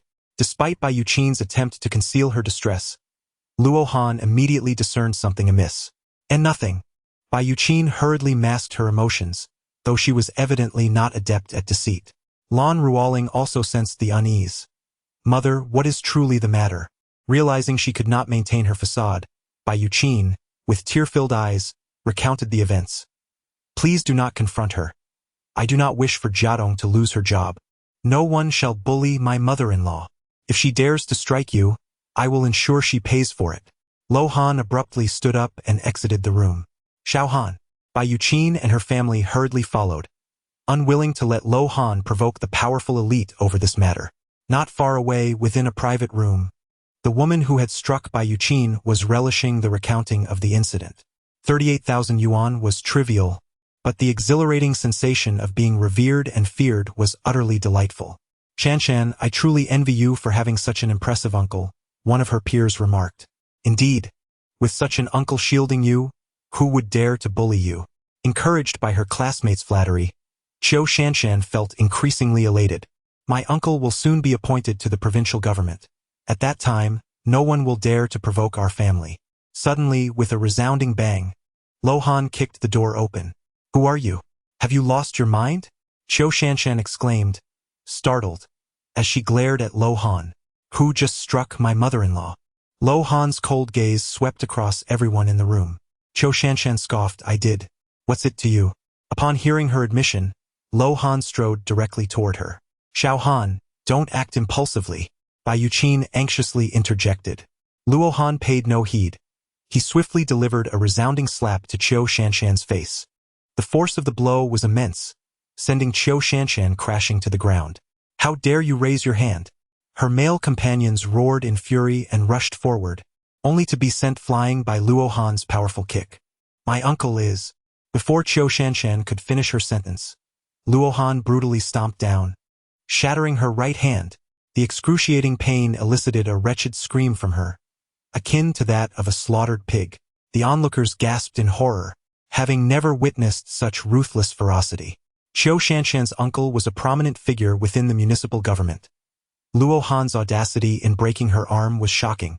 Bai Yuqin and Ing Jinyan stood frozen, pale with fear, unable to reconcile the gentle demeanor they had known in Luo Han with this merciless display. Is this truly a physician? After enduring the searing agony, Qiu Shanshan cried out to her companions, "Go find my uncle in room 886. No need for such trouble. I will take you there." Luo Han bent down and seized Qiu Shanshan's ankle, subsequently dragging her outward. dressed in a skirt. Qiu Shanshan found herself exposed due to Luo Han's relentless pull. "You wretched man! My uncle will not spare you." Qiu Shanshan cursed in pain, utterly astonished that Bai Yuqin's son-in-law turned out to be a madman. Luo Han remained unfazed, dragging Qiu Shanshan towards room 886 like a lifeless corpse. Along the way, many were captivated by Qiu Shanshan's beauty. Bai Yuqin and Shanshan's friends hurriedly followed behind. "Xiao Han, this woman has connections. We may not be able to afford to provoke her." Bai Yuqin expressed her anxiety. Lan Ruoling, however, chose to remain silent, for Luo Han harbored too many secrets. His audacious demeanor surely stemmed from some formidable backing.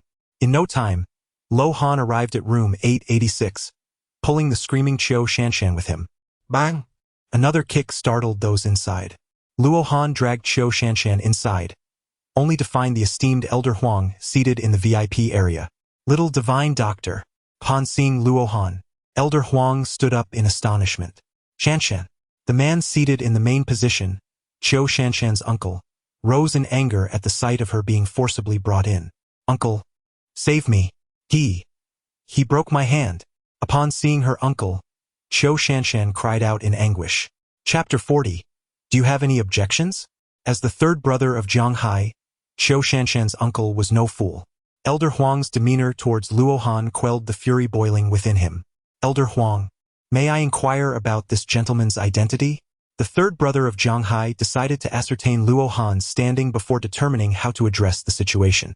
Elder Huang, being astute, recognized the conflict that had arisen between Luo Han and the third brother of Jiang Hai.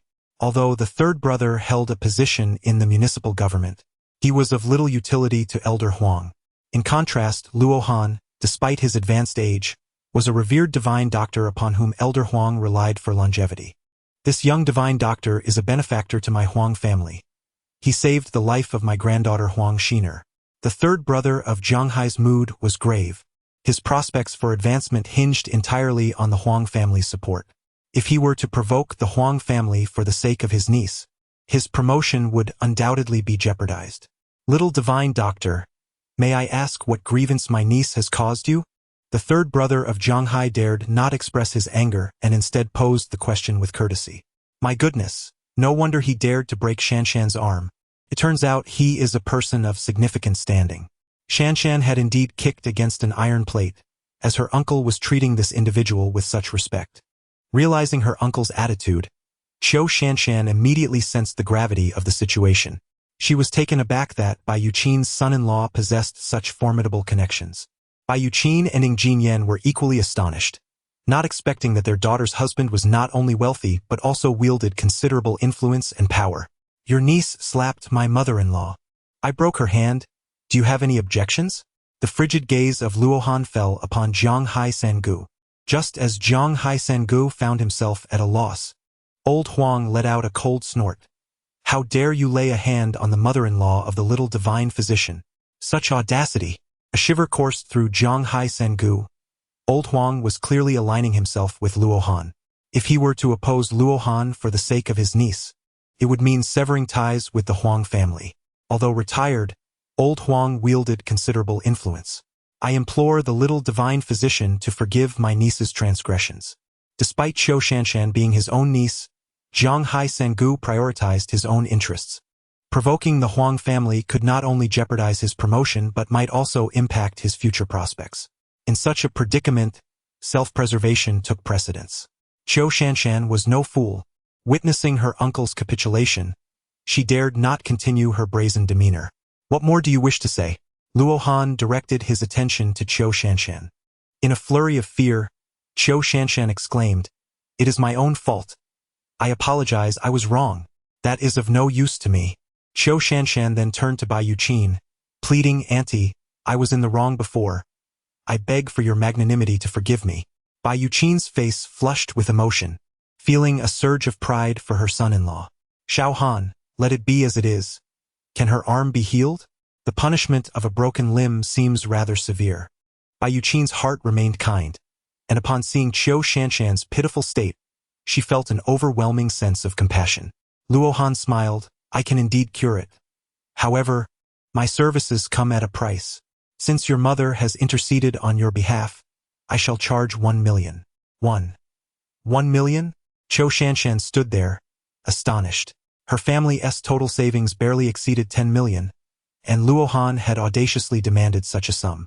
She believed that her arm could be treated by another physician just as effectively, so why should she part with 1 million? Bai Yuqin refrained from saying anything further and departed the private room accompanied by Lan Ruoling. Esteemed little healer, please wait, Huang Lao hurriedly called out as he noticed Luo Han was about to leave. Luo Han's expression was indifferent. Is there something you need? Huang Lao inquired. I have an old friend who is unwell, and I wonder if the young divine physician could offer a remedy. Luo Han. A wild medicinal herb over a century old. If available, I am willing to part with it. Understood. Old Huang nodded. Luo Han gave a slight acknowledgement before turning to leave. Zhang Hai Sangu had been observing the conversation between the two, astonished by Luo Han's arrogance in the presence of Elder Huang. What was most striking was that Elder Huang displayed no trace of anger in response to Luo Han's haughtiness. Quick! Call for an ambulance. Zhang Hai Sangu finally remembered the need to take Cho Shanshan to the hospital. Elder Huang cast a glance at Zhang Hai Sangu, admonishing him to keep a closer watch on his family members and not to act recklessly. The lesson imparted by Elder Huang was duly noted. Luo Han was also unaware of the backgrounds of these two individuals, yet Lan Ruoling possessed that knowledge. Upon hearing Lan Ruoling's introduction, the couple became even more astonished. Such prominent figures, who dared not provoke their own son-in-law. Indeed, the social status of a divine physician is remarkably elevated. Seated on the sofa, Bai Yuqin smiled and inquired, do you both have any engagements tomorrow? If not, would you like to accompany us to my uncle's daughter's wedding banquet? We have no plans and would be delighted to join you, they replied. Splendid. Then we shall go together tomorrow. Bai Yuqin's intentions were straightforward. She simply wished for relatives and friends to be aware that Lan Ruoling had found a partner. Lan Ruoling shot a glare at Luo Han, for she was not fond of such occasions. Humph! With a blush adorning her cheeks, Lan Ruoling made her way to the restroom, feeling a wave of anxiety wash over her. Once she entered the room, Luo Han would undoubtedly seek a kiss. The mere thought of engaging in a French kiss with Luo Han sent her heart into a frenzy. After completing her ablutions, Lan Ruoling stepped into the room, followed closely by Luo Han, who swiftly washed up and entered. In a casual motion, Luo Han locked the door behind him, startling Lan Ruoling like a frightened lamb. Why did you lock the door? She questioned. It's a habit, Luo Han replied with a smile as he approached her. Lang Ruoling, Frighten. Retreated step by step until she found herself cornered against the wall, with no escape. You! Her face resembled a ripe apple, and she clenched her fists, casting her gaze downward. Luo Han's hand rested against the wall beside Lan Ruoling's cheek, a classic gesture of intimacy that exuded an air of ambiguity. Are you ready? Luo Han's breath brushed against Lan Ruoling's ear, igniting a sense of longing within her. A tear slipped from the corner of Lan Ruoling's eye, as if she had been wronged. Luo Han wasted no further time. He gently lifted Lan Ruoling's chin with his fingers, and then forcefully sealed their lips together. Their lips parted and met with a tender fervor, engaging in a passionate exchange filled with emotion. Luo Han silently embraced Lan Ruoling, who gradually became lost in the moment. Ah! Just then, Lan Ruoling suddenly let out a piercing scream, followed by her painfully clutching her head. Luo Han was taken aback, for he could discern that Lan Ruoling was not feigning. Chapter 41. The Eternal Curse of Emotion. Luo Han was just about to investigate the anomaly surrounding Lan Ruoling when he was suddenly struck with alarm. He beheld a chilling azure mark materializing upon her forehead. This mark was invisible to ordinary eyes, yet Luo Han could discern it clearly. The Eternal Severance Curse. How could it be so merciless?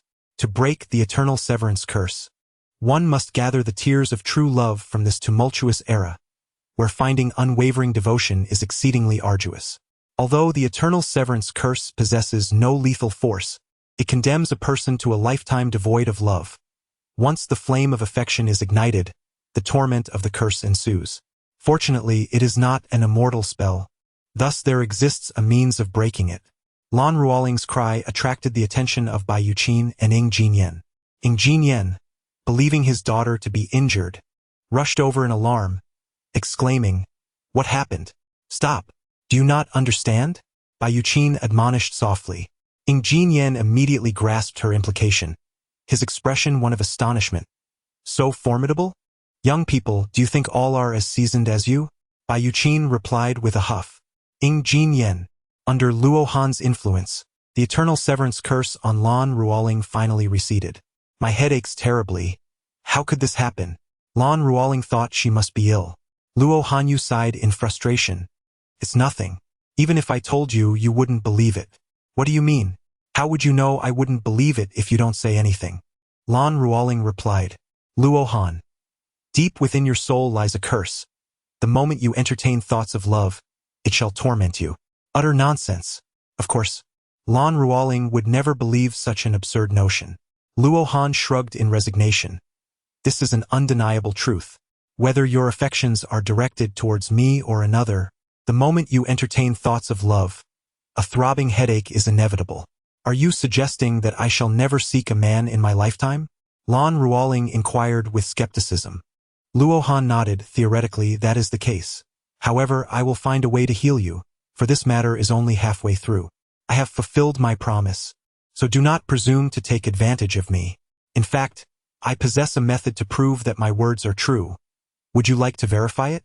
Luo Han's arm encircled Lan Ruoling's slender waist. Lan Ruoling swiftly slapped Luo Han's hand away, exclaiming, "Get lost. Are you not merely seeking an excuse to take advantage of me again? How could you think so poorly of me? I am a person of integrity." Lan Ruoling cast a disdainful glare at Luo Han. "A person of integrity? I see you more akin to Yu Buchuan." "Luo Han, who is Yu Buchuan? Look it up online." Lan Ruoling scoffed. "Close your eyes. You want to change your underwear, don't you? There's no need to be shy around me. Get lost." Lan Ruoling's face flushed with embarrassment, and as her gaze lowered, the initially bashful look transformed into one of astonishment. Luo Han awkwardly scratched his head and said, "My brother is rather rough. I hope he didn't frighten you." It was difficult for Lan Ruoling to articulate her thoughts, so she took the spare underwear and headed to the bathroom. At 5 in the morning, Luo Han rose and approached Lan Ruoling's side. At that moment, she was sleeping soundly, her peaceful visage utterly enchanting. Luo Han lowered his head and gently kissed the crimson lips of Lan Ruoling, expecting her to awaken. To his surprise, a sweet smile blossomed at the corners of her mouth. Observing this, Luo Han leaned in once more. Just then, Lan Ruoling unexpectedly opened her eyes, their gazes locked, and Luo Han awkwardly chuckled. "Good morning."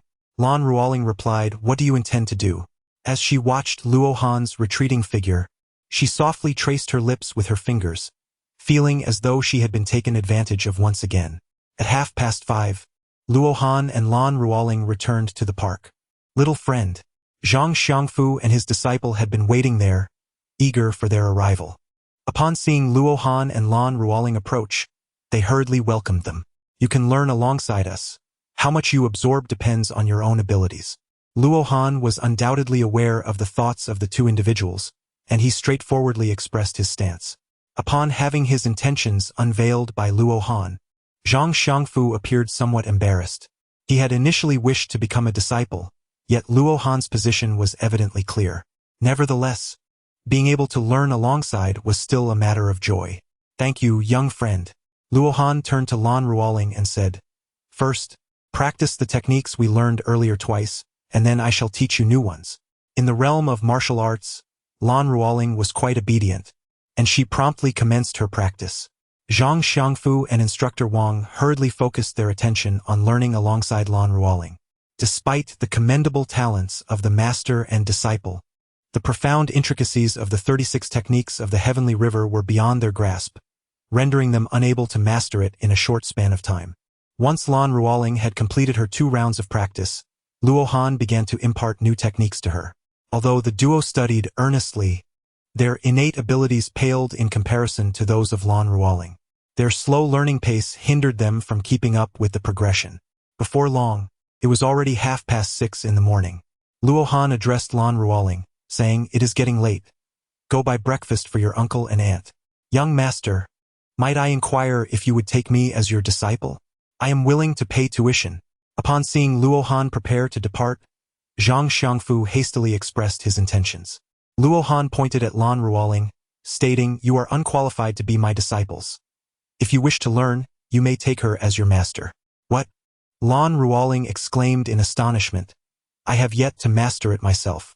Teaching them would be more than sufficient. If it were anyone else who displayed such disdain, Zhang Xiangfu would undoubtedly be infuriated. However, Luo Han was different. He was a true martial arts powerhouse. "You speak wisely, sir. I am eager to take you as my master," Zhang Xiangfu hastily interjected, fearing that Lan Ruoling might refuse to accept disciples. "Greetings, master." Instructor Wang went so far as to kneel before Lan Ruoling. Observing this, Zhang Xiangfu mimicked the gesture, intending to pay his respects. Lan Ruoling could not allow the elder Zhang Xiangfu to kneel before her, so she quickly intervened. "I can teach you, but the kneeling is unnecessary. One must not abandon propriety. I must inform my friends in the martial world to hold a formal apprenticeship ceremony," Zhang Xiangfu insisted. Lan Ruoling promptly refused. "Do not. If you proceed with that, I shall not teach you."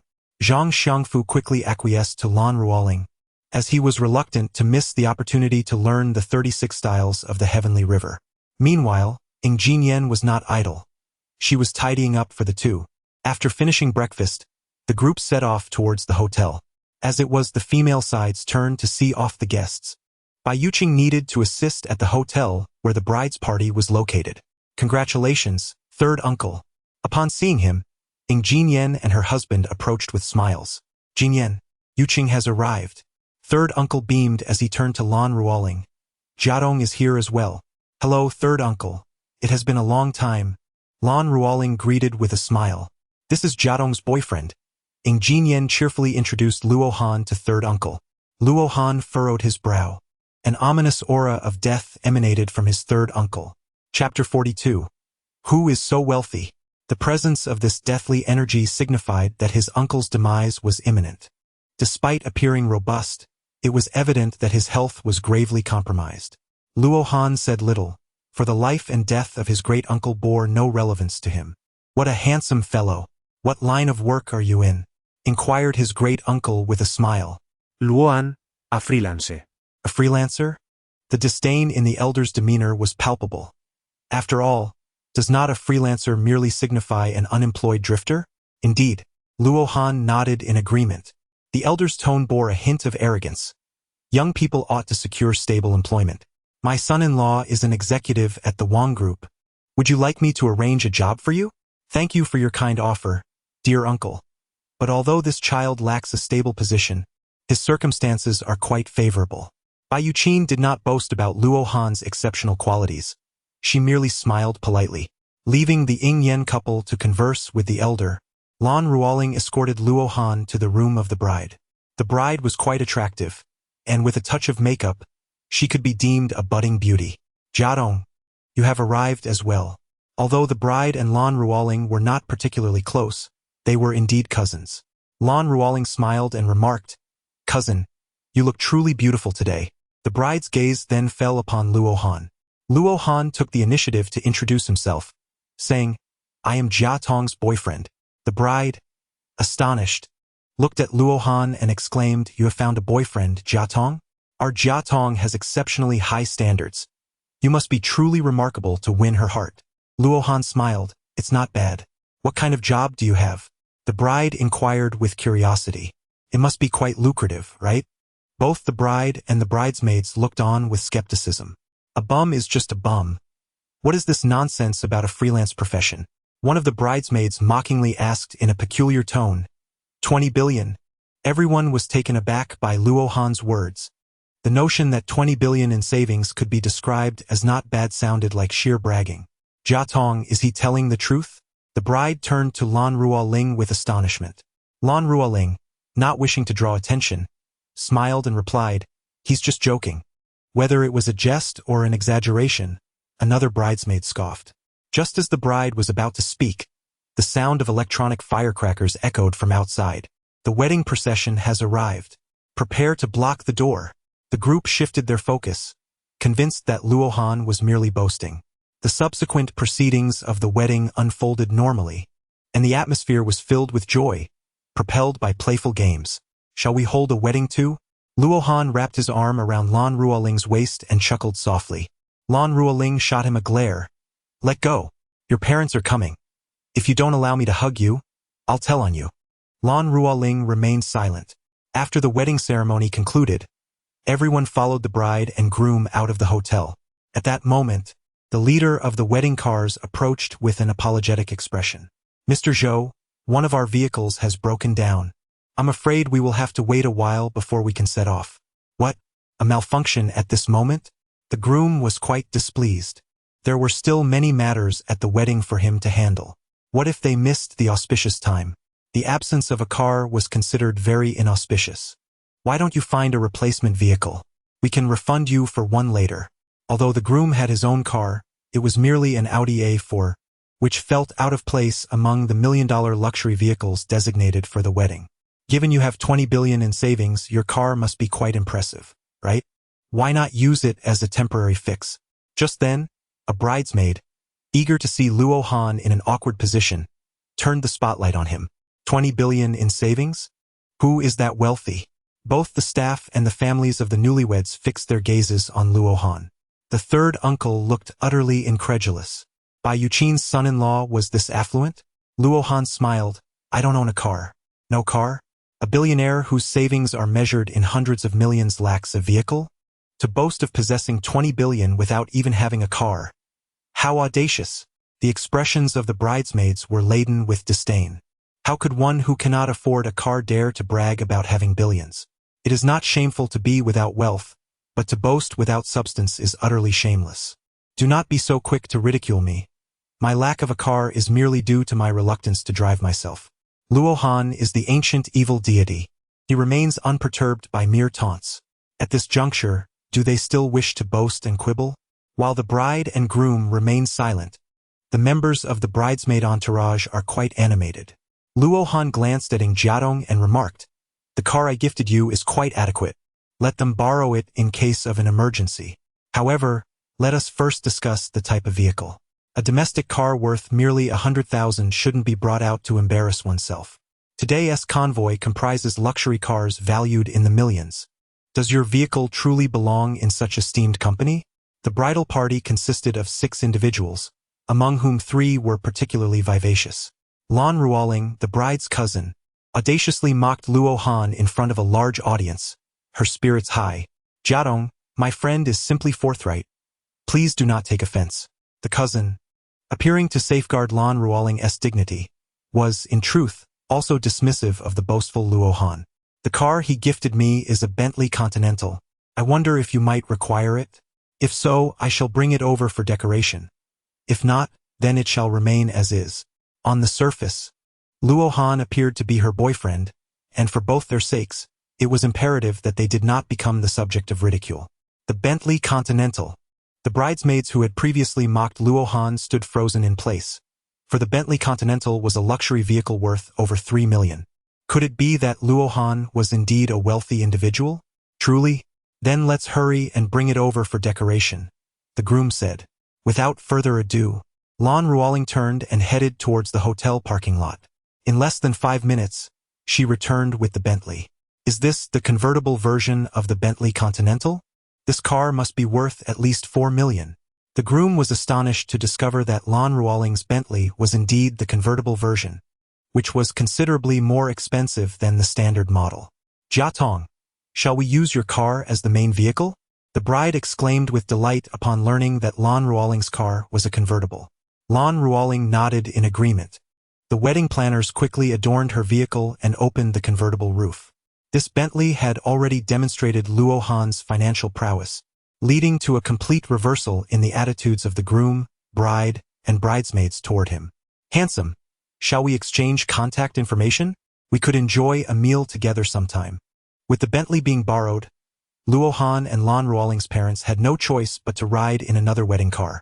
Seated next to Luo Han was one of the bridesmaids. Chapter 43. Why does that tone sound so familiar? Despite knowing that Luo Han already had a girlfriend, the bridesmaid was unfazed. She's just a girlfriend, not a wife.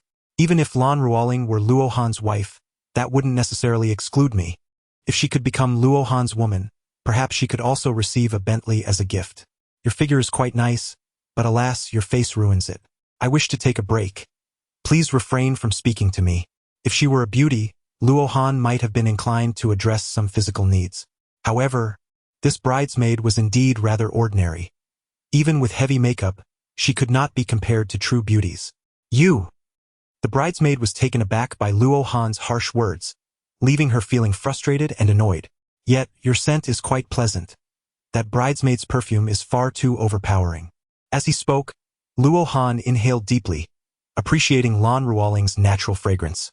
You realize that such behavior is rather inappropriate, do you not? Lang Ruling Rito. It's quite all right. I have no shame, Luo Han chuckled. As long as I am not embarrassed, the embarrassment falls on others. You may lack shame, but I still possess mine. Lan Ruoling replied curtly. No worries. Those who associate with me will inevitably lose their modesty over time. Lan Ruoling. Jia Tong. You two lovebirds should stop loitering outside and make your way to the banquet hall. Upon learning of Luo Han's wealth, the elder uncle's attitude toward him became even more cordial. Moments later, Luo Han and Lan Ruoling took their seats in the banquet hall. Besides themselves, there were another 10 guests at the table.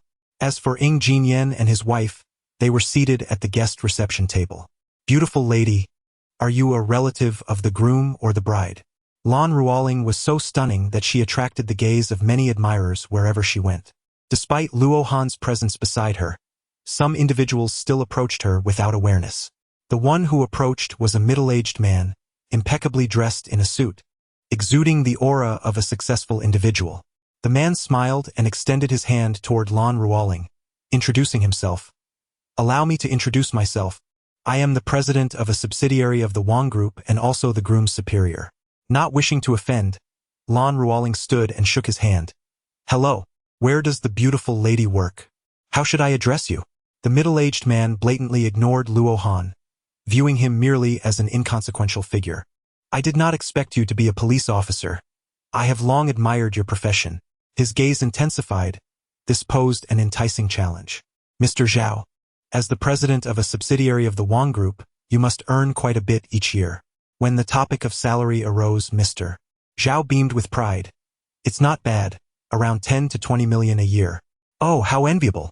We could never earn such a sum in our lifetime. Indeed, it is a privilege to dine with Mr. Zhao today. Mr. Zhao, allow us to toast to you. The surrounding guests raised their glasses in unison. Luo Han leaned closer to Lan Ruoling's ear and remarked, why does that tone sound so familiar? Lan Ruoling chuckled and replied, haven't you said something similar before? No wonder it sounds so recognizable. Luo Han felt no need to flatter General Zhao, and thus refrained from rising to toast. Observing the affectionate interaction between Lan Ruoling and Luo Han, General Zhao set down his glass and inquired of Luo Han, young man, where do you currently hold a position? You are the third person to ask me that today, Luo Han responded. As for me, I am a freelancer. I pursue whatever I desire without a fixed occupation. Luo Han was well aware of Zhao's intentions, and thus his tone carried a hint of irritation. In plain terms, he was merely a drifter. Zhao chuckled lightly, and with a touch of arrogance, he proclaimed, young people must not be solely enamored with immediate pleasures. While one is still young, it is imperative to strive diligently. As such, I have a security position available at my company. Would you care to give it a try? Luo Han first took a sip of his drink, and then he let out a soft, cold laugh. You may showcase yourself, but do not use me as a mere backdrop. Luo Han shook his head with a sigh, increasingly finding this fellow intolerable. Your boss is Wang Yuan, is it not? Indeed, what of it? Mr. Zhao replied, somewhat perplexed by Luo Han's sudden inquiry. Oh, nothing much. Just a little gift for you later. As he spoke, Luo Han opened Wang Yuan's contact information and sent a message. Mr. Zhao was further puzzled. What could Luo Han possibly mean? Lan Ruoling had already surmised Luo Han's intentions, and it seemed Mr. Zhao was about to be in tears. Just then, the wedding ceremony commenced. Luo Han ceased to pay any attention to Mr. Zhao, who, apart from indulging in food and drink, was engaged in whispered conversations with Lan Ruoling. After approximately 20 minutes had elapsed, the MC passionately announced, Next, we invite Mr. Zhao, the esteemed president of the Wang Group, to come forth and officiate the wedding for the newlyweds. As the MC's words resonated throughout the venue, a wave of applause erupted.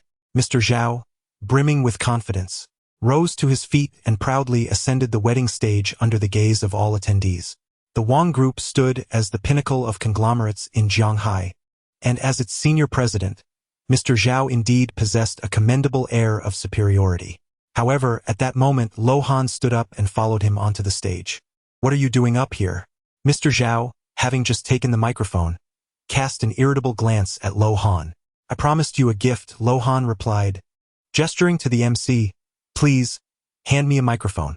Although uncertain of Lo Han's intentions, the MC complied and handed over the microphone. "Ladies and gentlemen, I am the boyfriend of the bride's younger sister. It is a pleasure to be part of this wedding today.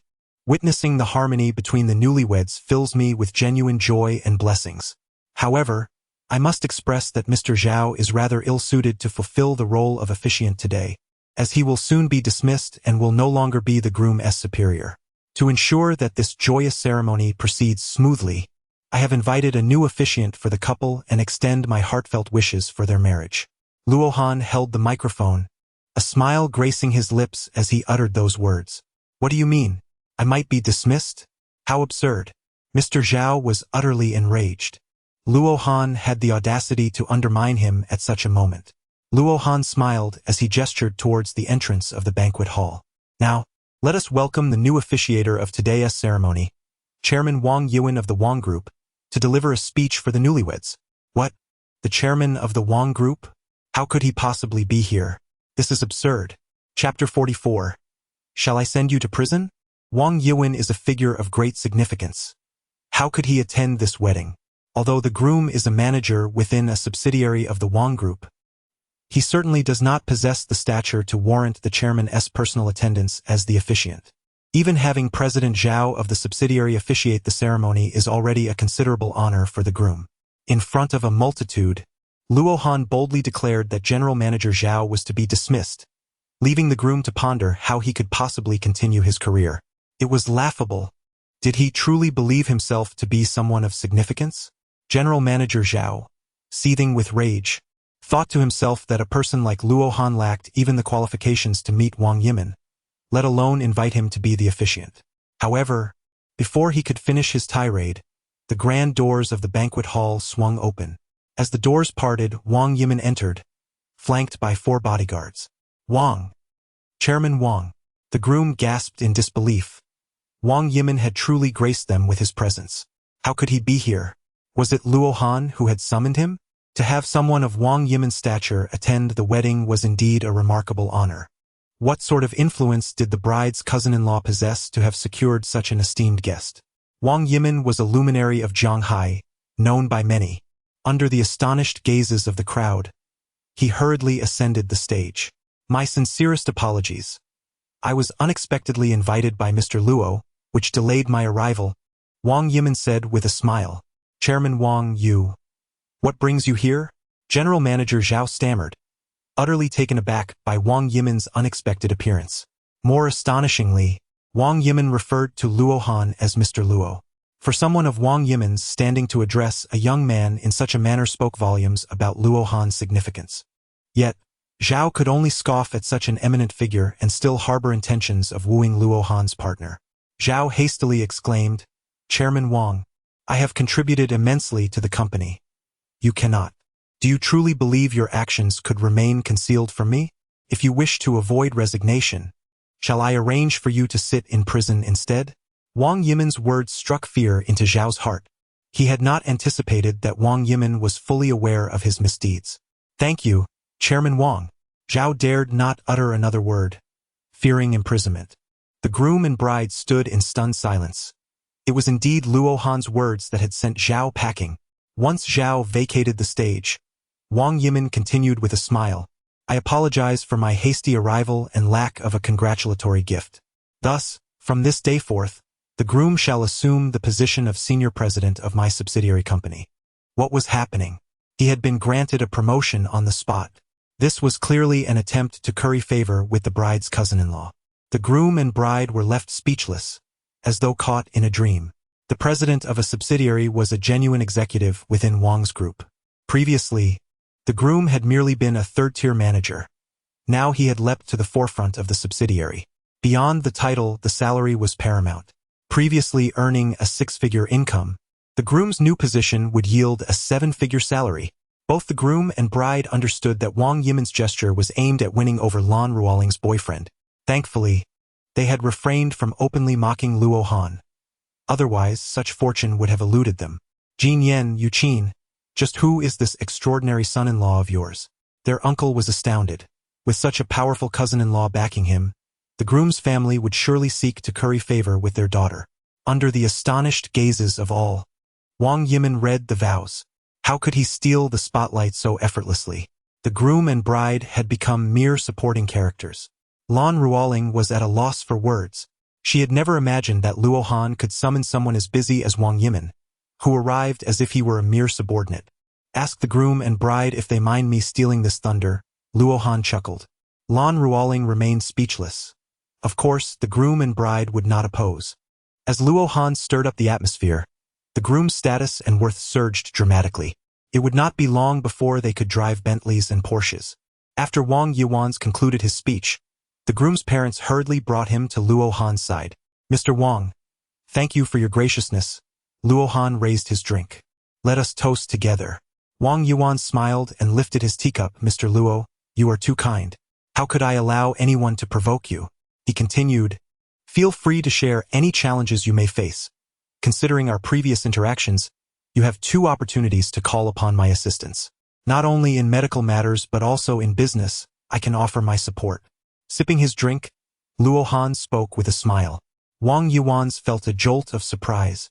The implications of Luo Han's words were quite significant.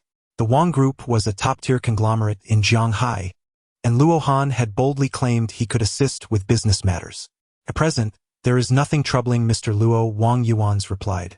Luo anater dabrie feknaligment, suggesting. Let us dine. You have yet to partake in your meal, I presume. Wang Yuan, poised to share a meal with his client, received Luo Han's message and, in a bid to cultivate a sense of obligation, hastily abandoned his client to rush over. Under Luo Hannes hospitable invitation. Wang Yuan engaged in casual conversation with those at the table while savoring his food. Following the completion of the wedding ceremony, the newlyweds approached Wang Yuan and Luo Han to offer a toast. Due to their association with Luo Han, the bride and groom displayed considerable respect towards Lan Ruoling. Once the toasting concluded, Wang Yuan rose and expressed, Mr. Luo, I must attend to other matters and take my leave. To which Luo Han replied, Indeed, it is time for us to depart as well. He turned to Lan Ruoling, adding, My dear, shall we be on our way? Lan Ruoling nodded in agreement. Having shared a French kiss with Luo Han, she was hardly concerned about the endearment. While it is challenging to surpass one's limits, once the lower threshold is breached, there are no bounds. As Lan Ruoling prepared to bid farewell to Jin Yen, a sudden commotion erupted nearby. Father, what troubles you? Luo Han and the others turned their heads, only to see their great-uncle lying on the ground. What has happened to great-uncle? Exclaimed Lan Ruoling in alarm. Luo Han, allow me a kiss and I shall rescue him. Enough of the idle chatter. Hasten to save him. After all, Uncle San is a relative, and Lan Ruoling certainly does not wish for him to come to harm. I shall take your acquiescence as given.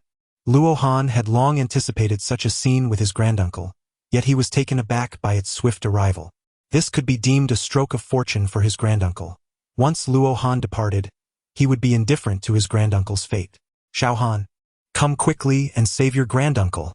Bai Yuqin exclaimed, fully aware of Luo Han's remarkable medical skills, urging him to act without delay. Luo Han first touched the pulse with his fingers, then gently pressed his finger against the center of his great-uncle's brow. Chapter 45. Can a kiss lead to pregnancy? At Luo Han's gesture, the great-uncle suddenly opened his eyes. Was it truly possible that such a slight touch could cure him? Nonetheless, it was decided that a comprehensive examination at the hospital could wait. Luo Han assisted the great-uncle to sit up. The bride hurriedly inquired, Brother-in-law, what has happened to my father? Nothing serious, just an acute cerebral hemorrhage, Luo Han replied nonchalantly. An acute cerebral hemorrhage? That seems implausible. Can such a mere touch truly remedy it? Are you jesting? My cousin was hospitalized for a week due to a cerebral hemorrhage, and even after treatment, he still struggles with mobility. Thank you, brother-in-law. Although the bride harbored doubts about the diagnosis, she recognized Luo Han as a benefactor to their family and chose not to express her skepticism. Luo Han could not be bothered to explain to these individuals. Whether they believed or not was of no concern to him. Let us go. Upon seeing Luo Han depart with Wang Yuan, Lan Ruoling followed suit. Mr. Luo's medical prowess was nothing short of extraordinary. While others cast doubt on Luo Han, Wang Yuan remained steadfast in his belief. After all, when his son was deemed untreatable, it was Luo Han who, with just a few deft touches, resolved the matter. Previously, Wang Yuan had established his headquarters in the county, but following the incident with his son, he relocated his entire family to Zhanghai City. Zhanghai not only boasted superior medical facilities, but also hosted a miraculous healer like Luo Han. Engaging in conversation, the group exited the hotel. After Wang Yuan drove away, Luan unexpectedly kissed Lan Ruolin. she was taken aback and shot him a fierce glare. Had it not been for the threat of the eternal severance curse, even if Luo Han had embraced Lan Ruoling for 5 minutes, she would merely have given him a scowl. Was my kiss fragrant? Luan inquired with a smile. Lan Ruoling grimaced in response. Disgusting. Luo Han exclaimed in astonishment. Can one become pregnant from a kiss? You scoundrel. Lan Ruoling's delicate face flushed with anger. Luo Han chuckled and said, I am not teasing you any longer. There is a quaint CAF over there. Shall we go and enjoy a cup of coffee? Just as the two settled into their seats at the CAF, Luo Pei'er called. Grandfather, Huang Lao mentioned that his friend has prepared the medicinal herbs and would like to invite you to provide treatment. Luo Han remarked, I'm having coffee with your grandmother. I'll come over at 3:30. All right, I will convey that to Elder Huang. Upon hanging up the phone, Lan Ruoling expressed her displeasure, stating, that term for grandmother is truly unpleasant. Lan Ruoling nodded in understanding. She was eager to learn more about Luo Han. As she sipped her coffee, she couldn't help but cast a sidelong glance at Luo Han. If you wish to look at me, do so openly. It won't cost you a penny, Luo Han chuckled. Lan Ruoling aimed to maintain her aloof demeanor, yet her pride had no effect on Luo Han whatsoever. Clearing her throat, she inquired, Is it true that Sanshu Gong suffered an acute cerebral hemorrhage? Have I ever spoken in jest? Luo Han retorted, Living for several millennia, is that not a mere fabrication? It is indeed not. You will come to believe it in time. Though Luo Han's words were somewhat whimsical, Lan Ruoling found no aversion in conversing with him. At 2 o'clock in the afternoon, Ng Jinyan and his wife finally emerged from the hotel. Once seated in the car, Ng Jinyan exclaimed with excitement, Xiao Han, you have begun to enhance our reputation today. Everyone is fawning over us. While it satisfied their vanity, Bai Yuqin expressed her concerns. Once other relatives learn of this matter, they will undoubtedly plead with Xiao Han for assistance. Indeed, with just a word from Xiao Han, San Shugong's son-in-law was made the president of a subsidiary of the Wang Group. How could the other relatives not have their own ambitions? Ng Jinyan worriedly remarked. Lan Ruoling smiled as she drove, saying, You can simply tell them that I have broken up with him. Lan Ruoling was speechless. Her parents had been completely charmed by Luo Han. Luo Han was exceedingly pleased with the performance of the Bai Yuqin couple. With a smile, he suggested, Why not come to Zhanghai to live? I shall make arrangements for you. No need, we can manage, they replied.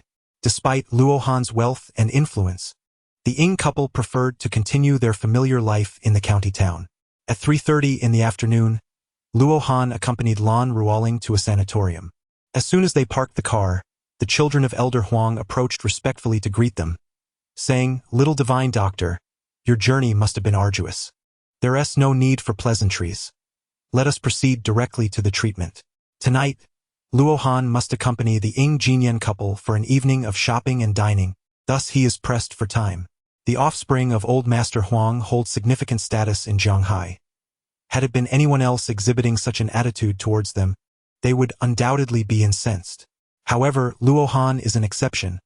He is not only a benefactor of the Huang family but also a physician of extraordinary skill. As old Master Huang ages, it is conceivable that he may one day find himself in need of Luo Han's assistance. Moments later, the group entered a standalone house. This individual possesses considerable influence, as evidenced by the 5 concealed sentinels protecting the premises. The children of old Master Huang were left astonished. How could Luo Han, with such casualness, discern the presence of these sentinels? How was he able to achieve this? These sentinels are elite warriors. Even a keen observer might struggle to detect them. How did you know? How come I didn't notice? Lan Ruoling wondered aloud, scanning her surroundings. Luo Han smiled and said, "You must follow me closely to learn well. My father and the others are in the backyard. Please accompany us." As the group approached the entrance to the backyard, 2 imposing and solemn men approached them. "Which one of you is Dr. Luo?" one of them inquired in a deep voice. Luo Han stepped forward and said, "It is indeed me. May I inquire why only you may enter? Furthermore, we must conduct a search on you. This is our duty, and I trust you will understand." The 2 individuals accompanying him were the personal bodyguards of the esteemed Mr. Huang, tasked with ensuring the safety of their employer. "I appreciate your dedication to your work, yet I reserve the right to decline entry," he replied. "My dear, let us take our leave." Despite the fact that these 2 men were merely fulfilling their responsibilities, Luo Han would not permit anyone to subject him to a search.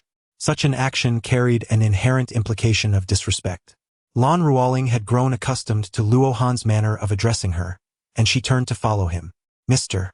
Huang's children were taken aback by Luo Han's outright refusal to provide treatment, and his immediate decision to depart. "Esteemed young healer, please wait. These 2 must have misconstrued Mr. Chu's intentions. Grant me a moment to make a phone call." Mr. Huang's son hurriedly interjected, blocking Luo Han's path. Luo Han paused in his tracks. "Very well. Make the call," he said. Huang Lao's son promptly retrieved his mobile device to contact his father. Chapter 46. Is this all you have discerned? In the backyard, Huang Lao was engaged in a game of chess with an elderly gentleman with white hair. This venerable figure was none other than Master Chu, as referred to by Huang Lao's son. Both Huang Lao and Master Chu had once held esteemed positions within the provincial government, with Master Chu's rank surpassing that of Huang Lao. Moreover, Master Chu's offspring had achieved greater success than those of Huang Lao, particularly his eldest son, who was the guardian of the eastern frontier, known as the Dragon King of the East.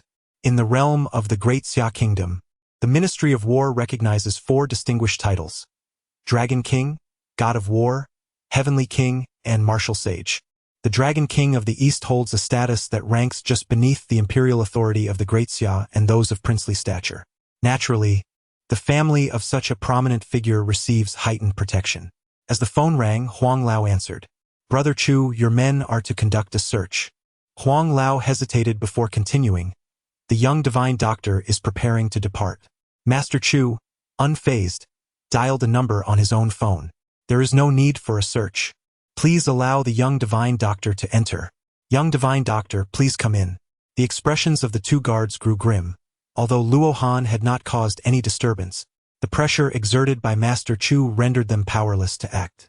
"Please do not take offense, young divine doctor. Master Chu's distinguished status compels the guards to exercise caution." Huang Lao's son quickly interjected. "Allow me to escort you to the backyard." Luo Han was not angry. He merely disliked being searched. Under the guidance of Huang Lao's children, Luo Han arrived at the backyard. "Little divine doctor, I apologize for the earlier offense," Huang Lao said with a smile as he rose. "Luo Han, it is quite all right. I can comprehend. Allow me to introduce you. This is my former superior and esteemed elder brother, Master Chu." Master Huang turned to Master Chu to facilitate the introduction to Luo Han. In contrast to Master Huang's warm welcome, Master Chu's demeanor appeared rather haughty. At this moment, he remained seated, wearing a nonchalant smile. At such a young age, earning the admiration of Master Huang, "Young man, you are indeed commendable. There is no need for pleasantries. Where are the goods?" To others, Master Chu's status seemed lofty, yet in Luo Han's eyes, he resembled an ordinary elder without distinction.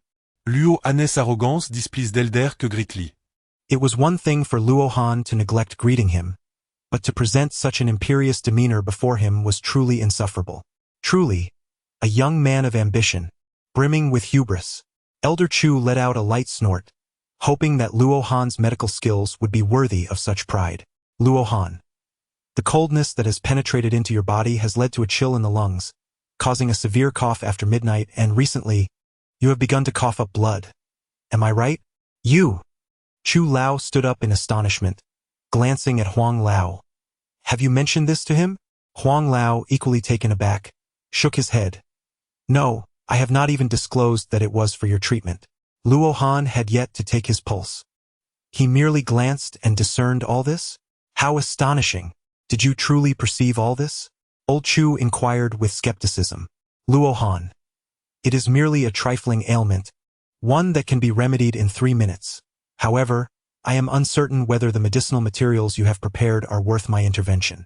Despite his displeasure with Luo Han's demeanor, Elder Chu could only endure the young man's arrogance for the sake of his daughter's health.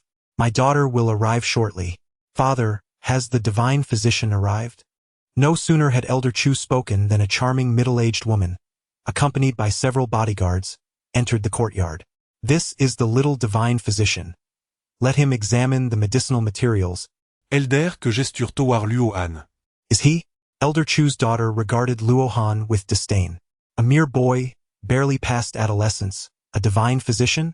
I would sooner call him a charlatan. My granddaughter has been treated by him. How could he possibly be a fraud? Elder Huang's expression darkened, as Luo Han was indeed his recommendation. If Elder Chu's daughter deemed Luo Han a charlatan, it cast doubt on Elder Huang as well. Exercise caution in your words. This young friend possesses commendable medical skills. Let him examine the medicinal materials. Luo Han swiftly discerned the nature of his ailment, a testament to his genuine expertise. Upon hearing her father's remarks, the middle-aged woman reluctantly instructed the bodyguards to present the medicinal herbs to Luo Han. However, before the bodyguards could reach him, Luo Han interjected, stating, there is no need to inspect further. This particular Ganoderma lucidum possesses merely 80 years of age, falling significantly short of the century mark. How can you ascertain it is Ganoderma? One might wonder, as the herbs were contained within a wooden box that had yet to be opened. How could Luo Han possibly know that the Ganoderma within lacked the coveted century of age? Each variety of medicinal herb exudes a distinctive aroma, allowing one to identify it with ease. Please procure a genuine, century-old wild herb for me, he continued. While 80-year-old wild Ganoderma is indeed precious, it does not meet Luo Han's stringent criteria for efficacy. Although treating Elder Chu would be a trivial task for him, the impression left by Elder Chu and his daughter was far from favorable, leading Luo Han to refrain from offering his assistance. I have had it appraised. This wild Ganoderma is indeed a century old. At worst, I can provide you with an additional 1 million in cash, the daughter of Elder Chu retorted coldly, witnessing Luo Han's refusal to render treatment. Luo Han, my judgment regarding the age of the medicine is infallible, and I am not lacking in funds. You are merely making excuses to refuse treatment because it is beyond remedy. Chu's daughter sneered coldly.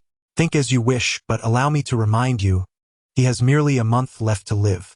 Either procure authentic century-old wild herbs, or prepare for his final arrangements.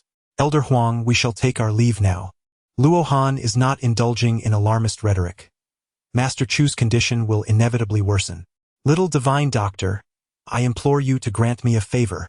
I shall compensate you for the medicinal herbs shortly. While others may doubt Luo Han's medical skills, Old Huang shall not waver in his belief. Luo Peier's medical skills have reached an extraordinary level. Yet Luo Han's expertise surpasses even that of Luo Peier.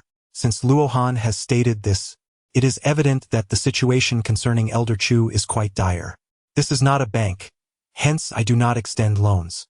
Should the Chu family exhibit a modicum of respect towards themselves, Luo Han might extend a helping hand. However, the arrogance displayed by this father and daughter duo is insufferable. Luo Han would never deign to offer warmth to those who respond with coldness. Young man, your pride is truly excessive. Are you aware of my father's identity? There are many who wish to curry favor with the Chu family, yet you dare to be so haughty. Luo Han's demeanor infuriated Mr. Chu's daughter to the point of seething rage, as she bellowed in fury. This family status is anything but ordinary. Perhaps you should approach the matter with more tact? Whether it be the covert observations or the respect shown by Elder Huang towards Mr. Chu, both indicate that Mr. Chu's standing is indeed remarkable. Lan Ruoling, apprehensive that Luo Han might encounter formidable opposition, offered a hushed warning. Luo Han chuckled lightly. If anyone wishes to curry favor with the Chu family, let them come and treat your father's illness. I must tell you, today you have no other option. Either cure my father's ailment, or I shall send you to Dongjiang to toil in the mines. Do not think for a moment that I jest. My family possesses such capabilities. The daughter of the Chu family commenced her intimidation, seemingly confident in her hold over Luo Han. Chapter 47. Dared, for I spoke thoughtlessly. Old Huang had not anticipated that matters would escalate in this manner. He had intended to mediate, yet Chu Lao's gaze rendered him speechless. Chu Lao tacitly approved of his daughter's actions, believing that Luo Han's arrogance warranted a firm reprimand. The threats issued by Chu Lao's daughter elicited a laugh from Luo Han. This is the first time someone has sought to send me to Dongjiang for mining. Pray, enlighten me on your family's background. If it instills fear in me, consider yourself victorious. Listen closely. My elder brother is the Dragon King who guards Dongjiang. Luo Han chuckled softly. Haiden is your elder brother? Haiden? The crowd stared in astonishment at Luo Han, who dared to refer to the East Town Dragon King in such a manner. Impudence! My elder brother is the illustrious East Town Dragon King. How dare you insult him so? Chu Lao's daughter seethed with rage. Lan Ruoling, filled with panic, exclaimed, How can you mock the East Town Dragon King? Do you wish for your demise? Young divine doctor, you must tread carefully, cautioned Elder Huang, taken aback by Luo Han's audacity to ridicule anyone. Insult? I call him this name and he is quite pleased, Luo Han replied with a chuckle. Nonsense. What right do you have to claim acquaintance with my brother? Chu Lao's daughter scoffed derisively. Luo Han took out his phone and dialed a number. The call was quickly answered, and a surprised voice came through. Boss, you finally remembered me. Have you been missing my massage techniques? Tai Dan, I am currently at your father's house. There is something I must inform you. Your father may not have more than a month to live. Had I known he was your father, I could have treated him free of charge. However, your sister has threatened me, stating that if I do not treat your father, she will send me to Dongjiang for mining. What do you suggest I do now? Should I proceed with the treatment? It may appear as though I am yielding to your intimidation. Upon awakening, Luo Han's first endeavor was to engage in conversation with the imperial family of the Great Xia, for they possessed the most profound understanding of the world's secrets. During this time, Luo Han was implored to become a one-character duke, and he assisted Great Xia in cultivating several martial arts masters to safeguard their territory. The Dragon King of the East, Long Wang, was among those nurtured by Luo Han. Technically speaking, Luo Han could be regarded as their mentor. However, due to the lackluster aptitude of these individuals, they were not qualified to be his formal disciples. What? My lord, please do not hold a grudge against my sister. I shall call her immediately to make amends. I beseech you, save my father. The Dragon King of the East was utterly terrified, fearing that his sister intended to annihilate their entire lineage. Luhan chuckled softly, aware of what ought to be said and what should remain unspoken. At this moment, the formidable Dragon King of the eastern town in the Great Xia Kingdom resembled a wayward child who had erred. Luo Han refrained from uttering another word and abruptly ended the call. Whom were you conversing with? Chu Lao could hardly fathom his suspicions. Could it be that Luo Han was acquainted with his son? What astounded him most was the tone employed by Luo Han. It was the manner of a superior addressing an inferior, yet his son was the Dragon King of the eastern town, apart from the royal family of the Great Xia, who possessed the authority to converse with him in such a manner. Luo Han. Of course he is your son. Is this not your home? Nonsense. What qualifications do you have? Before Chu Lao's daughter could finish her words, her phone began to ring. Upon seeing the caller ID, her eyes widened in astonishment. Was this merely a coincidence? As she answered the call, a furious voice erupted. How could you even consider threatening the divine physician who was treating your father? Ah, brother. Do you know him? Hearing her elder brother's fury, Chu Lao's daughter realized she had stirred up trouble. She had not anticipated that Luo Han truly knew her elder brother, and that her brother seemed to hold Luo Han in high regard. Immediately, she knelt and apologized to the divine physician, lest she be unrecognized as your sister. I tell you, if he says our father will not survive a month, then he surely will not. Only he can save our father. Zhendong Longwang was well aware of Luo Han's extraordinary medical skills, yet he had previously never dared to solicit Luo Han's assistance. The opportunity for their father to meet Luo Han was a stroke of luck. Who would have thought that his sister would dare to make such a cold threat? To invite Luo Han to Dongjiang for mining? Even the imperial family of the Great Xia would not entertain such a notion. Brother, please let me. Do not waste words. Do as you are told. There are some people I cannot afford to offend. Upon hearing this, Chu Lao's daughter felt as though she had been struck by lightning. Being an astute person, she instantly recognized that Luo Han was no ordinary divine physician. What kind of physician could instill such fear in Zhendong Longwang? How could there exist such a terrifying figure in Jianghai? After hanging up the phone, Chu Lao's daughter knelt before Luo Han, sincerely bowing her head in apology. Divine physician Luo, I was in the wrong before. Please forgive my offense. What is happening? The sight of Chu Lao's daughter kneeling in front of Luo Han shocked everyone. This was the younger sister of Zhendong Longwang, and she was begging for mercy before Luo Han. Most importantly, her actions were prompted by a call from Zhendong Longwang, indicating that her behavior was sanctioned by him. The fact that Zhendong Longwang would compel his sister to kneel was utterly astonishing. Even the king of Linhai would not possess such standing. Lan Ruoling was left in a state of shock, her mind a blank canvas. What manner of existence was her husband? It seemed there was no one or nothing in this world that could instill fear in him. The Huang family was also filled with trepidation. Even Zhendong Longwang sought to curry favor with Luo Han. Que Laoé s'atracède. No wonder Luo Han regarded him with disdain.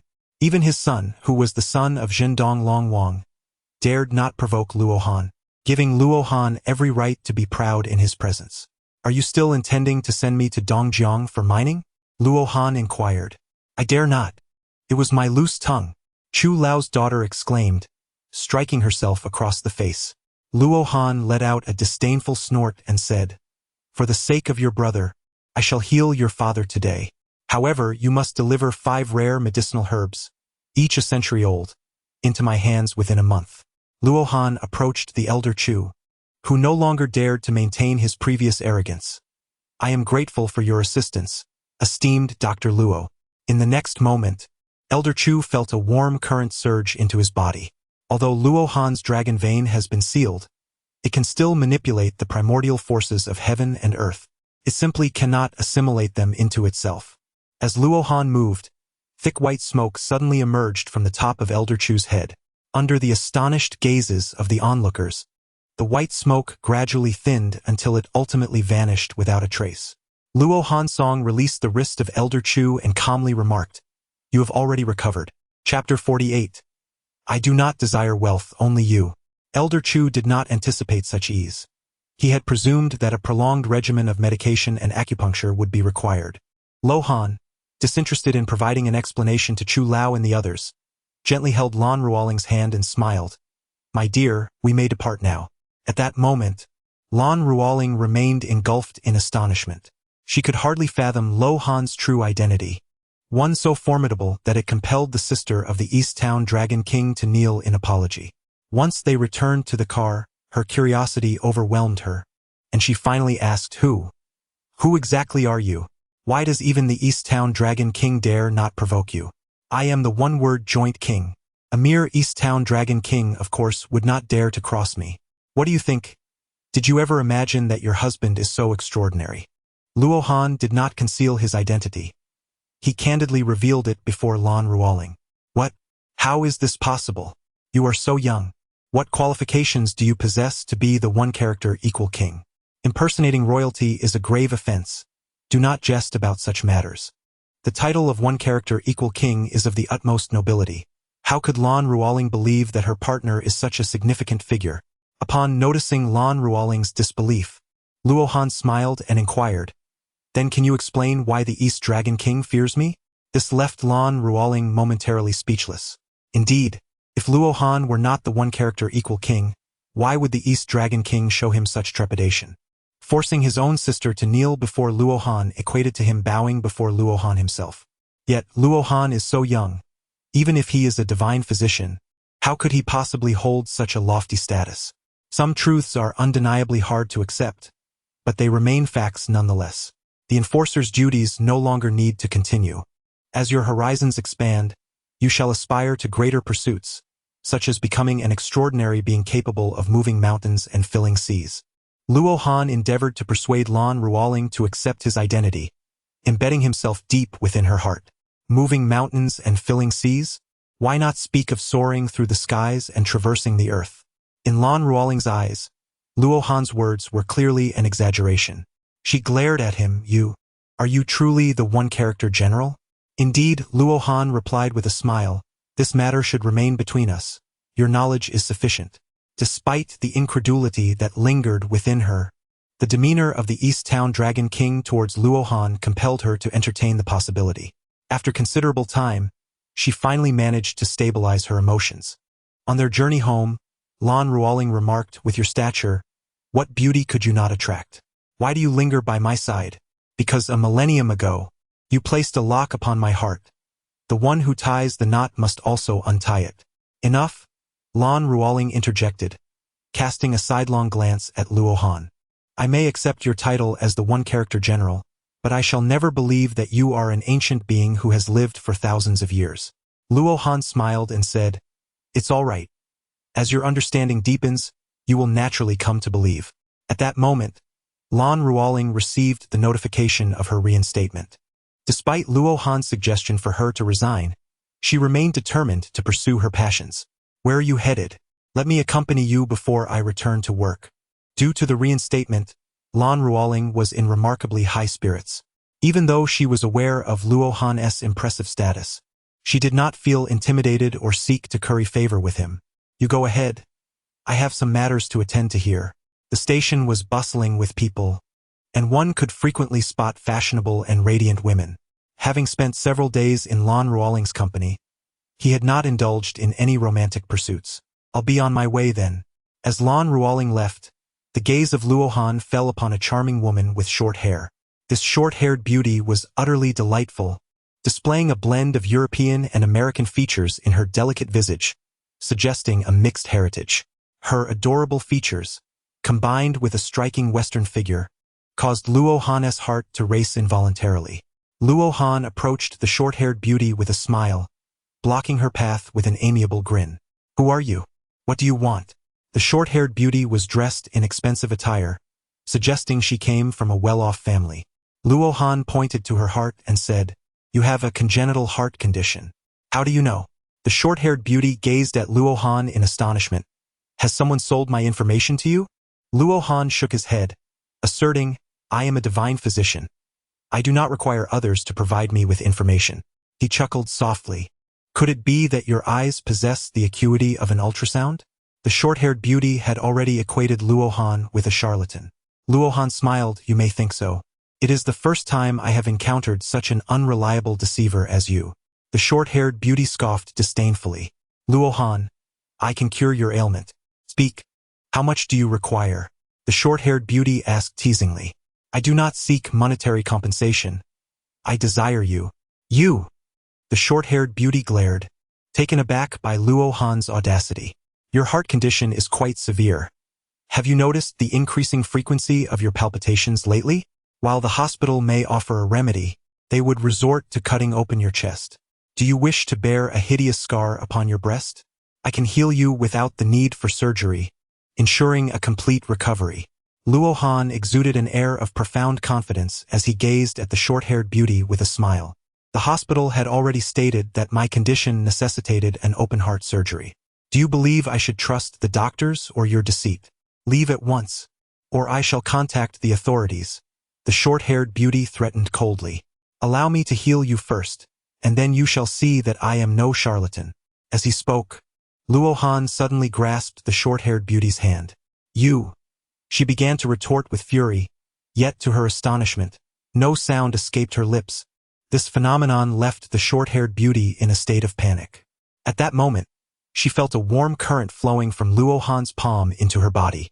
This warmth surged directly into her heart, alleviating the heaviness that had burdened her chest. In just a minute, Luo Han released her hand. "Go to the hospital for an examination. Your heart condition has been cured," he smiled. "How? Wait, how is it that I am well again? What just transpired? This is utterly bizarre. It is an honor to meet me. I shall seek you out again this evening." As Luo Han was preparing to depart, 8 figures clad in black suddenly encircled him. "Miss, who is this individual?" The group of black-clad men observed from a distance as Luo Han held the hand of his lady. The appearance of these men caused the short-haired beauty to feel an acute sense of urgency. She had not anticipated that her father's subordinates would pursue them so swiftly. Chapter 49. "Oh, how did you know I am formidable? In order to escape, it was essential to distract these bodyguards. He is my man. If you wish to take me away, you must first contend with him. I caution you, his skills are quite formidable.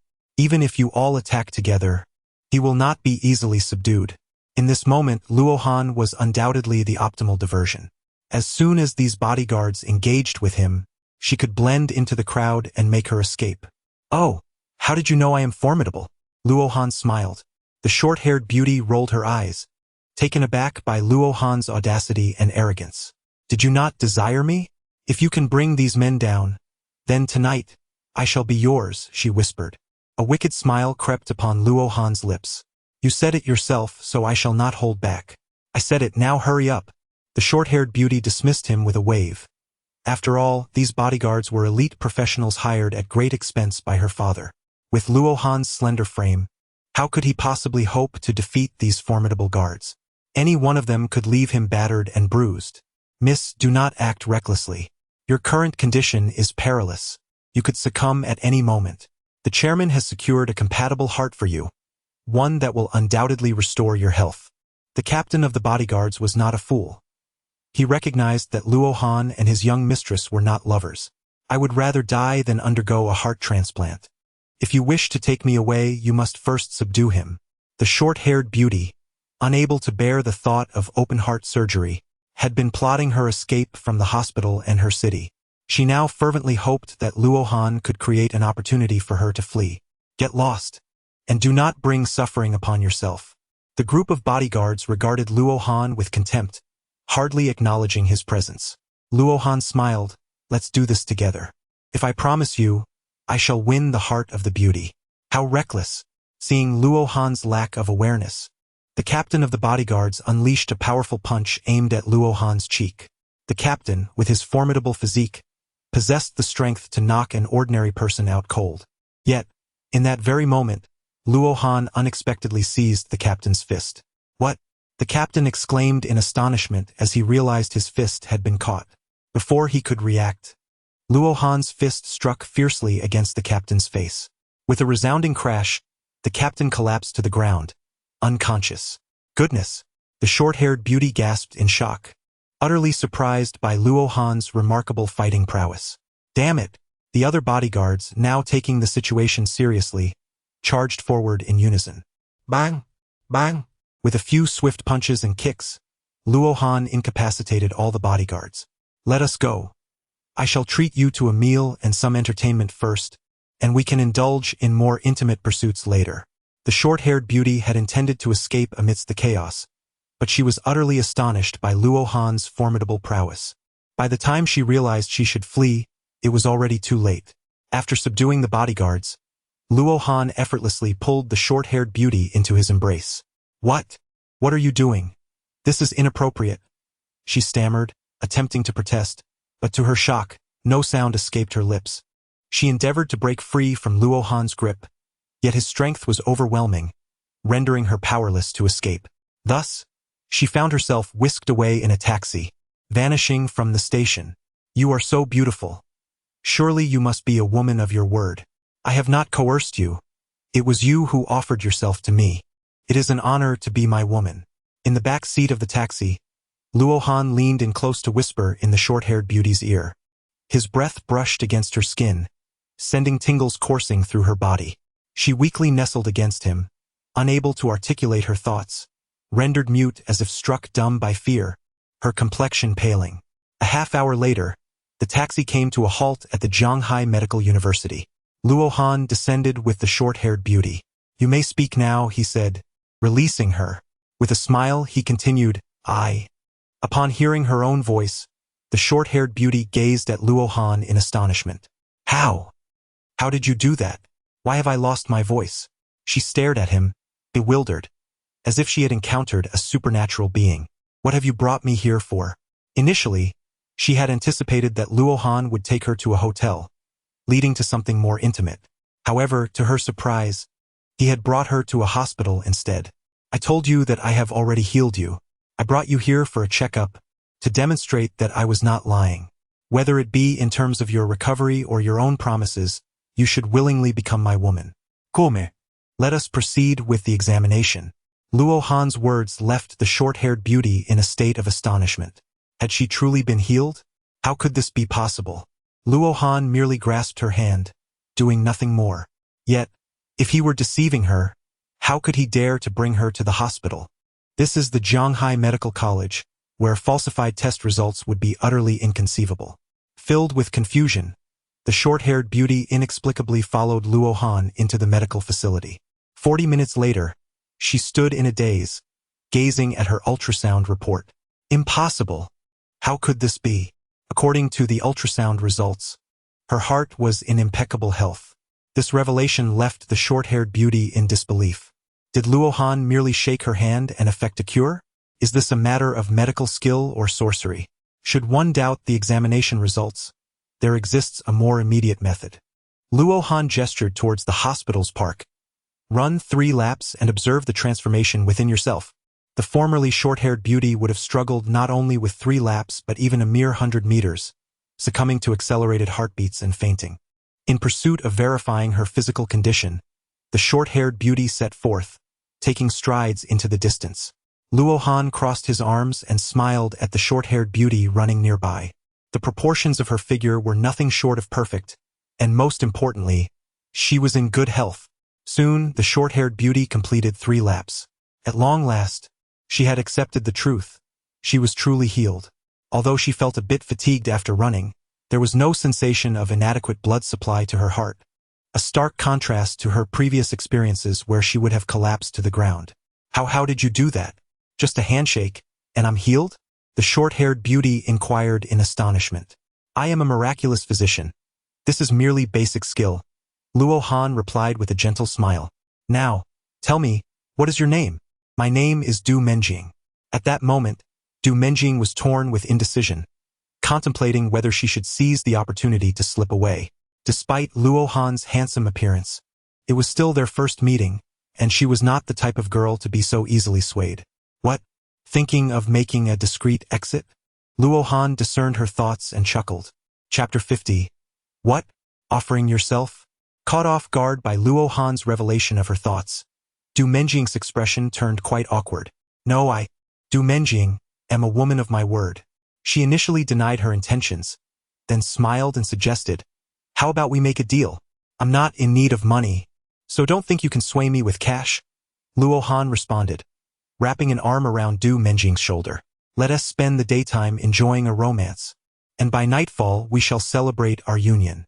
100 million, she declared, thinking that such an amount could attract any woman, even several A-list actresses. Despite Luo Han's claims of wealth, Du Menjing still stated her price, doubting anyone could resist the allure of 100 million. "I am currently attracted to someone like you. Others do not pique my interest.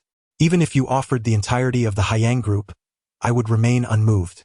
With a soft laugh, Luo Han continued, "You are like a precious jade in my embrace." How do you know I have connections to the Haiyang group?" Du Menjing was once again taken aback by Luo Han's insight. She had only mentioned her name and never her background. "Your father is indeed quite wealthy, but in my eyes, he is just a small fish," Luo Han remarked as he walked alongside her. "Do you think I'm boasting with such claims? Who exactly are you?" "I am your man," Luo Han said with a smile. Just as Du Menjing was about to respond, she suddenly noticed 5 cars speeding towards them. The doors swung open, revealing her bodyguards, accompanied by a larger entourage of security personnel. How did they know I was here? Du Menjing pondait. Perplexed, were her bodyguards truly so vigilant? Luo Han, you are equipped with a locator. Ah! Du Menjing suddenly comprehended. No wonder she could not escape. Brothers, do not be careless. Let us all advance together. The captain of Du Menjing's bodyguard team shouted to the other guards. Yet, at that moment, one of the bodyguards unexpectedly stepped forward to obstruct them. Everyone, halt! What is it? The captain of Du Menjing's bodyguards inquired with suspicion. I am sorry. We cannot assist Miss Du. The bodyguard first clarified his stance, then respectfully addressed Luo Han. Dr. Luo, Chairman Wang was unaware of their intentions to confront you, and I kindly ask for your forgiveness. Very well, you may leave. Du Menjing's father is a business partner of Wang Yimin. Upon learning that his daughter had been taken by a skilled individual, he promptly contacted Wang Yimin. Wang Yimin was taken aback to discover that it was Luo Han who had abducted Du Menjing, which is why he dispatched his bodyguard team to assist. You all. The bodyguards of Du Menjing were caught off guard by this turn of events. Without the aid of Wang Yimin's guards, they were no match for Luo Han. Your young lady's ailment has already been cured by me. She is to remain in Zhanghai, pledging herself to me. You are no match for me, so it would be futile to seek further conflict. Luo Han placed Du Menjing's medical report onto the body of the head of the bodyguards, and then, with a charming demeanor, he embraced Du Menjing and departed. How could this be possible? The head of the bodyguards stared at the report in his hands, utterly astonished. Was this truly their young mistress's medical report? To verify its authenticity, he hurriedly led a team to the hospital for investigation. Meanwhile, in the provincial government office of the Ocean Group, Du Qihuai paced anxiously, consumed with worry for his daughter's life. Du Menjing's heart condition was extremely grave, posing an imminent risk of sudden death. Just then, his phone rang. President Du, came the voice of Wang Yimin from the other end of the line. Du Qihuai responded hastily, Director Wang, have you found my daughter? President Du, I have both good news and bad news. Which would you prefer to hear first? Du Qihuai furrowed his brow. Director Wang, this is not the time for jokes. My daughter's life is at stake. You need not worry about Menjing. She is safe. The good news is that there is a miraculous doctor by her side, who may very well be able to cure her heart condition. Wang Yimin revealed without further preamble. A miraculous doctor? Can he truly heal my daughter? Du Qihuai inquired, bewildered upon learning that the one who took his daughter was a divine healer. At that moment, the head of the bodyguards called in. After concluding his conversation with Wang Yimin, Du Qihuai answered the call from the bodyguard chief. What is the situation? President Du's people. I know they did not act. I am asking you about the current situation. Du Qihuai interrupted. The young lady has been taken, but the individual provided me with a medical report. According to the report, it appears that the young lady's heart condition has been cured. I specifically inquired with the doctors at Zhanghai Medical Institute, and indeed, the ultrasound was performed on her. That is absolutely impossible. Firstly, there was not enough time, and furthermore, the young lady appeared quite spirited, as if she had not undergone surgery at all. Du Qihuai was incredulous. The top experts in the provincial government had insisted on open-heart surgery, even recommending a heart transplant. How could a visit to Zhanghai have resolved everything? Suppressing his astonishment, Du Qihuai continued, what else did he say? He mentioned that the young lady must remain in Zhanghai and pledge herself. What? Pledge herself? An old man dares to entertain thoughts of my daughter? Du Qihuai exclaimed in disbelief. Wasn't every so-called miraculous doctor merely a senior citizen? Is he really that young? After concluding the call with the bodyguard chief, Du Qihuai immediately requested Luo Han's contact information from Wang Yimin. As he dialed the number, Luo Han was savoring Zhanghai delicacies with Du Menjing. Isn't this your father's number? Luo Han held the phone before Du Menjing. She glanced at it and nodded, yes. Answer it, Luo Han urged. Having been cured of her heart condition by Luo Han, Du Menjing no longer felt the need to evade her father. Upon answering, she spoke. That, Menjing, has your heart condition truly been cured? Du Qihuai asked, filled with concern upon realizing it was his daughter on the line. Du Menjing no dead, yes. I am really cured, and there was no need for surgery. Chapter 51. Is 3 million enough for compensation? Do not worry about it. Du Qihuai was taken aback by his daughter's words. Could it be that she had truly agreed to pledge herself? My dear, This is a matter of great consequence. It is not to be taken lightly, Du Qihui urged.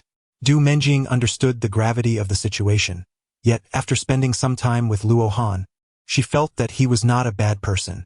For reasons she could not comprehend, she felt an inexplicable connection to him. Luo Han is not only handsome but also possesses a delightful sense of humor. Moreover, there seems to be an enigmatic veil surrounding him, which intrigues Du Menjing, who yearns to uncover the true nature of Luo Han. Now that I am healed, you need not worry about me, she reassured him. Du Menjing chuckled. Don't forget to send me some money. You! Before Du Qihui could finish his sentence, Du Menjing had already hung up the phone. Can I truly escape this? Du Menjing wore an expression of feigned innocence. Luo Han gently grasped Du Menjing's chin, gazing deeply into her eyes. Being my woman will be the most blissful experience of your life. Du Menjing, an ordinary girl, found it impossible to resist Luo Han's allure. Under his intense scrutiny, she felt as though she had soared into the heavens. She was utterly captivated by his striking handsomeness and undeniable charm. Though she initially wished to reject him, Luo Han's assertive approach left her half-heartedly yielding to his advances. At that moment, Luo Han was in dire need of balance between yin and yang, lacking the patience to woo Du Menjing gradually. Today, fate had brought them together. Had it not been for her, he would have summoned Lin Sisi. You are truly narcissistic, Du Menjing exclaimed, her cheeks flushed with embarrassment, her heart racing like a startled fawn. Fortunately, her heart condition had been cured by Luo Han, or she would not have dared to feel such exhilaration. In time, you will come to understand just how remarkable and powerful your man is. With me by your side, no one shall dare to bully you. Your family will also be under my protection. Luo Han's words seemed to possess an enchanting power. Du Menjing could only perceive his overwhelming charisma. I shall take a trip to the restroom, she declared, rising to make her way towards it. Luo Han did not pursue her. He felt no fear of Du Menjing's potential escape. Moments later, Du Menjing emerged from the restroom. Beautiful lady, how about we befriend each other? A young man with bleached hair and a roguish demeanor proposed. Get lost.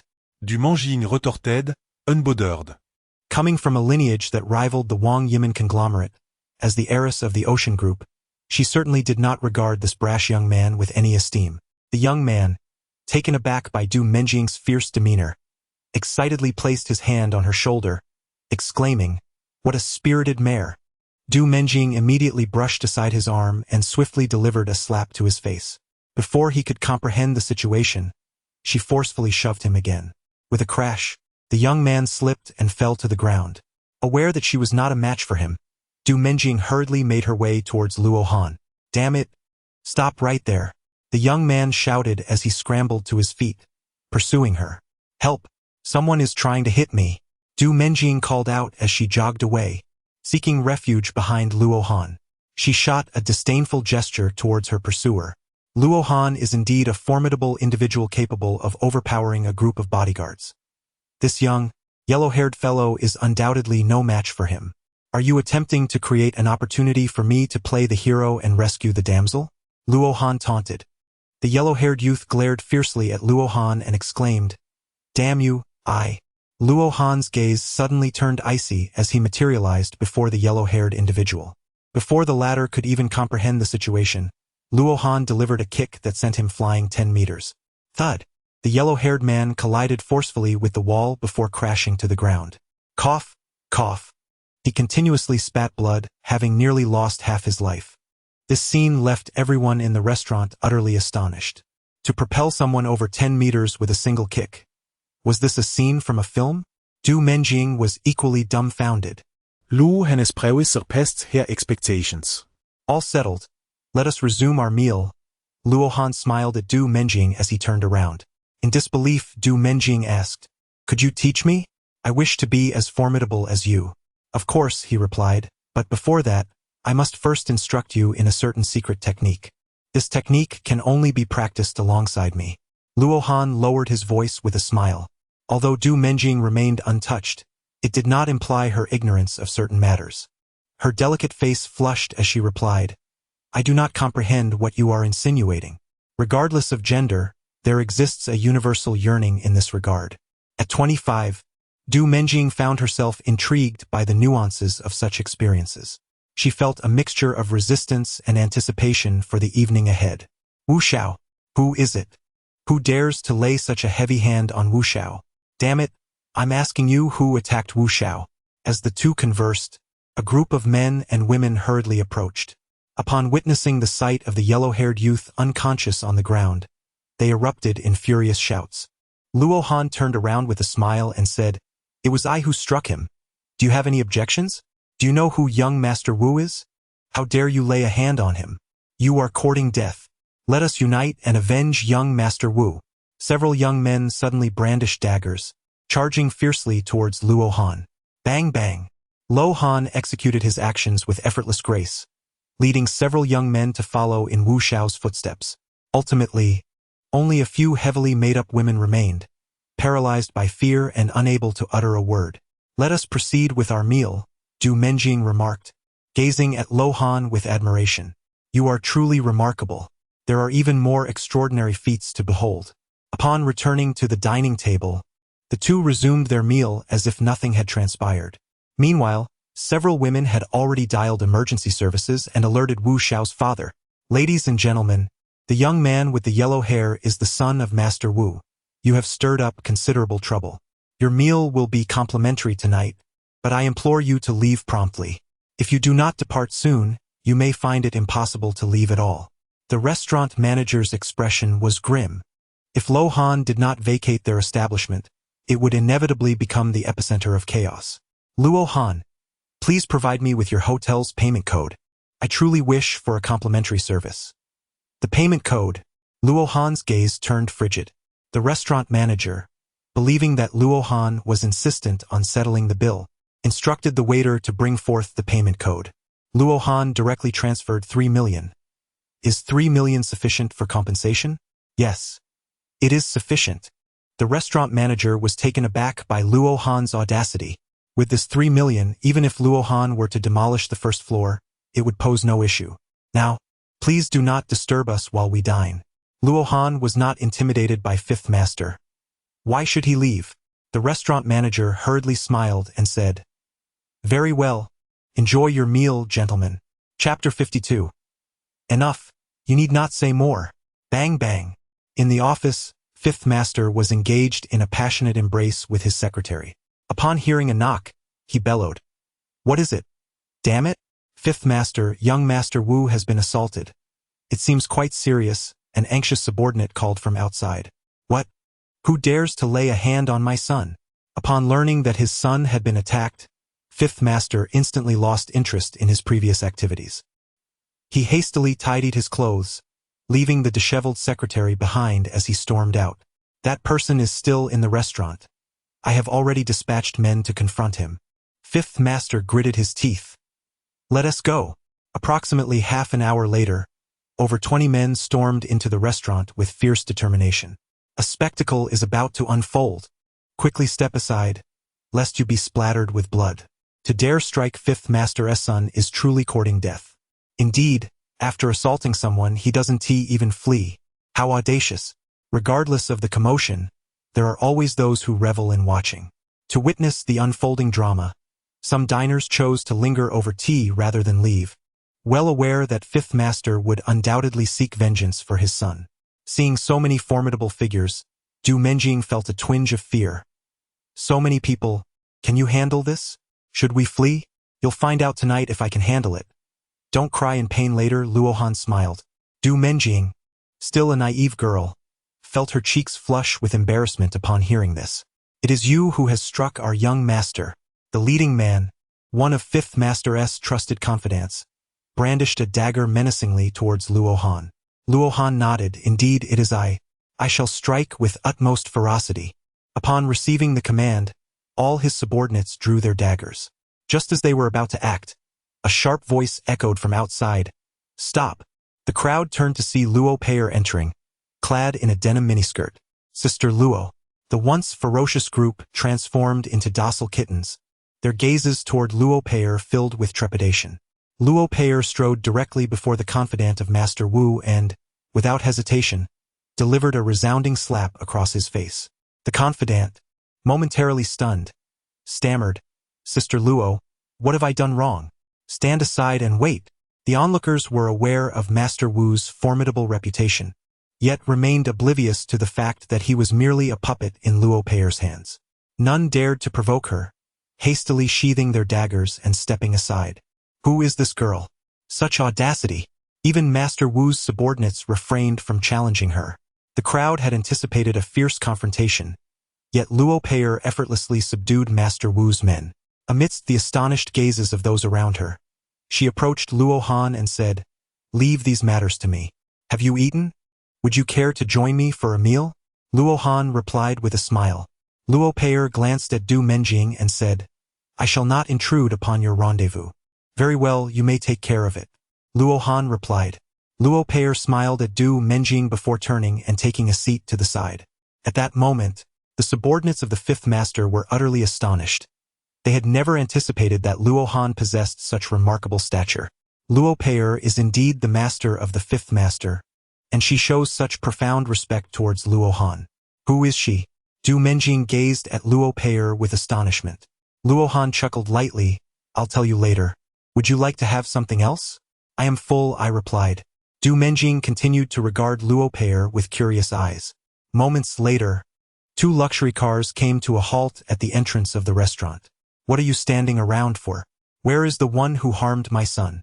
Fifth brother scolded as he observed his subordinates standing respectfully at attention. "Xiao Wu, you seem quite irate," remarked Luo Peier, crossing her long, fair legs in a striking display of elegance. "Lo, sister." Upon seeing Luo Peier, fifth brother's expression morphed into one of sheer terror. What the hell is this fifth master? Who is this girl? How could she intimidate fifth master to such an extent? It was no wonder she had the audacity to nearly beat young Master Wu to death. To her, even fifth master was merely a minor character. The astonishment among the onlookers was palpable as a renowned figure in the underworld of Zhanghai found himself reduced to a subservient state in the presence of a girl. "Your son brought this upon himself. Do you have any objections?" Luo Peier asked fifth master coldly. Upon hearing her words, a flicker of anger crossed fifth master's face. "Lo, sister. The hospital said my son has become a cripple." Enough, you need not say more." Luo Peier rose and approached fifth master, then suddenly struck his chest with a swift palm. Bang! The force of the blow sent fifth master flying 5 meters away. The once formidable fifth master lay on the ground like a lifeless dog, writhing in agony. "Sister Luo, I realize my mistakes. It is my son's own doing." Fifth master had not anticipated that Luo Peier would so fiercely defend the perpetrator, prompting him to hastily plead for mercy. Luo Peier disregarded fifth master, turning her gaze toward his trusted aide. "From today onward, you shall assume the role of the new fifth master." The aide, overwhelmed with joy, immediately knelt before Luo Peier, expressing his gratitude. "Thank you, Sister Luo, for your cultivation. I shall dedicate myself wholeheartedly." Luo Peier inquired, her tone serious. "You know what to do next, do you not?" The aide responded hastily, "I understand. I will ensure this matter is handled appropriately." "Then proceed," Luo Peier commanded. The aide, brimming with excitement, rose and pointed at fifth master with a fierce glare. "Take him away. Miss Luo. I am willing to relinquish everything. I implore you, spare my life." Fifth master cried out in terror, taken aback that his own son would provoke Luo Peier. He had previously crossed her path and had endured unimaginable torment. Since then, Luo Peier had become his sovereign. Could a single command lead to such a swift change of power? Was fifth master merely her subordinate? Such a formidable presence lurked within Zhanghai. As the crowd stood in shock, Luo Peier surveyed everyone present. "Shortly, my people will conduct a registration. If today's events reach the outside world, you shall all bear the consequences." The onlookers had anticipated a spectacle but found themselves entangled in a perilous situation. With at least 20 individuals present, a single loose tongue could invite retaliation. If fifth master could be so easily dealt with, what chance did they, mere commoners, have? They realized for the first time that even witnessing a drama came at a price. "Come, let me show you the sights of Zhanghai," Luo Han declared as he rose. Du Menjing nodded and followed Luo Han outside. "Sir, the restaurant has not sustained significant damage. I will refund you," The restaurant manager hurried over, fearful to accept Luo Han's money. There's no need for a refund. I shall return to dine here again. The cuisine is quite commendable, and I intend to frequent this establishment. You flatter us. Even without this 3 million, we would have waived your bill. Although unaware of Luo Han's true identity, the manager recognized him as someone of considerable stature. Such a distinguished individual surely warranted proper deference. Chapter 53. You are quite greedy. Haiyun Park is the most renowned attraction in Jianghai. It boasts exquisite forests and lakes, adorned with stunning floral architecture. Strolling through this locale evokes a profound sense of romance. At this moment, Luo Han brought Du Menjing here. Beneath the shade of trees, Du Menjing took the initiative to link her arm with Luo Han's. Though their acquaintance had lasted less than a day, she was already captivated by his charm. In the context of a technological society, Luo Han might be deemed a rogue. However, in his era, strength was revered. As long as one was formidable enough, women became vessels for cultivation. Were Du Menjing to lack self-respect, she would merely be an object of Luo Han's amusement. Yet, her pure and virtuous nature afforded her the right to be his true partner. At this moment, Luo Han gradually lessened the influence of his mental power. Du Menjing had developed a fondness for him. She would not escape his grasp tonight. Indeed, there are no bodyguards. No wonder she would rather flee than undergo surgery. She fears being abandoned by her boyfriend. Had she not escaped, would they have ever had a chance? This tourist spot is too crowded for action. We shall follow her until the crowd thins, then seize her. As the daughter of a wealthy conglomerate, she must be worth at least 100 million. We won't frighten her to death, will we? After all, she has a heart condition. We shall simply sedate her. She won't be alarmed. The very existence of her heart condition is why Du Qihui dared not squander time. You're right. For the sake of my precious daughter's life, she will undoubtedly wire the money immediately. Behind Luo Han and the others, for men stealthily followed them, their intent focused on abducting Du Menjing. Look over there. 2 mandarin ducks, Luo Han exclaimed, pointing towards the lake. Du Menjing turned her gaze, only to find no such ducks in sight. This ruse was indeed unfailingly effective. Du Menjing's eyes widened in surprise. She had not anticipated Luo Han's sudden ambush at that moment. The excitement quickened her heartbeat, and her cheeks flushed a deep crimson. Just as she contemplated closing her eyes to continue, Luo Han abruptly halted the playful endeavor. You! Du Menjing felt a lingering desire for more. Luo Han, you are quite greedy. A wicked villain, Du Menjing said shyly.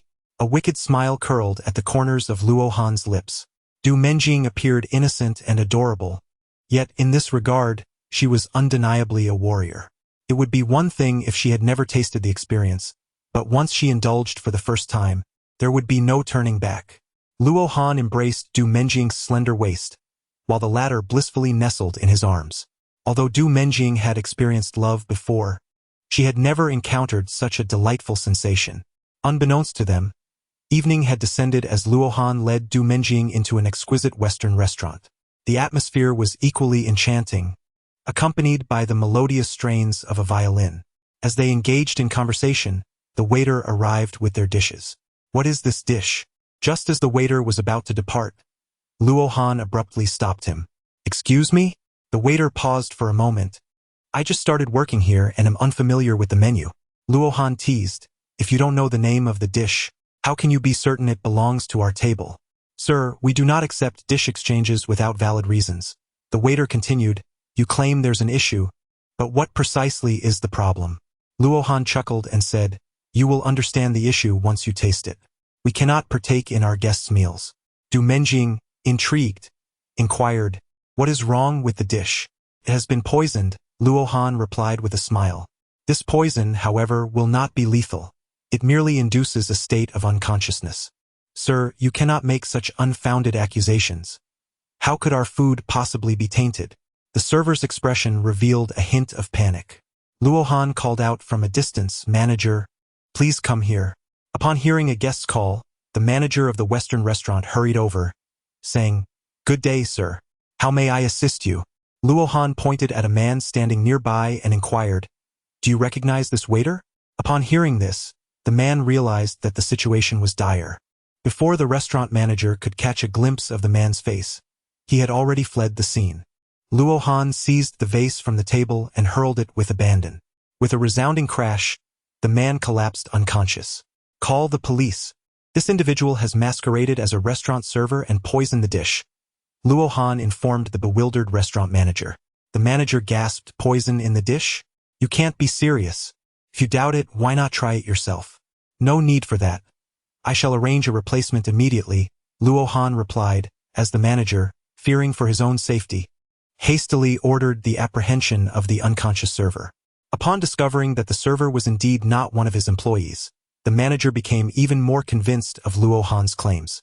How did you ascertain that the dish was poisoned? Du Menjing inquired with astonishment. Luo Han smiled.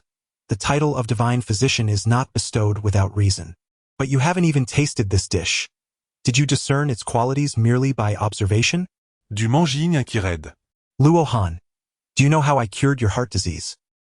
Marrying such an extraordinary man seems quite delightful. Half an hour later, four enforcers entered the room. To Luo Han's surprise, the leader was none other than Lan Ruoling. When Luo Han beheld Lan Ruoling, she too caught sight of him. Is he dining with a beautiful woman? Noticing the mixed-race beauty seated opposite Luo Han, Lan Ruoling remarked with cold sarcasm. Luo Han smiled. Indeed, shall we sit down together for a meal? It would be a splendid opportunity for you sisters to become acquainted. You are quite shameless, Lan Ruoling remarked, her irritation palpable. How could Luo Han, seemingly devoid of any embarrassment, remain so unfazed? Is she feeling jealous? Luo Han chuckled. There is no need for jealousy. I assure you, I will be fair and equitable to all. Du Mengying, glancing at Lan Ruoling with a furrowed brow, inquired, Who is she?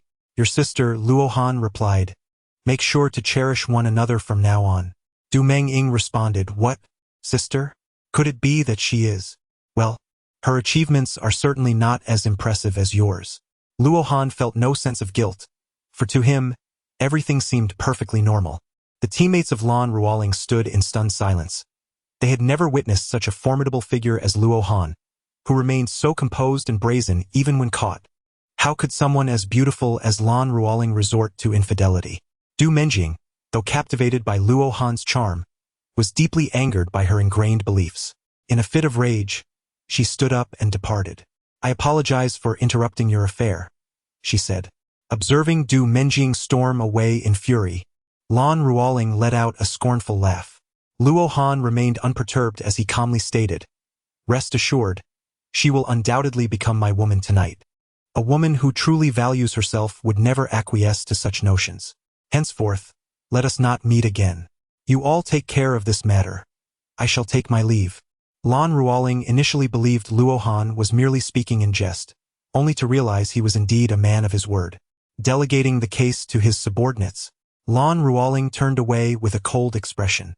Chapter 54. How dare you lay a hand on my woman? Truly courting death. Du Menjing thought she had found her lifelong support, yet she was unprepared for Luo Han's fickle nature. Troubled, she walked down the street, oblivious to the impending danger. Excuse me, could you direct me to Dongsha Road? A masked man suddenly obstructed her path. Within a fleeting second, Du Menjing swayed and lost consciousness. Unbeknownst to the passers-by, she was swiftly assisted into a business vehicle. At 7 in the evening, the man who had been knocked out by Luo Han entered a dilapidated building. He ascended to the 3rd floor, where he found Du Menjing peacefully reclined on a discarded sofa. Upon his arrival, the others rose, chuckling. Almost faced a setback, the 4th man lamented. Despite the unforeseen complication, they had ultimately succeeded. Remember to administer the medication on schedule. She must not regain consciousness, the leader instructed. Is the heart medication prepared? The 4th man inquired. Just as the leader began to respond, he felt a chilling sensation at his neck. In an instant, he sensed himself deflating like a punctured balloon, warm liquid streaming down his throat. Grasping at his throat in agony, he collapsed to the ground in terror. The other 3, horrified by the scene unfolding before them, shrieked, only to meet the same fate, their throats severed. Amid their torment, Luo Han entered with a leisurely stride. How dare you lay a hand on my woman? Truly courting death. With this declaration, Luo Han lifted Du Menjing from the sofa. Under the terrified gaze of the four, Luo Han vanished into the night. Not long after Luo Han had departed, Lan Ruoling stormed in with her entourage. They are all dead, their throats mercilessly slit. Lan Ruoling stood frozen in place, a chilling certainty creeping over her that this must be connected to Luo Han. Just as she pondered this in silence, the rhythmic sound of footsteps echoed down the corridor. She turned to see 5 men clad in military attire entering. I am Xiao Lin, the commander of the 1st Dragon Division. This matter does not concern you. You may leave, he declared, approaching Lan Ruoling with a stern countenance as he presented his credentials. You have no right. Lan Ruoling's words were abruptly cut off as Xiao Lin extended his phone towards her. Would you care to inquire with your superior whether we possess such authority? Is Luo Han the one who sent you? Lan Ruoling fixed her gaze on Xiao Lin, demanding answers. We are leaving. As a mere squad leader, Lan Ruoling knew she could not contend with Xiao Lin's authority. Gentlemen, remember to maintain confidentiality, Xiao Lin instructed. Lang Ruling Skop. Her footsteps heavy with indignation as she exited.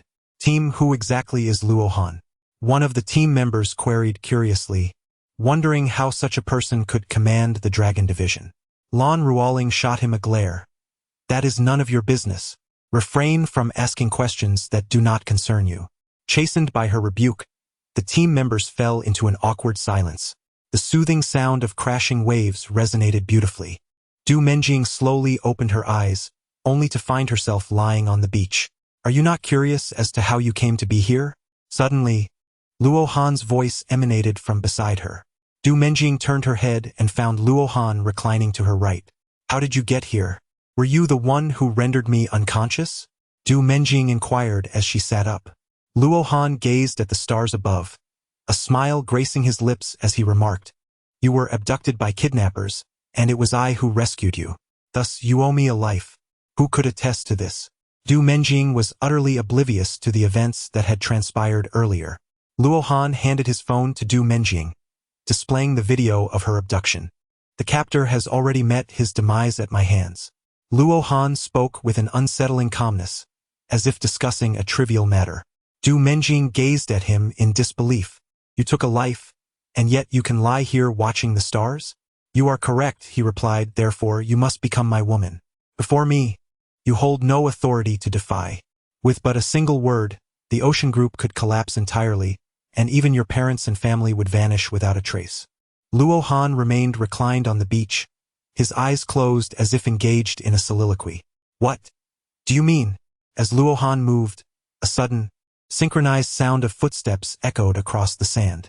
Du Menjing turned in confusion, only to behold a procession of soldiers clad in military garb striding towards her. As they drew near, Du Menjing was astonished to discover that the leader was none other than a 3-star Golden General. Should this 3-star Golden General ascend even further, he would attain the prestigious rank of a Wuho-level figure. Your subordinate pays respects to the 1-character Shoulder King, the 3-star Golden General proclaimed as he approached Luo Han, bowing respectfully with cupped fists. We pay our respects to the 1-character Shoulder King. The soldiers behind him chorused in unison. The 1-character Shoulder King. You are the 1-character Shoulder King. Du Menjing could scarcely believe her eyes and ears. She had never imagined that Luo Han was, in fact, the exalted 1-character Shoulder King. If this were true, then everything Luo Han had uttered was not mere boastfulness. With a single word from him, the ocean group could be brought to its knees, and her parents' lives would be as inconsequential as mere poultry. Well, do you now consider me worthy of capriciousness? Luo Han opened his eyes and stood up, immediately drawing Du Menjing into his embrace. Held tightly in Luo Han's arms, Du Menjing felt her mind go blank. How could she have caught the attention of the 1-character king? To become the woman of the 1-character king was akin to soaring to great heights and transforming into a phoenix. For countless women, this was an honor. With Luo Han's stature, what did it matter if he was fickle? I am willing to be your woman, Du Menjing murmured softly, her head bowed. Luo Han gently waved his hand, and the Xiongling army silently withdrew.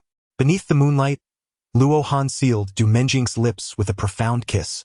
Sensing Luo Han's actions, Du Menjing felt a twinge of anxiety. Here? Here? Under the vast sky as a blanket and the earth as a bed. Luohan chuckled softly. Do not worry, this place is under strict surveillance. No one can approach without my consent. Chapter 55. I have yet to exert my strength, yet you have already succumbed. In the nocturnal haze, a fierce battle raged upon the beach. The sound of anguished cries ebbed and flowed with the rhythm of the waves. After a considerable time, Du Menjing lay languidly on the mat, unable to fathom the existence of such an indomitable man. Had Luohan not shown mercy, she would have perished at this very moment. Such formidable strength was beyond the endurance of a mere woman. Even if Luohan wished to devote himself entirely, she would still implore him to seek another to share her burdens. From this day forth you shall be my woman, destined to belong solely to me. Luohan stood upon the beach, his imposing figure illuminated by the moonlight. Du Menjing attempted to rise, but her entire body felt weak and numb. Yes, my body and soul belong entirely to you. Moments later, Luohan carried Du Menjing away from the shore. That fleeting blush was swallowed by the tide. Creak. Lan Ruoling was in the living room, indulging in instant noodles, when the door swung open unexpectedly. She then beheld Luohan entering, cradling Du Menjing. Upon seeing Luohan, Lan Ruoling's gaze was filled with indifference. Yet, when she noticed Du Menjing in his arms, her brow furrowed as she inquired, what happened to her? Hearing Lan Ruoling's question, Du Menjing's face instantly flushed with embarrassment. Lo Han replied nonchalantly, she is injured and currently unable to walk. Lan Ruoling was somewhat taken aback. Given Lo Han's prowess, how could he have failed to protect Du Menjing? My brother is rather boorish and tends to act with excessive abandon, which inadvertently caused her harm. As he spoke, Lo Han gently laid Du Menjing upon the sofa. Lan Ruoling quickly grasped Lo Han's implication. Indeed, Du Menjing had been subdued by him. The situation must have been quite intense, rendering her incapable of even walking. I shall move out tomorrow, and I will return the Bentley along with the 10 million from my family. Luohan had just finished playing poker with Du Menjing, and she had no desire to engage in any ambiguous relationship with him. Although she longed to learn the 36 techniques of Tianhe, she would never compromise her integrity for it. As previously stated, one may change residences, but one cannot change the landlord. Luohan chuckled and said, Tonight, you two will share a room. We'll discuss other matters tomorrow. What? You want us to sleep together? Lan Ruoling felt utterly helpless toward Luohan. She knew very well that he was not merely boasting. With his financial resources, he could easily purchase any property she rented. Unless she could buy a place herself, which her salary could never afford. The Bentley and the 10 million yuan Luohan gifted her were not options for her use. What frustrated Lan Ruoling the most was that Luohan actually expected her to share a bed with Du Menjing. Although they were both women, they were, after all, strangers to each other. How about you and I share a room? Luohan playfully suggested. Lan Ruoling was exasperated. Haven't you two already? You know, just sleep together. No way. My anger has yet to be fully expressed, and sharing a room with her would be too much to handle. Given my current state, I cannot withstand the impact of my own emotional outburst. Luohan, being an extraordinary martial artist, possesses an anger that no ordinary woman could withstand. To encapsulate it in a single statement, I have yet to exert my strength, yet you have already succumbed. Then you shall sleep on the sofa. Lan Ruoling declared with a stern expression. Luohan chuckled and nodded. All right, if I happen to sleepwalk into your room tonight, don't hold it against me. You are threatening me. Lan Ruoling exclaimed anxiously. Fine, I will sleep alongside her tonight. With a triumphant smile, Luohan turned to Du Menjing and said, Playing poker with me will greatly benefit you. Tomorrow, not only will your pain subside, but your physical constitution will also be enhanced. It was not every participant in a poker game with Luohan who could expect such fortification of their physique. This benefit would only manifest when Luohan employed the art of harmonization. Through the cleansing of primordial energy, this single instance could enable Du Menjing to cultivate internal strength. Of course, possessing internal strength did not equate to possessing the prowess that accompanied it. To become a master, one must also learn the art of combat. Half an hour later, Lan Ruoling lay beside Du Menjing on the bed. With a sigh, she remarked, I thought you would steer clear of him, yet here you are, ensnared. Were he an ordinary man, I would certainly dismiss him, but he is. Du Menjing was uncertain whether Lan Ruoling was aware of Luo Han's true identity, prompting her to pause. Is it merely because he is the one-word shoulder king? You know. Upon realizing that Lan Ruoling was indeed aware of Luo Han's identity, Du Menjing felt liberated from her reservations. How could someone of his stature be scrutinized through the lens of mundane perspectives? Is the one-word shoulder king no longer human? Lan Ruoling vehemently disagreed. However, his hand is exceptionally strong. No card player could possibly withstand it. Even if 3 or 5 joined forces, they would likely meet the same fate as I did. Lan Ruoling gazed at Du Menjing in astonishment. Is that truly so formidable? Du Menjing raised her arm. Would you dare to imagine such a brute? His wrist? Lan Ruoling gasped softly. Du Menjing shook her head, then pointed above her wrist. My heavens! Although Lan Ruoling had never played cards, it did not mean she lacked understanding of the game. Despite their hushed conversation, the content of their discourse was far from imperceptible to Luo Han's keen ears. Luo Han instructed Du Menjing to share a bed with Lan Ruoling, and the purpose was clear. As the saying goes, curiosity killed the cat. The following morning, Du Menjing awoke with a refreshing clarity. Just as Luo Han had asserted, she felt neither soreness nor fatigue. Instead, she was invigorated. Most astonishingly, it seemed as though a current of energy flowed within her. Lan Ruoling stirred languidly, inquiring, What are you mumbling about? Du Menjing recounted her sensations to Lan Ruoling. Furrowing her brow, Lan Ruoling pondered. Could it be that Luo Han's words held truth? Could playing cards indeed enhance one's physical abilities? After donning their garments, the two stepped out of the room. At that moment, Luo Han reclined on the sofa, engrossed in videos. Do you feel invigorated and strong? He queried Du Menjing. The early stages of martial arts are divided into 4 realms. The ordinary realm, body refinement, inner energy, and transformation of energy. The ordinary realm pertains to common individuals, while body refinement corresponds to athletes and practitioners. Instructors Wang and Zhang Xiangfu exemplify the body refinement level. The presence of a current within you indicates that you have reached the inner energy realm. With the acquisition of combat techniques, you could ascend to the level of a martial arts master. Luo Han smiled as he explained. What? She is that much more formidable than Instructor Wang? How could that be possible? Lan Ruoling found it hard to believe, as it seemed utterly incredible. Luo Han pointed at the tea table with a smile and said, Why don't you two engage in an arm wrestling match? Given your training background, you should possess significantly greater strength than she does. Come on, let us give it a try. Lan Ruoling, who was capable of sparring with Instructor Wang, found it hard to believe that Du Menjing, having shared a single night with Luo Han, could possibly surpass her in strength. Chapter 56. Are you willing to be my woman? After a bout of competition, Lan Ruoling was reluctantly compelled to confront the truth. In the presence of Du Menjing, her strength felt akin to that of an elementary school student. Previously, Du Menjing could be described as having the strength to barely lift a feather. Yet now, she effortlessly hoisted a 50-pound barrel of water with just one hand. Has Luo Han administered the super soldier serum to her? If she receives a few more injections from Luo Han, could she not transform into a superhuman?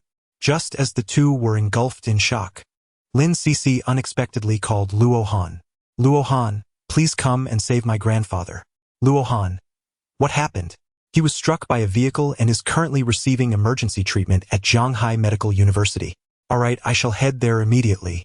Although Lin Cece is not yet his paramour, she has already secured a place on Luo Han's list of significant individuals. Lin Qinghe is her grandfather, and naturally Luo Han would not stand idly by. After ending the call, he borrowed a car from Lan Ruoling and rushed to the hospital. Upon his arrival, the Lin family had already gathered outside the emergency room. Seeing Luo Han approach, Lin Cece and the others anxiously rushed to meet him. Xiao Han, you must save grandfather. The doctor said the situation is quite dire. Tears welled in Lin Cece's eyes. You must save him. I know you can, right? Rest assured, as long as I am here, it will be difficult for him to depart from this world. Although standing outside the emergency room, Luo Han had already grasped the situation regarding Lin Qinghe. While his condition was precarious, it was not immediately life-threatening. What should we do now? I have already contacted the director, but he has yet to arrive, Lin Cici's father said. I can go in alone, you all wait for news. Luo Han was utterly indifferent to the hospital's regulations. He boldly pushed the door open and entered the emergency room. Inside the operating theater, doctors and nurses were racing against time to save Lin Qinghe. At that moment, Luo Han stepped in. Who are you? A nearby nurse was the first to notice Luo Han and hurried over to block his path. Loan. Weary of idle chatter with the nurse, casually pointed at her chest. The nurse felt a sudden dizziness, and then collapsed onto the ground. What are you doing? Luo Han's actions startled the doctors and nurses. It was their first encounter with someone intruding into the operating room. With a mere wave of his hand, Luo Han unleashed an invisible force that rendered all the doctors and nurses present unconscious. Even the surveillance in the operating room succumbed to a complete blackout. Luo Han approached the operating table, noticing that lines had already been drawn across Lin Qinghe's chest. Shortly, he would undergo open-heart surgery. Luo Han pressed his palm against Lin Qinghe's chest, subsequently using himself as a conduit to channel the primordial energy of the universe into Lin Qinghe's body. Under the restorative influence of this celestial force, Lin Qinghe's injuries rapidly began to mend. After approximately 10 minutes, Luo Han finally released his hand.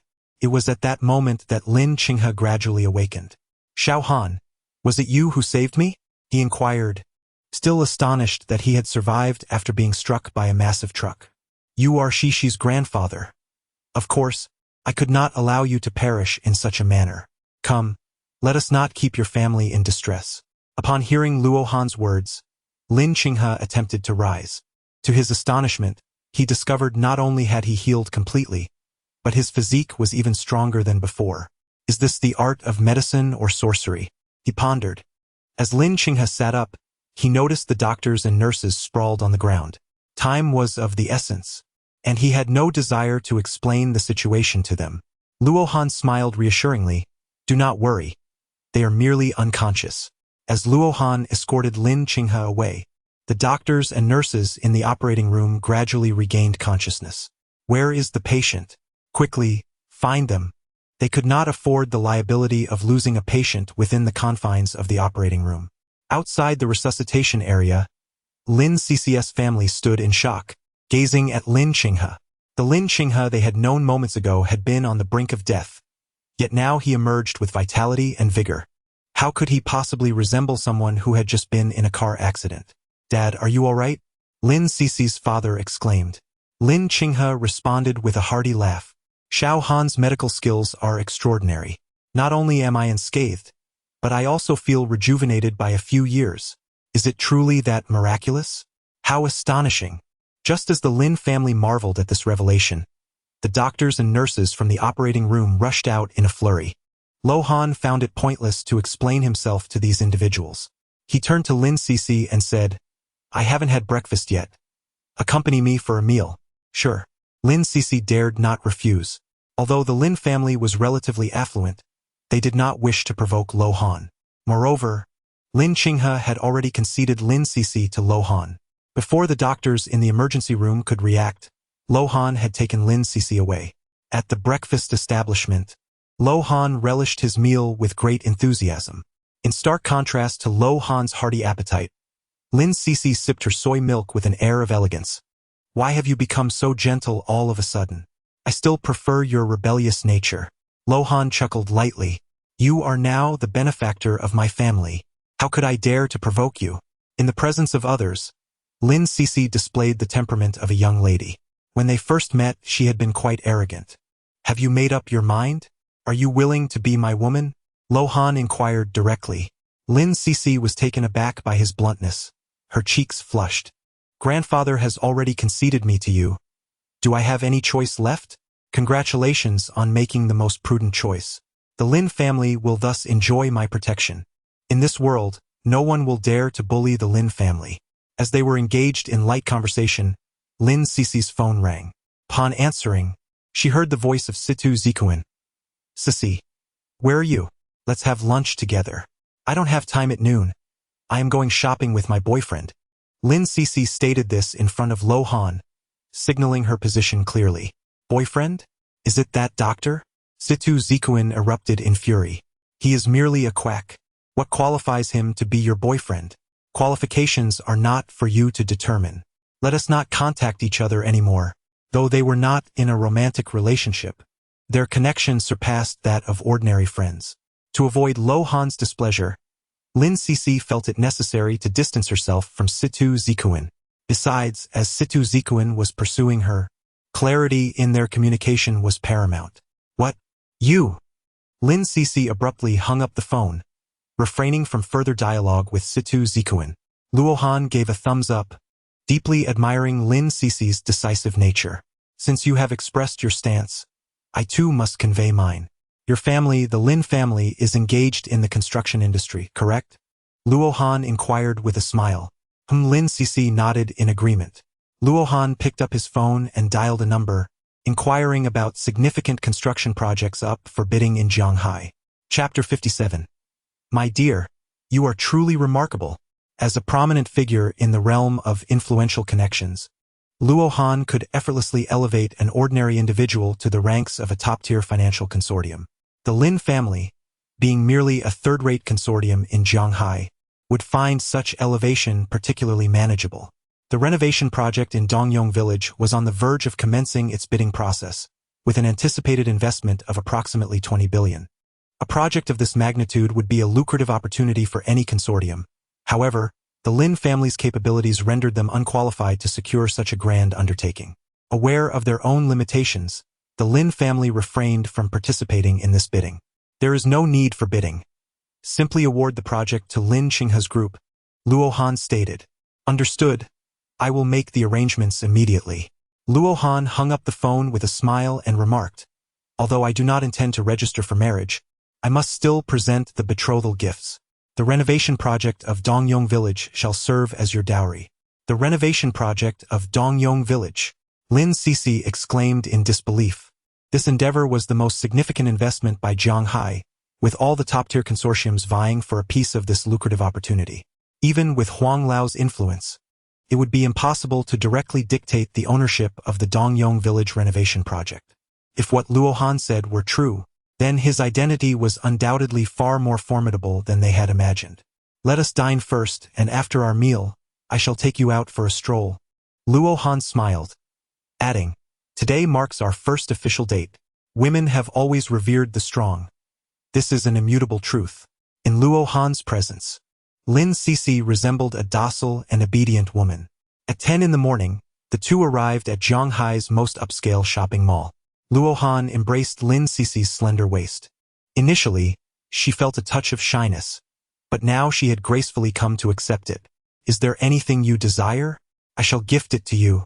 Luo Han's hand glided up and down, appreciating the alluring curves of Lin Cece's waist. In truth, she had no particular items in mind to purchase, as Lin Cece was not one to lack for money. Then let us procure a few exquisite outfits.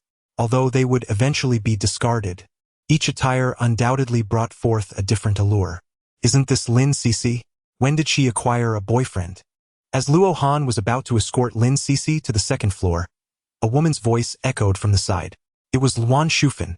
Lin Cece furrowed her brows, clearly not on amicable terms with this woman. Luan Shufan showed no restraint in her ill intentions, her expression and words brimming with hostility.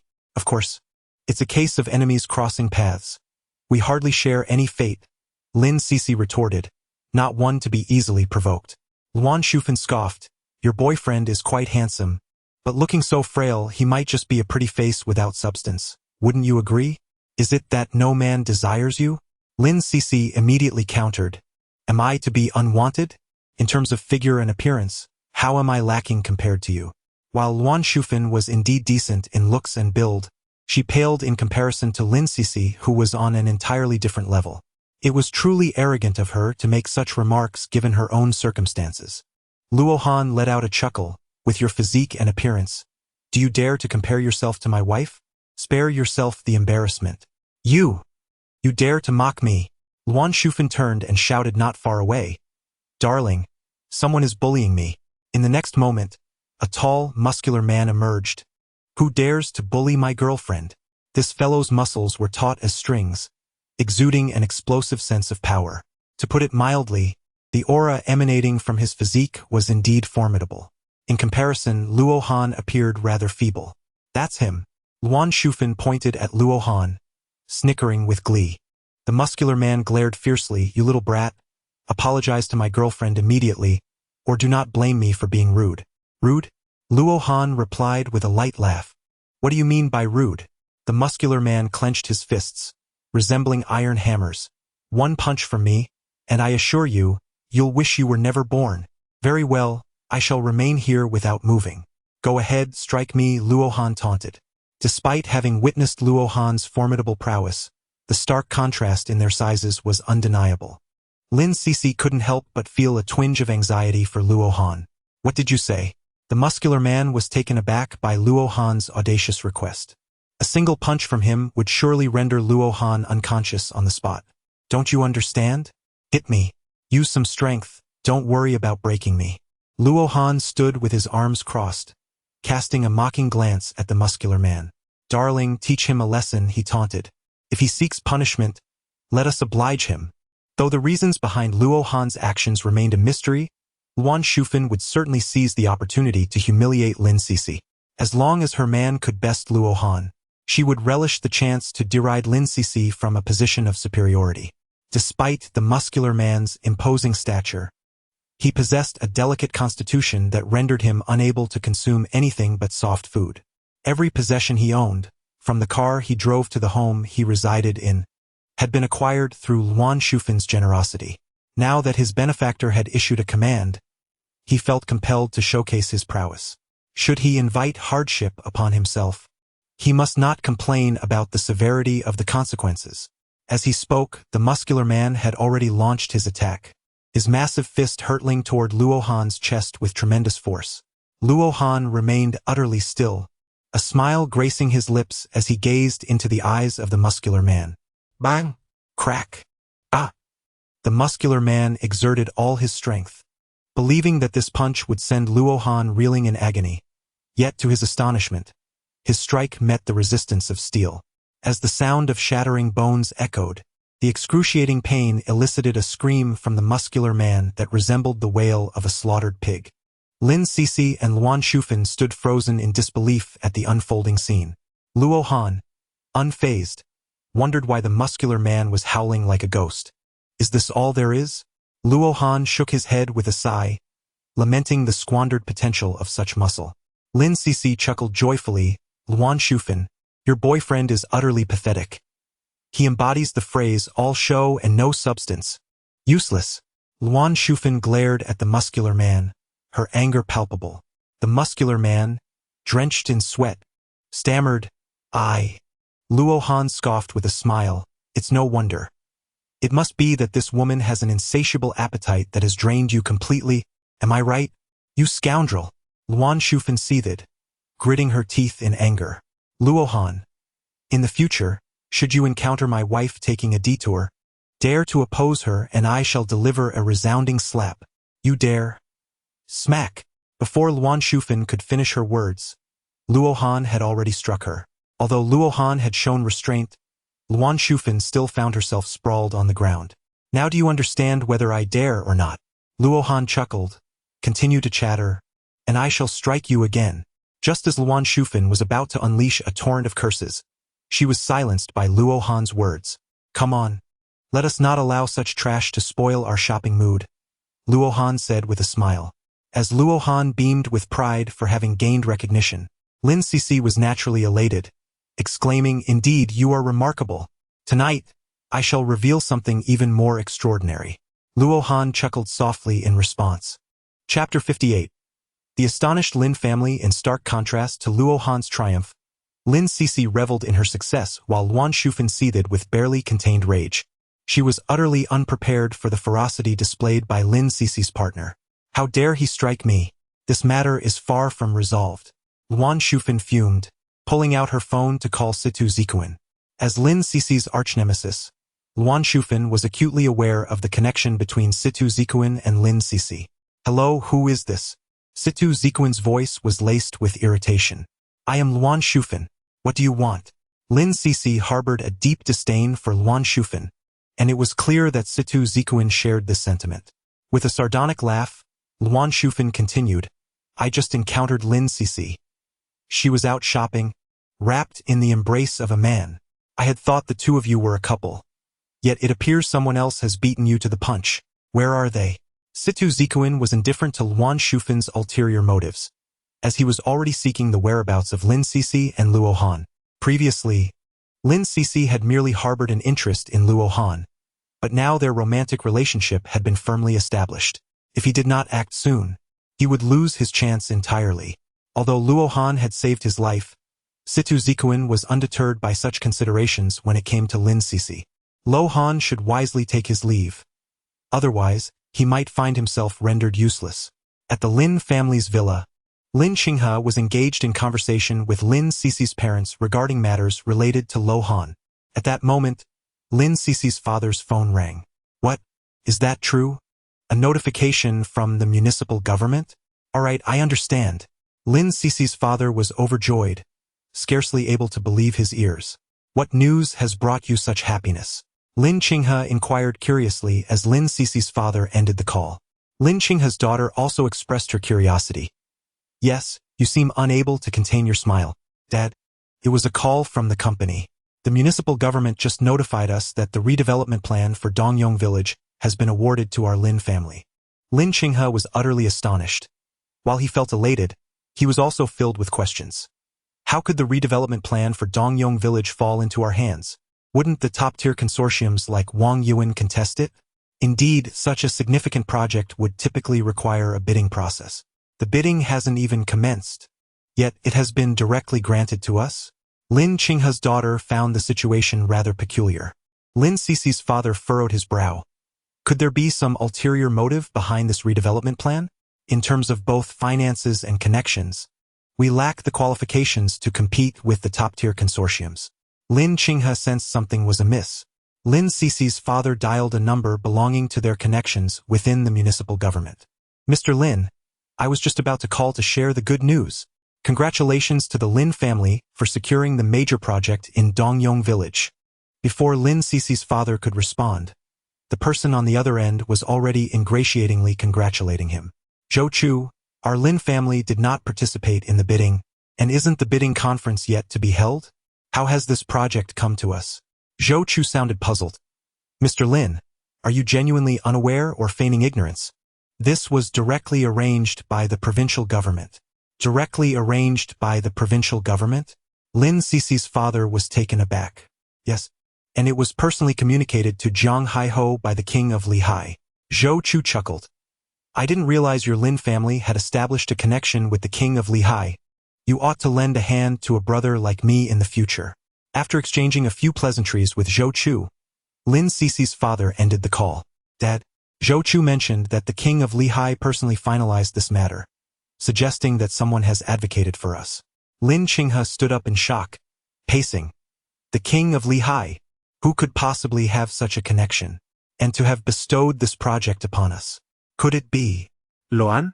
Lin Sisi's mother exclaimed in surprise. It's possible. He has a close relationship with Elder Huang, who is an old superior of the king of Lihai. Lin Sisi's aunt nodded vigorously. Yet, Lin Qinghe shook his head slightly. Although Elder Huang holds considerable prestige in the provincial government, he has retired. The king of Lihai would not directly assign such a major project to us just for his sake. That is true. This project is of immense significance, Lin Sisi's father remarked gravely. But aside from Elder Huang, who else could influence the king of Lihai to make such a decision? Sisi is with Luo Han. Perhaps you should ask her if she knows anything. Lin Qinghe contemplated. Lin Sisi's father agreed, promptly dialing Lin Sisi's number. Sisi, the municipal government has awarded the redevelopment project for Dongyong village to us. Does this have anything to do with Luo Han? Ah, the municipal government has truly awarded the project to us? Lin Sisi exclaimed on the other end, astonished that Luo Han had indeed succeeded. Just one phone call had secured such a significant project for the Lin family. How powerful must Luo Han's connections be? Luo Han did it? Lin Sisi replied. He did make a call and mentioned that he would regard the Dongyong village project as a betrothal gift. I never expected he would actually accomplish it. Just one call? Lin Cici's father was incredulous. Yes, and it seemed he was commanding the other party to act. I understand now. You all handle it well. Lin Cici's father was filled with exhilaration, realizing that rather than merely fishing, they had indeed caught a remarkable son-in-law. Upon ending the call with his son, Lin Qinghe hurriedly inquired, "Was it truly Lo Han who did this?" "Yes." Lo Han expressed his intention to use the redevelopment plan for Dongyong village as a betrothal gift. Cici mentioned he only made one call, and it was in a commanding tone. Could it be that Lo Han is connected with high-ranking individuals in the capital? If not, how could one call draw the king of Lehigh into action? At this, Lin Qinghe murmured softly, "It is not entirely implausible. After all, even the most skilled traditional Chinese medicine practitioners do not possess such extraordinary abilities. Dad, although you lost in fishing, you have managed to reel in a distinguished son-in-law for our Lin family." Lin Cici's uncle and aunt were even more thrilled. With someone of Lo Han's stature backing the Lin family, their rise to prominence was surely imminent. However, this situation may not be entirely favorable. After the initial excitement, Lin Qinghe grew somewhat apprehensive. Lin Cici's mother questioned, "What do you mean? The redevelopment plan for Dongyong village is a substantial prize. Not only are Jianghai's consortiums vying for it, but the provincial government's consortiums are also secretly competing. Now that this project has landed in our lap, we may become targets of envy." Lin Qinghe stated gravely, "Dad, I don't share that sentiment. Those individuals must be aware that the king of Lehigh facilitated this. Any intelligent person should realize we have powerful backing. If they intend to challenge us, they must first consider whether they can afford to provoke us." Lin Cici's second uncle proclaimed with a smug smile. Chapter 59. Situ Zikuan. Have you lost your mind? Standing before the wash basin in the marketplace, Lin Cici was left astonished. At that moment, her curiosity about Lo Han's identity deepened. Just one phone call had secured such a significant project for the Lin family. It was indeed remarkable. After some time, Lin Cici finally managed to suppress her astonishment. The municipal government called, stating that the Dongyong village project has been awarded to our Lin family. Upon returning to Lo Han's side, Lin Cici recounted the events. Luo Han exhibited no discernible change in emotion. The matters he had arranged could not be postponed by the Great Xia Kingdom. "Very well, proceed diligently. Should you encounter any difficulties, do not hesitate to inform me. I am capable of resolving any issues that may arise, but you must ensure the quality of the project. Should any quality concerns arise, your Lin family shall no longer have access to such resources. Luo Han must take a firm stance against the Lin family to prevent them from abusing their privileges under our protection. Rest assured, the Lin family values integrity above all else," declared Lin Cici. Luo Han jestingly remarked, "If I were merely an ordinary person, would you still uphold your promise of marrying me? After all, this pertains to a lifetime commitment, and I certainly would not wish to marry someone I do not favor." Upon hearing Luo Han mention his own glitch, Lin Cici felt an acute sense of embarrassment. Luo Han could comprehend Lin Cici's thoughts. At that moment, she had acted impulsively in her wager with him. Who would have anticipated that Luo Han could achieve a bountiful catch without any bait? The fish surged upwards as if drawn to a flame. To be precise, Luo Han had indeed employed a form of deceit. Although he had refrained from using traditional bait, he had instead harnessed his vital energy to form a more sophisticated lure. "Come, allow me to treat you to a meal." Luo Han placed his hand gently on Lin Cici's shoulder, guiding her as they stepped outside the mall. Just as they emerged, a man blocked their path. Lin Cici immediately recognized him as the personal bodyguard of Situ Zikuan. "Miss Lin, my young master invites you both to lunch," the bodyguard said with utmost courtesy. Lin Cici sensed the underlying intentions of this invitation, aware that it was likely a trap.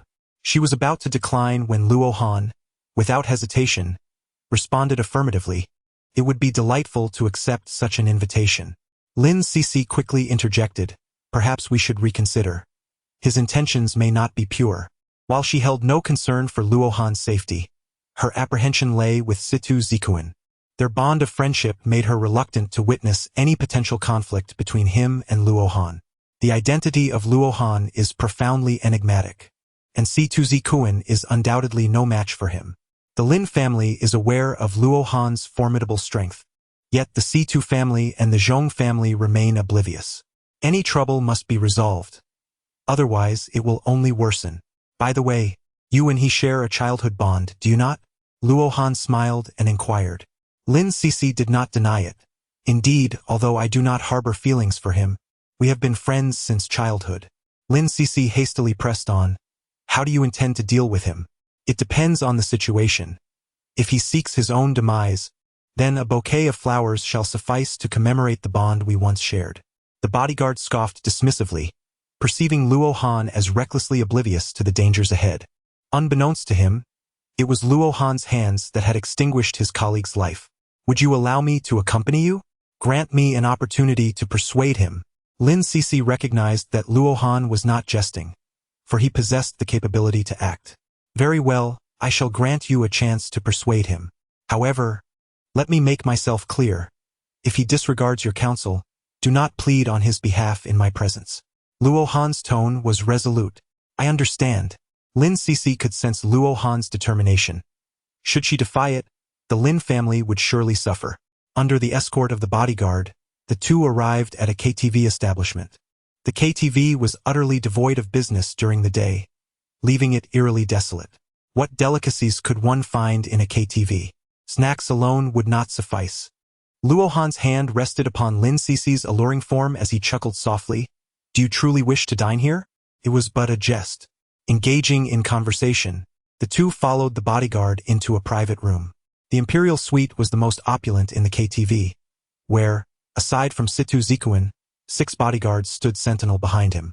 Upon witnessing Luo Han embracing Lin Sisi as they entered, Si-tu Zikuan's eyes blazed with fury. Remove your filthy hands.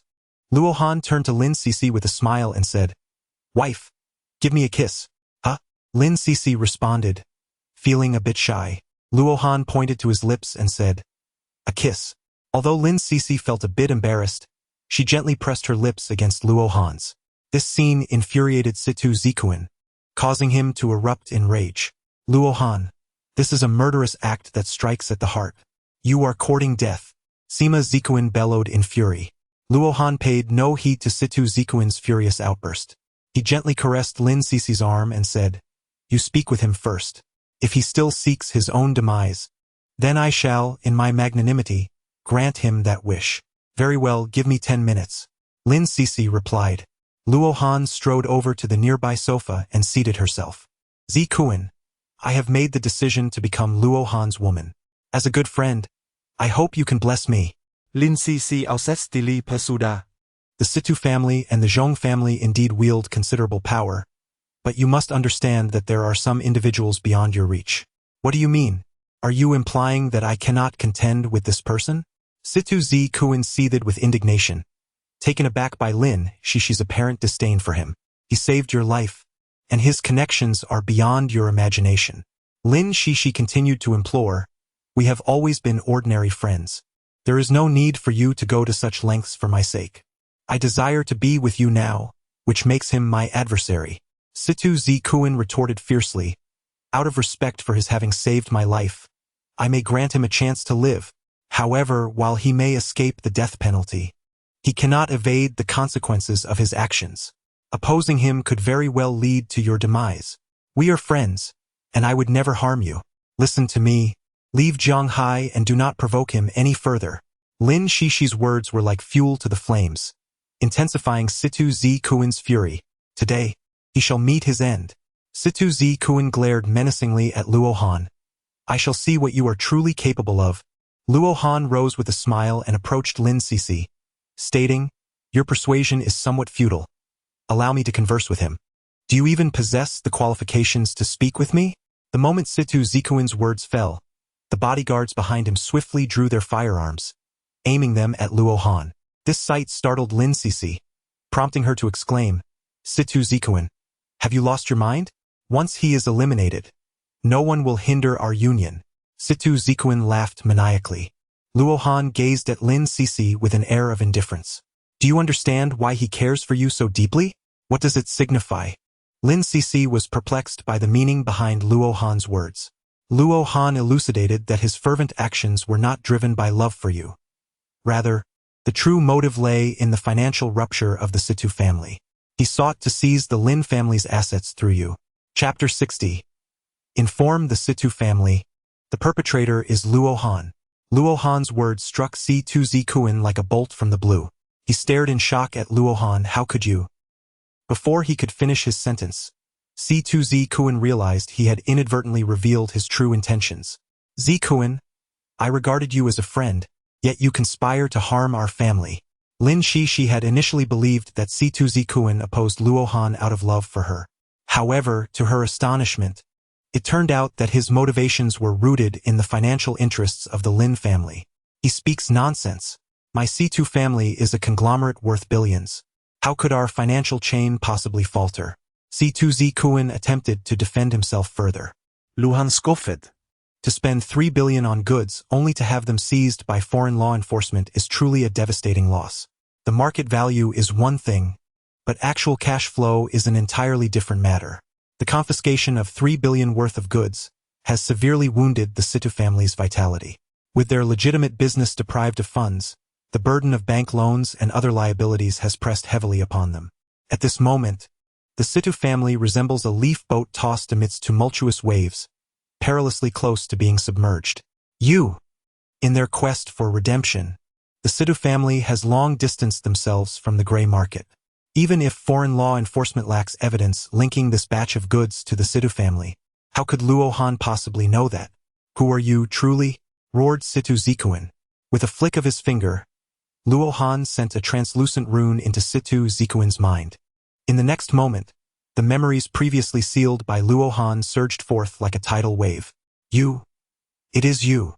The once furious Si-Tu Zikuan suddenly descended into madness. His gaze upon Luo Han was akin to that of a man confronted by a specter, causing him to retreat frantically. No number of bullets could harm Luo Han. He was simply not of this world.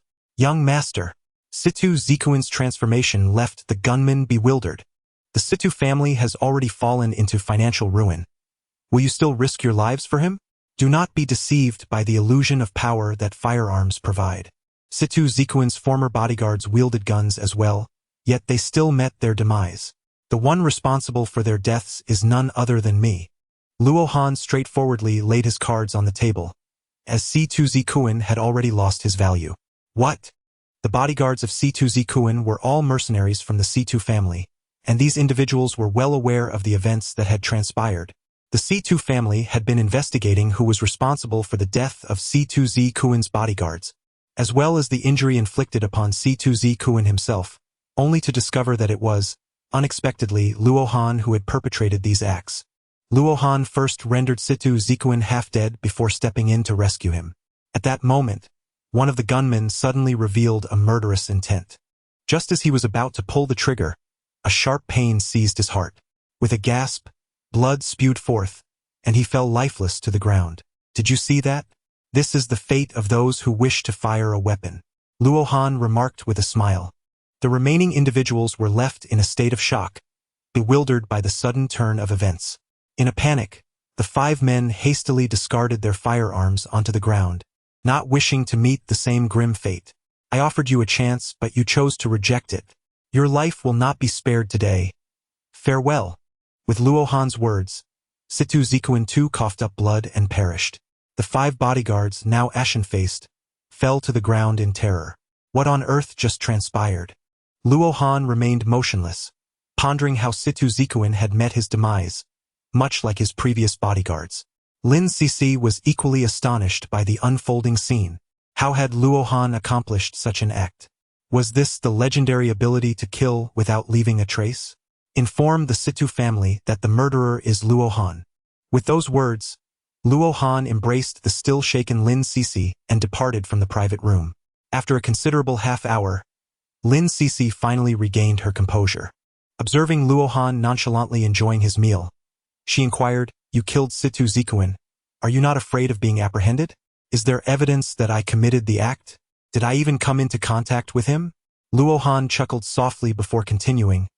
Even if there were evidence, what of it? Who could possibly challenge me? A withered camel is still larger than a horse. The Situ family will not let this matter rest easily. Luhan Huk Lied Light Li. What fear could the illustrious Situ family possibly harbor, even at their peak? Your man is a being of divine strength. There exists nothing in this mundane world that can impose upon me. Lin Sisi gazed at Luo Han in astonishment, pondering what could inspire such audacious declarations. Who exactly are you? Tonight, someone shall reveal it to you. As the two dined, a hotel attendant approached with an apologetic expression, stating, "Esteemed guests, young Master Feng has reserved the entire venue. We sincerely apologize for the inconvenience." What does that imply? Are we to leave before finishing our meal? Luo Han replied nonchalantly. The restaurant manager quickly offered a conciliatory smile. This meal is complimentary, and we are also providing a 100 yuan voucher. If one wishes to reserve the venue, they may do so after we have concluded our meal. Luo Han would not concern himself with a certain young Master Feng. Since he had already commenced his meal, it was prudent to wait until he had finished. To think that a mere 100 yuan voucher could appease Luo Han was preposterous.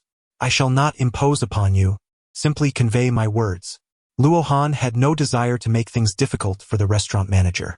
The manager, however, did not take his leave but instead chuckled lightly. Sir, are you unaware of who young Master Feng is? Opposing him would yield no benefit for you. Indeed, I am oblivious to the identity of young Master Feng, and perhaps it is unnecessary to know. Luo Han's gaze turned icy as he fixed the restaurant manager with a chilling smile. What? Are you attempting to assert your bravado with young Master Feng's backing? Under the weight of Luo Han's frostbitten stare, the manager involuntarily shuddered. I hope you will not come to regret this. In Jianghai, no one dares to provoke young Master Feng. With that, the manager turned to persuade the other patrons to leave. You truly do not know who young Master Feng is? Lin Sisi, being a local, was well aware of the identity to which young Master Feng referred. Luo Han smiled. Do you think it is necessary for me to know? Upon contemplating Luo Han's ability to directly secure the Dongyong village project for the Lin family, Lin Sisi let out a sigh. Indeed, it is unnecessary for you to know who he is. Young Master Feng is the heir of the largest conglomerate in Jianghai, and his family's influence is deeply entrenched in the region. In the eyes of the locals, the Feng family is akin to a local emperor. Except for colossal conglomerates like Wang Yaiwen, others must bow in deference to the Feng family. But who is Luo Han? He is, after all, a formidable force. With a single utterance, Luo Han could compel the city government to allocate the Dongyong village project to the Lin family, a feat beyond the reach of the Feng family. As long as you become my woman, the Feng family shall merely serve as your subservience, Luo Han remarked with a smile. While the two were engrossed in conversation, a group entered the room, with the foremost figure being none other than young Master Feng, as mentioned by the restaurant manager. This young Master Feng bore a prominent birthmark on his face, rendering him somewhat intimidating. Despite his unappealing appearance, he was flanked by two stunning women with long legs and slender waists. Aren't we supposed to have the place to ourselves? Why are there still two people here? Young Master Feng said, displeased, pointing at Luo Han. Young Master Feng, this individual is quite obstinate. I have already informed him that you wanted to reserve the venue, yet he remains unfazed, seemingly unafraid of you, the restaurant manager hastily clarified. Obstinate? I relish dealing with such stubbornness. With a cold laugh, young Master Feng approached Luo Han, flanked by his bodyguards. Chapter 61. A contest of financial might. Luo Han set down his chopsticks, his gaze indifferent as he observed the approaching young Master Feng and his entourage. Lin Sisi also sensed something amiss. Upon turning around, she found young Master Feng and his companions standing before her. With Lin Sisi's pivot, young Master Feng's attention was instantly captivated by her. Although the two beauties in his arms were undeniably attractive, they paled in comparison to Lin Sisi. I have reserved this entire restaurant. Will you leave on your own, or shall I have someone escort you out? Young Master Feng, accustomed to his domineering ways in Jianghai, spoke with an air of arrogance. Luo Han gazed at young Master Feng and inquired, Are you quite wealthy? Young Master Feng chuckled and glanced at the enchanting beauties nestled in his arms. Why don't you enlighten him on my financial status? He continued with a flourish, listen closely, for I am the heir to a trillion-dollar conglomerate. Do you dare question my wealth? The Feng Group stands as one of the top 3 leading corporations in Shanghai. Are you truly unaware of this? The 2 lovely ladies snuggled against young Master Feng, casting disdainful glances at Luo Han. Luo Han chuckled. Since that's the case, shall we compare our financial prowess? Compare financial prowess with me? Young Master Feng thought he had misheard. After a brief moment of astonishment, he burst into laughter. How amusing! How do you propose we compare? Let us simply compare the balances of our bank cards. He suggested. Each of us shall have one opportunity to deposit money into our accounts. The one who loses must kneel and offer the other 10 respectful bows. In this era of technology, one can effortlessly check their bank balance via their mobile phone. Did not young Master Feng believe himself to be quite affluent? Luo Han was about to bring disgrace upon him in his area of expertise. Very well. I shall compete with you. As the most prominent scion of wealth in Shanghai, young Master Feng would not concede in terms of assets. In response to Luo Han's provocation, he readily accepted without a moment's hesitation. Luo Han smiled as he logged into his online banking account, subsequently placing his phone on the table. There are merely 1.8 billion in my account. What about yours? 1.8 billion. Young Master Feng was taken aback, unable to believe his eyes as he picked up Luo Han's phone. Although the Feng Group was a colossal conglomerate worth hundreds of billions, its actual assets fell significantly short of that figure. Moreover, the Feng Group was comprised of over a dozen shareholders, leaving the true assets belonging to young Master Feng's family at only a few hundred billion. He was merely an heir, not the proprietor of the Feng Group.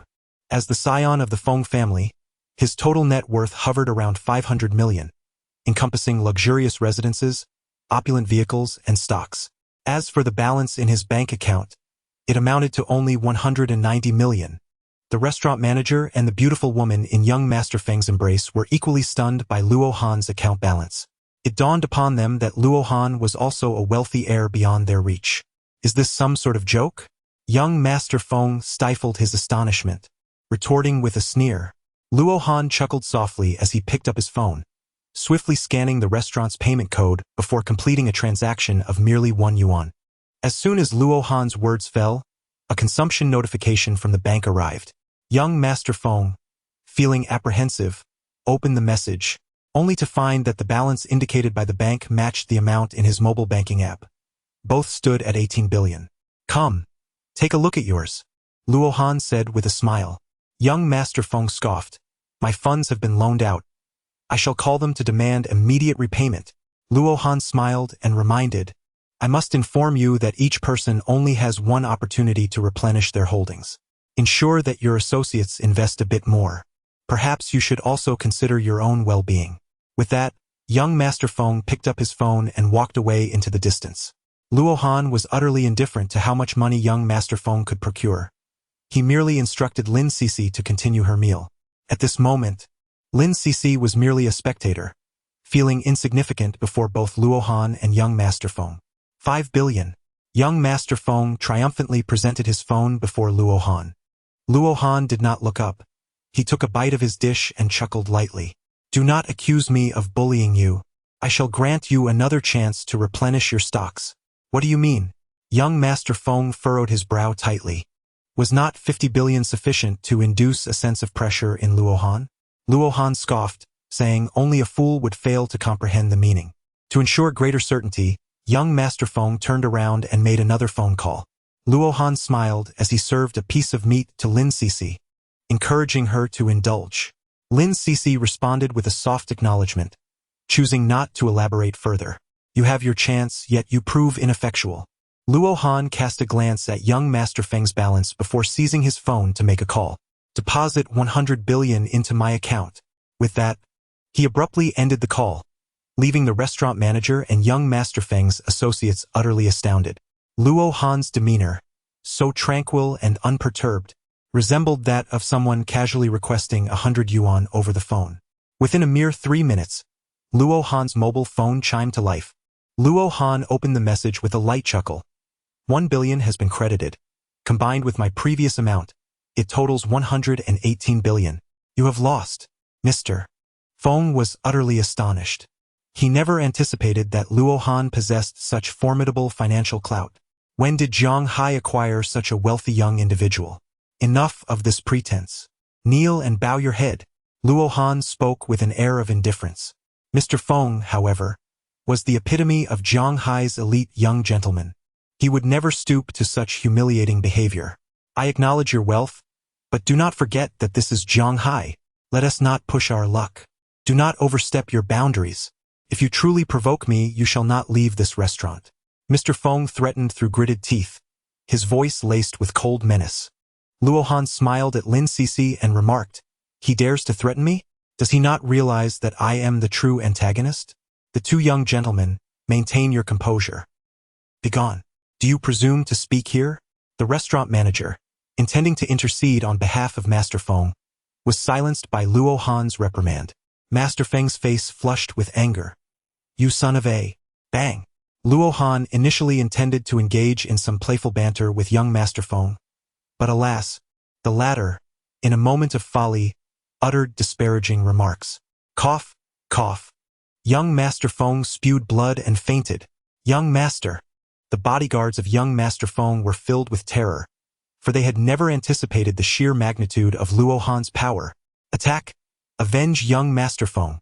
The captain of the bodyguards took the lead, determined to make Luo Han pay the price. Their livelihoods depended on it. In less than 3 seconds, all of young Master Feng's bodyguards lay incapacitated on the ground. Now only the two beautiful women remained, trembling in fear at the scene before them. Luo Han gazed at the astonished restaurant manager, remarking, "He surely won't have the opportunity to reserve the entire venue now. We need not leave, right? No. No." The restaurant manager was nearly paralyzed with fear. Young Master Feng was beaten to a pulp, and as a mere restaurant manager, he dared not oppose Luo Han. "Clear this place up. We must not let it disrupt our dining experience," Luo Han commanded, gesturing toward the bodyguards on the floor and the incapacitated young Master Feng. Chapter 62. Damned Bastard. Luo Han's domineering nature had become second nature to Lin Sisi. She was now merely curious about how this matter would conclude. After their meal, Luo Han took Lin Sisi to an amusement park. The thrill of a passionate encounter is a stark contrast to the coldness of mere transactions. As they reveled in their enjoyment, Feng Wanli and his wife anxiously arrived at the emergency room of Zhanghai Medical College. "Director Wang, how is my son?"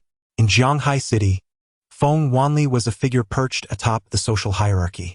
Upon learning that young Master Feng had been gravely injured, the hospital administration swiftly assembled the finest medical team for his treatment. The director and deputy director awaited Feng Wanli and his wife outside the emergency room. "I have assembled the best medical team to attend to him," Director Wang sighed heavily. "However, young Master Feng's injuries are severe. I'm afraid. Whatever it takes. You must save my son," Feng Wanli barked. Mrs. Feng cried out in agitation, "If you save my son, I will donate 100 million to your hospital. We will do our utmost." Director Wang's eyes lit up. "Please wait. I will check on the situation. Who did this?" Feng Wanli glared at the bodyguards nearby, his voice a thunderous demand. "Lin Qinghe." Mrs. Feng clenched her fists in fury. "Send someone to the Lin family and bring Lin Sisi to me." "Hold on." Feng Wanli intervened. Mrs. Feng turned to him, perplexed. "What is it?" "The Lin family is no longer what it once was. We cannot provoke them recklessly," Feng Wanli stated with a grave expression. Mrs. Feng, in a fit of rage, retorted, "What is there to fear from the insignificant Lin family?" "Insignificant?" Feng Wanli mused, clenching his fists. "The king of Linhai personally ordered the renovation project for Dongyong village to be entrusted to the Lin family. Do you think they are still the third-rate consortium they once were?" "What? The king of Linhai personally ordered it?" Mrs. Feng exclaimed, astonished by the magnitude of the connection that could invoke such authority. Feng Wanli replied, "The news from the city government is reliable. Our son's life is hanging by a thread. Why should we concern ourselves with such matters? We must find the perpetrator and ensure he pays." Mrs. Feng was beyond caring for such details. Her sole focus was avenging her son. The priority was to preserve her son's life. The culprit would not escape justice. Feng Wanli certainly would not let the assailant evade punishment. but he would not allow his wife to act so irrationally. Moments later, Director Wang emerged in haste. Upon seeing his grim countenance, Feng Wanli felt as if a heavy mountain pressed upon his heart. What is the situation? Young Master Feng's internal organs are severely injured. His condition is dire. There may only be one way to save him. What method? Mrs. Feng inquired anxiously. This morning, Lin Qinghe from the Lin Group was involved in a car accident. His injuries were more severe than young Master Feng's. He was initially beyond saving until a mysterious man appeared. Our doctors were knocked unconscious by him, but upon waking, they found Lin Qinghe had miraculously recovered. Although it defies belief this truly occurred in our hospital. If we could locate this enigmatic man, young Master Feng might still have a chance. The medical staff had exhausted their options. They could only prolong young Master Feng's life. To secure the donation from the Feng Group, Director Wang had no choice but to share this information. Mrs. Feng, filled with rage, shouted, "It was the Lin family's people who harmed my son. Find this mysterious man first. If my son survives, we can discuss the rest later." Feng Wanli hurriedly took out his phone and dialed Lin Qinghe. Although the Lin family had secured the Dongyong village project, they remained a third-rate consortium. Before Lin Qinghe, Feng Wanli was still a leading figure in Jianghai. "Chairman Lin, I implore you to save my son." As soon as the call connected, Feng Wanli earnestly pleaded. Lin Qinghe was taken aback. "Chairman Feng, what do you mean? My son has been gravely injured and is in imminent danger. I've heard you know of a miraculous doctor. Please, I beg you, share this doctor's contact information with me. If he can save my son, the Lin family will become benefactors to the Feng family."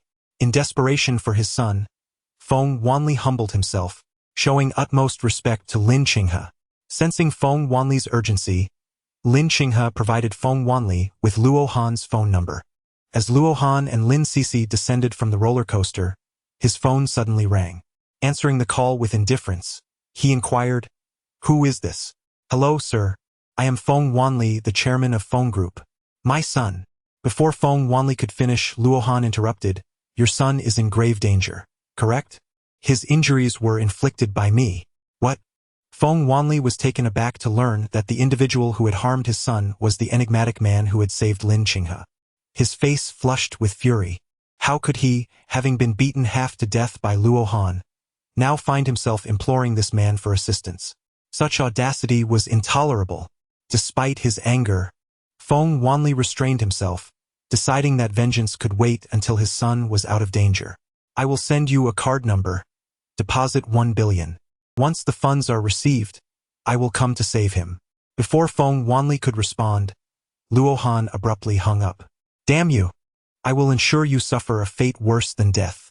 Do you think our Feng family is a bunch of fools?" As Feng Wanli raged, Luo Han had already sent the bank card number to his phone. "What's wrong?"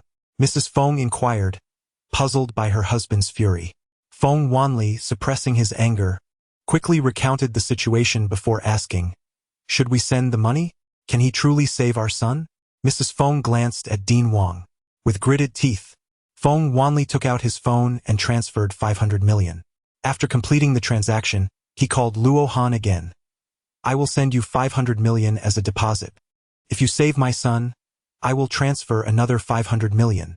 That works, but if you attempt to renege, do not blame me for being unyielding. Provide me with the address." Luo Han harbored no fear of Feng Wanli's potential deceit, nor did he dread any form of retaliation from him. Should they dare to provoke him, Luo Han would ensure they understood the true meaning of regret. Chapter 63. How did the Xiongling army arrive? 20 minutes later, Luo Han arrived at the emergency room with Lin Sisi.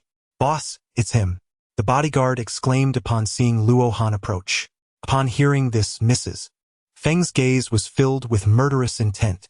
Were it not for her son's life, she would have certainly arranged for Luo Han to be dealt with severely. Standing before Feng Wanli, Luo Han promptly handed him a pill. "Have the doctor administer this to him. It will guarantee his safety." "Is this single pill truly capable of saving my son?" Feng Wanli questioned, skepticism evident in his voice. "Believe it or not, that is your prerogative. But do not blame me for the consequences. If you waste any more time, even the gods will struggle to save your son." Luo Han remained indifferent to the fate of young Master Feng. His purpose in coming here was to await the next move of the Feng family. Should they dare to retaliate, Luo Han could effortlessly seize the assets of the Feng family, propelling the Lin family to ascendancy in the Zhanghai region. Feng Wanli, unable to delay any longer, hastily presented a pill to Director Wang. In a flurry, Director Wang entered the emergency room and administered the pill to young Master Feng. With the onset of the medication's effects, the seemingly lifeless young Master Feng astonishingly regained vitality. The previously damaged organs also experienced a degree of restoration. Although not entirely healed, his life was certainly preserved. Outside the emergency room, Luo Han languidly leaned against Lin Sisi, eyes closed, inhaling the fragrance emanating from her, which instilled a profound sense of comfort. After a brief span of over 10 minutes, Director Wang emerged, beaming with joy. Chairman Feng, young Master Feng is out of danger. Upon hearing this, Feng Wanli and his wife finally exhaled in relief. They had not anticipated the pill's remarkable efficacy. Integrity is paramount, Luo Han remarked with a smile.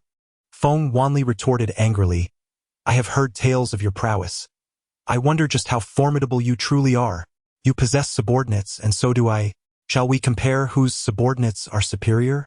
Luo Han draped his arm over Lin Sisi's shoulder, showing no intention of intervening himself. Feng Wanli clapped his hands, and suddenly, dozens of bodyguards emerged from the consulting rooms lining the corridor. He was thoroughly prepared. As long as his son was out of danger, he would seek vengeance. The sound of metal scraping echoed as all the bodyguards drew their short knives. Are you satisfied now? Feng Wanli sneered with satisfaction. Chairman Feng, I advise you against this course of action. Lin Sisi finally spoke up, having remained silent until now. Miss Lin, I have no intention of opposing your family. However, this man nearly took my son's life, and I will not let him go unpunished. You should leave to avoid any harm coming your way. Feng Wanli was acutely aware of Lin's family's connections with influential figures, which deterred him from laying a hand on Lin Sisi. Although Luo Han was Lin Sisi's boyfriend, they were not yet married. Thus, he was not considered a member of the Lin family.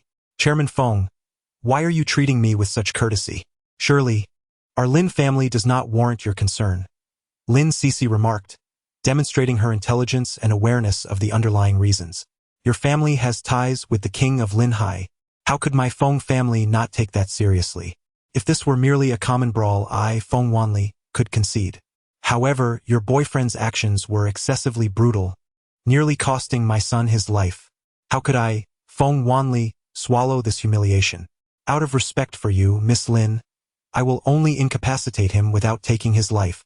Feng Wanli's gaze was razor-sharp. He was not merely attempting to intimidate Luo Han.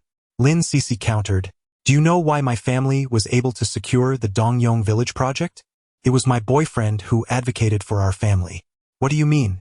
Feng Wanli was taken aback. If Lin Sisi spoke the truth, then Luo Han was indeed the one connected to the influential king of Linhai. To lay hands on Luo Han would mean opposing the king. My boyfriend is the one you cannot afford to provoke. Our Lin family merely benefits from his presence. Lin Sisi asserted.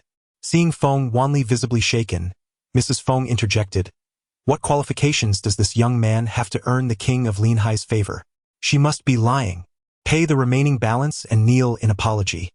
You have only 3 seconds. 3, 2, 1. The opportunity has passed. From now on, the Lin family shall replace the Feng family. As soon as Luo Han's words fell, a voice of fury echoed from the end of the corridor. Everyone, drop your weapons and crouch against the wall. The bodyguards of the Feng family turned to see a squad of soldiers from the Xiaoling army, armed and ready, advancing towards them. Oh my! The Xiaoling army. Quickly, crouch down. They are truly armed. The presence of the Xiaoling army sent waves of panic through the crowd, prompting them to discard their weapons and huddle against the wall. Feng Wanli and his wife were left in stunned disbelief. How could the Xiaoling army have arrived here? Just as their astonishment lingered, Xiao Lin, accompanied by a group of soldiers, approached Luo Han. Salute the one-word shoulder king. Under Xiao Lin's command, all members of the Xiaoling army shouted in unison. Lin Sisi was utterly bewildered, convinced she must have misheard. Luo Han is the one-character parallel king? How could this be possible? The Xiongling army would never jest with such a title. Bang! Feng Wanli's head spun, and he collapsed to the ground. He realized that the Feng family was finished. The king of Linhai was beyond their capability to provoke, let alone the one-character parallel king. No wonder Luohan dared to strike his son with lethal intent. Of all the people, his son chose to provoke the one-character parallel king. Even if Luohan were to kill him, who would dare say a word? Step aside.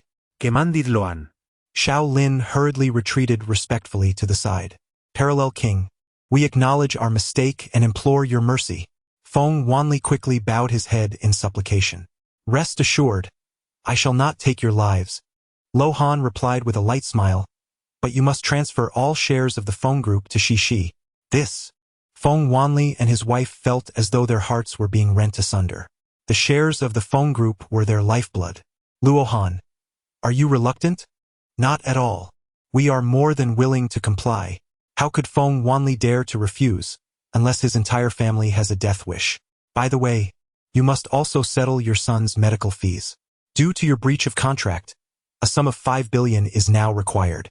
CC, please hand your card to Chairman Feng. Under the dual pressures of power and wealth, Lin Shishi will become utterly devoted to Luohan. Unless she wishes for the Lin family to follow the tragic path of the Feng family. My card? Lin CC Lim. Luohan embraced Lin Cici's slender waist with a smile, saying, You are my wife.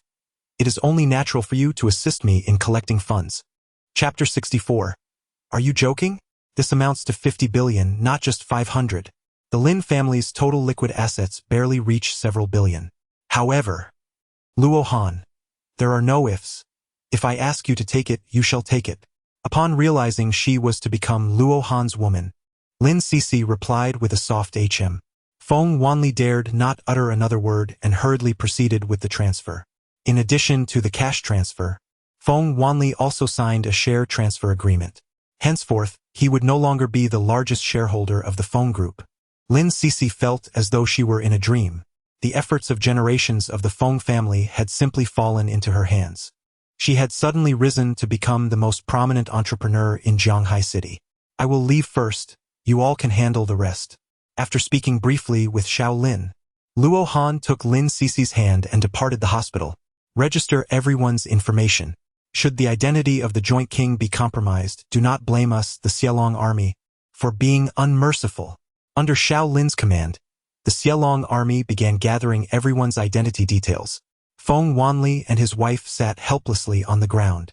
Who would have imagined that Jianghai concealed such a true dragon? At 6 in the evening, Luohan brought Lin Cici to a Sichuan restaurant. Just as he was about to begin his meal, his phone rang. Have you seen the medicinal materials? Luohan inquired. Luo Pei'er, the forest is filled with numerous diverging paths, and my companions are unfamiliar with the terrain and cannot keep up. You should go personally. Very well, I shall set out tomorrow. Upon seeing Luohan hang up the phone, Lin Cici curiously inquired, Do you have something to attend to? Not at all. The most pressing matter at hand is to deepen our understanding of one another. Luohan replied with a smile. Lin Cici's cheeks flushed crimson, for his words bore a hint of double entendre. May I ask you a question? Lin Cici, feeling somewhat apprehensive, hesitated, uncertain whether she should pose this inquiry. Luohan, of course you may inquire. My woman is entitled to know all about me. How did you ascend to the position of a one-word monarch? Lin Cici questioned, puzzled, for at your age, such a high status seems improbable. Could it be hereditary? The reason is quite simple. I possess sufficient strength. Luohan continued with a smile, asserting that as long as I am present, the great Xia shall enjoy perpetual peace. Although Luohan is indeed powerful, Lin Cici felt that this statement bordered on hyperbole. Can one person like Luohan truly wield such influence? To be honest, I find myself rather astonished, Lin Cici remarked. This is your opportunity.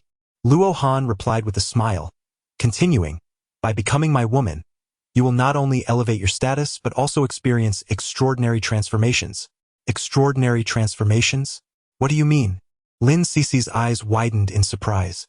You will find out tomorrow. As she stepped into the villa's grand hall, Lin Cici could not help but feel a surge of anxiety, fully aware of what was about to unfold. Luohan gently embraced Lin Cici, chuckling softly. It's all right. Your husband is quite experienced. Is this something to boast about? Of course. Luo Han replied with a smile. Just as Lin Cixi was about to speak, Luo Han suddenly launched an ambush. With Luo Han's guidance, Lin Cixi gradually became entranced. Half an hour later, a pained cry echoed from the villa. As the struggle intensified, Lin Cixi's cries grew more frequent. Another half hour passed, and a car pulled into the villa's courtyard. The door swung open, revealing Du Menjing. Her arrival was no coincidence.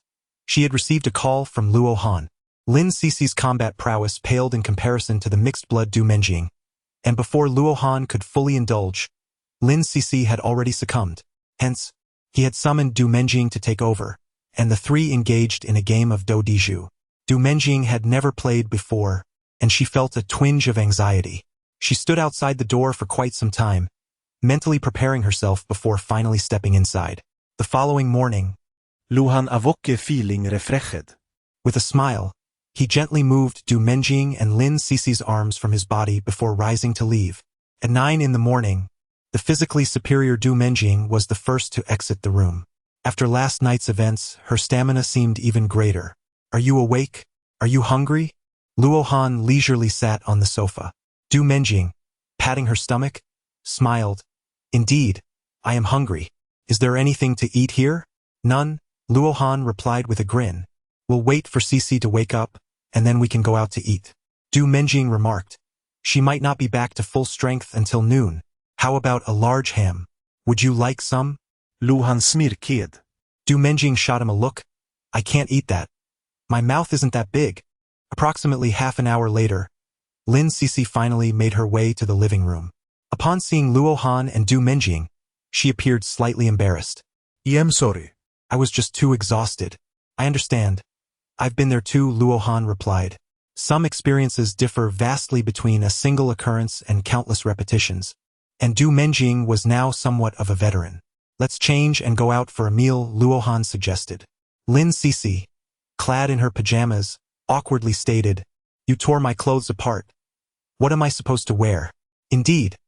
Rather rough of you, Du Menjing added, feeling a bit embarrassed herself, as her own undergarments had also been torn. Luo Han chuckled and remarked, So, was it thrilling or not? Thrilling? I nearly lost my life. Lin Cixi cast a glance at Luo Han's waist and quipped, I can only imagine how yours is. Even a golden-haired, blue-eyed beauty would be utterly exhausted by you.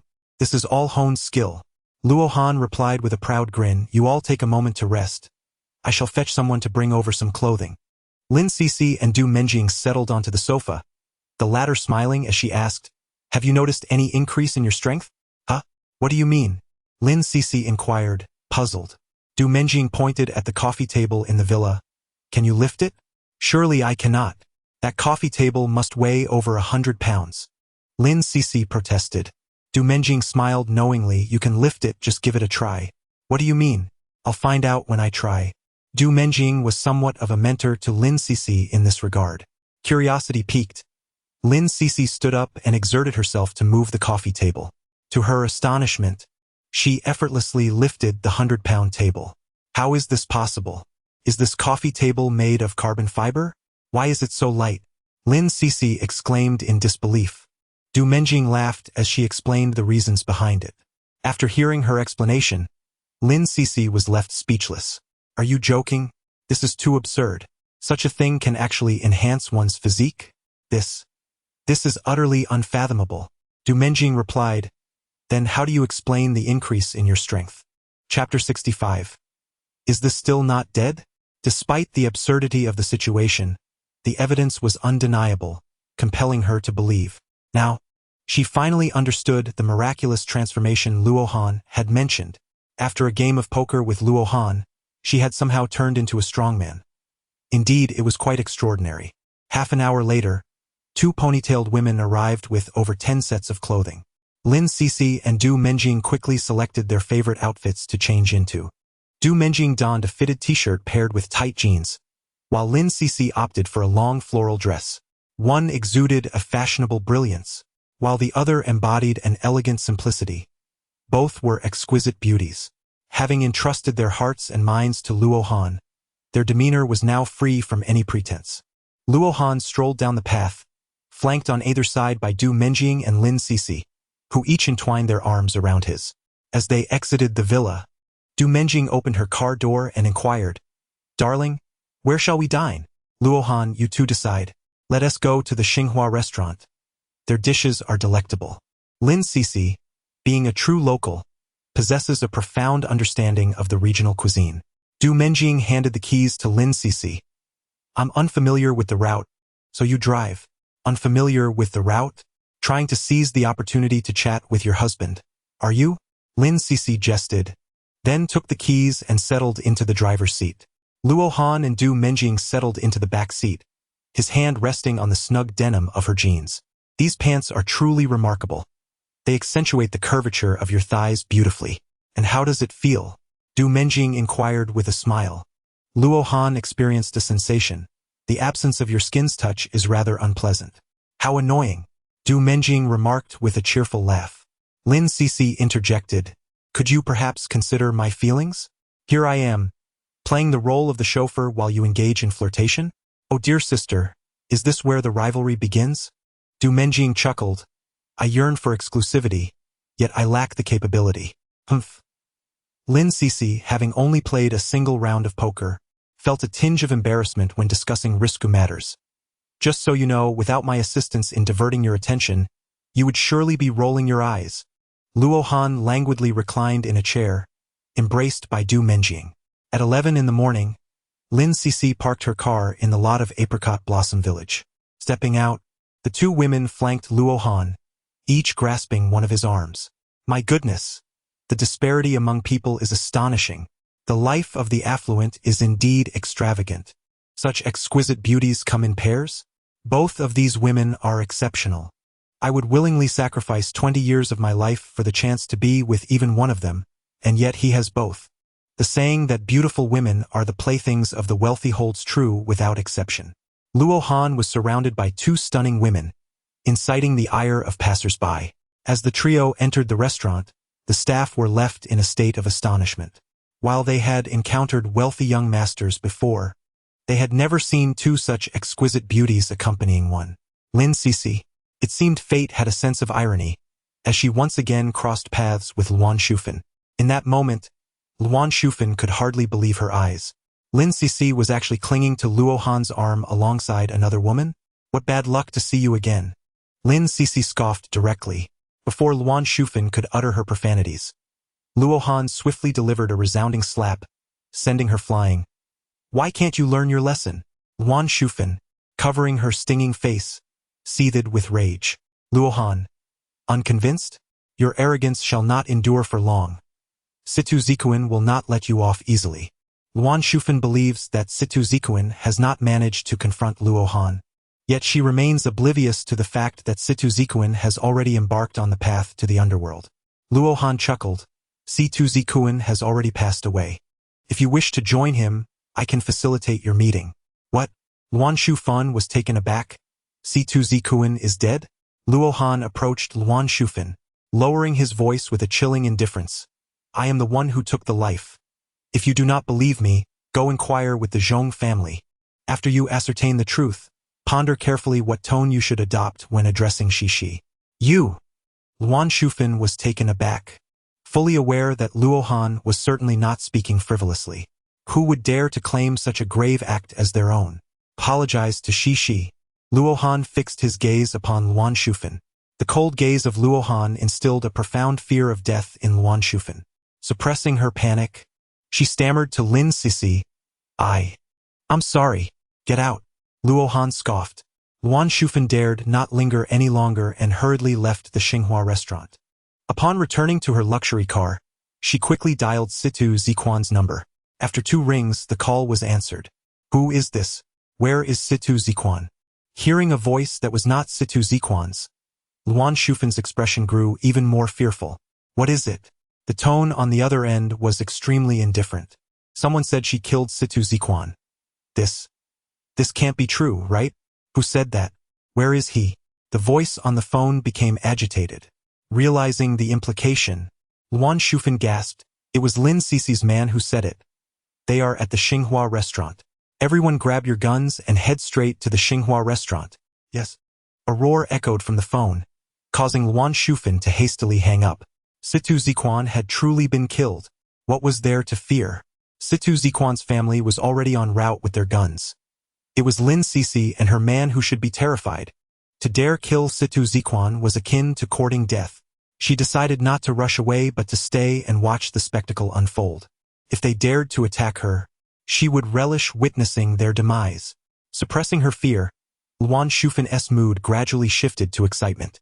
Situ Ziquan's family was not to be trifled with. Luo Han's audacity to expose himself after murdering Situ Ziquan was nothing short of suicidal. Approximately 20 minutes later, 10 luxury cars arrived in grand procession at the entrance of the Xinhua restaurant. The doors swung open, and over 40 bodyguards poured out.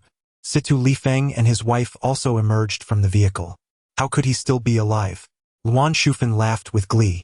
Follow me. Situ Lifeng, the father of Situ Ziquan, radiated an aura of vengeance as he led the crowd into the Xinhua restaurant. Sir. A waitress attempted to intervene, but one of the bodyguards drew his gun and aimed it at her forehead. This scene left all the diners and staff in stunned silence. Everyone shut up. Anyone who dares to move will regret it, Situ Lifeng bellowed. In a corner of the hall, Lin Sisi spoke nervously. It's Situ Ziquan's father. What should we do now? Let it be, Luo Han smiled. Just as they spoke, Situ Lifeng spotted Lin Sisi. Lin Sisi, my son was infatuated with you, yet you stood by and watched him die. If he is dead, you shall not live well either. Today, I will send you down to reunite with my son. You shall be husband and wife in the afterlife. In his madness fueled by his son's death, Situ Lifeng sought only revenge.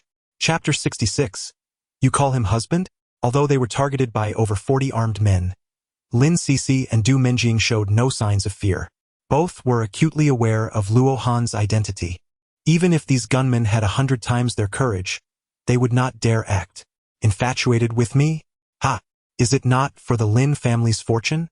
Lin Sisi retorted. So you know what of it? Regardless, you are both dead today, Situ Lifeng scoffed. With these useless fools? Luo Han's lips curled into a disdainful smile as he extended his hand, saying, I need only to snap my fingers, and your men will become mine. Do you believe that? Ha! Only a fool would believe such nonsense. Situ Lifeng's wife shouted angrily. Don't think I'm unaware. You're just stalling for time, aren't you? Clever of you. Luo Han regarded her as if she were a simpleton and continued. I'll give you 3 seconds to decide. If you take your people and leave now, I will forgive your insolence. You're courting death. Kill him, Situ Lifeng barked. As soon as he finished speaking, Luo Han snapped his fingers. Do you think they will still listen to you? Why are you all standing there like statues? Get to it. Situ Lifeng roared at his men who remained motionless. Luo Han smiled as he gazed at the couple, Situ Lifeng and his wife. Do not be foolish. They are already under my command. Whatever I instruct them to do, they shall comply. How is that possible? Situ Lifeng's wife questioned in disbelief. Yet, why did their subordinates not heed Situ Lifeng's words? You, break this woman's right leg. Luo Han cast his gaze upon one of the bodyguards and issued a command, pointing towards Situ Lifeng's wife. The bodyguard's eyes were vacant, resembling a mere automaton. However, upon hearing Luo Han's directive, he suddenly unleashed a barrage of gunfire towards Situ Lifeng's wife. A piercing scream erupted, reminiscent of a slaughtered pig. This left Situ Lifeng and everyone in the vicinity utterly astonished. What on earth was happening? Had one of Situ Lifeng's subordinates betrayed him on the spot? Lin Sisi and Du Menjing were equally taken aback. They had anticipated that Luo Han would reveal his true identity, but they never expected him to turn the tables in such a manner. While others might perceive the bodyguards as having revolted, Lin Sisi and Du Menjing knew that such a notion was implausible. Given the current circumstances, it was evident that these individuals appeared to be under some form of control. Yet, this was utterly absurd. Although it seemed far-fetched, the two realized it was not entirely impossible. After all, transforming into a formidable force after a single night with Luo Han was equally preposterous. Now that the attack had commenced, they resolved that a life must be claimed. drag them out and execute them. Luo Han was determined not to let the presence of the deceased affect his appetite. He coldly issued a command. Upon receiving his directive, four bodyguards immediately advanced to restrain the couple, Situ Lifeng and his wife. I will kill you. Situ Lifeng struggled frantically, but to no avail. Outside, in the luxurious car, Luan Shufan awaited the outcome. Just then, she witnessed a group of bodyguards escorting the Situ couple out. What is happening? Aren't they from the Situ family? Why are they being taken away by their own subordinates? Bang! Bang! As Luan Shufan pondered this perplexity, she suddenly saw the bodyguards open fire on Situ Lifeng and his wife. This shocking scene left her utterly astounded. How could it be that the Situ family's bodyguards had turned on their own master? Her astonishment had not yet subsided when the bodyguards lined up and knelt at the entrance. The entire situation was so bizarre that Luan Shufan's mind struggled to comprehend it. Inside the restaurant, Luo Han rose with a smile, addressing the guests. I trust you are all quite startled. Today, I shall cover the entire bill for your meals to ease your shock. Upon hearing this, the diners erupted into cheers. After all, nothing brings joy quite like a complimentary meal. Once Luo Han resumed his seat, Du Menjing leaned in and asked in a hushed tone, Darling, how did you manage that? Are you skilled in hypnosis? Luhan smiled enigmatically. Lin Sisi exclaimed in disbelief. You hypnotized over 40 individuals without them even realizing it? Stay close to me and learn well. In time, you too shall master such abilities. Luo Han is earnest towards Lin Sisi and Du Menjing. Since they are willing to follow him, Luo Han naturally will not neglect them. As long as he desires, he can undoubtedly allow them to become cultivators with eternal youth. This is utterly terrifying. Du Menjing suddenly thought of something and exclaimed softly, Even if we refuse you, wouldn't you still be able to easily obtain us? Luhan nodded. Of course, but I do not relish doing so. Shouldn't I thank you? Lin Sisi shot Luo Han a glare.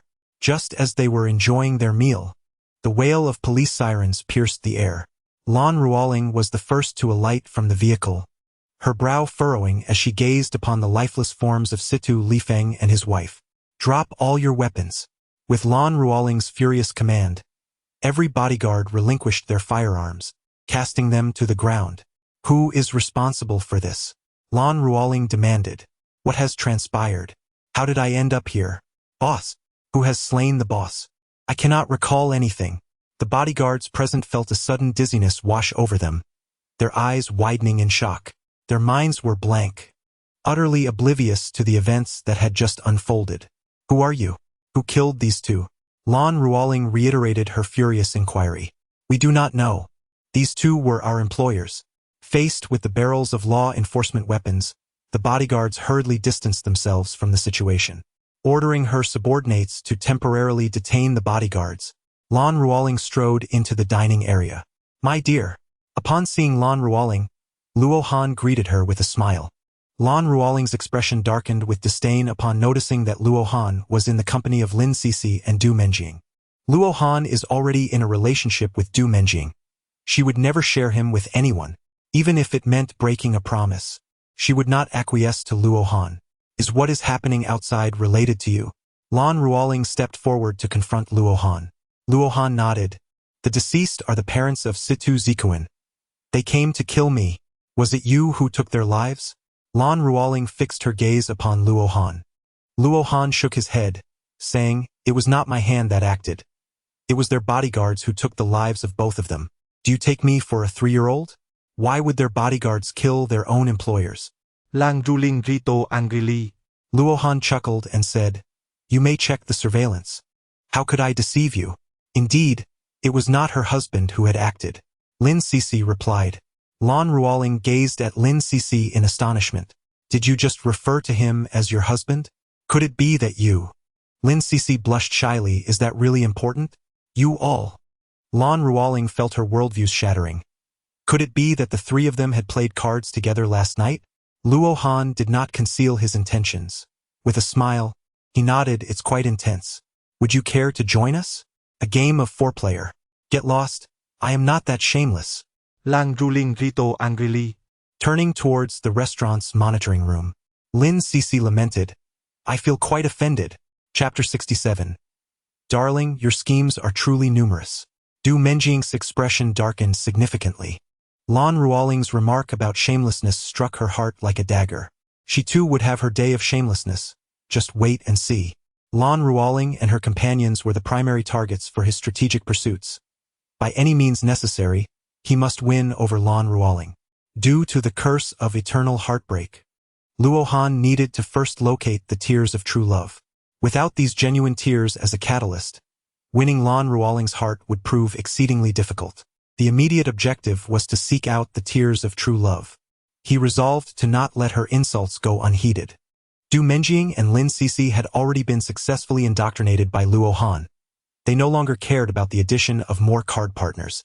As Luo Han continued his meal with the two companions, Lan Ruoling made her way to the surveillance room of the restaurant.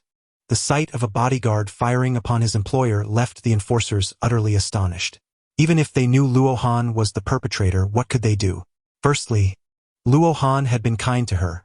Although she had no desire to be his woman, she also did not wish to repay kindness with enmity. More importantly, Luo Han's identity posed a significant barrier. Even if there were evidence proving his orchestration of murder, who could hold him accountable? The very act of assassinating a man of such stature was, in itself, a capital offense. Lan Ruoling longed to embody the virtues of a just enforcer, yet she found it increasingly difficult. In the presence of powerful figures, her integrity seemed utterly inconsequential. Perhaps it was time to abandon this profession altogether. After briefing her subordinates, Lan Ruoling once again stood before Luo Han. "Care for a bite to eat?" he inquired, his tone remaining unperturbed, unaffected by her anger. "Dining with you is repugnant." Lang Ruling Rito. Do you comprehend the repercussions of such a statement? Luo Han's expression turned icy. "Are you not concerned that I might send your family to Dongjiang for mining?" The gravity of his words caused Lan Ruoling's demeanor to shift dramatically. Luo Han has always been courteous to her, yet that does not imply he is devoid of temper in her presence. Initially, she failed to uphold her promises, and subsequently, she mocked Luo Han. Such behaviors are akin to walking a tightrope. Luo Han is indeed a person of great stature, often capricious in temperament. I, Lan Ruoling, am but a mere individual. While Luo Han may show me kindness when pleased, what am I to him when his ire is provoked? At such times, not only might I be forcefully claimed by him, but my family could also suffer the consequences. I believe in you. You are not that kind of person. Lan Ruoling's tone distinctly betrayed her uncertainty. Luo Han gestured towards the seat beside him, urging, "Please take a seat and enjoy your meal." "I am occupied with work." Luo Han coldly remarked. "What? Must I issue a command through the provincial government? I wouldn't dare." Lan Ruoling finally recognized the disparity in status between herself and Luo Han. She said, "I will go and arrange matters with my subordinates first." Luo Han merely responded with a grunt, choosing not to elaborate further. As long as one holds dear to someone or something, living freely becomes an impossibility. Luo Han coldly stated, "If I were to threaten your family's lives to compel you to be my woman, what choice would you make?" It was precisely for this reason that she dared to confront Luo Han boldly. Would she sacrifice herself, disregarding her family's lives? Luo Han inquired. Lan Ruoling found herself at a loss for words, fully aware that she could never neglect the lives of her parents. Each individual bears their own sense of helplessness. Although I wield immense power, there are still matters beyond my control. Luo Han sighed. Lin Sisi expressed her astonishment. Is it truly possible that you, with such authority, encounter insurmountable challenges? Do you know why I am enthralled by the charms of women? It is because I harbor a unique poison within me. You too have already witnessed my capabilities. Should I unleash my full power, your lives would undoubtedly be at stake. Thus, I seek someone I cherish, to share the burden of my strength. Though I am no paragon of virtue, I shall wholeheartedly protect those who belong to me. In that case, you are also seeking to remedy your own predicament, Du Menjing remarked. Luo Han sighed, contemplating the balance of gain and loss. Through that fortuitous encounter, he acquired unparalleled strength, yet he also bore the curse of the heavenly path. Lan Ruoling was taken aback to discover such a secret within Luo Han. If what Luo Han claimed were indeed true, then his actions might not be so reprehensible after all. Although Luo Han possesses certain flaws, he has never wielded his power to coerce others. Very well, I shall not press you, he said, delivering a gentle slap followed by a sweet promise. He continued to address Lan Ruoling. I will touch your heart with sincerity. Lan Ruoling remained silent, yet she felt her inner defenses gradually weaken. It seemed she was becoming less resistant to Luo Han's strategic maneuvers. As the four of them dined together, Du Menjing's phone suddenly rang. I fear I lack the time. I must be involved in matters concerning the Feng family and the Dongyong village project, Lin Cixi expressed with some hesitation. All right then. Recently having broken her own restraint, Lin Cixi truly desired to remain by Luo Han's side. Luo Han discerned Lin Cixi's intentions. Although their departure was scheduled for tomorrow, he proposed hosting a card game tonight to refine her skills. Lin Cixi, slightly bashful, nodded in agreement. Although Lan Ruoling had never participated in a card game, her time sharing a bed with Du Menjing had given her insight. Initially, she thought Du Menjing's descriptions were somewhat exaggerated, yet Lin Cixi's demeanor revealed the truth in Du Menjing's words. Was the allure of the game truly so profound? Having come to understand, Lan Ruoling rose and departed from the Xinghua restaurant. Honey, your strategies are indeed plentiful. Is this what they call a blend of soft and hard tactics? Du Menjing inquired with a smile. I possess not only numerous strategies but also an array of techniques. Tonight, I shall teach you some classic card skills.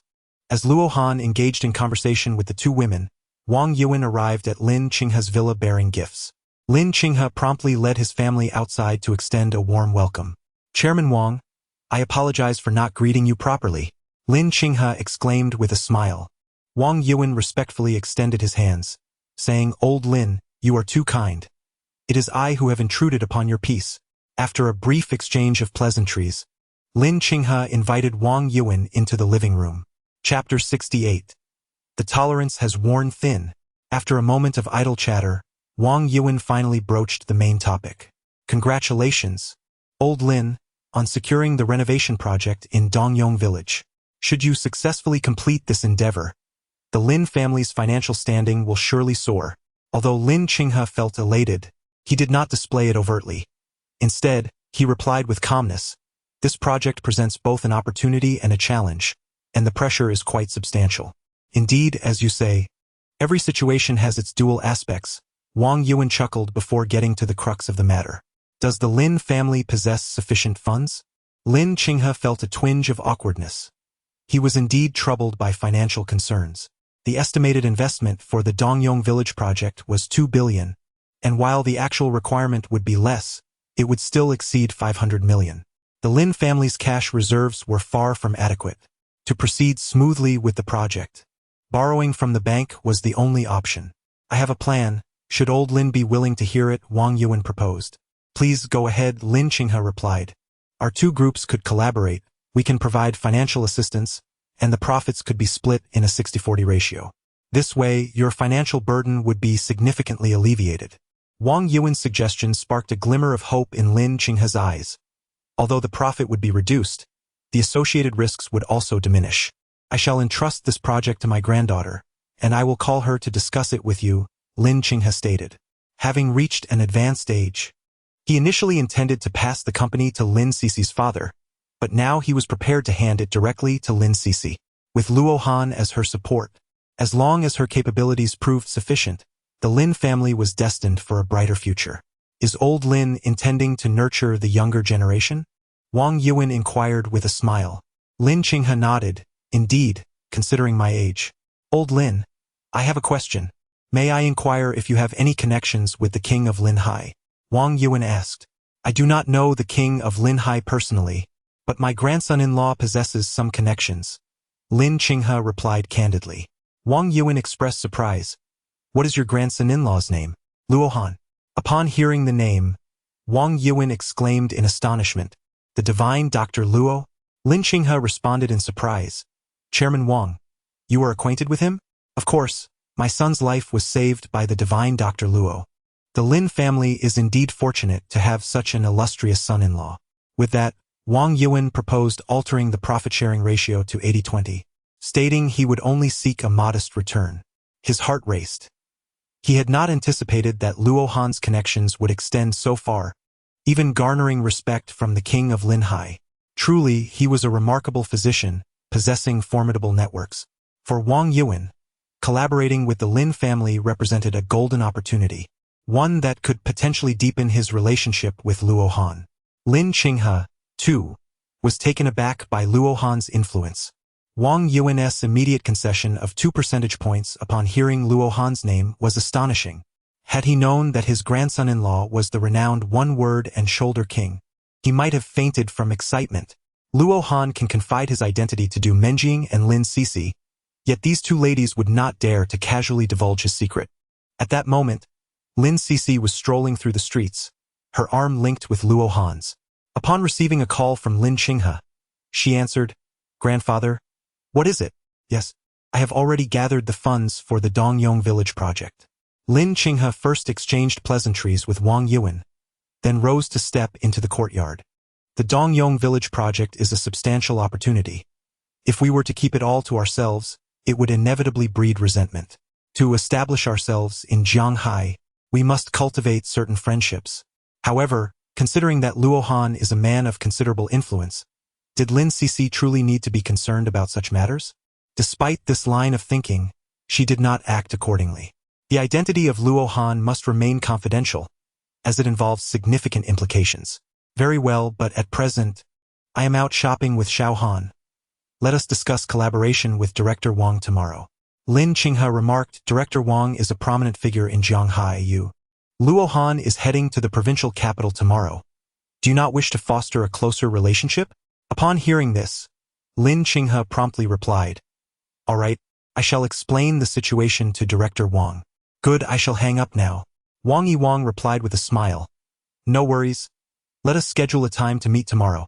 That evening, Luo Han, Lin Sisi, and Du Menjing gathered once more for a game. After the previous night's adjustments, Lin Sisi and Du Menjing had begun to grasp the art of collaboration. Beyond their awareness and enhanced skills, their physical prowess had also improved. With these dual enhancements, their combat effectiveness saw a slight elevation. Tonight's game took place adjacent to Lan Ruoling's quarters. The intensity of their competition led to incessant noise that tormented Lan Ruoling. She lay in bed, tossing and turning, increasingly disturbed by the clamor. Is this really necessary? Must they be so loud? It sounds as if they are giving birth. Are they truly that vigorous?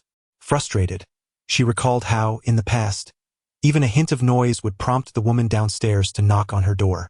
Why was she not doing so today? Did she enjoy this cacophony? It was maddening. An hour had passed, and surely this round of relentless play should conclude. At this moment, Lan Ruoling was engulfed in torment, the noise of their game causing her to involuntarily shed tears. She could no longer endure it. Noticing that the trio's volume remained unrestrained, Lan Ruoling stormed out of her room. She knocked vehemently on Luo Han's door. Before long, the door swung open. Luo Han and Lan Ruoling engaged in an open conversation. To Lan Ruoling's surprise, Luo Han presented himself in such a manner, instantly captivating her gaze with the legendary rough man. "Would you like to join us? We can play mahjong. We are just one player short," Luo Han said with a smile. "Luo Han, the card game is too intense. This is quite refreshing. Keep your voice down. It's unbearably noisy." Lan Ruoling retorted angrily. "This is a residential building. Are you not concerned about being the subject of ridicule?" Luo Han smiled, saying, "They cannot hear it. Only this house produces sound. If you don't believe me, step outside and listen." "What?" Lan Ruoling was astonished. How could such a loud noise not be heard upstairs or downstairs? At this volume, half the neighborhood should be able to hear it. "Let us continue. In another hour, we should be finished." With that, Luo Han promptly closed the door. Chapter 69. Missing you? Not a chance. An hour? Lan Ruoling seethed with anger. Could it really last that long? Curiosity piqued. She wondered if the noise outside was truly inaudible. With that thought, she opened the door and stepped outside. The moment she crossed the threshold, the maddening sound vanished completely. It was worth noting that the door had not even been closed yet. Astonished, Lan Ruoling re-entered the room, and that captivating sound resumed. The threshold appeared to be a boundary. Stepping out rendered silence, while stepping in restored the noise. This miraculous scene prompted Lan Ruoling to begin questioning her perception of reality. Was it possible that everything Luo Han claimed was true? Was he indeed a practitioner who had lived for thousands of years? Such thoughts of absurdity had already echoed in her mind countless times. The appearance of Luo Han shattered her worldview, built over 2 decades, time and again. If Luo Han truly were an ancient being who had lived for millennia, then his perspectives were indeed justified. Closing the door, Lan Ruoling gazed curiously at Luo Han's room. Presently, Lan Ruoling was merely an ordinary individual, and naturally, she was intrigued by the nature of its contents. Jing Tang, you must assert yourself and not succumb to such curiosity regarding these matters.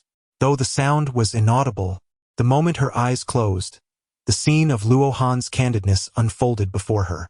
Luo Han's brother is truly a rough man.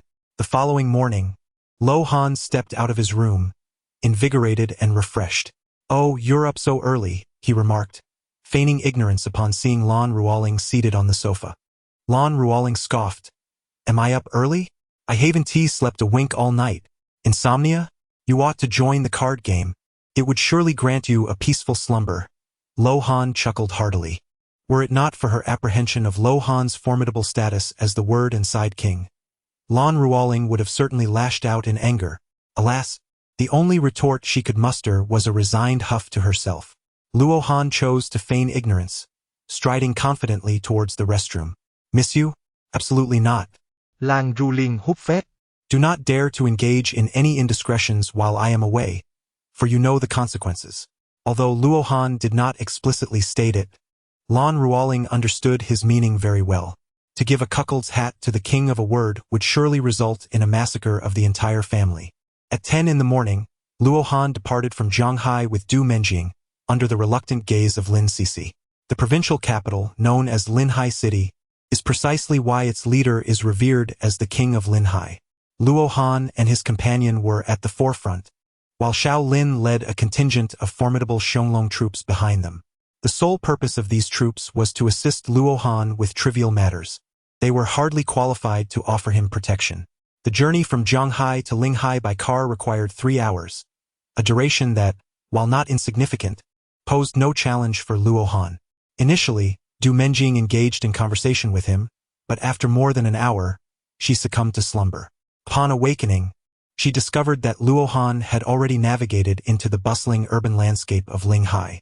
As the provincial capital, Linhai boasted an economy that surpassed that of Zhanghai by a considerable margin.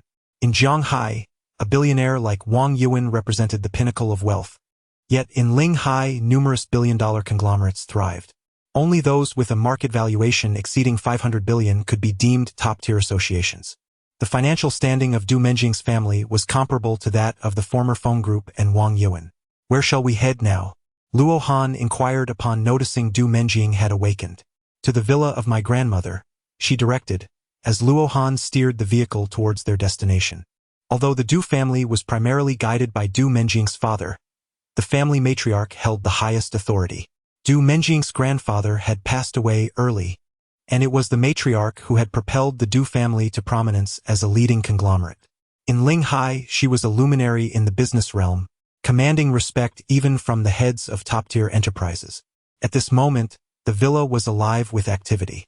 Du Menjing's uncles, Du Qixing, Du Qihan, and Aunt Du Qiling had all gathered, accompanied by their families. Despite not being the occasion of the matriarch's birthday, their visit was for an alternative matter. "Mother, Zhao Feiyu is quite earnest about Menjing. I believe this marriage could be arranged," Du Qiling remarked, her youthful appearance belying her 40 years, exuding the allure of a mature woman. As a daughter of the Du family, she held the least stock in the family business. Her interest in matchmaking for Zhao Feiyu was undoubtedly advantageous for her. "I concur. The Zhao family is a leading conglomerate, and a union with them would be mutually beneficial." Du Qian a dit. The matriarch, seated in her prominent position, displayed an inscrutable demeanor. "Why have you come to discuss these matters in my absence?" As the eldest daughter of the primary branch, Du Menjing's marriage was subject to her parents' approval. "Mother, isn't the eldest son supposed to heed your counsel?" Du Qisheng chuckled. Du Qihan's wife interjected, we seek your opinion.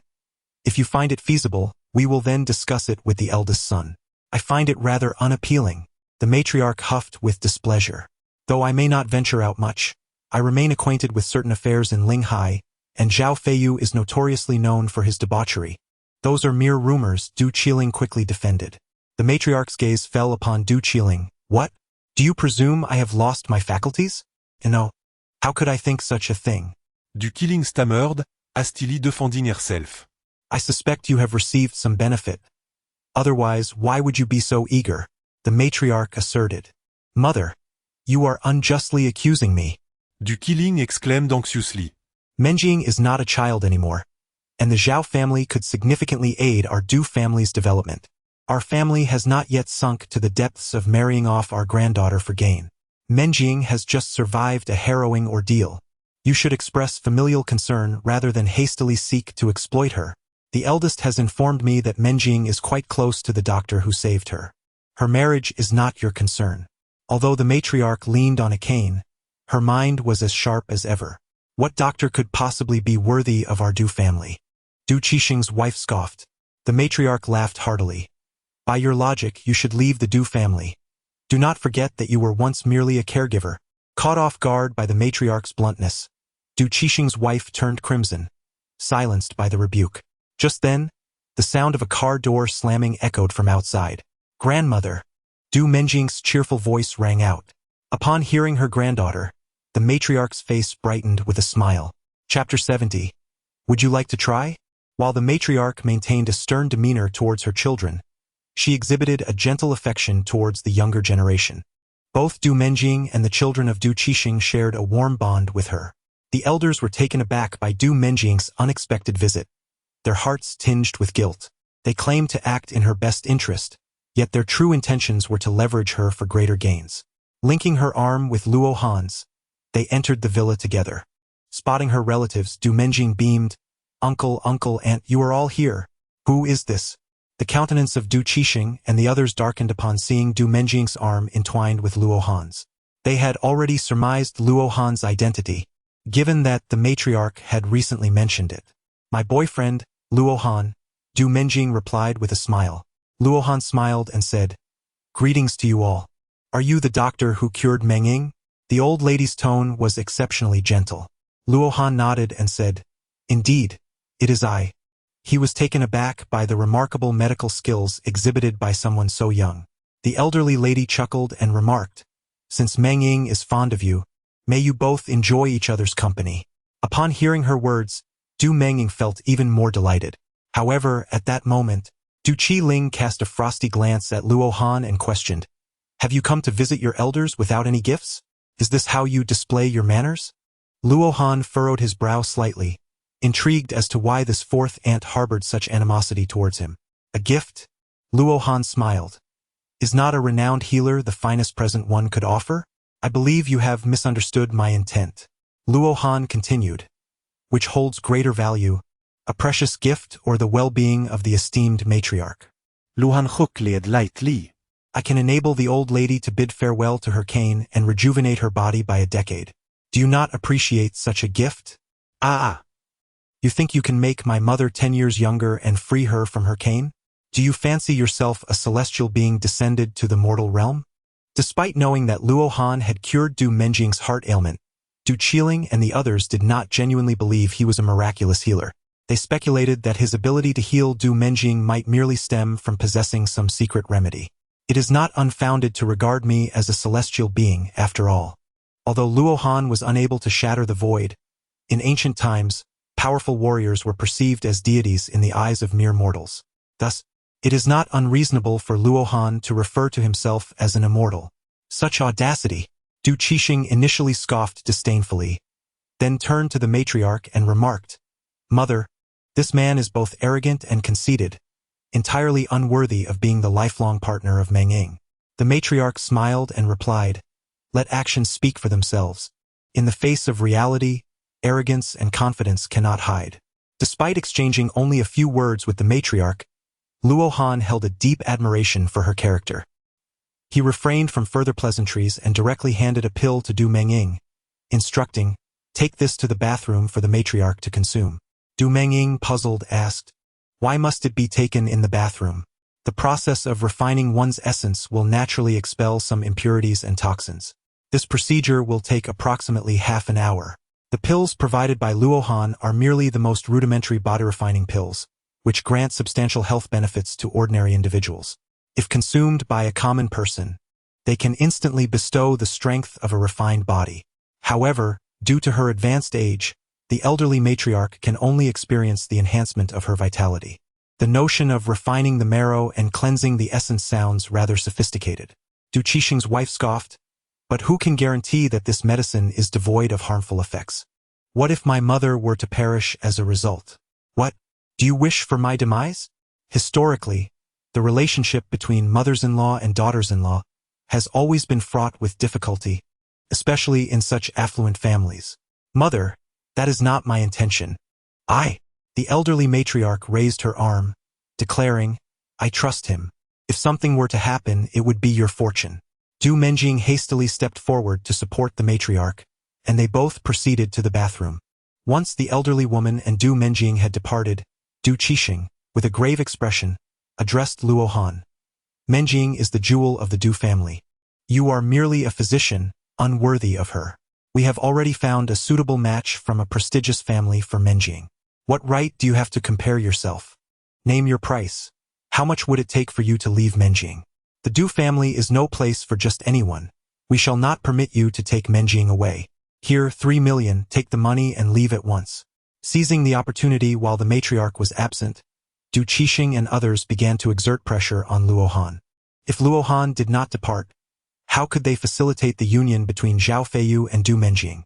Regardless of Luohan's remarkable medical skills, in terms of social standing, even 10 Luohans could not rival a single Zhao Feiyu. Facing the mockery and derision of the crowd, Luohan coolly settled into the sofa, remarking, though you are relatives of Mengying, do not provoke me. Ha! What, do you intend to strike us? One retorted. Do not blame me for the warning. In the presence of the Du family, even the most esteemed doctor is akin to a beggar. As long as wealth is present, a doctor is merely a servant to the affluent. Speak ill of me, and I assure you, you will regret it. With the matriarch's influence diminished, Du Qixing's wife became increasingly audacious. Lo Han's gaze settled upon the woman. Do you believe I lack the courage? Perhaps you should lean closer and witness whether I will strike you. Strike me, is it? Come, my face is right here.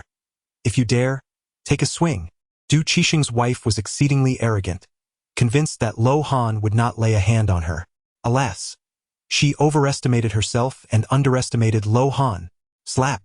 Luo Han's palm struck fiercely against Du Qixing's wife's face, sending her crashing to the ground. Du Qixing and the others were left utterly bewildered. None had anticipated that Luo Han would dare to resort to violence.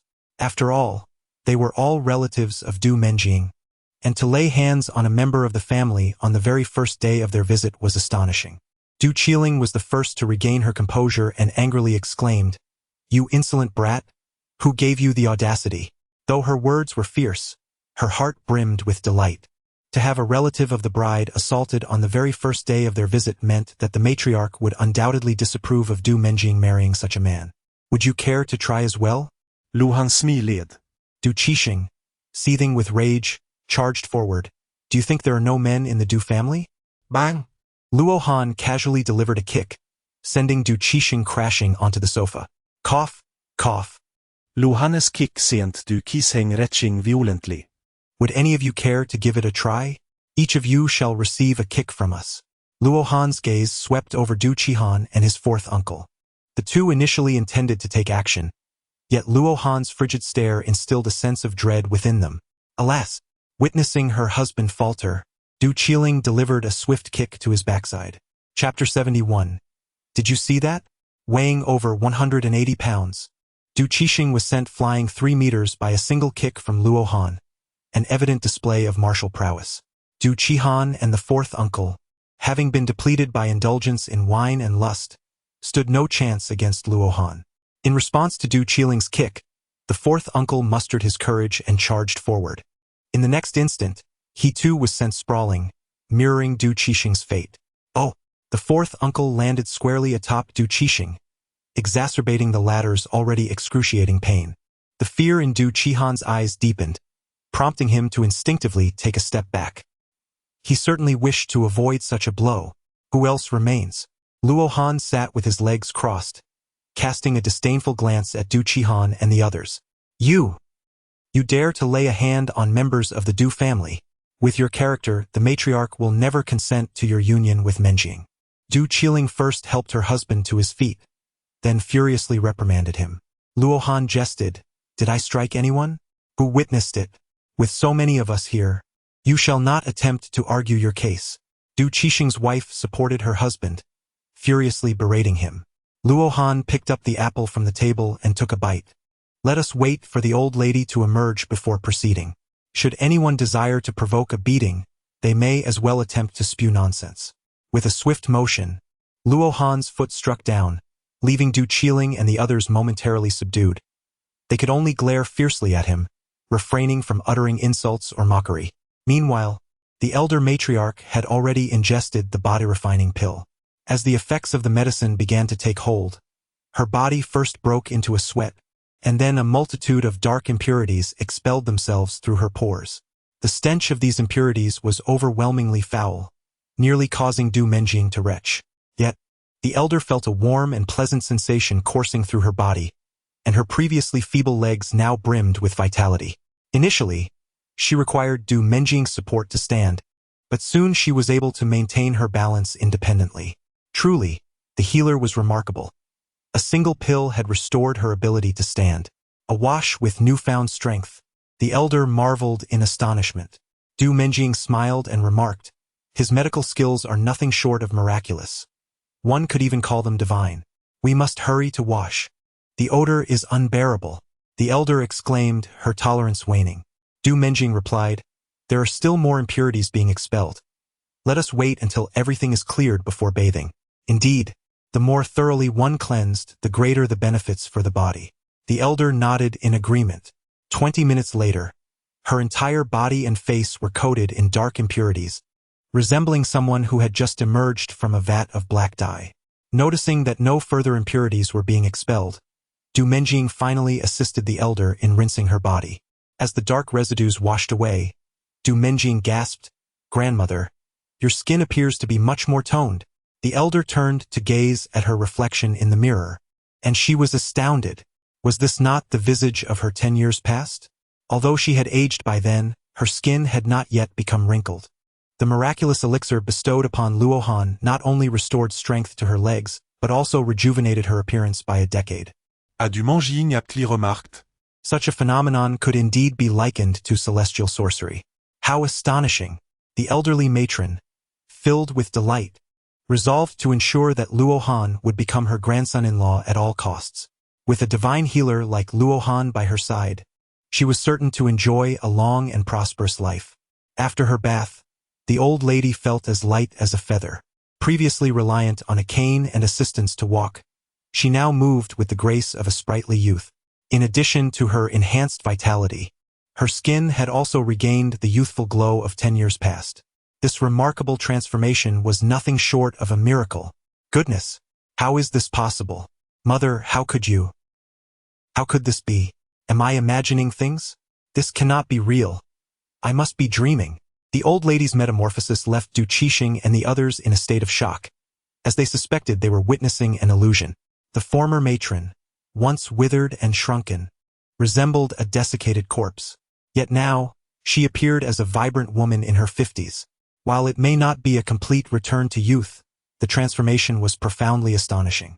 Beyond her altered visage, the old lady moved with remarkable agility, completely shedding any semblance of frailty. Is the pill provided by Luo Han truly a mere medication? This must be an elixir of immortality. Xiao Han, the medicine you have given is truly remarkable. It undeniably qualifies as a miraculous remedy. If Meng Ying is fortunate enough to marry you, it is undoubtedly a blessing for her. With your care, she shall live a life free from ailments and misfortunes. The old matriarch, filled with joy, exclaimed with a hearty laugh. Luo Han, of course you and Meng Ying's parents will remain unscathed. Mother, I concede that his medical skills are extraordinary, yet his character is deeply flawed. Just now, she struck my sister-in-law and kicked both my elder brother and my husband. We are, after all, Meng Ying's kin, your children. How could he dare to resort to violence against us? Such actions are utterly inhumane. Regardless of her medical prowess, we cannot allow Meng Ying to fall into the clutches of a tiger. Du Qiling finally quelled her inner shock and hurried to report to the old matriarch. The old matriarch held great affection and regard for Luo Han. If she did not seize this opportunity to confront him, Du Meng Ying would inevitably become his. Xiao Han, is this true? The old matriarch inquired, her gaze fixed suspiciously upon Luo Han. Luo Han gazed at Du Qixing and the others, inquiring, did I strike any of you? Du Qixing, the fourth uncle, and the second sister-in-law shook their heads fervently, exclaiming, absolutely not. What is the matter with you all? Du Qiling was utterly astonished. How could Du Qixing, the second sister-in-law, and her own husband deny such an occurrence? Luo Han turned to the Du Qihan couple. Did you witness that? No, the fourth sister is speaking nonsense. Du Qihan retorterade. You all. Du Qiling felt utterly disoriented. What on earth had transpired? Why had everyone betrayed her? Could it truly be due to Luo Han's extraordinary medical skills? She could not fathom that Du Qishang and the others had fallen under Luo Han's mental influence. Fourth sister, Xiao Han is a true dragon among men. It is a blessing for our Du family that he can become our son-in-law, someone remarked. Indeed, how can you slander Xiao Han in such a manner? Not only has he cured our mother's hidden ailment, but he has also rejuvenated her youth. What grace he has bestowed upon us. One must be grateful and reciprocate kindness, rather than spewing baseless accusations like you. Not only did Du Qishang and the others chastise Du Qiling, but even her husband joined in, saying, I also find Xiao Han quite admirable. You must apologize to him. You all. Du Qiling was on the verge of insanity. How could her husband turn against her? Fourth, apologize to Xiao Han. The matriarch was furious. She had not expected Du Qiling to fabricate such lies in an attempt to drive Luo Han away. Mother, I did not lie. Du Qiling felt as though she were a mute suffering in silence, her grievances unexpressed. The matriarch huffed in anger. Are they the ones lying? Even your own husband is colluding with them to deceive and bully you? Tears streamed down Du Qiling's face in frustration. She felt utterly wronged. Chapter 72. Is he a ghost? While others might slander Du Qiling, it was unfathomable for her husband to malign his own wife. Thus, the matriarch found it impossible to believe Du Qiling's words. At this moment, Du Qiling felt an overwhelming impulse to confront her husband. This man had grown bold, daring to turn against her. Leave, I must go out with Xiao Han and Meng Ying to celebrate. I hope that by the time of my banquet, you will correct your attitude towards Xiao Han. Anyone who dares to speak ill of him will find themselves without a share of the profits come year-end. And as for Zhao Feiyu, that matter shall not be mentioned again. The matriarch was well aware that her daughter looked down upon Luo Han, yet she had firmly decided on him. Such a miraculous doctor was far more beneficial than Zhao Feiyu. The Du family's wealth was sufficient for them to enjoy a life of luxury, but health and longevity could not be purchased with riches alone. Very well, we shall take our leave. Du Qishang and the others exited together. Du Qiling was filled with resentment but found herself at a loss for words. Just as they stepped out of the villa, she kicked her husband with great force. What do you mean by this? Du Qiling confronted Du Qishang and the others. What is happening? Why are we here? Indeed, why have we come outside? After Luo Han ceased his control, Du Qixing and the others gradually regained their senses. It was as if they had been wandering in a dream, with no recollection of the events that had just transpired. They only remembered being in the living room, yet now they found themselves in the courtyard. What is the meaning of this? Are you feigning amnesia? How dare you collude with outsiders to bully me? Do you wish for a divorce? Du Qiling's fury intensified as he yanked at his uncle's ear, cursing vehemently. Ah! That hurts. What happened? How did we end up here? His uncle was bewildered, questioning what he could have done to provoke such wrath from this fierce woman. Sister, weren't we in the living room? Du Qihan and the others inquired with astonishment. What do you mean? Have you forgotten how you assisted that wretched boy in tormenting me? He thrashed you, yet you still defend him and deny his actions. And you, why do you not stand by my side? Tears brimmed in Du Qiling's eyes, the sense of betrayal more painful than any physical blow. I cannot recall anything. How could we have defended that scoundrel? Indeed, he beat me so badly. How could I possibly speak in his favor? I feel as though I merely awoke from slumber, oblivious to my surroundings. I feel the same. Could it be that we are possessed by spirits? It cannot be. Du Qixing and the others were utterly taken aback, grappling with the inexplicable amnesia regarding the preceding events. The sensation truly resembled that of being possessed. Du Qiling scrutinized Du Qixing and the others. You do not remember what transpired moments ago? Not a thing. We do not even understand why we are standing here. Du Qiling exclaimed in disbelief. Are you unaware of the changes in our mother? What changes? Has that boy truly cured her leg ailment? Not only has she been cured, but she appears rejuvenated by over a decade. Even her wrinkled skin has become significantly firmer. What? How can this be possible? Indeed, that boy is a doctor, not a deity. Are you suggesting that the elixir he provided is miraculous? Du Qixing and the others were skeptical of Du Qiling's assertions. Disbelieve it if you wish, but remain here and wait. Our mother intends to take them out for a meal and will return shortly. If what you say is true, then it is undoubtedly that boy's doing. You may have been hypnotized by him, which is why you defend him. Though the notion was difficult to accept, Du Qiling believed that Du Qixing and the others were not fabricating their experiences. Her husband obeyed her every command. If he were not under hypnosis, he would not dare to oppose her. What do you propose? That you were hypnotized and controlled by him? Furthermore, are you not afraid of being controlled again? Upon hearing this, the group fell silent. Du Qihan remarked, it is best not to provoke him. In the state we were just in, we would not have resisted if he commanded us to jump from a building. These words left Du Qixing and the others pale with fear. This is no exaggeration. It is terrifying. The third brother is right. We should not incite his wrath. Du Qixing certainly did not wish to meet an untimely demise without understanding the circumstances. Du Qiling retorted, what are you all afraid of? Once we uncover his true nature, we will find a way to take our revenge. At that moment, Du Menjing pushed open the door of the villa. Upon seeing the elder matriarch, Du Qixing and the others stood frozen in shock.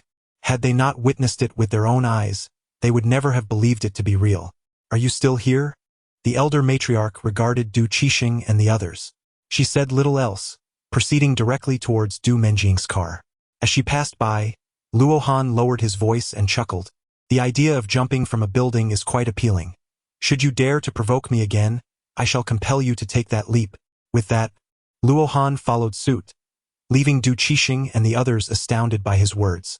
How could Luo Han be aware of their conversation? Could he possibly be something other than human? Is he a ghost? Do not frighten yourself. Perhaps he merely possesses a profound understanding of psychology. Regardless, it would be wise to avoid provoking him for the time being. Qin Helu stands as one of the premier dining establishments in Lehigh City, where various banquets of the Du family are held. As a distinguished guest of Qin Helu, the manager and staff are well acquainted with her. Upon entering the grand hall, the manager rubbed his eyes in disbelief. Are you the matriarch of the Du family? Indeed, it is I. The manager's reaction brought immense joy to the matriarch. Haha. My grandson-in-law is a divine physician. He has greatly improved my health. The matriarch proudly boasted. The manager found it hard to fathom the transformation. The previous matriarch had been frail and shaky, yet now she appeared considerably younger and walked with remarkable steadiness. Is this your grandson-in-law? The manager recognized Du Menjing, and upon seeing her arm entwined with Luo Han's, he could easily deduce Luo Han's identity. The matriarch nodded with a smile. Yes. Who would have thought he would be so youthful? You are indeed fortunate, matriarch. The manager committed Luo Han's visage to memory, understanding that such an impressive divine physician was not to be trifled with, especially considering he was also the son-in-law of the Du family. Chapter 73, Yes. How did you know? After ordering the dishes, the matriarch engaged Luo Han in casual conversation. She was exceedingly pleased with her grandson-in-law. Xiao Han, from whom did you learn your medical skills? Is it a family tradition or did you have a mentor? The matriarch inquired with curiosity. Luo Han smiled. I learned from my master. With your remarkable medical skills, your master must be even more formidable, she remarked. I have surpassed their medical expertise. As the student outshines the teacher, the elderly lady chuckled with delight. When shall I have the pleasure of meeting your family? You and Meng Ying are no longer young. It is time for you to consider marriage. I am solitary and shall take charge of my own matrimonial affairs. Luo Han is indifferent to the formality of marriage. However, he does not mind holding several wedding ceremonies for the sake of Du Menjing and others' reputation. Upon learning that Luo Han is alone, the old lady's eyes sparkled with renewed interest. Luo Han, devoid of both father and mother, might as well consider marrying into the Du family, right? Grandmother, why the haste? We have yet to revel in the bliss of love. Fear not, he is indeed your grandson-in-law and shall not escape. Du Menjing, sensing Luo Han's discomfort, swiftly diverted the conversation. All right. As long as you young folks are aware, that's what matters, the old lady chuckled, adding, with me around, no one can obstruct your union. While the three engaged in their chat, a grand procession entered the Qin Helu. Upon seeing them, the hall manager hurriedly greeted with a smile, Old Master Hong, may you be in good health. Haha. You still possess that silver tongue, Old Master Hong replied, clearly pleased by the manager's salutation. Please arrange for us to be seated in the Fuan Hall. The hall manager, with an apologetic demeanor, responded, the old lady of the Du family has just entered Fuan Hall. Very well, do as you see fit, Old Master Hong smiled. Please follow me, the hall manager beckoned, leading the way. He continued with a grin, you must not have seen the old lady of the Du family in quite some time, correct? When you see her again, you shall surely be astounded. Old Master Hong, intrigued, inquired, what do you mean? The old lady not only walks with ease but appears to have rejuvenated by over a decade. The manager marveled. Du Menjing has found a remarkable son-in-law, a renowned physician, who has been responsible for her transformation. What did you say? Rejuvenated by over a decade? Old Master Hong exclaimed, astonished. And she walks with ease? Indeed. She walked here unaided, without even a cane. I recommend you pay her a visit. It will be nothing short of astonishing. But, please do not mention my name. The manager halted, implying discretion. Old Master Hong understood the manager's intentions. Nodding, since I am aware that a friend is present, I must pay my respects. I will escort you to the private room, the manager smiled.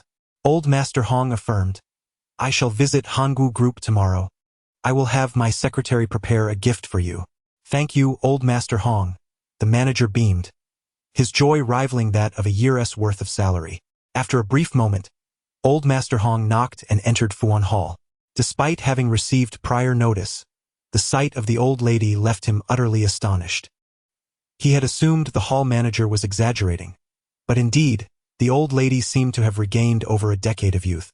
Old Master Hong and the old lady had been friends for decades, witnessing each other's aging process. Now, she appeared as she did over 10 years ago.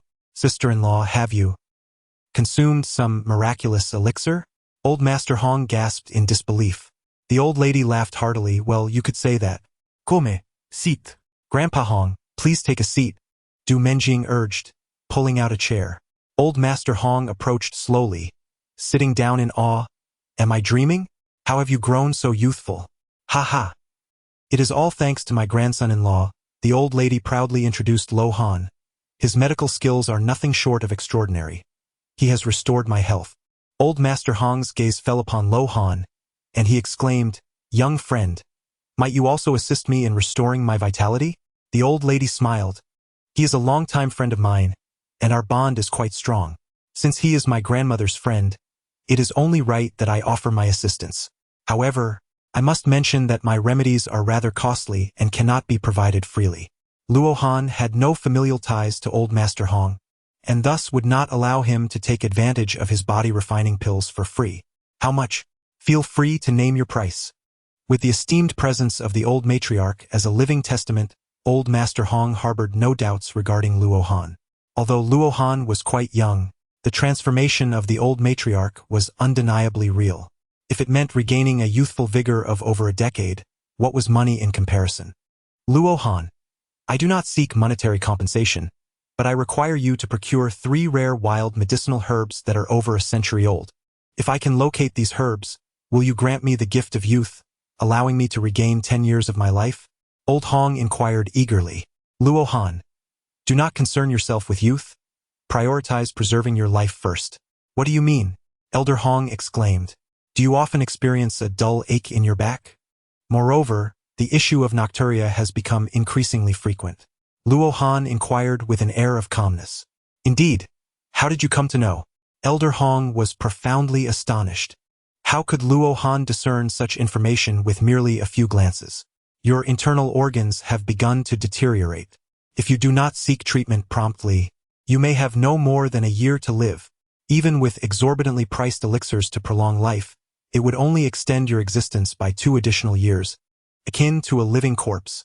However, if you can procure the medicinal herbs I require, I can grant you an extension of 10 years. Should you be able to gather more, I could bestow upon you an even longer lifespan, along with a significantly improved state of health. Luo Han was not merely attempting to intimidate Old Hong. If he refrained from taking action, Old Hong would indeed become a living corpse within a year. What? Are you serious? Old Hong's face turned ashen with fear. He certainly did not wish to meet his demise. Luo Han, the truth will be revealed through a thorough examination. I will arrange for someone to procure the medicinal herbs immediately. Old Hong is filled with anxiety. Luo Han nodded. Go ahead. Gather the medicinal herbs and contact Grandma. Sister, I shall take my leave now. Old Master Hong, preoccupied with worry, had no appetite for food. He needed to head to the hospital for a comprehensive examination. If what Luo Han said were indeed true, the situation would be dire.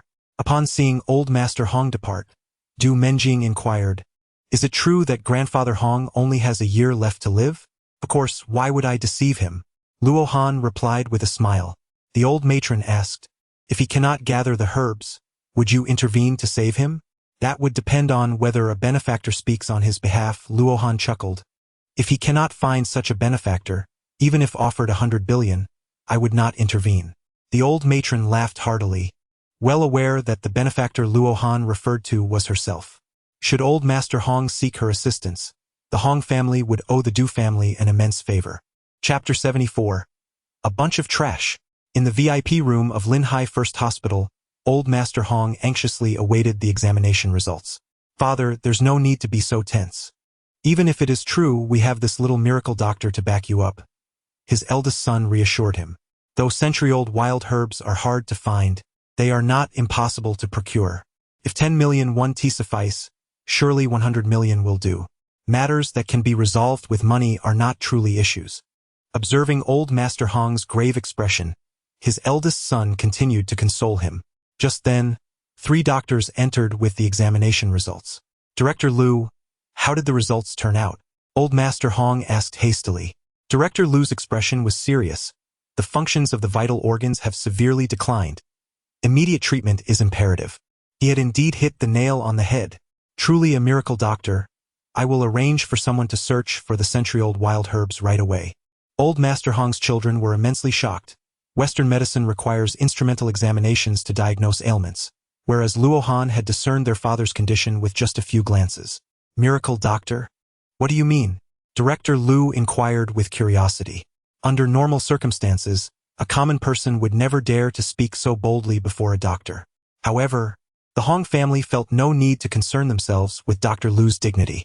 Old Master Hong's daughter recounted the details of Luo Han's abilities, though she refrained from mentioning the old matron's rejuvenation. Traditional Chinese medicine indeed has its unique merits in diagnosis, yet when it comes to treatment, it is indisputable that Western medicine proves more effective. Director Lu, a professor of Western medicine and the deputy director of the hospital, felt compelled to discredit Luo Han for his own interests. Can Western medicine make one 10 years younger? Old Master Hong asked. Director Lu hesitated. Neither can traditional Chinese medicine. You are mistaken. This little miracle doctor can achieve that. Having witnessed the transformation of the old matron firsthand, Old Master Hong held profound trust in Luo Han's medical skills. With Luo Han as support, Old Master Hong opted to forego Western medicine entirely. Du Menjing's parents had gone on a business trip, leaving only Luo Han and her in the villa. Upon entering Du Menjing's room, Luo Han guided her through an afternoon of exercises. When she awoke, it was already 7:30 in the evening. After several sessions, Du Menjing's resilience had notably increased. Previously requiring an entire night to recuperate, she now restored her vitality in just 4 hours. Her complexion glowed with a rosy hue, clearly nourished by the essence of love. "I'm hungry. Let us go out for dinner," Du Menjing said, cheerfully plucking radishes. Luo Han sat up and said, "Let us go. After dinner, you can take me to experience the nightlife by the sea." "Of course," Du Menjing replied with a smile. Luo Han gently pressed his lips against Du Menjing's crimson ones, declaring, "Tonight, I shall teach you a new technique." How annoying. At 8 o'clock in the evening, Du Menjing led Luo Han to a Sichuan restaurant. As they were enjoying their meal, her phone suddenly rang. After answering the call, she turned to Luo Han and said, "My dear, my close friends have invited me to sing. Are we not allowed to bring guests?" Luo Han inquired. Du Menjing chuckled, "Of course you can come. I simply didn't want you to feel awkward." "Luo Han, are you concerned about my embarrassment or about me making a move on your friend? You've seen through me." Du Menjing chuckled, saying, "Who could resist your charm?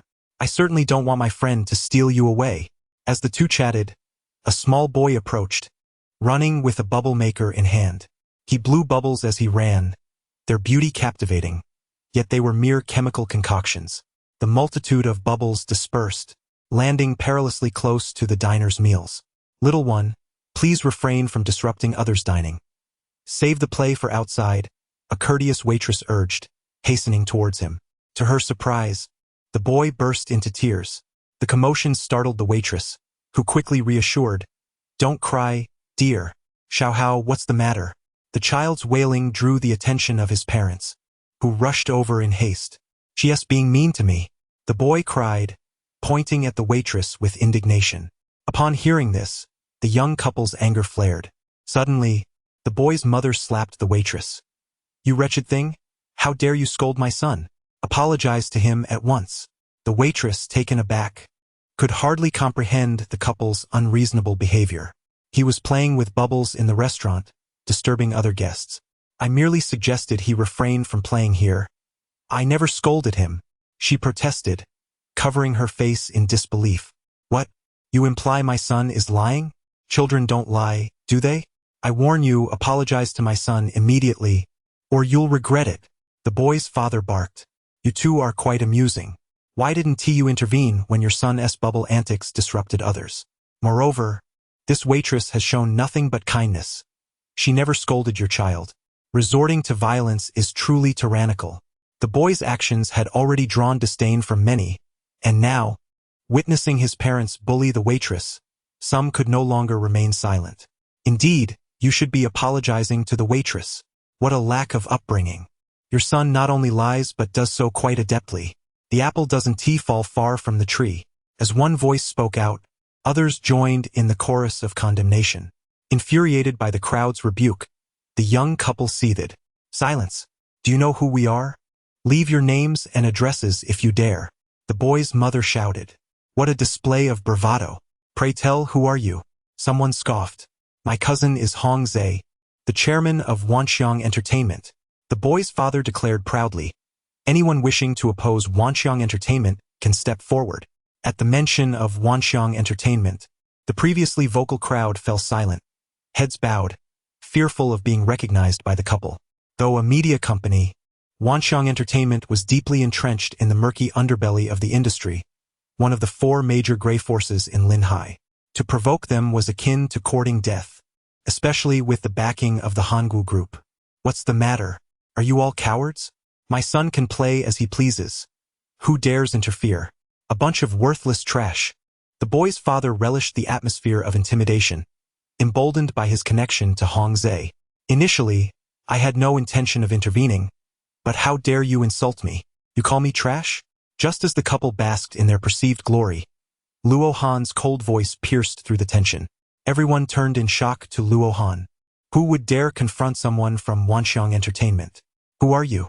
Do you want to die?" The boy's father glared menacingly. Du Menjing chuckled lightly. "You'd best not provoke him. Even the Hangul Group cannot shield you from the consequences. Is he really that formidable? Murmured a nearby diner, noting Luo Han's unassuming appearance, seemingly not one of wealth. How many people in Linhai could instill fear in the Hangul group? Curious glances were exchanged among the diners, wondering what kind of background Luo Han possessed to appear so unfazed by the Hangul group. What is your surname? The boy's father inquired, brow furrowed. Luo, is there a problem? That was in the past. Du Menjing interjected with a laugh. I have warned you. Should you remain foolishly obstinate, you will face the consequences. I am quite resolute, and if you insist that I cannot provoke you, then I shall certainly do so. Don't say I didn't warn you. My cousin is not one to show mercy. Once he intervenes, you will face dire consequences. The boy's father scoffed arrogantly. Luo Han chuckled lightly. All right, let your cousin come over. I shall have a word with him. Is my cousin someone you can summon at will?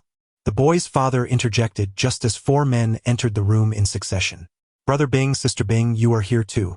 Upon seeing the boy's parents, the 4 men quickly greeted them with smiles. The boy's father, upon noticing them, beamed with delight. Haozi, your arrival is most timely.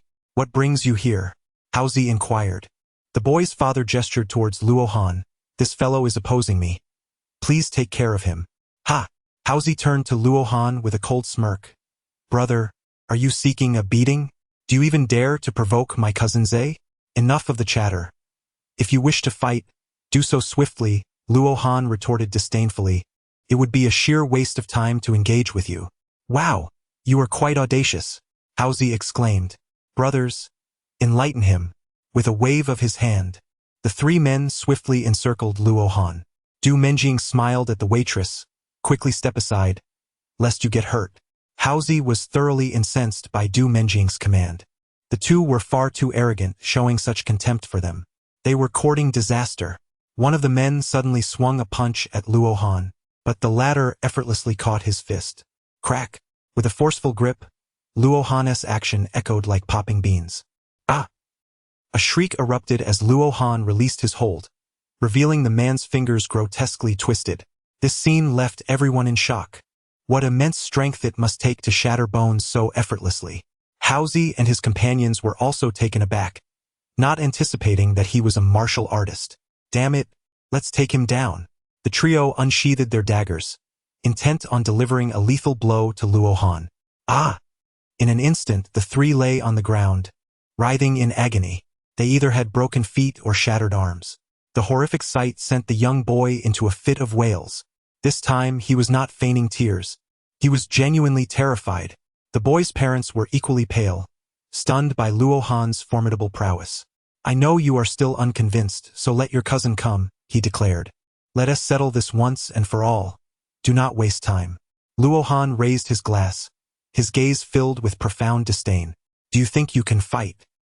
The boy's mother had yet to finish her words when Du Menjing interrupted her. You would do well to silence yourself, or you shall face the consequences. If you have the courage, do not flee. The boy's father hastily dialed Hongze. Cousin, there is trouble. Your 4 subordinates have been incapacitated. Luo Han held no regard for Hongze. His audacity to come forth was merely an invitation for his own suffering. As they dined, time slipped away swiftly. Approximately half an hour later, a procession of individuals entered the dining hall, with the middle-aged man at the forefront being none other than Hongze. Cousin, he is the one responsible, the boy's father exclaimed, pointing an accusatory finger at Luo Han. Upon noticing Luo Han, Hongze's attention was diverted by the presence of Du Menjing.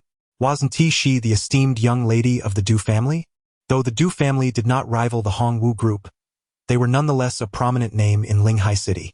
The Hongwu group maintained a cordial relationship with the Du family, and Hongze had previously encountered Du Menjing at the birthday celebration of Old Master Hong.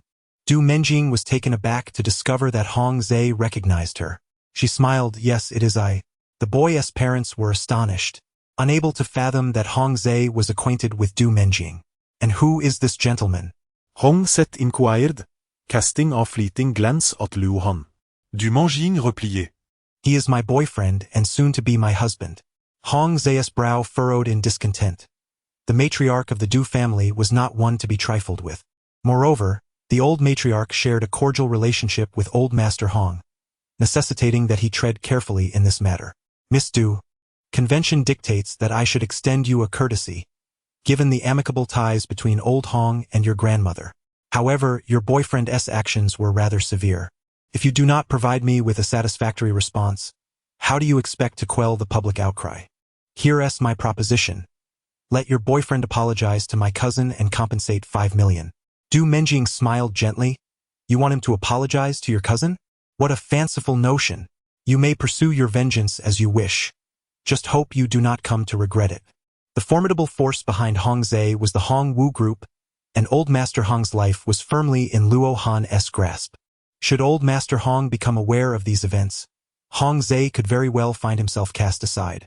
Surprised by Du Menjing's unwavering stance, Hong Zhe's face darkened as he retorted, Miss Du, my courtesy is not born from fear of you.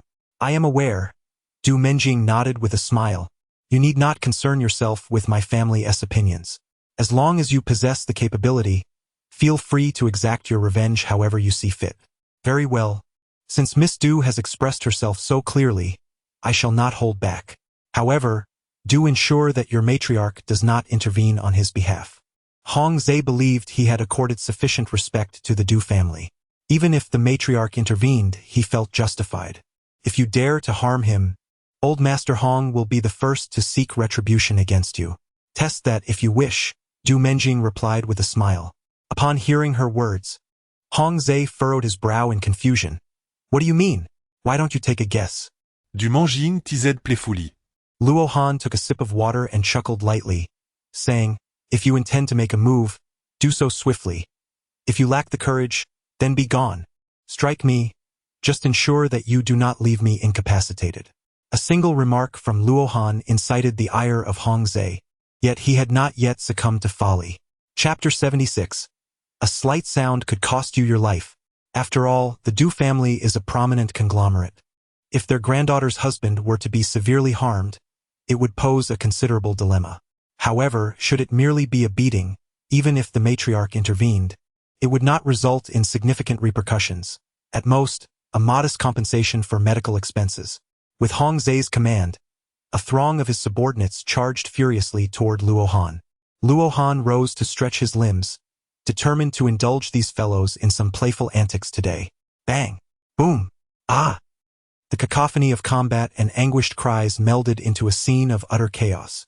Du Menjing, with an air of tranquility, savored her meal, seemingly unperturbed by Luo Han's safety. As Luo Han's partner, she possessed profound knowledge of his formidable prowess. Terrifyingly so. Not only would these few dozen individuals be unable to harm him in the slightest, even 100 would prove futile. Her nonchalance furrowed Hong Zhe's brow. Did she not fear for her boyfriend's well-being? However, he would soon comprehend the source of her composure, as he witnessed his subordinates being sent flying one after another. The throng of dozens was utterly dominated by Luo Han's might. Such strength left Hong Zhe in a state of shock. Even retired warriors could not rival such prowess. Hong Zhe, you are doomed. You will regret not heeding my warning, Du Menjing remarked with a soft chuckle. At that moment, Hong Zhe's demeanor shifted to one of unease. Du Menjing was acutely aware of his background, and her words were far from baseless. Cease, he commanded, realizing that his subordinates were no match for Luo Han. Luo Han furrowed his brow, expressing his discontent. I have not even warmed up yet, so why have we stopped? Hong Zhe maintained a stern expression, fully aware that his subordinates were no match for Luo Han. I concede your prowess in combat, but there exists a formidable force in this world known as firearms. Truth be told, I harbor no fear of firearms either. Why not bring them forth and test your luck? Luo Han retorted with a teasing smile. Caught off guard by Luo Han's words, Hong Zhe was at a loss. How could he possibly carry firearms on his person? For the sake of old Madame Du, I prefer not to escalate this situation too harshly. Provide me with 2 million in medical expenses, and we shall consider the matter settled. Du Menjing's remarks stirred a sense of unease within Hong Zhe, prompting him to seek an exit. While you wish to avoid conflict, I am eager to continue this game. Are you not fond of stepping in for others? Today, let me make you aware of the consequences of your overreach. Call Old Master Hong and inform him to forego preparing medicinal herbs and instead make arrangements for the aftermath. Of course, he did not genuinely intend to deny treatment to old Master Hong. Rather, he aimed to exert pressure on him to intervene and rectify Hong Zai's overstepping. Moreover, old Master Hong would need to seek assistance from old Madame Du, which would compel him to reconsider aiding him. What do you mean by that? A chill crept into Hong Zai's heart, an ominous sensation arising within him. The young boy's parents were visibly alarmed, as they had not anticipated encountering members of the Du family in such a humble establishment, particularly when it appeared they had connections with old Master Hong. From Luo Han's words, it seemed old Master Hong had something to gain from him. Should this incident jeopardize old Master Hong's significant affairs, they would all face dire consequences. Follow my instructions, and he will surely grasp the implications, Luo Han smiled. The composed demeanor of Luo Han left Hong Zai somewhat flustered. Although he held a prominent position in Linhai, his status was entirely contingent upon the support of the Hangul group. Should he incur the displeasure of Hong Lao, he could plummet from the heights of success to the depths of despair at any moment. Hong Zai sought to probe the nature of the relationship between Luo Han and Hong Lao, yet Luo Han interjected with a chilling dismissal. Get lost. How refreshingly straightforward. It was unexpected that he possessed such audacity. No wonder he dared to oppose Hong Zai. It turned out he was the grandson-in-law of the Du family. Evidently, he seemed to have a connection with Hong Lao. Hong Zai had unwittingly encountered a formidable adversary in this couple. Fate, it seems, often permits a person to grow arrogant before delivering a harsh lesson.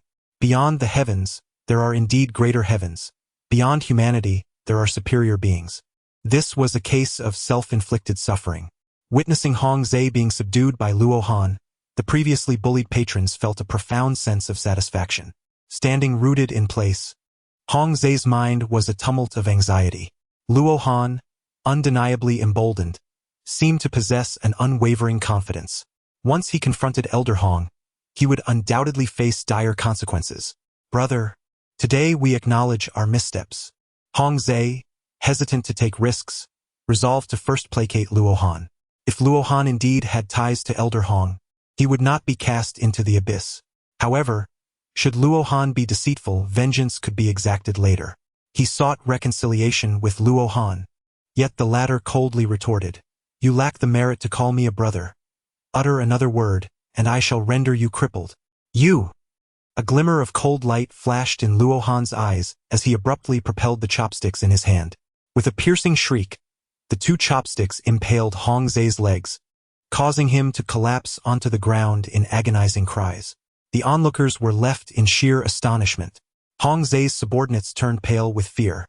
No one anticipated Luo Han would exhibit such ruthlessness, incapacitating Hong Zai with a mere pair of chopsticks. How astonishing! Can chopsticks truly penetrate the knee? Is this the legendary master of martial arts? Is it genuine that chopsticks can pierce through a watermelon, as depicted on television? Such ferocity! This is Hong Zai from Wanxiang Entertainment, swiftly rendered powerless over a trivial disagreement. The young boy's family trembled in terror, their previous arrogance completely vanquished in that moment. Luo Han dares to dismiss even Hongza. Will he concern himself with such insignificant figures? Remember, your current predicament is entirely due to your cousin. Leave, and should you utter another sound, it will cost you your life.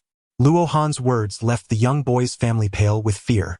Hong Zai had been brutally beaten and would undoubtedly seek retribution. At that moment, Hong Zai, gritting his teeth against the pain, urgently signaled his subordinates to take him away. Half an hour later, anguished screams echoed from the hospital's underground parking lot. The one receiving the beating was the boy's father, while the mother and son looked on in terror. The events of this day were destined to alter the course of the young boy's life.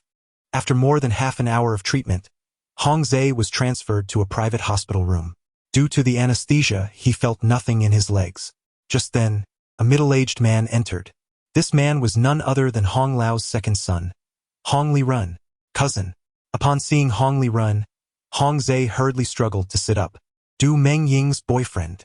Hong Zai asked anxiously, "Cousin, what is his relationship with uncle?" "He told me to inform uncle not to prepare any medicinal materials." "What does that mean?" "What? You have provoked Du Meng Ying's boyfriend? You!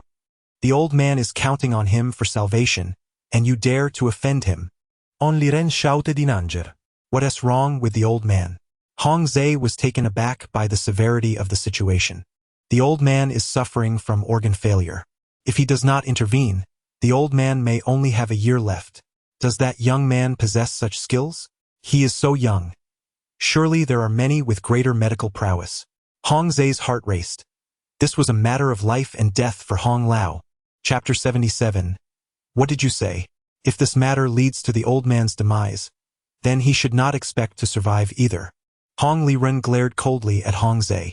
He truly possesses that capability, and so far, he is the only one with the potential to save the old man.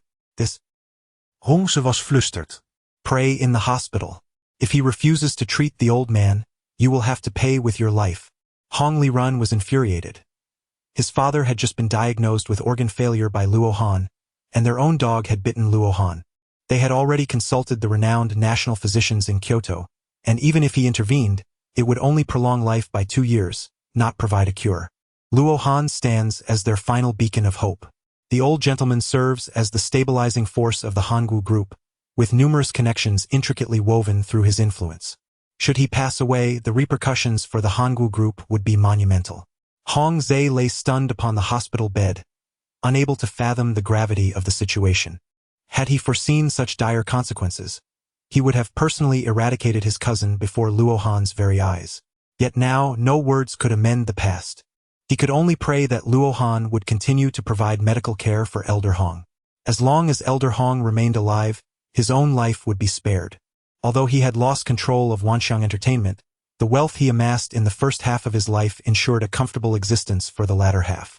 Upon learning that his family had offended Luo Han, Elder Hong urgently took his children to the residence of the matriarch to offer apologies. Without prompting from the matriarch, Elder Hong made numerous pledges and even gifted a 5-star hotel from his portfolio to the Du family. This hotel, valued at nearly 1 billion, underscores the magnitude of Elder Hong's sacrifice. The matriarch had already received notice from Luo Han, and after securing sufficient benefits, she agreed to persuade Luo Han on Elder Hong's behalf. In Elder Hong's presence, the matriarch placed a call to Luo Han, their conversation harmonizing to enhance her stature. Once the call concluded, Du Menjing took Luo Han's arm and entered a KTV establishment. Upon pushing the door open, they were met with the sight of over 10 individuals already seated within the private room. These individuals were heirs of Linhai City, maintaining amiable relations with Du Menjing. Menjing, you finally arrived. Oh, and who is this? The men and women in the room were taken aback upon seeing Du Menjing so intimately linked with a gentleman, as it was their first encounter witnessing her in such close proximity to a male companion. Du Menjing sweetly embraced Luo Han's arm, declaring, "He is my savior and also my boyfriend." Savior? What do you mean? Questioned a heavily made-up girl, somewhat unattractive despite her efforts. Her name was Yuqin, hailing from a family with several publicly listed companies. The others curiously gazed at Du Menjing, eagerly awaiting her explanation. Du Menjing smiled and replied, "He cured my heart condition. Hence, he is indeed my savior. So young and handsome. No wonder our Miss Du is smitten," Yuqin remarked with a grin. One bespectacled young man chuckled, "Brother, we are all Menjing's friends. How about you check our health too? Yes, if you can treat Menjing's difficult heart ailment, your medical skills must be exceptional." Others chimed in, each adding to the conversation.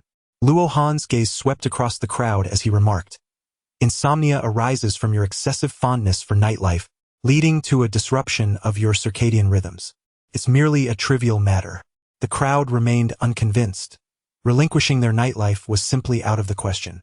Luo Han gazed at the bespectacled young man and said, "The others merely have minor issues, but your condition is rather grave." "Huh? What do you mean?" The young man with glasses inquired in astonishment. Luo Han smiled, suggesting a private conversation later to avoid any awkwardness. "I know, it must be a case of kidney deficiency," he remarked teasingly. Upon hearing this, Yuqin responded with a playful jest. The bespectacled man immediately took offense. How could a man be labeled as having kidney deficiency by a woman? He straightened his posture and retorted, "You think I have kidney deficiency? Why not test it tonight?" Yuqin, dressed in a rather revealing manner, made such a statement without raising any eyebrows. The bespectacled man turned to Luo Han and asked, What do you think? Am I really suffering from kidney deficiency? You are not, Luo Han replied. If it's not kidney deficiency, then what is it? The curious girl inquired. Luo Han gazed at the bespectacled man and inquired, Shall you speak your mind? Rest assured you may do so. As long as it is not a matter of kidney deficiency, everything else is of little consequence. Luo Han, you are afflicted with infertility. What? Infertile? The bespectacled man chuckled, saying, Brother, you're speaking utter nonsense. I have already spent 10 million on the abortion fees for my girlfriends. I assert that you are infertile. Thus, you are indeed infertile. The funds you provided for abortions may not have been for your own progeny. If you do not believe it, you might as well visit a hospital to ascertain the viability of your sperm. Should you be free of infertility, I shall grant you 100 million. Upon hearing Luo Han's words, everyone cast peculiar glances at the bespectacled man. If Luo Han's statement held any truth, then the man was indeed in a most compromising position. The bespectacled man was taken aback by the revelation, which was more shocking than mere kidney deficiency. He retorted angrily, Is your gaze a diagnostic tool? Can you simply ascertain my infertility with a glance? A diagnostic instrument cannot compare to my keen eyes. However, there is no need for panic. This infertility is merely a minor issue. Should you wish to seek treatment, you can contact me through Meng Ying. As a friend of Meng Ying, I shall assist you free of charge. Luo Han initially intended to spare this individual some dignity, but to his astonishment, the man insisted that Luo Han declare it publicly. I cannot believe your eyes are more discerning than a diagnostic instrument. Tomorrow, I shall visit the hospital for an examination, and if you are mistaken, do not forget the wager of 100 million. The bespectacled man harbored no belief that Luo Han possessed such abilities. After all, infertility was a condition that could not simply be diagnosed with a mere glance. Very well, I am absolutely willing to wager and accept the outcome. As soon as Luo Han's words fell, the door to the private room swung open once more. Everyone turned their gaze, and in walked a tall and handsome man. Young Master Wan, what brings you here? The expressions of Yu Qin and the others grew serious. The Wan family was undoubtedly the most prestigious clan in Linhai City. Even the Du family and the Hangul group would find themselves subordinate to the Wan family. What of accepting defeat? In the midst of the conversation, Wan Sun's gaze fell upon Du Menjing's hand. When he noticed her arm entwined with Luo Han's, his expression turned frigid. Yu Qin recounted the events that transpired. The bespectacled man dared not utter a word, fearing the wrath of this formidable figure. Wan Sun possessed an exceedingly peculiar temperament. Provoking him could yield dire consequences. Oh, are you truly that formidable? Wan Sun fixed his icy stare on Luo Han, scoffing. Do you believe I have any ailments of infertility? You are free of such afflictions, yet you do exhibit signs of a mental disorder. It was evident that young Master Wan's ire was directed at Du Menjing. Thus a conflict was inevitable. Given this, why extend him any courtesy? What did you say? The murderous intent in young Master Wan's eyes was palpable. How dare Luo Han insinuate he was mentally ill? Chapter 78. If you do not leave now, it may be too late. Young Master Wan's fury rendered the assembled crowd breathless with fear. Yu Qin tugged at Du Menjing, whispering urgently, Menjing, you must persuade your boyfriend. Young Master Wan is not someone he can provoke. May I inquire who invited you here, young Master Wan? In the past, Du Menjing would have refrained from antagonizing him, but the circumstances had changed. Luo Han is indeed a formidable figure, a king in his own right. What significance do mere thousands hold? Do not speak of young Master Wan. Even his father lacks the standing to be arrogant before Luo Han. However, that is not my concern now. I merely wish to hear you repeat yourself. Young Master Wan fixed his gaze upon Luo Han. Luo Han smiled lightly and said, Your father has tendencies towards domestic violence, often striking your mother in your presence. Am I correct? You were talking nonsense. Luo Han's words cut like a dagger, piercing directly into young Master Wan's heart. One could see the glint of murderous intent in young Master Wan's eyes. This matter was known only to their family. How could Luo Han possibly be aware of it? Am I speaking nonsense? Luo Han scoffed. Domestic abuse has yet to drive you to madness. It was that incident at 15 that twisted your psyche. I will kill you. Young Master Wan suddenly resembled a rabid dog, charging forward with a furious roar. Luo Han scoffed disdainfully, raising his foot to kick young Master Wan to the ground. What's the matter? Have I struck a nerve? Depart quietly, or the entire Linghai will echo with tales of your Wan family's sordid affairs. Although Luo Han is not a spiritual cultivator, probing into the memories of an ordinary person is still quite effortless for him. Young Master Wan clutched his chest, glaring fiercely at Luo Han.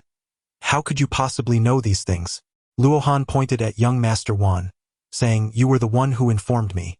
It would be wise for you to keep your mouth tightly shut, or else I shall ensure that you meet a fate worse than death. Young Master Wan was taken aback. How could Luo Han be so well informed? The matter was known only to him, the patriarch of the Wan family, his mother, and his nominal father. If Luo Han truly possessed this knowledge, then he must be silenced. This secret could not reach a fifth person. Should it be leaked, the Wan family would become the subject of universal derision. Luo Han smiled, returning the sentiment. Do not provoke me, lest you find yourself without a grave. Enjoy yourselves. Young Master Wan, gritting his teeth, rose painfully and turned away in anger. Yu Qin and the others were left in a state of shock. None had anticipated Luo Han's formidable prowess. That was young Master Wan, and he had been sent flying with a mere kick. As for the secret Luo Han mentioned, they were intrigued yet lacked the courage to inquire further. An innocent man may bear no guilt, yet possessing a precious jewel can invite peril. Once they learned of this secret, they would all become adversaries of the Wan family. My boyfriend was struck by a vehicle. We shall reconvene later. Your well-being brings us joy, yet you understand the implications. These individuals dared not linger to interact with Du Menjing. If they did not depart now, they would undoubtedly become enemies of the Wan family. The Du family still had some capacity for resistance, but before the Wan family, they were utterly powerless. As the crowd began to disperse, Luo Han remarked with a smile, It seems I have inadvertently disrupted your gathering. No matter. Without you, I would fare even worse. Du Menjing replié.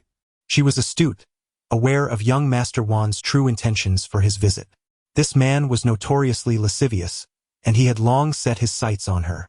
Previously, Du Menjing had suffered from a heart condition, which had made young Master Wan wary of causing her harm. He must have realized that her ailment had been cured, prompting his pursuit of her. The private room had been prepared. Sing for me, Luo Han said with a smile as he settled onto the sofa. Du Menjing nodded, all right.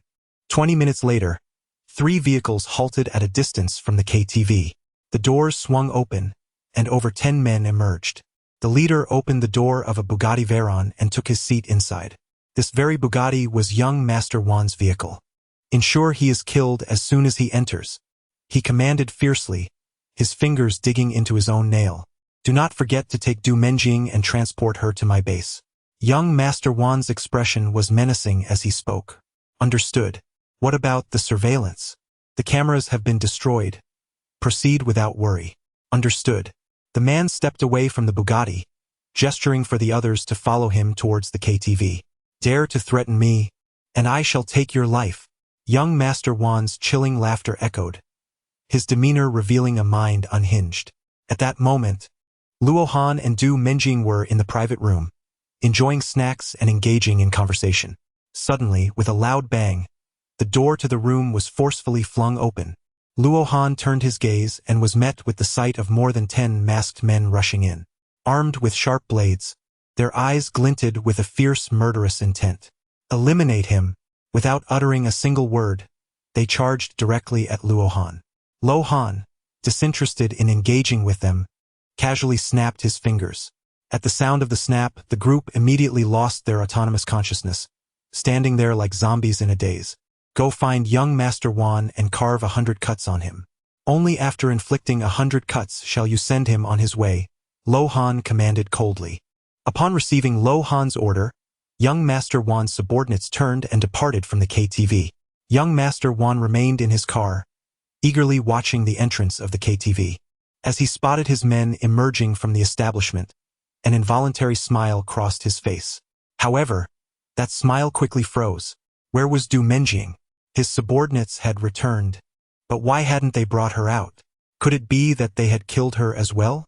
Just as he pondered this, the group approached the Bugatti. Young Master Wan stepped out of the car, his expression grave as he questioned, "Where's Du Menjing? Wasn't she supposed to be taken to my base? I told you not to oppose me. If you seek death, then so be it." The leader of the group spoke coldly. "Are you out of your mind?" Young Master Wan exclaimed angrily, bewildered by the insolent tone of his subordinate. Suddenly, the leader drew a dagger and plunged it viciously into young Master Wan's shoulder. In that instant, the others also brandished their blades and surrounded him. The air was filled with horrific screams echoing down the street, causing passers-by to gasp in terror. Minutes later, young Master Wan lay utterly unrecognizable. He had never anticipated meeting his end in such a manner. At that moment, the group regained their senses. Who are we? How did we end up here? Is this not young Master Wan's car? What have we done? They stared in horror at the daggers in their hands, panic-stricken as if they had seen a ghost. Were they not supposed to be killing Du Menjing's boyfriend? How had they ended up murdering young Master Wan instead? Run. We must leave Linhai immediately. If we don't leave now, it will be too late. Coming to their senses, the group fled in terror. Regardless of what had transpired, young Master Wan's death lay at their hands. Chapter 79. Why did they do this? Who is responsible? Find out who it is. I demand to know. I will have the murderer ground to dust. In the Linhai City Hospital, old Master Wan bellowed beside his son's lifeless body. Who was so ruthless as to stab his son to death? "Sir, I have just received news. We have identified the culprit," said a man in his 60s standing beside old Master Wan. This man, known as Butler June, held a significant position in the outside world despite being merely a steward of the Wan family.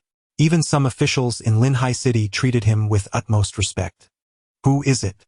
the old man questioned fiercely. Butler June furrowed his brow. The assailants were the young master's hired thugs, and they acted together. What? Why would they do this? Old Master Wan was taken aback by the revelation. How could the dogs he raised turn on their master? It was indeed perplexing. Butler June, suppressing his anger, replied solemnly, "I have dispatched men to capture them. Once apprehended, we will uncover the reason. These dogs would never dare to oppose the Wan family without someone behind them. We must identify the puppet master and exact our revenge." Old Master Wan gritted his teeth. His son's death felt like a slap in the face to the Wan family.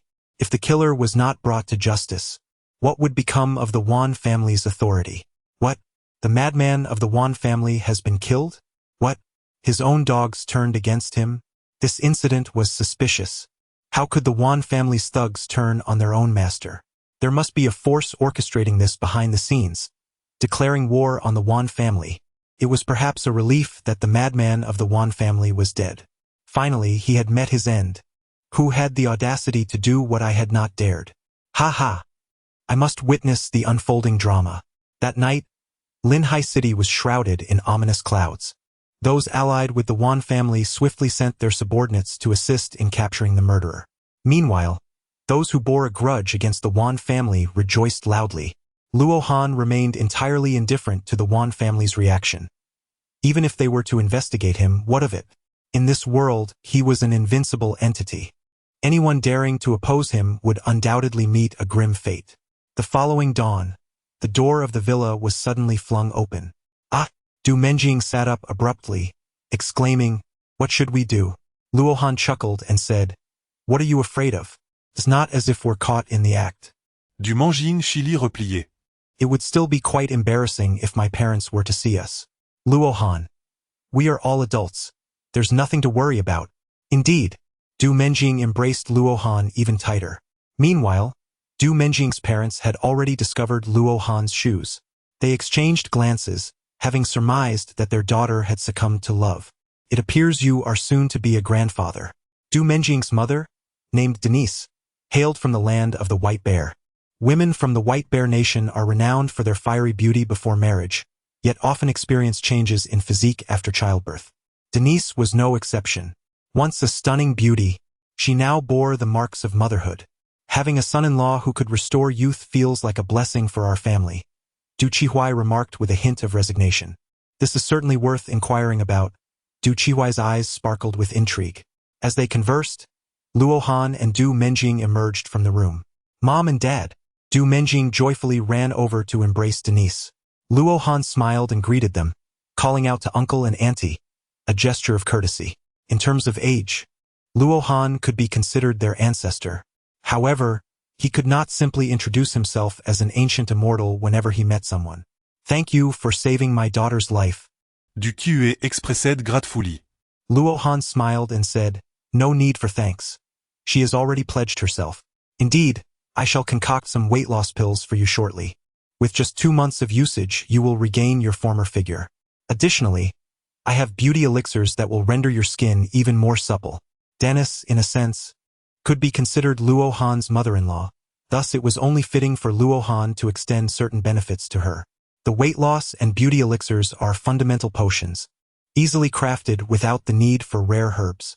Truly, that is splendid news. The matriarch has issued her decree. Luo Han is her designated grandson-in-law. Du QE. Regardless of Dennis's reluctance, it matters not. Moreover, Luo Han is quite commendable. At the very least, they harbor no aversion towards him. Luo Han turned to Du Qihuai and, lowering his voice, remarked with a chuckle, there exists a medicinal elixir known as the Dragon Essence Tiger Might Pill. If you consume it for a week, it will ensure your invincibility on the battlefield, and it may even promote secondary growth. Grasping Luo Han's hand with enthusiasm, Du Qihuai responded with a smile, good son-in-law, should Menjing dare to bully you, do not hesitate to inform me. Would it truly be effective to tell you? Luo Han tia said. Du QE chuckled awkwardly. At the very least, it provides you with an outlet for your frustrations. What has you so elated? Dennis inquired, intrigued by Du Qihuai's exuberance.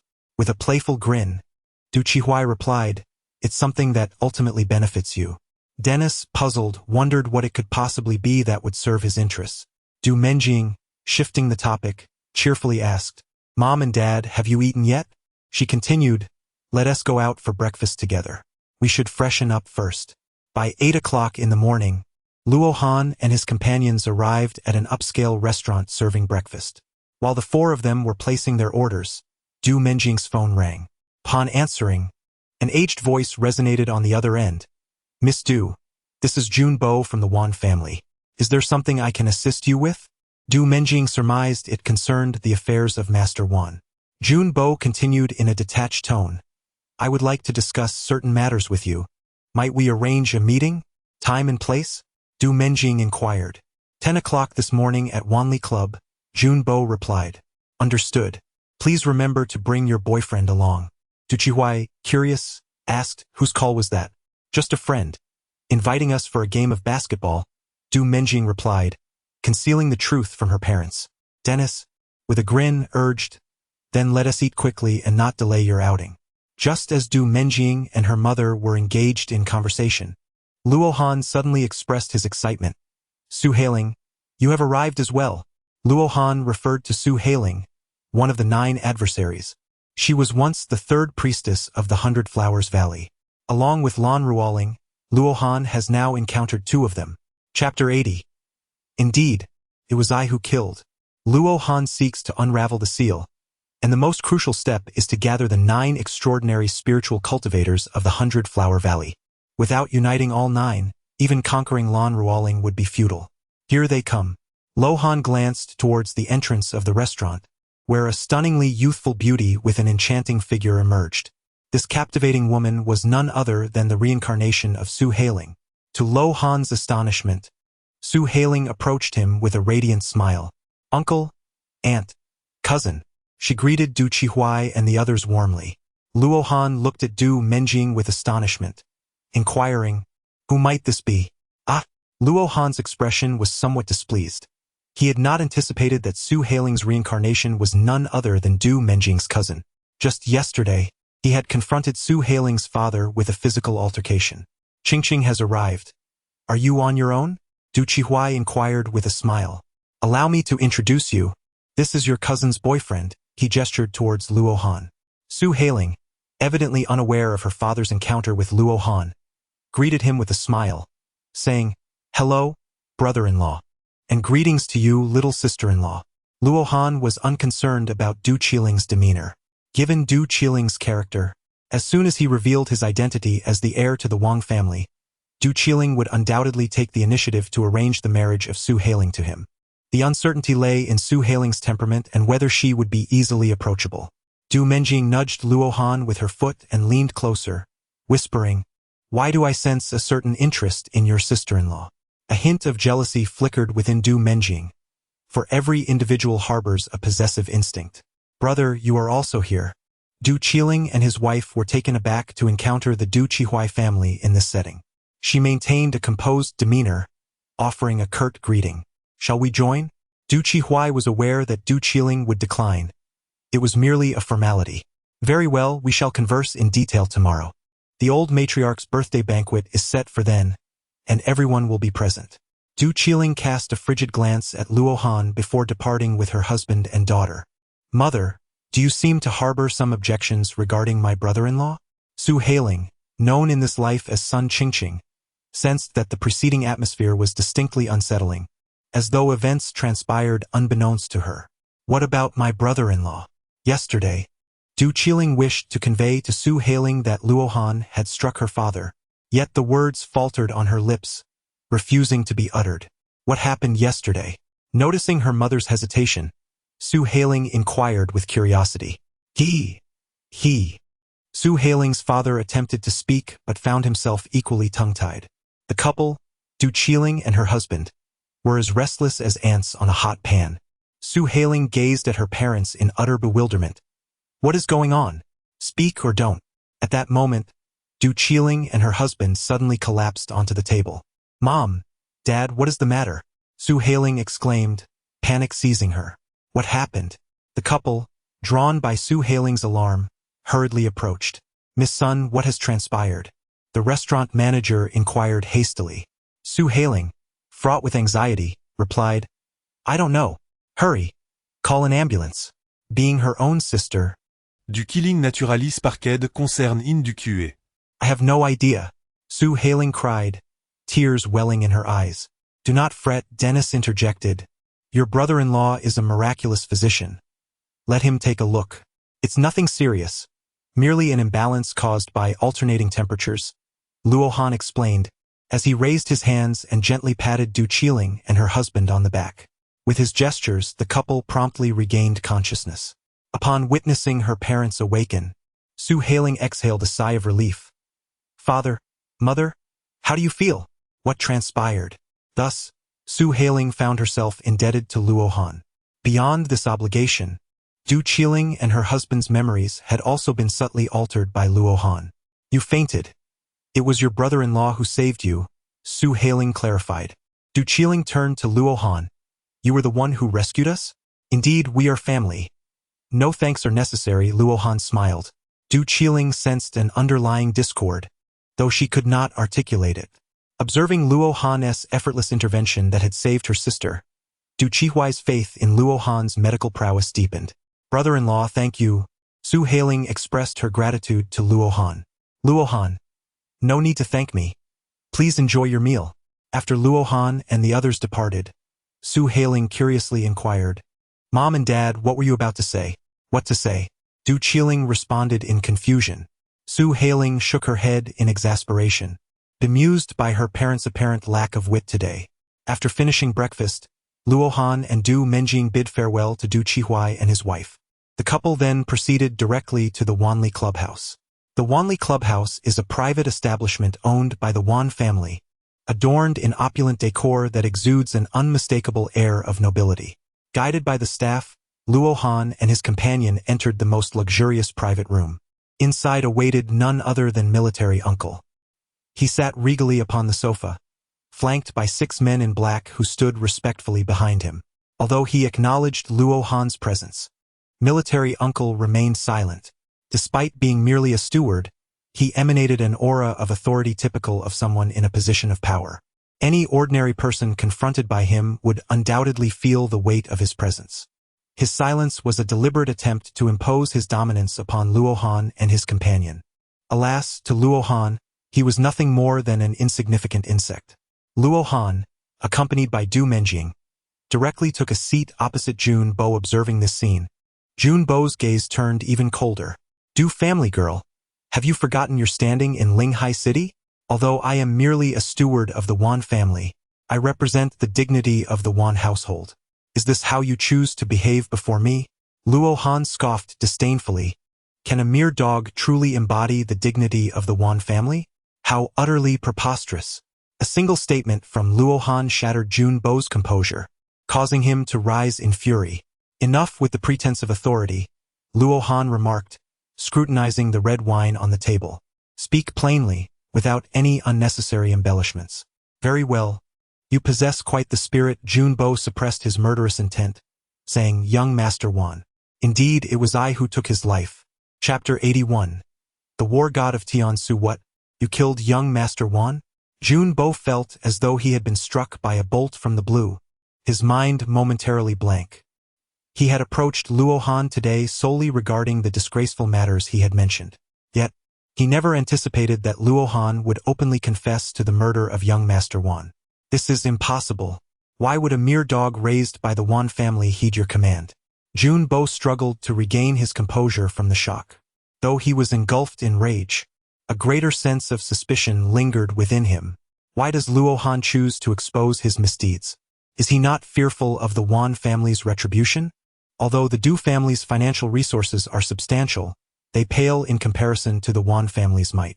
Should the Wan family decide to act, the Du family would undoubtedly hesitate to shield Luo Han.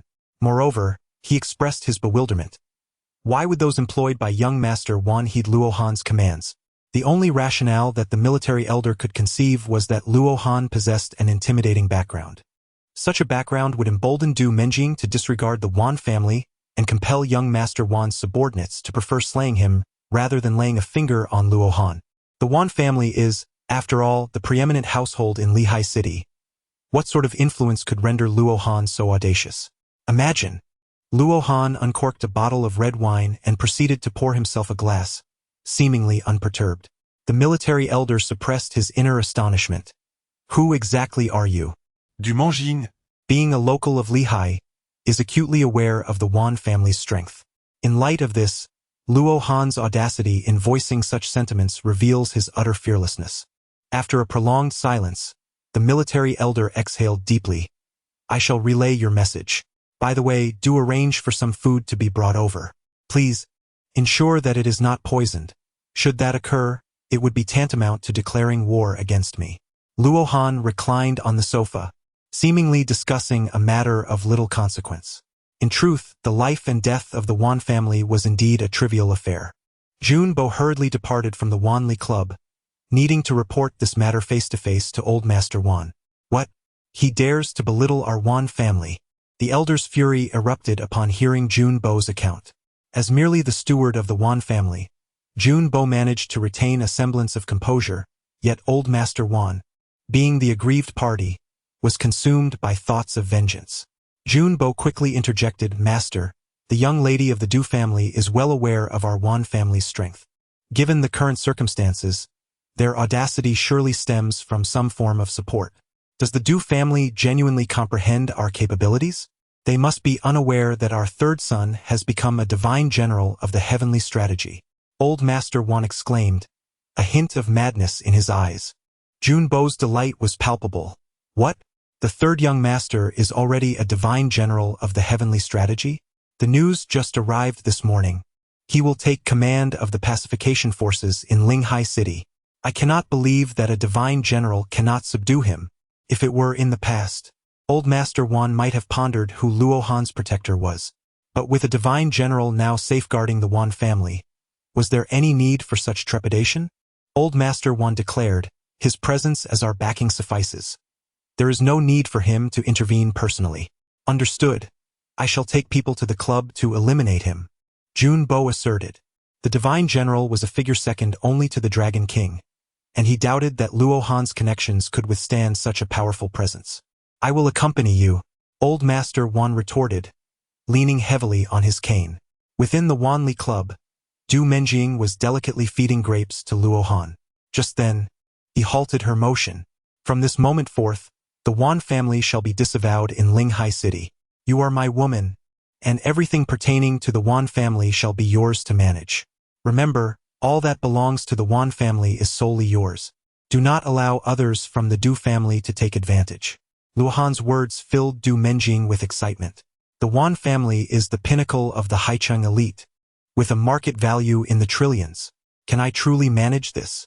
After the initial thrill, Du Menjing's heart began to race with uncertainty. She had never overseen a company before, let alone a trillion-dollar conglomerate. With me by your side, I won't let you ruin it, Luo Han said, wrapping his arm around Du Menjing's shoulders with a smile. Just dive in and consider it a test of your abilities. Only you could take on a trillion-dollar group for practice. Snuggling into Luo Han's embrace, Du Menjing asked, You still haven't told me if you have your eyes on Qingqing? Luo Han remarked, This matter is rather intricate. All you need to know is that she and I share a bond that spans a millennium. A millennium of connection? Du Menjing responded with a hint of jealousy. What about the years I have shared with you? It hasn't even been a year. Luo Han chuckled softly. Oh, my dear. Du Menjing huffed playfully. Are you not afraid that your words will wound my heart? What is there to be sorrowful about? I treat all of you with equal regard, showering you all with the same blessings. As soon as Luo Han's words fell, the door to the private room was forcefully flung open, revealing over 30 armed men escorting Old Master Wan and General Jun. It is you who has slain my grandson? Old Master Wan glared at Luo Han with fury. Luo Han chuckled. Stop pretending. I killed your son, not your grandson. You? How could you? The elder Wan stared at Luo Han in astonishment, unable to fathom how he was aware of such matters. The military advisor, a trusted confidant of Elder Wan, had always believed he understood the old man thoroughly. Yet, he was confronted with revelations beyond his comprehension. The shocking truth left him in disbelief, but the elder's reaction confirmed Luo Han's assertions. This implied that the elder had. It became clear why the young master had been perpetually away and had long been separated from the young mistress. The reason was now unveiled. If the military advisor was so astounded, one could only imagine the shock of the subordinates nearby. None of them anticipated the turmoil within the Wan family, nor could they fathom such base actions from Elder Wan. Friends, you are now privy to this secret. Should Elder Wan survive, you would most certainly face execution to ensure silence. Allow me to offer you a lifeline. Your only chance for survival lies in eliminating these two old relics. If you dispatch them first and then us, you shall be hailed as the avengers of the Wan family. Luo Han, crossing his legs, sneered seductively. Do not be swayed by his beguiling words. As long as you keep your lips sealed, not only will you escape death, but you shall also receive a substantial hush money. I can guarantee each of you 10 million. As Luo Han's voice echoed, all his subordinates cast icy glances toward the old man and General Jun, observing their wavering resolve under Luo Han's persuasion. The old man hastily made a promise of wealth. Chapter 82. Are you not afraid of me? Under the allure of generous rewards, the assembled subordinates were indeed tempted. Master, it is not that we distrust you, but regarding the money. The leader of the bladesmen was astute. He needed to see the money first. The old man wasted no time, promptly dialing the finance department on his phone. Within 10 minutes, every subordinate present received notifications of their payments. Having received the hush money, they redirected their attention back to Luo Han. The old man, no longer feigning, directly referred to the young master as my son. Luo Han smiled and shook his head, saying, It is not so complicated. Now tell me, who informed you of this matter? Old Master Wan must ensure that no one else learns of it. Should this information leak, the Wan family shall become the subject of ridicule and scorn for all.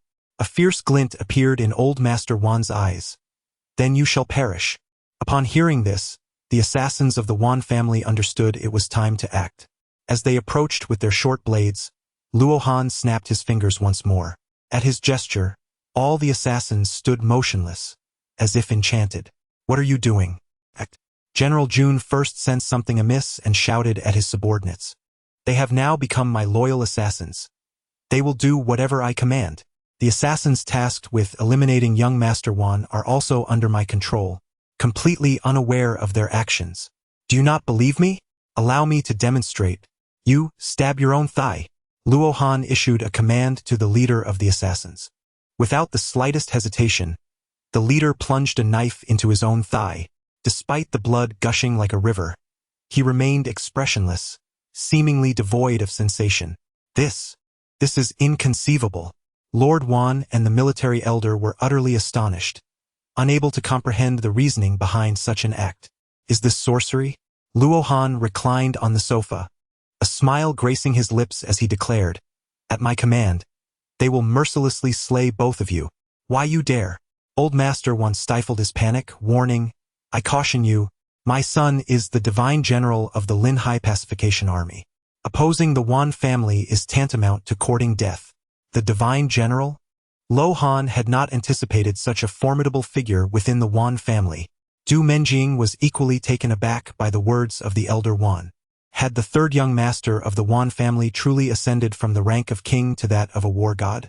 Regrettably, they should not have provoked Lo Han. In his presence, even the Dragon King would be rendered insignificant. "Are you frightened?" The elder Wan laughed heartily, exclaiming, "Provoking the Wan family is the gravest mistake you could ever make. You still possess a slim chance of escape. Should you choose to slay us, you will undoubtedly meet a dire fate. Although the god of war of the heavenly strategy is indeed powerful, he is not present here. As the saying goes, distant water cannot quench a nearby fire. Thus, the utmost priority is to preserve one's own life. Should Lo Han be incensed, both of them would perish first. And even if the god of war sought vengeance on their behalf, what would it matter? Military uncle had no desire to meet his end here, which is precisely why he sought to instill fear in Lo Han. Luo Han picked up the watermelon from the table and took a bite. "I offer you an opportunity. Summon the war god of Tiansu at once." "Do you think I am speaking in falsehood?" Luo Han's nonchalant demeanor clearly indicates a lack of regard for his third son. Yet he is the god of war of Tiansu. How could Luo Han dare to underestimate him? The only conceivable explanation is that Luo Han suspects him of deceit. "No, I believe what you say." Luo Han first discarded the watermelon rind into the trash can, then continued, "His arrival will change nothing, for you cannot fathom my true identity." "What do you mean?" General's heart raced with trepidation. Could it be that Luo Han's background is more formidable than that of the god of war? "Call him here, and you shall see." Luo Han must confront Wan Jia. Thus he shall inevitably meet this formidable war god of Tians sooner or later. Seizing the opportunity, he intends to tackle the matter head-on. Not only does General Jun harbor a sense of foreboding, but Old Master Wan also feels an unsettling apprehension. The only entities more formidable than the war god are the royal class and the high-ranking figures from the military commission in the capital. At this critical juncture, Old Master Wan finds himself devoid of alternatives. He picks up his phone and dials his third son. Upon learning of his father's predicament, the war god of Tians hastily leads his loyal guards toward Wanli Club. The camouflaged convoy swiftly navigates through the urban landscape, drawing the attention of countless onlookers along the way. In the foremost jeep, Wan Longsheng, clad in immaculate military attire, exudes a chilling aura. In this coastal city, how dare anyone bully the father of Wan Longsheng? Accompanying him are his elite guards, each capable of vanquishing 10 foes, all armed with modern weaponry. The harsh screech of brakes pierces the air as the convoy halts before Wanli Club. The doors swing open, and over 20 soldiers clad in military garb disembark in succession. Under the leadership of the war god of Tians, they march with synchronized precision into Wanli Club. Inside the private room, the sound of their disciplined footsteps grows increasingly pronounced. The war god of Tians has arrived. It is now too late for you to depart. General Jun suppresses his inner turmoil, uncertain whether Wan Longsheng possesses the fortitude to subdue Luo Han. Luo Han gently waved his hand, and with that, Master Wan's subordinates knelt down in the corner. Just then, the war god of Tiansu entered with his followers. "Father, are you injured?" The war god hastily approached Master Wan, concern etched on his face. Master Wan shook his head. "I am fine." "Is it you who intends to kill my father?" The war god glared at Luo Han with fury. Master Wan let out a hearty laugh. "Now you see I was not lying. But alas, it is too late. Be cautious, war god. This man has the power to sway hearts. These individuals are under his control, transformed into his assassins." Though having watched the war god grow up, Jun Bo hesitated to address him directly in this moment. "Sway hearts?" The war god of Tiansu scoffed. My brothers are valiant warriors forged in the crucible of battle. Their resolve cannot be shaken by outsiders. Luo Han's gaze settled upon the war god of Tiansu, and he chuckled lightly as he inquired, "Where did you achieve such military feats?" "In the sands of the western frontier." The war god of Tiansu retorted coldly, "What purpose does your question serve? Considering your contributions to the nation, I may spare your life," Luo Han replied. "Impudent! How dare you speak to the war god of Tiansu in such a manner? Do you wish for death?" Before the war god could utter a word, his personal guards had already aimed their weapons at Luo Han. Luo Han gazed at the guard brandishing his firearm and said, "Do not point that weapon at me. Are you truly unafraid of me? Who are you?" The reaction of Luo Han left the heavenly strategy war god in a state of perplexity. Even an elementary school student understands that a war god is an immensely noble figure, yet Luo Han displayed such disdain towards him. Chapter 83. A plea for the king to atonement. Only two types of individuals could regard a war god with such contempt. One is a lunatic, and the other is an even more formidable character. The heavenly strategy war god was well aware that Luo Han was certainly not insane. Therefore, there remained but one possibility. Luo Han possessed a significant background of his own. Luo Han remained languidly reclined on the sofa, smiling as he spoke. "Soon, someone will arrive to address your inquiries." Just then, a synchronized sound of footsteps echoed down the corridor. The war god of Tiansu turned in astonishment.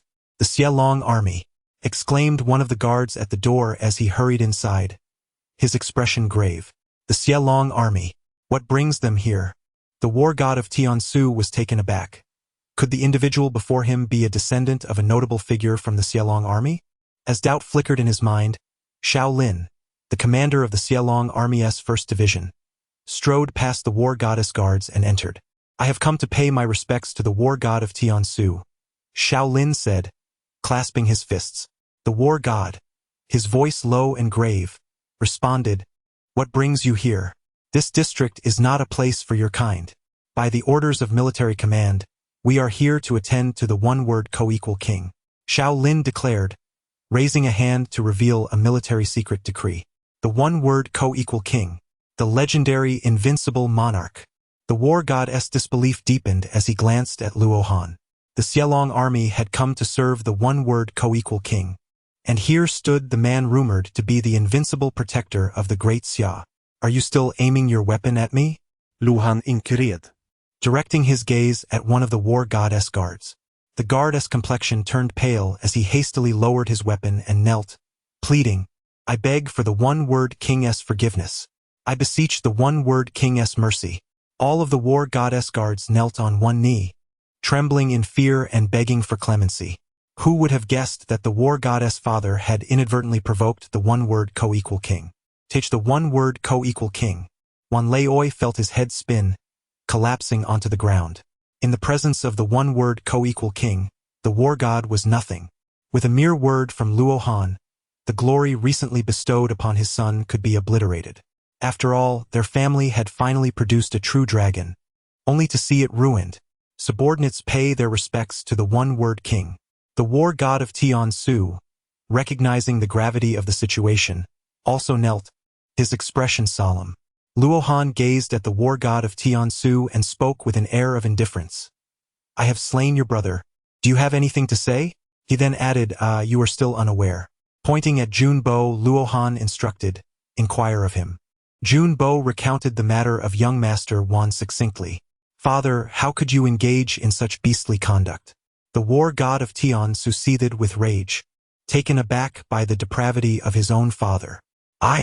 Lord Wan sought to defend himself, but Luo Han interrupted him, saying, "I have no interest in your family affairs. Do you wish to avenge your brother or not?" The war god knelt hastily, exclaiming, "Provoking the king of the side is a fate he richly deserved. You have achieved great merit in battle. I do not wish to dampen the spirits of our soldiers. You may retain the title of war god, but the assets of the Wan family must be transferred to her." Luo Han pointed towards the Mengying. The war god of Tiansu understood that he had no authority to refuse, and he promptly responded, "I am willing to heed the command of the king." "Xiao Lin," Luo Han called out, "At your service." Xiao Lin replied respectfully, clasping his fists. Accompany Menjing in the acquisition of all assets from the Wan family. Should there be any dissenters, execute them.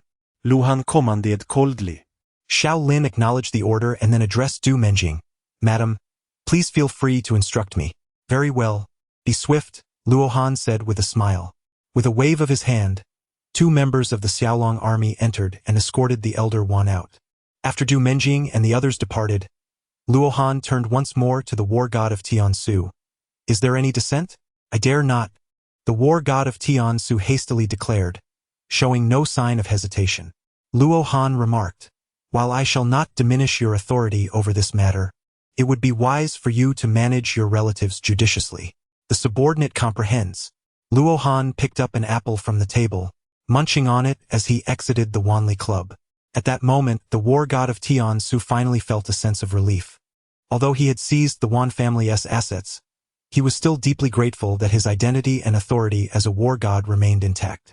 Under his protection, the Wan family would not be relegated to the status of commoners. At the Fenghua Hotel, Du Qiling and her husband entered the emperor's private room with a sense of trepidation. Inside, a young man sat alone, Zhao Feiyu of the Zhao family. Much like the Wan family, the Zhao family was a leading financial consortium in Linhai City. To ascend to the pinnacle of such status, one must possess not only wealth but also formidable connections. Although Wan Longsheng previously held only the title of king, it was sufficient to shield the Wan family from the predations of rivals. The Zhao family's patron was none other than the wife of the king of Linhai. While she was not of direct lineage, her close ties with the Zhao family ensured their prosperity in the region. Mr. Sun, Mrs. Sun, when can you fulfill your promise? I have been eagerly awaiting the opportunity to go on a date with Menjing. Zhao Feiyu's fingers drummed on the table, exuding an air of intense pressure. Feiyu, an unforeseen circumstance has arisen, and we are truly unable to assist, Du Qiling and her husband replied. This 30 million will be returned to you intact.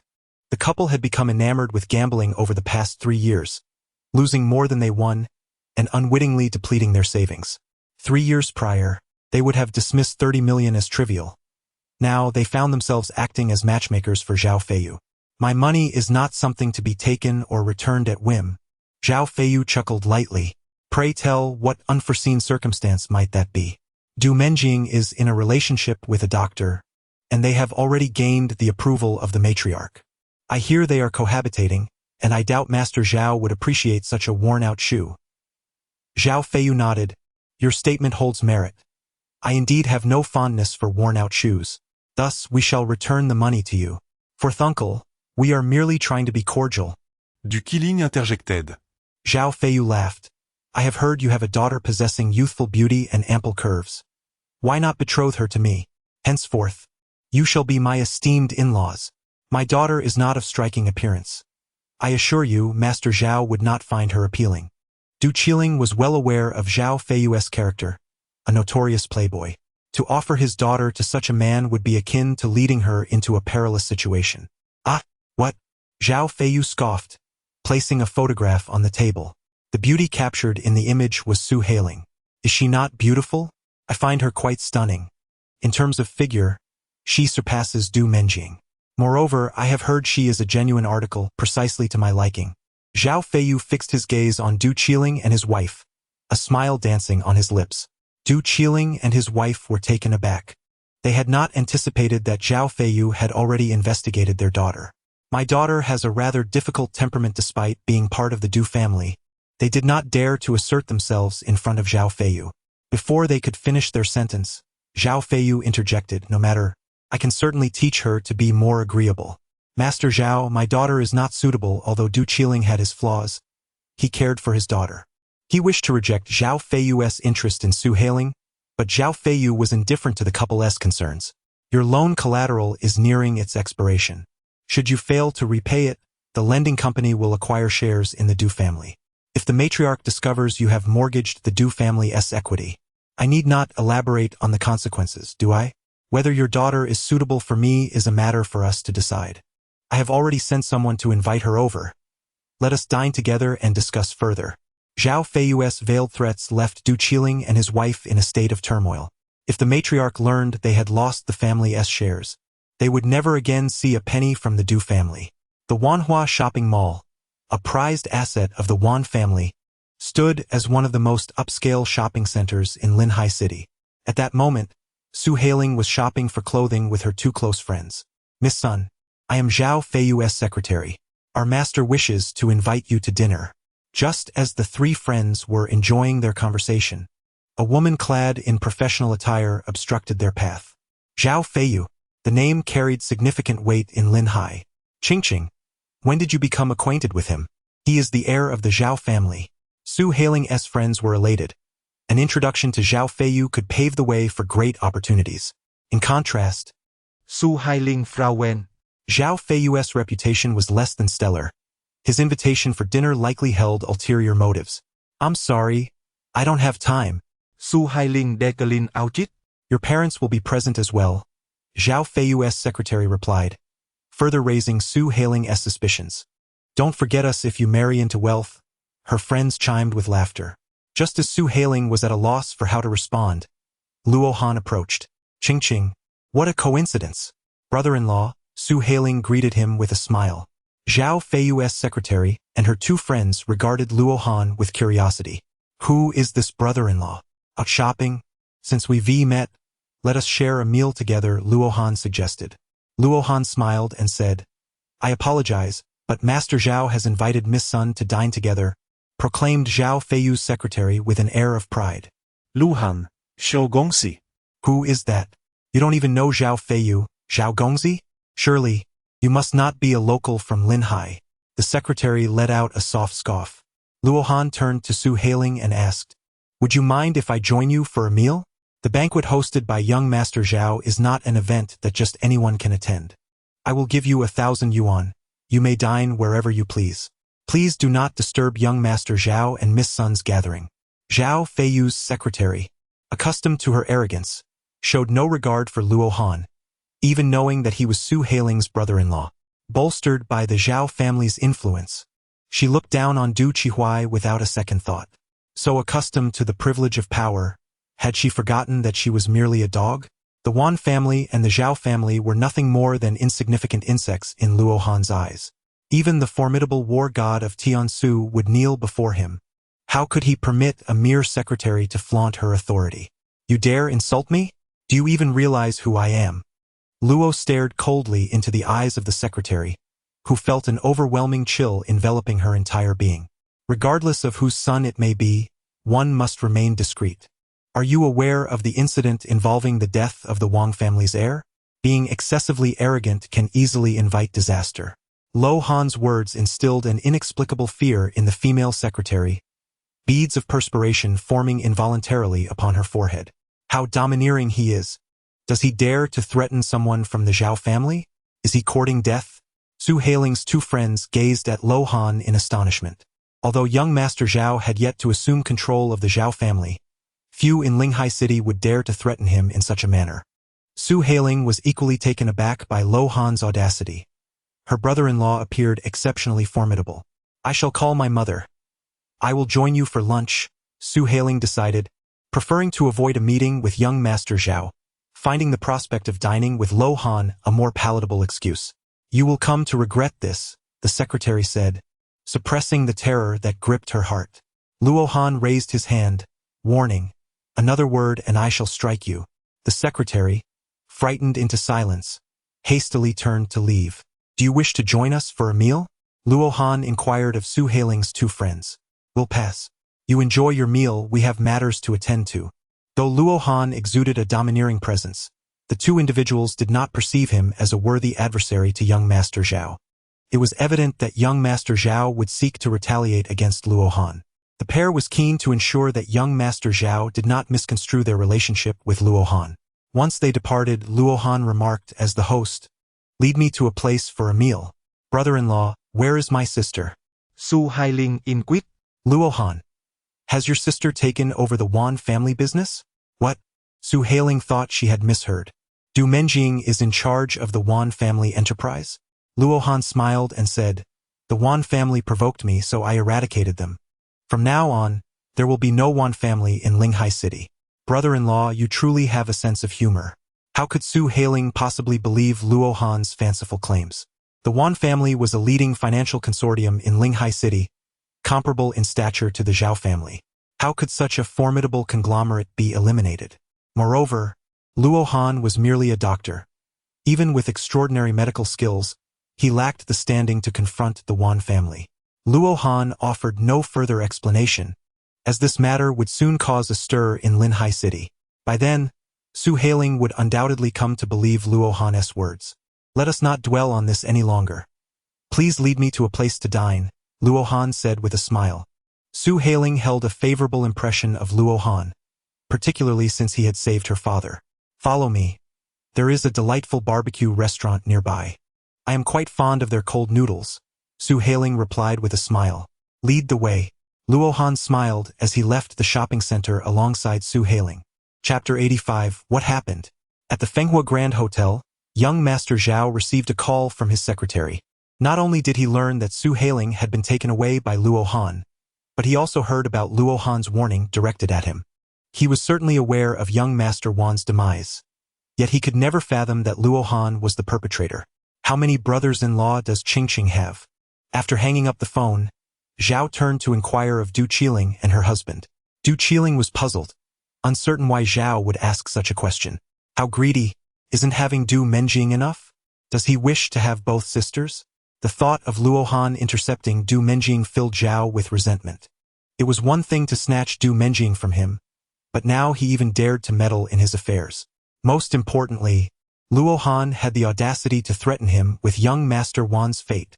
Although he still did not know who had killed young Master Wan, he firmly believed that it was not Luo Han.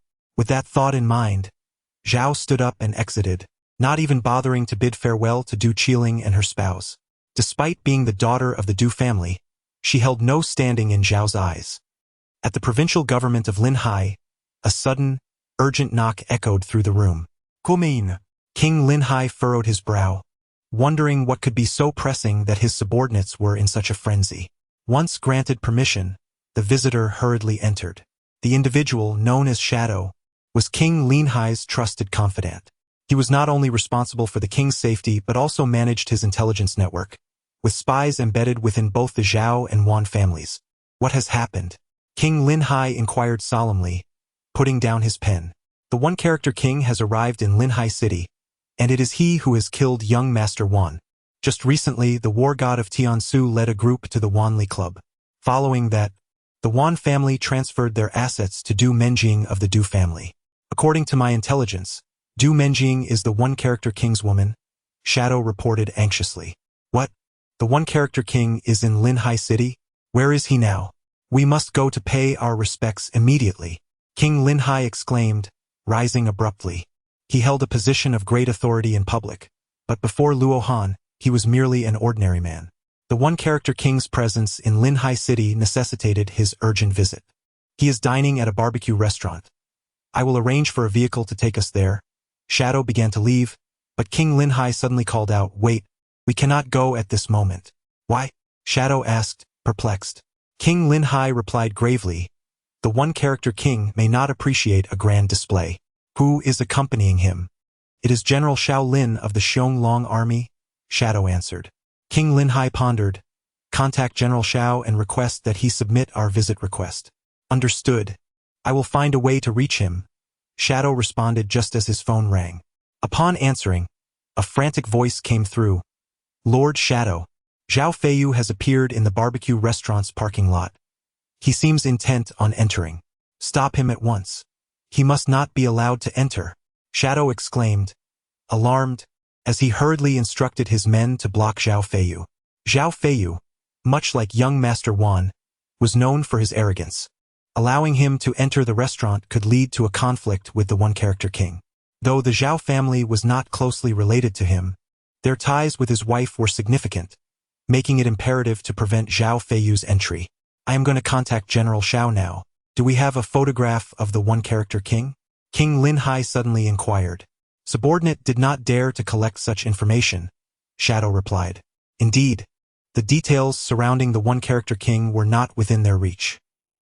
Outside the barbecue restaurant, Zhao Feiyu angrily stepped out of his sports car. At that moment, 6 bodyguards emerged from 2 other vehicles. Just as they prepared to enter the restaurant, a couple suddenly blocked their path. Who are you? How dare you obstruct young Master Zhao's way? Get lost! The captain of Zhao Feiyu's bodyguards barked. Young Master Zhao, you should recognize this person. The woman blocking Zhao Feiyu brandished a wooden plaque inscribed with the character Hai. Upon seeing the plaque, Zhao Feiyu was taken aback. The once arrogant Zhao Feiyu suddenly spoke with respect. So it's Lord Highway. The Highway were King Lin Hai's personal guards, the most trusted confidants of the king. As the saying goes, a minister's gate is filled with officials of the 3rd rank, and members of the Highway also wielded considerable power. Although Zhao Feiyu was the heir of the Zhao family, he dared not act arrogantly before the Highway. You cannot enter this barbecue restaurant. Leave immediately, the woman commanded coldly. Why not? Zhao Feiyu asked, bewildered. There is a significant person dining inside. I can only say this much. A significant person? Zhao Feiyu gasped. Could it be King Lin Hai? He is my uncle by marriage. It is my duty to pay my respects. It is not King Lin Hai, but someone even more distinguished. Just as Zhao Feiyu was about to exclaim in surprise, a highwayman covered his mouth. This matter must not be disclosed. You should also keep a low profile and avoid causing trouble. At that moment, Zhao Feiyu was utterly shocked. The only person more esteemed than King Lin Hai could only be an elder from the military machine pavilion or His Majesty. His purpose for being there was to seek trouble with Luo Han, and any altercation would surely offend this distinguished individual. Fortunately, the Highway had stopped him. Otherwise, he would have been in serious trouble. Understood. Thank you for the reminder. Zhao Feiyu wiped the cold sweat from his forehead and slipped a bank card into the woman's hand. Please leave quickly. With those words, the 2 Highway walked away as though they were ordinary passersby. Zhao Feiyu was well aware of his limitations. Some figures were simply beyond his reach. For the sake of safety, he promptly departed with his subordinates. Not long after their departure, Luo Han emerged from the barbecue restaurant with Su Hailing. What are your plans for the afternoon? Luo Han inquired. Su Hailing smiled. I plan to attend a concert this afternoon. Is that so? May I accompany you? Luo Han asked with a smile. Your cousin has gone to work, and I currently have nothing to occupy my time. But I only have 1 ticket, and I cannot buy another at this point, Su Hailing replied, feeling troubled. Luo Han smiled and said, the ticket is merely a trivial matter. You just need to take me there. If you can manage the ticket, I can accompany you as well, Su Hailing replied with a smile. Chapter 86. Brother-in-law, what's the matter? At 3 in the afternoon, Luo Han arrived at the Linghai Grand Theater with Su Hailing. As they disembarked from the car, a leader from the theater personally came to welcome Luo Han. This leader was unaware of Luo Han's true identity. He merely recognized him as a significant figure not to be trifled with. With the guidance of the theater's leadership, Luo Han naturally required no ticket. Unlike concerts, attendees of the recital were dressed in formal attire, their demeanor exuding an air of noble elegance. Under the arrangements made by the theater's leadership, Luo Han and Su Hailing were seated together. Do you have a penchant for artistic things? Luo Han inquired with a smile after they settled down. Su Hailing nodded, yes. I particularly enjoy this tranquil ambience. It suits your temperament quite well, Luo Han remarked with a grin. Ching-ching. I knew I would encounter you here. Just as they took their seats, a well-dressed young man approached them. Upon seeing him, Su Hailing's face lit up with surprise. When Senior, aren't you abroad? Indeed. From now on you should call me Chairman Wen, he replied. Su Hailing and Wen he appeared to share a good rapport, engaging in light-hearted conversation. After a brief exchange of pleasantries, when he turned his attention to Luo Han. And who might this be? Luo Han, came the reply. Following the adage that one should not strike a smiling face, Luo Han, sensing the friendly overture from Wen he, refrained from being unnecessarily confrontational. It has been quite a while. Let us dine together after the recital, Wen he suggested, looking at Luo Han. He initially assumed Luo Han would politely decline, as his invitation was merely a formality. However, Luo Han did not conform to this expectation and cheerfully nodded. Sure, I happen to have no place to dine. When he felt a hint of awkwardness, though he concealed it well. University classmates? Luo Han inquired. Su Hailing confirmed. Yes, we were in the same club, He was the club president. It appears you have quite a good relationship, Luo Han remarked with a smile. Su Hailing responded. Chairman 1 is quite amiable. All the members in the club have a good rapport with him. As time passed, more and more audience members arrived, while the performers began their preparations. When the recital commenced, silence enveloped the hall. Even Luo Han relaxed, savoring the music. Su Hailing had assumed Luo Han would find it boring, but to her surprise, he was genuinely interested in the performance. The music continued for a full 2 hours before concluding. Just as the audience began to disperse, when he approached once more, Luo Han's gaze fell upon his expression appearing somewhat peculiar. Mr. Luo, why are you looking at me like that? When he inquired, puzzled. Su Hailing also questioned, Brother-in-law, what's the matter? Did someone give you something to drink just now? Luo Han asked.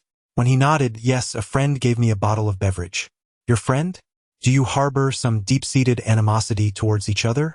When he, feeling somewhat displeased, responded, Mr. Luo, what do you mean by that? Since we are friends, how could there be any profound hatred? If there is no deep-seated animosity, then why did he poison your drink? A poison that will claim your life within an hour. Luo Han countered with a smile. What? You mean my friend poisoned me? When he chuckled in disbelief. No. How could you tell that I was poisoned? I don't feel any discomfort at all. Although Su Hailing found it somewhat absurd, she recalled Luo Han's medical prowess and said to my brother-in-law is an extraordinary physician. He wouldn't jest about such matters. Extraordinary physician? When he replied with skepticism, Mr. Luo is so young. How extraordinary could he possibly be? Luo Han chuckled lightly. It matters not if you do not believe. In due course you shall remain with us, and when the poison manifests, you will inevitably come to trust. Very well, let us proceed to dine, he continued. When he chose not to pursue the matter further, for in an hour's time, the truth would reveal itself. As for Luo Han, when he harbored no trust, what manner of divine physician could discern poisoning with but a glance? It seemed utterly preposterous that one could ascertain the timing of the toxin's onset without any tests. Were it not for the fact that Luo Han was Su Hailing's brother-in-law, he might have shown his displeasure. The beverage was bestowed upon him by his dearest friend, and it was inconceivable that it could be tainted. Luo Han slandered his good brother. How could he possibly feel joy? The two chose not to pursue the topic any further and made their way to a restaurant, arriving one after the other. After placing their orders, when he reminisced about their school days with Su Hailing, while Luo Han assumed the role of a silent listener. Once the dishes were served, Luo Han indulged in his meal, remaining unobtrusive to their conversation. The exchange with Su Hailing brought immense joy to he, causing him to forget the words of Luo Han. An hour swiftly passed. In one moment, when he wore a broad smile, and in the next, his features contorted in agony. Ah! When he collapsed to the ground, emitting a wretched scream akin to that of a slaughtered pig. Su Hailing and the surrounding diners were taken aback by he's reaction. Brother-in-law, please save him, Su Hailing exclaimed in utter disbelief, realizing that Luo Han's words were indeed true. Luo Han squatted down leisurely, saying, Do you believe it now? Luo Han remarked, Very well. Considering you are Qingqing's friend, I shall offer my assistance free of charge this once. As his words fell, Luo Han gently tapped his abdomen. At the moment of his action, when he felt a warm current surge through his core, swiftly dispelling the agonizing pain he had just endured. When he gazed at Luo Han in disbelief. Had he truly been healed so effortlessly? It seemed almost miraculous.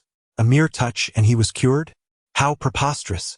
Surely they were filming a drama. It must be an act. Who could possibly heal with just a tap? Young man, your acting is commendable. That pain seemed remarkably authentic, when he thought to himself, feeling somewhat exasperated. Yet, he could empathize with the spectator's mindset. Had he not experienced it firsthand, he too would have suspected a performance. Luo Han gently tapped him, and the overwhelming sense of anguish was instantly dispelled. When he did not attempt to explain to the onlookers. Instead, he rose and expressed his gratitude to Luo Han, saying, Thank you for saving me. There's no need for thanks. Just be cautious. Someone is plotting your demise, Luo Han replied, when he clenched his fists in anger, exclaiming, How could this happen? He is my dearest brother, we grew up together. Why would he poison me? This question is rather straightforward. Consider who stands to gain the most from your demise, Luo Han advised. Chapter 87. What do you think? Am I being unreasonable? The notion of the greatest beneficiary suddenly struck Wen He's mind. His sister. Yet, she was not his biological sister, but rather the daughter of his stepmother. Should he perish, the family's assets would rightfully belong to his stepmother and sister. When he could scarcely believe this reality. His stepmother had always treated him well, and his sister regarded him as her true brother. The idea that she would conspire to kill him for inheritance was unfathomable. He was unwilling to accept his suspicions. Su Hailing interjected. Does the other party not fear the repercussions? This is murder. The poison is undetectable. Upon your demise, you would be diagnosed with a myocardial infarction. Luo Han explained. When he was filled with trepidation. Had he not encountered Luo Han, he might have already met his end. Senior, your situation is perilous. Although your brother-in-law saved you, there is no evidence to apprehend anyone. They may very well strike again. Su Hailing expressed her concern. When he fell into silence, unsure of how to proceed. Though he had identified a potential suspect, he was devoid of tangible proof. Confronting his stepmother would yield nothing, as she could easily accuse him of slander. Dr. Luo, do you have any viable solutions? When he was at a loss and hoped Luo Han could offer him guidance. Luo Han smiled as he picked up his phone, saying, send someone to change into plain clothes. Brother-in-law, what do you mean by this? Su Hailing was perplexed by Luo Han's words. Luo Han remarked, continue dining. You will understand shortly. Moments later, a robust man approached Luo Han's side. Aware of Luo Han's desire to keep his identity concealed in this setting, he respectfully inquired, Boss, do you have any instructions? Luo Han turned to Wen He and said, take him to meet your friend. If there are any questions, feel free to ask. My little brother will ensure your friend speaks the truth. How could he possibly admit that? When he frowned, Luo Han smiled and said, trust my little brother. He will compel your friend to confess everything and assist you as a witness. Well, thank you, Dr. Luo. When he, having no other options, resolved to follow Luo Han's advice. Luo Han turned to the robust man and inquired, do you understand what needs to be done? The man replied, rest assured, boss. I comprehend. This imposing figure was an elite subordinate of Xiao Lin. While he may not possess the terrifying prowess of Luo Han, he could easily contend against 10 foes. Take him along. With him by your side, you shall remain unharmed, Luo Han assured. Xiao Lin's subordinates were all equipped with firearms, providing ample protection for Wen He. Thank you, Dr. Luo. The formidable man's mere presence exuded an intense aura of intimidation. When he had encountered numerous bodyguards before, yet none bore such an overwhelming presence. After expressing his gratitude to Luo Han, Wen He and his companion departed from the restaurant, driven by a desire to uncover the truth behind the betrayal of his dear friend. Brother-in-law, was that your bodyguard just now? Su Hailing asked in astonishment after they had left. Luo Han chuckled, saying, I am merely a jack of all trades. It is already a good fortune that they do not require my protection. His sister-in-law, Su Hailing, laughed and remarked, the person we just encountered appeared quite formidable. You are undoubtedly no match for him. Luo Han proclaimed, no one can surpass me, even if there are 10,000 of them. Such bravado was indeed far-fetched. How could Su Hailing believe such a ludicrous statement? 1,000 people could easily overwhelm Luo Han. At the Duo Wei CAF, Wen He's friends awaited eagerly. Suddenly, his phone rang. When will you arrive? His friend inquired cheerfully. A girl's voice echoed through the line. Did you give the drink to my brother? Has he had it? Yes, I saw him drink it myself. Oh no, something came up suddenly. I'm afraid I can't make it, the girl exclaimed. Let us reschedule for tomorrow. Before Wen He's friend could respond, the call ended abruptly.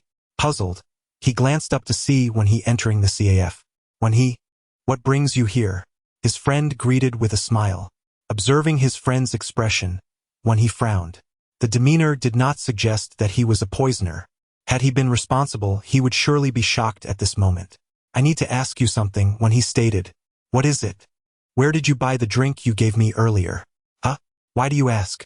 His friend was perplexed by Wen He's inquiry. Did you buy it for me, or did someone ask you to deliver it? When he questioned sternly, his friend hesitated, recalling that one had instructed him not to disclose that she was the one who sent it. Just tell me the truth, when he pressed.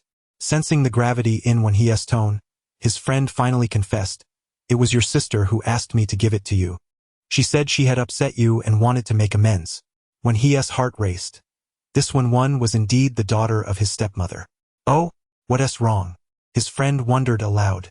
Why is such a trivial matter treated so seriously? It's nothing. When he intended to confront one, but reconsidered. The drink was already consumed, and the bottle likely disposed of. There would be no evidence. Even if his friend affirmed that the drink was from one, how could he prove it was poisoned?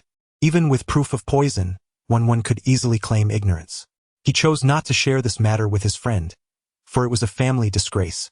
After leaving the CAF, when he sat restlessly on a bench by the street, troubled by the lack of evidence, inquired Xiao Longjun with a smile. When he nodded, there's a term known as luring the snake out of its hole.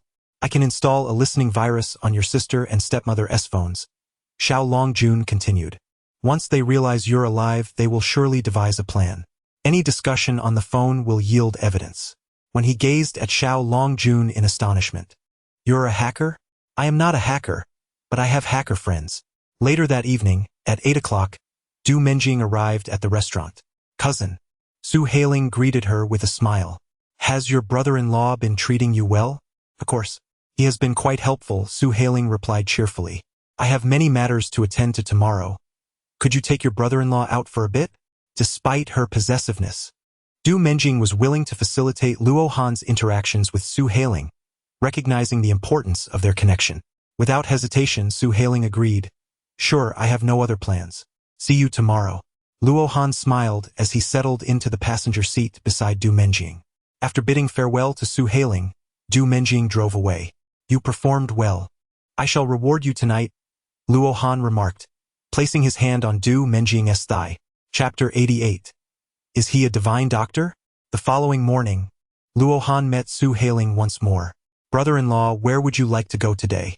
Su Hailing, adorned in a floral long dress, exuded charm, accentuating her figure with a fitted design. Luo Han smiled. You are the guide, so you decide. Just as Su Hailing was about to respond, her phone suddenly rang. Upon answering, Wen's anxious voice came through. Ching. My father has fallen ill with a peculiar ailment. Could you possibly invite the divine Dr. Luo to take a look? Su Hailing glanced at Luo Han and replied, I will inquire on your behalf. Since we have some leisure time, it wouldn't hurt to check in. Luo Han, of course, was indifferent to the fate of Wen he and his family. His sole intention was to leverage this incident to make Su Hailing indebted to him. When he was a friend of Su Hailing, and by assisting him, Luo Han was merely enhancing Su Hailing's reputation. Once Su Hailing gained face, she would owe Luo Han a favor. 20 minutes later, the two arrived at the hospital. Dr. Luo, I appreciate your assistance. When he approached, accompanied by the Xiong army, Luo Han pointed at Su Hailing, saying, if you must express your gratitude, direct it towards her.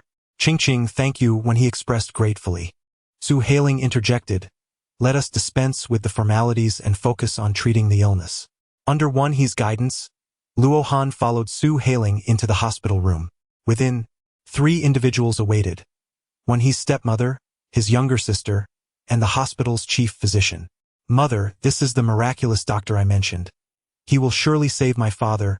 When he asserted, harboring suspicions that his father's grave condition was linked to his stepmother. Should both father and son perish, the family's fortune would entirely belong to this mother-daughter pair. Despite his doubts, without concrete evidence, when he refrained from direct confrontation. Is he truly a miraculous doctor? When his mother scoffed, what medical expertise can a youth possess? Does Director Wang's skill not surpass his? Indeed, at such a tender age, he was likely just a recent graduate from medical school. A mere newcomer dares to claim the title of miraculous doctor? One cast a disdainful glance at Luo Han. Young Master One, I had expected the miraculous doctor to be a figure of great renown. Not such a junior, she remarked. While my skills may not be top tier, they certainly exceed this young man's. I cannot cure your father's ailment, and neither can he, Director Wang mockingly retorted. Preposterous. The biting remarks from the trio ignited fury in the members of the Xiaolong. This was a figure of authority. How could they dare to ridicule him? With a mere command from Luo Han, they could swiftly enact retribution upon these three. Luo Han raised his hand and said, "Do not be so irate.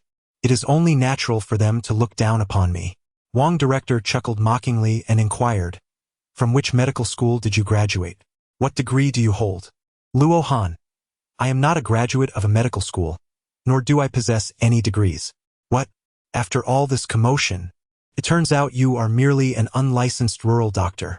Director Wang laughed even more heartily, turning to Wan He and saying, "Young Master Wan, our hospital does not permit unqualified practitioners to practice medicine here." Wan He, "Do you wish to bring harm to your father?" The stepmother exclaimed furiously, "Do you truly believe in such a quack? What if your father were to perish under his care? You would bear the responsibility. You do not trust Director Wang's diagnosis, yet you place your faith in this rural doctor?"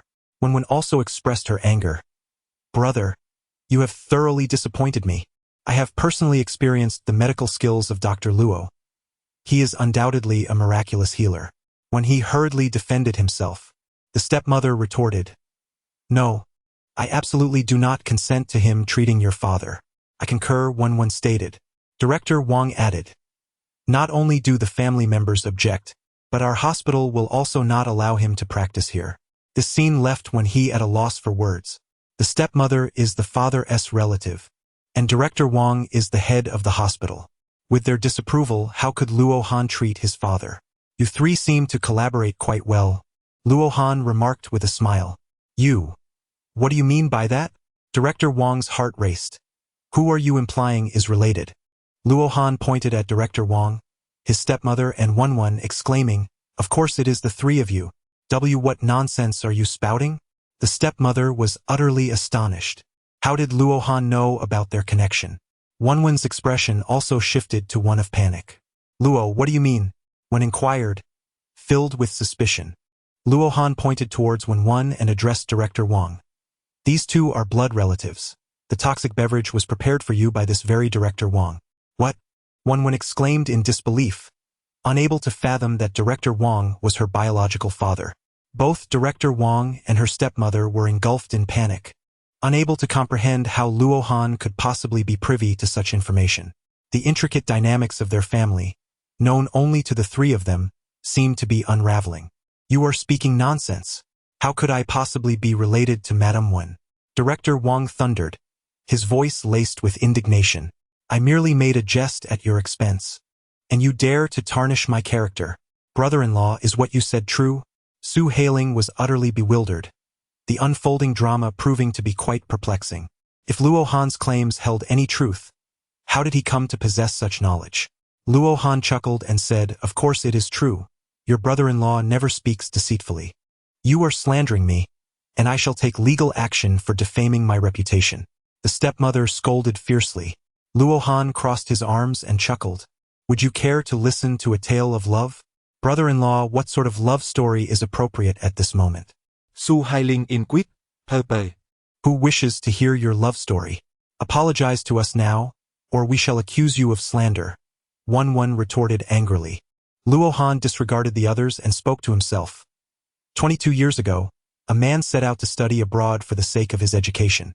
He promised his girlfriend that he would return to marry her and establish a family upon his return. However, unexpectedly, once he left the country, he vanished without a trace. It was during this time that the woman discovered she was with child. Unbeknownst to her, 5 years slipped by, and still the man had not reappeared. Disheartened, she began to seek the favor of the powerful, aspiring to become a lady of high society. Fortune smiled upon her, and she indeed married a wealthy man. Luo Han's narration left his stepmother seething with rage, as he thundered, "Silence. We have no time for your stories." Director Wang's expression was one of utter panic. How could Luo Han possess such intimate knowledge of their past? These matters were supposed to be known to no one but themselves. A falling gilly. "Are we?" Luo Han taunted. "This Director Wang has told you he has remained unmarried for life, hasn't he? Don't be foolish. He has a wife and children abroad. You and your mother are merely tools for him to swindle money." Once he acquires the funds from the one family, he will flee to reunite with his true family. Chapter 89. Are you an undercover agent? What did you say? A single remark from Luo Han shattered his stepmother's defenses. Director Wang indeed communicated this to him. Could it be that he was truly deceiving her? You are talking nonsense. I have no family abroad, Director Wang anxiously retorted. Wen furiously exclaimed, So you are indeed a family? No, he is merely spouting nonsense, Director Wang shouted. Luo Han pointed to Director Wang's pocket, stating that his phone contained a contact named Linda, who was, in fact, his wife residing abroad. You are talking nonsense. Director Wang was utterly flustered. How could Luo Han possibly know all of this? The fact that he had a wife and children overseas was a secret even from his colleagues. The stepmother and Wen were not naive. Director Wang's panic had already validated Luo Han's claims. Hand over the phone. The stepmother dropped her pretense, now solely intent on uncovering whether Director Wang had been deceiving them. Don't listen to his nonsense. Linda is merely a colleague of mine from abroad, Director Wang hastily explained. Luo Han cast a glance at the members of the Xiaolong army, who promptly advanced and pinned Director Wang against the wall. What are you planning to do? Director Wang stammered, attempting to resist. Yet he was no match for the elite forces of the Xiaolong army. One of the members seized Director Wang's phone and forcibly unlocked it using his fingerprint. In front of everyone, the Xiaolong army member dialed Linda's number and put the call on speaker. The phone was quickly answered, and a languid voice emerged. Darling, why are you calling in the middle of the night? The time difference meant that it was indeed the dead of night abroad. Upon hearing this, Director Wang's face turned ashen. Everything was exposed. I was blind to have seen anything in you, you scoundrel. You've shattered my peaceful life, and I will ensure that you pay for your crimes of murder. The stepmother screamed through tears, having believed she had never lost true love, only to realize she had been a fool. Now, she was determined to make Director Wang pay the price. Hello? Who are you? Darling, what is going on? Linda, having heard the stepmother's furious outburst, inquired in confusion. The Xiaolong army member abruptly ended the call and tossed the phone aside. Do you feel no remorse for the surname one? He was sincere to you, yet you murdered him for the sake of a so-called first love. I may be a scoundrel, but you are not much better. If you let me go, I will ensure that the surname one survives. Otherwise, he is doomed. Director Wang was reluctant to face imprisonment, and his only leverage was the life of one and his father. As long as he could board a plane out of the Great Xia, he could evade legal retribution. We are deeply sorry, Wen and I, the stepmother confessed, but for your father. Enough! Do you truly believe that this poison can only be countered by you? Luo Han scoffed, casting a disdainful glance at Director Wang before approaching Wen's father and giving him a gentle nudge. As soon as Luo Han's actions concluded, when his father opened his eyes and sat up, bewildered. How did I end up here? What is happening? Director Wang looks as if he has seen a ghost. This poison is a concoction of his own making. How could Luo Han cure it with just a single touch? Luo Han addressed the members of the Xiaolong army, stating, call the police. Yet, reporting it would be futile, he claimed ignorance. It was they, the mother and daughter, who sought to usurp the Wen family assets, and it was they who had poisoned. Director Wang desperately distanced himself from the situation, knowing that no evidence linked him to the poison. As long as he maintained his ignorance, his lawyer could secure his acquittal. Since calling the police is of no avail, let's proceed with a more decisive action, Luo Han remarked coolly. Without a moment's hesitation, a member of the Xiaolong army drew his handgun and delivered a fatal shot to Director Wang. The onlookers were left in a state of shock at this chilling display. Brother-in-law, you have committed murder, Su Hailing exclaimed in disbelief. Luo Han smiled. Look at what you're saying. The one who committed the murder is him, and it has nothing to do with me. The members of the Xiaolong army wore expressions of embarrassment, realizing they had become scapegoats.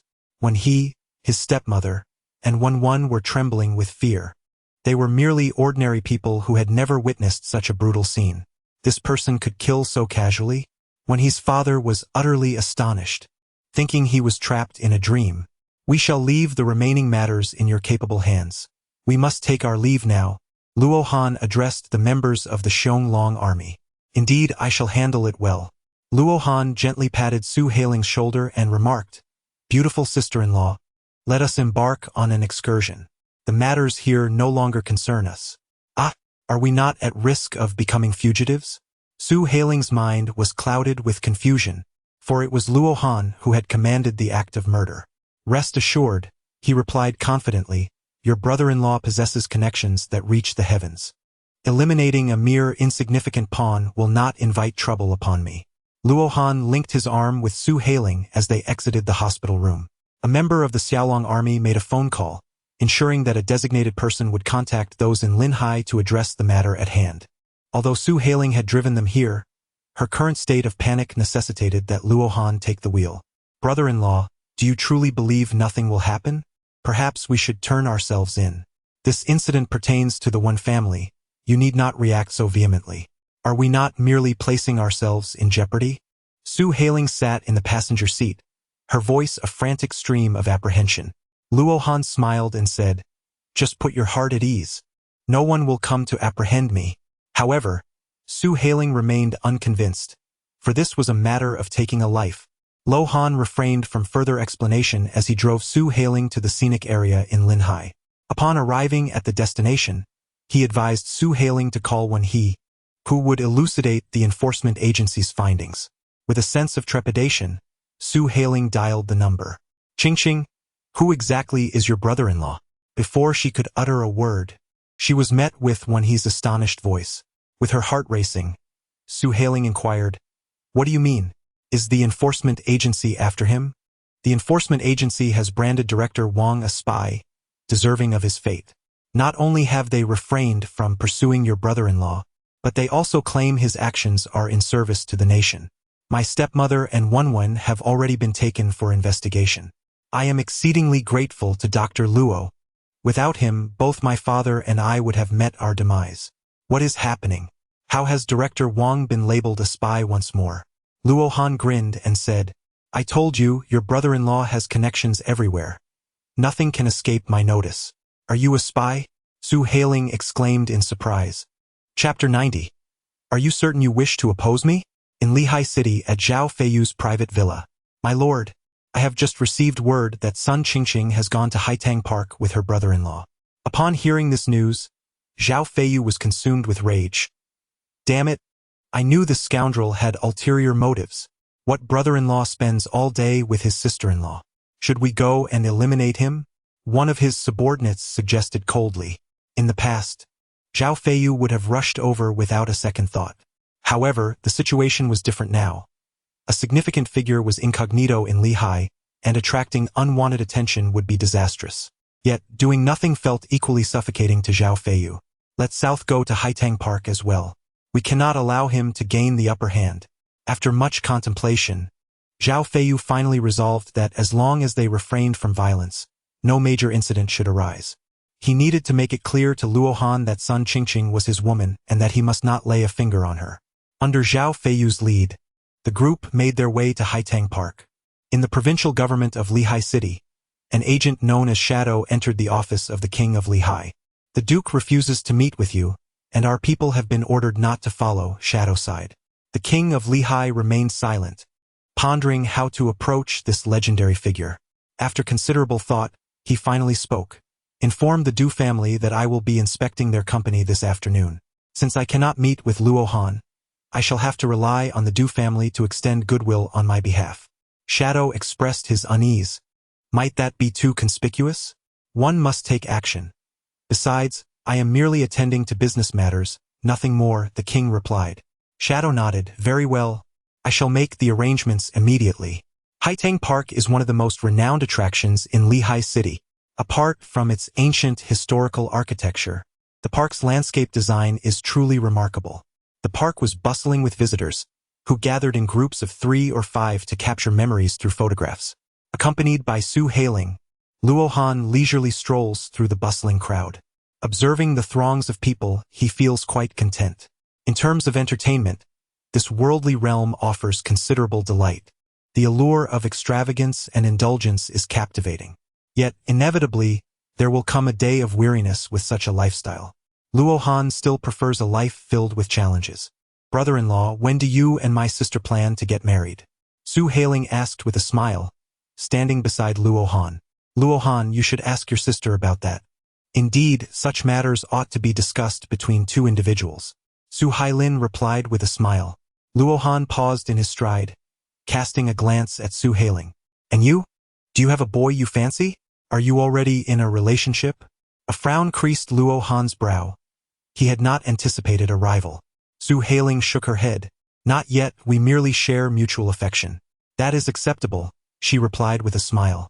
As they conversed, the two meandered leisurely through the park.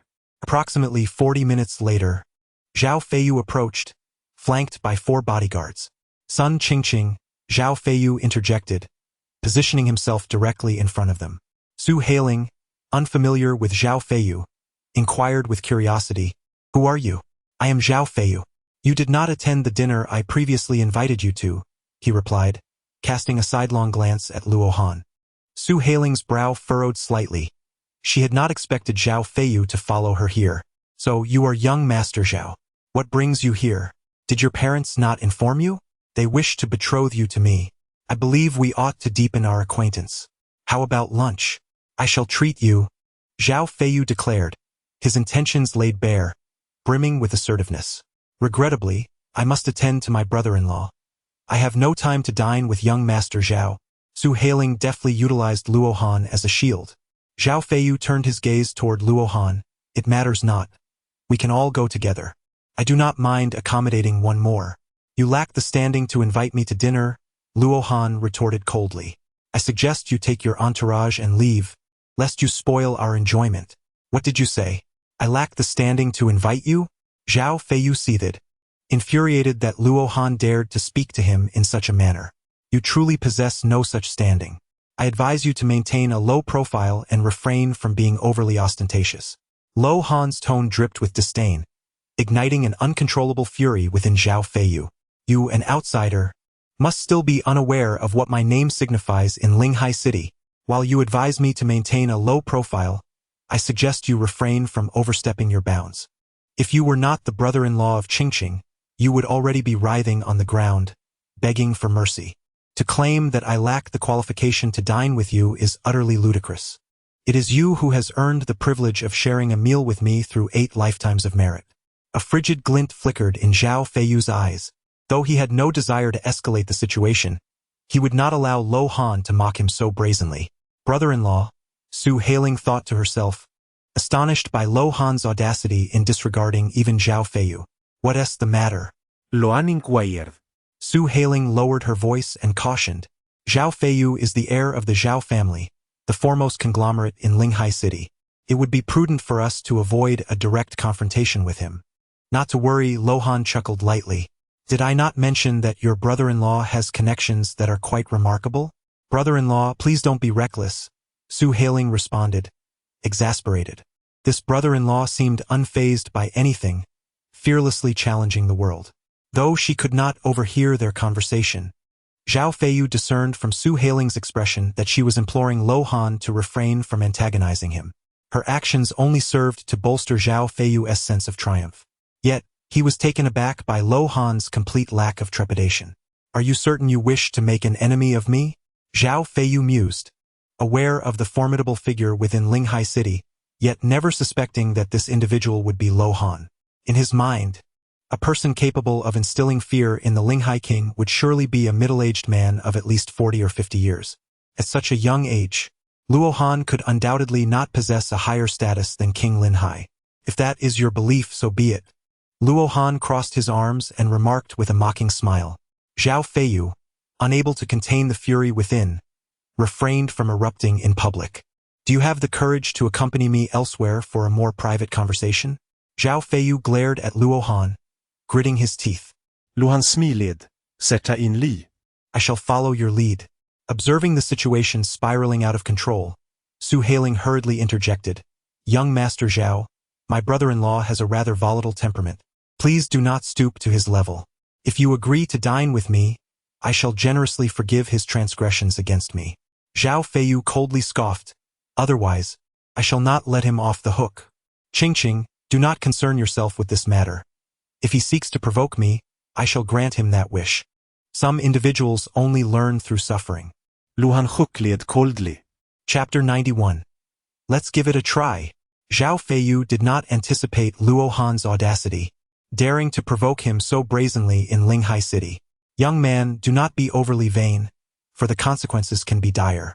Although Zhao Feiyu's bodyguards were merely hired hands, they looked down upon others, emboldened by the Zhao family's formidable power. In Linghai there were only a few families one would not dare to provoke, and among them, Luo Han was certainly not included. To them, Luo Han appeared to be an ignorant and reckless youth. I am not vain, Luo Han remarked, lightly patting Zhao Feiyu on the shoulder.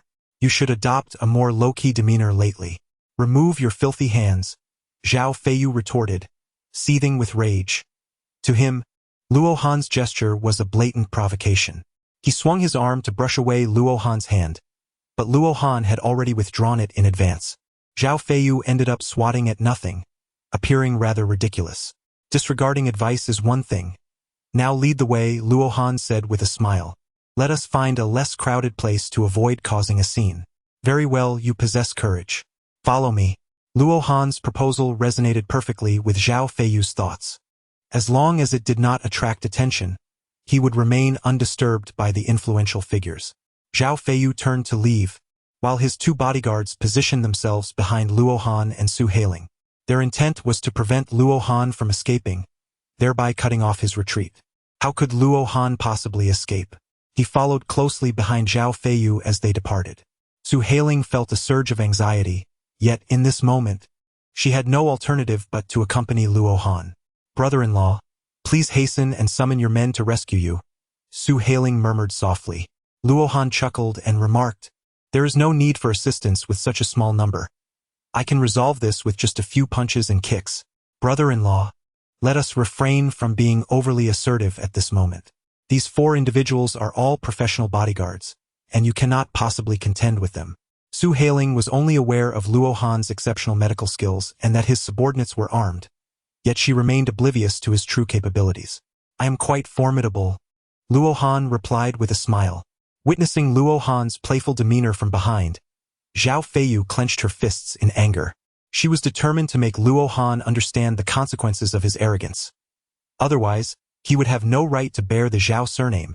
Before long, the group arrived at a dead end, far removed from the tourist area, with few pedestrians in sight. Kneel and beg for mercy now, and I may show you some leniency. Zhao Feiyu glared at Luo Han, scoffing. Luo Han chuckled. If you kneel and beg for mercy now, I might be inclined to forgive the affront committed by your Zhao family. Damn it, strike. Zhao Feiyu could no longer contain himself and bellowed the command. Upon receiving Zhao Feiyu's order, 4 bodyguards surged forward fiercely towards Luo Han. Luo Han stepped forward, casually delivering kicks to the left and right, as 4 bodyguards fell to the ground, each one letting out a pained cry. This scene left Su Hailing in a state of shock. Luo Han was indeed exceptionally skilled in combat. The 4 professional bodyguards appeared to be no more than kindergarten children in his presence. Zhao Feiyu was equally astonished. Was this truly the elite bodyguards he had invested so heavily in? How could they resemble limp noodles one after another? Even an ordinary person should not perform so abysmally. The 4 men had failed to even lay a finger on Luo Han, which was nothing short of a tremendous humiliation. Your bodyguards are utterly inadequate. Luo Han raised his fist. They have all fallen. What do you have to say? The threat posed by Luo Han instilled a profound sense of terror and disarray in Zhao Feiyu. I warn you, my Zhao family is the preeminent consortium in Linhai City. Dare to lay a hand on me and see what happens. Try it if you dare. Luo Han retorted, delivering a swift kick to Zhao Feiyu's abdomen, causing him to crumple to the ground in agony, letting out a pained scream. Ah! You dare to strike me? I shall not let this go unpunished. I will offer a bounty of 10 million to ensure your downfall. Zhao Feiyu cried out in torment. Luhan Hukled. Are you intent on bringing about my downfall? In that case, I shall be the one to bring yours first. What are you planning to do? Luo Han's words rendered Zhao Feiyu pale with fear, and he shouted in terror. Luo Han forcefully shattered Zhao Feiyu's leg bone with a single step, the sharp crack of the fracture drowned out by Zhao Feiyu's anguished screams. The 4 bodyguards stood in stunned silence, and Su Hailing was equally bewildered. This was the heir of the Zhao family. How could Lo Han dare to break his leg so brazenly? If it were merely a brawl, the Du family could still intercede with the Zhao family, but breaking a leg altered the gravity of the situation entirely. How? How dare you? Zhao Feiyu cried out in torment. Luo Han, I am at Du Menjing's residence, ready to take revenge. Come at me if you dare.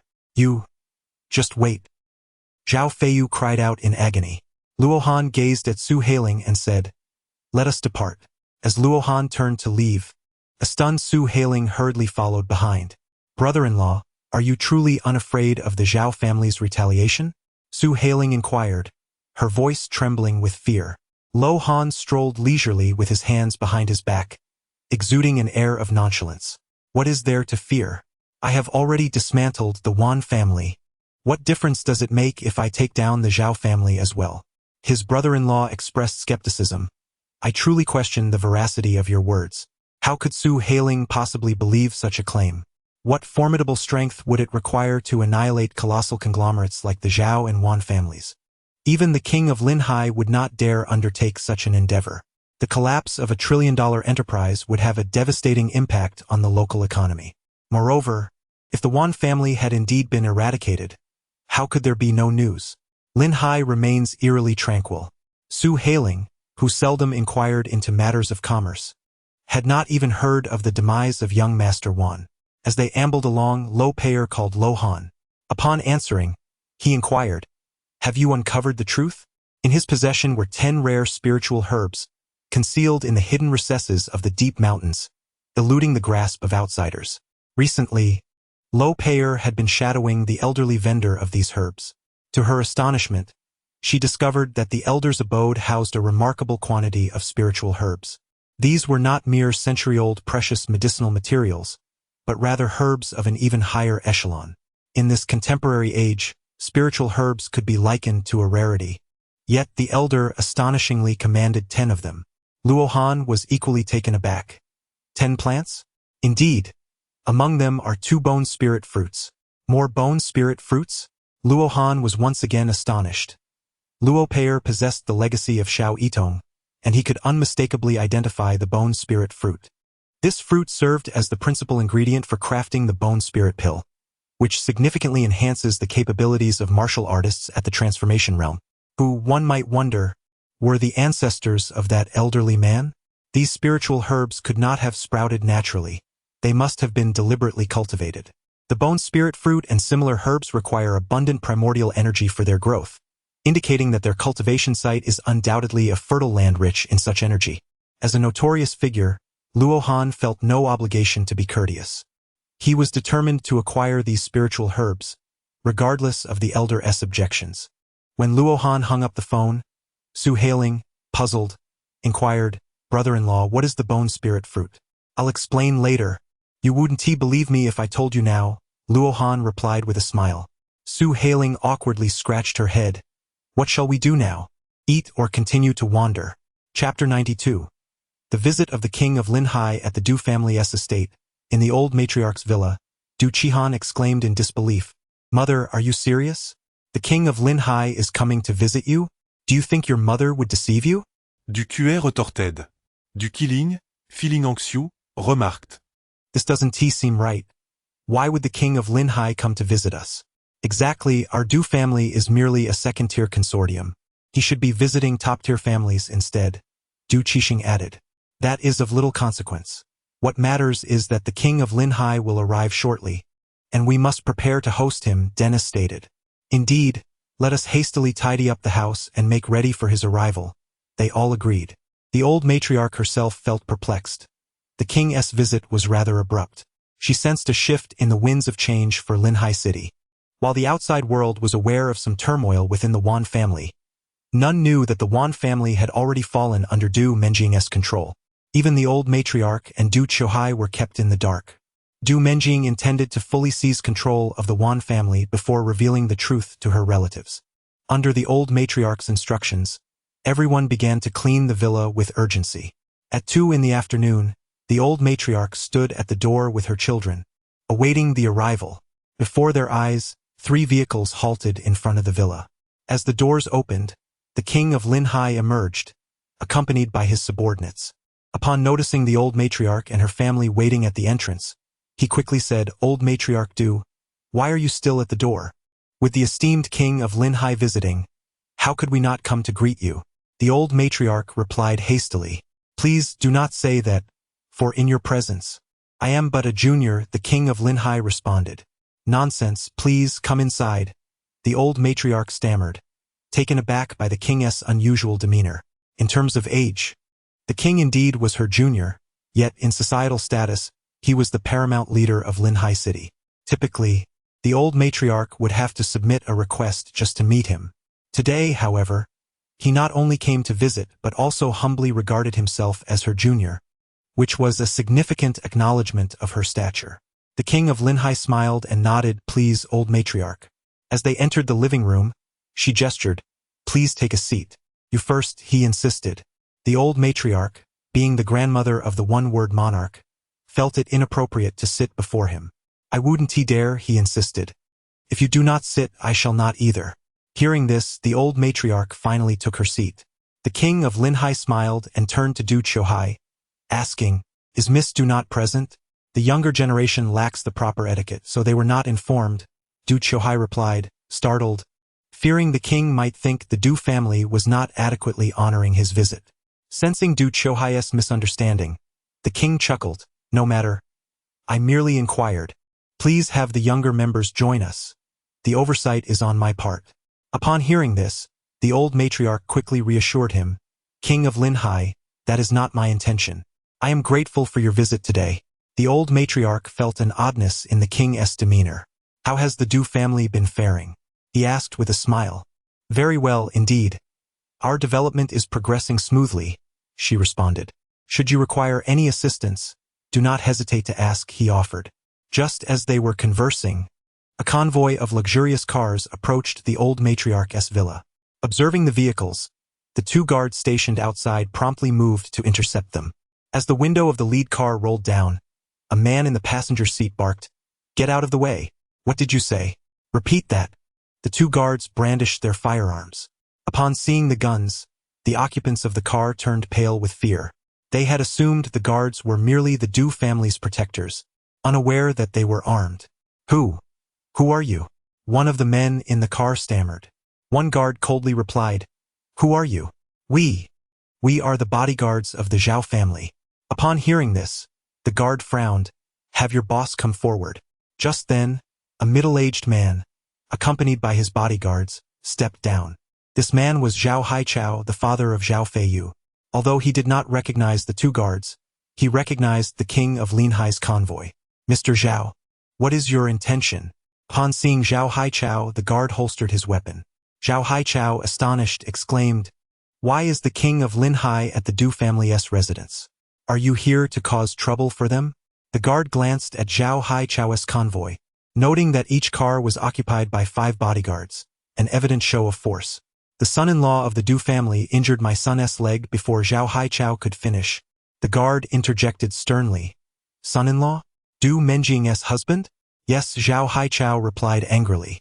The guard, maintaining his composure, approached Zhao Haichao and whispered, "I advise you not to court disaster. The Du family is backed by powerful figures. If you dare to provoke them, even the king of Linhai cannot protect your Zhao family." "What?" Zhao Haichao exclaimed, startled. What kind of powerful connections did the Du family possess? Even the king of Linhai had come to personally visit. "Your son is fortunate to be alive. Some individuals are not to be trifled with. Depart immediately, and we can act as if none of this occurred." The 2 guards were aware of the Zhao family's relationship with the king of Linhai, which is why they made such statements. Had another faction arrived, they would have certainly apprehended them, presenting them as a gift to Luohan. "Thank you." Zhao Haichao dared not pursue the matter further and hastily signaled for his men to leave the Du family estate. The guard's message was clear. Du Menjing's husband had substantial connections. Zhao Feiyu, having provoked him, was fortunate to have escaped with his life. They now had no option but to back down and seek an opportunity for Zhao Feiyu to apologize to Luohan. At Linhai Hospital, Zhao Feiyu lay on the hospital bed. Upon seeing his father enter, he quickly sat up. Dad, what happened? Slap. Zhao Haichao delivered a resounding slap to Zhao Feiyu's face, leaving him bewildered. You insufferable wretch. Did I not instruct you to remain low-key? You've gone and provoked the wrong people. Had it not been for the king of Linhai, our entire Zhao family would be doomed because of your recklessness. Zhao Haichao reprimanded furiously. Father, what do you mean? Zhao Feiyu's mind was a blank slate. The significant figure mentioned by Linghai Wang was none other than the parent of Du Menjing's boyfriend. To provoke him is to lead the Zhao family to ruin. Having your leg broken is already a merciful act. It is a miracle you are still alive. What? How was I to know he had such a formidable background? What should we do now? Wouldn't he dare to take action against the Zhao family, would he? Young Master Zhao could hardly believe it. No wonder Luo Han regarded him with such disdain. It turned out that Luo Han's connections were even more impressive than his own. Chapter 93. What's the use of the heavenly strategy war god?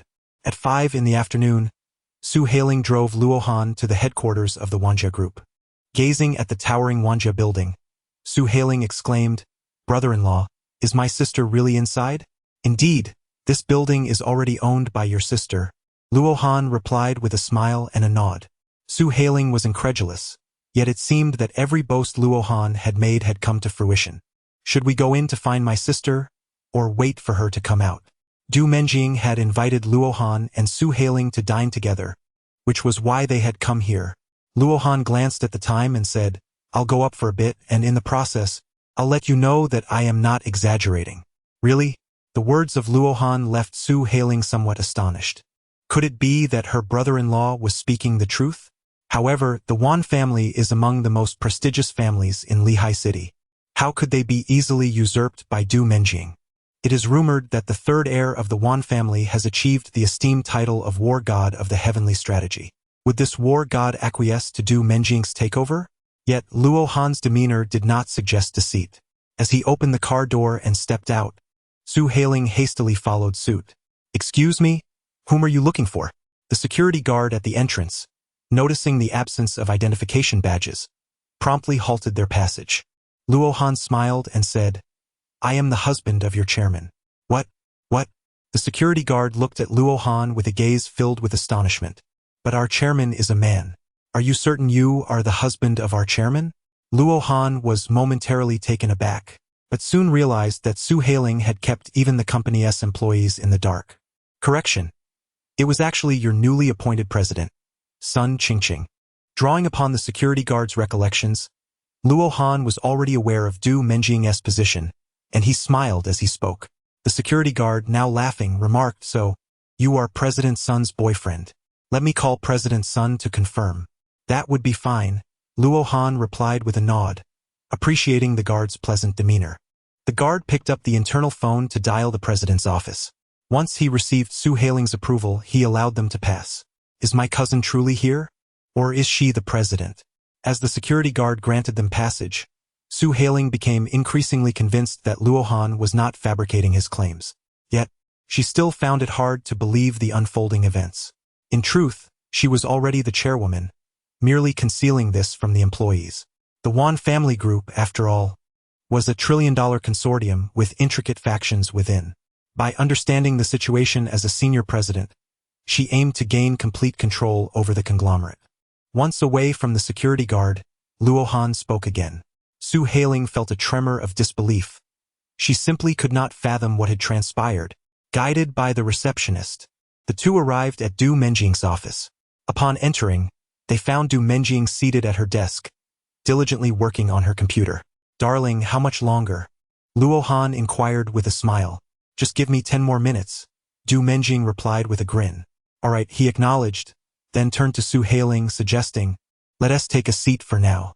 Su Hailing felt a surreal sense of disbelief as she found herself in the president's office of the Wan family, the owner being her cousin. They were members of the Du family. How could they possibly inherit the Wan family's fortune? Her parents must be oblivious to this development, or they would have informed her. Just as they settled into their seats, a man knocked and entered. Dressed in a sharp suit, he exuded an air of sophistication.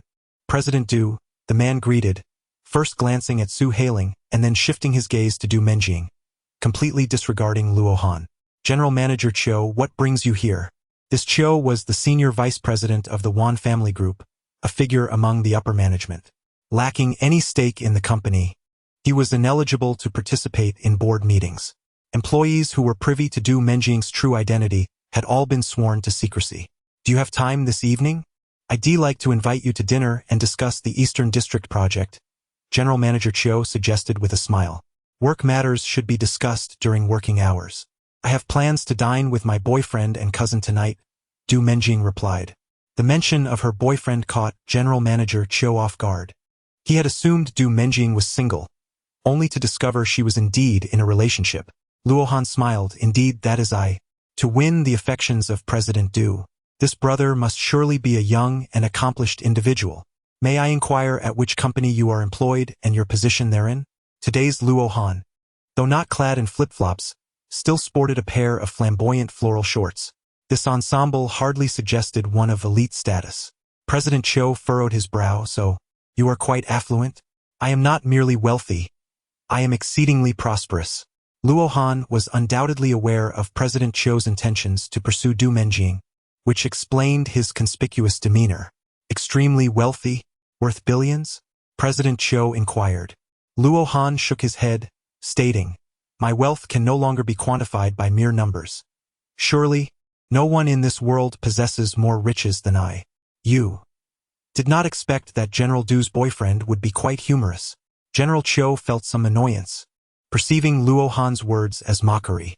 The world's richest individual is not from the great Xia kingdom. Luo Han's claim that no one on this earth is wealthier than he is clearly an exaggeration. He was merely stating a fact. Du Menjing smiled and inquired, is there anything else? If not, you may leave for the day. General Cho was taken aback that Du Menjing was also indulging Luo Han's boastfulness. He shrugged, very well, then. My wife truly possesses an irresistible charm. Wherever she goes, men are captivated by her. Once General Cho departed, Luo Han chuckled. My wife, you are indeed enchanting. Du Menjing replied with a smile. If one possessed no charm, how could they be so fortunate to receive your affection? This statement held a certain truth. Luo Han laughed in agreement. Su Hailing, feeling quite awkward, interjected, cousin, brother-in-law, could you please be mindful of your surroundings? I am still here, a mere third wheel. You are not a third wheel. Du Menjing's laughter bore an enigmatic quality, and Su Hailing felt akin to a little lamb. Cousin, how did you come to be the president of the Wanja group? Let us discuss this over dinner. I must first finish reviewing this document. 10 minutes later, Du Menjing, along with Luo Han and Su Hailing, exited the Wanja group. Su Hailing, while driving, once again voiced her curiosity. Du Menjing did not conceal the truth, stating directly, the Wanja has provoked your brother-in-law. Thus they must use the Wanja group as a token of apology. Should they fail to present the Wanja group to your brother-in-law, the entirety of the Wanja family would face dire consequences. What? Cousin, you must be joking. Su Hailing exclaimed in astonishment. The third son of the Wanja is the god of war of Tiankai, and he is stationed right here in Linhai. Would the Wanja truly fear your brother-in-law? Du Menjing chuckled. The god of war of Tiankai is nothing. Your brother-in-law's status far surpasses that of the god of war. This revelation left Su Hailing somewhat bewildered. Surely, this couple was jesting with her. Chapter 94. A heroic rescue? What a significant figure the god of war of Tiankai is. How could Du Menjing dismiss him so lightly? If word of this were to spread, it would surely invite calamity upon the Du family. If Du Menjing claims that Luo Han's status exceeds that of the god of war, then he must be of a caliber akin to that of a dragon king. Yet, how could someone so young possibly hold such a title? Unless, perhaps, a relative of Luo Han is of dragon king status. However, even in such a case, one should not be so audacious as to disregard the god of war. A dragon king may look down upon the god of war, but their descendants ought to demonstrate a modicum of respect. You will soon understand. Even if I were to explain now, you would not believe it, Du Menjing smiled. Su Hailing ceased her inquiries, needing time to process what Du Menjing had revealed. The notion of the Wanja being disqualified, while seemingly absurd, did not overshadow the reality of Du Menjing becoming the president of the Wanjia group. Thus, this matter could indeed hold truth. If the Wanjia, under the protection of the god of war, capitulated to Luo Han, what could be said of his formidable background? After approximately half an hour, the trio entered a restaurant together. Their jovial conversation created a delightful atmosphere. Following their meal, Du Menjing suggested, "Shall we visit a bar for some fun?" "Absolutely. I have never been to one before. With my brother-in-law to protect us, it will surely be fine." Du Qiling maintained strict control over Su Hailing, forbidding her from entering bars and similar establishments. She was quite curious about such places. Thus she immediately expressed her enthusiasm. With both ladies in agreement, Luo Han had no reason to object. Not far from the restaurant stood a high-end disco bar, and the three of them strolled over. Women entering such venues typically do not need to pay an entrance fee, yet Luo Han was required to do so. After purchasing entry tickets, he led the two ladies inside the bar. Many men frequent bars with the intention of seeking romantic encounters, and the arrival of Du Menjing and Su Hailing immediately attracted considerable attention from numerous gentlemen. As they settled into a booth, Luo Han summoned the server. "Ladies, what would you like to drink?" The server, clad in a bunny outfit, appeared quite alluring. Luo Han inquired of Du Menjing, "Will you be drinking alcohol or soft drinks?"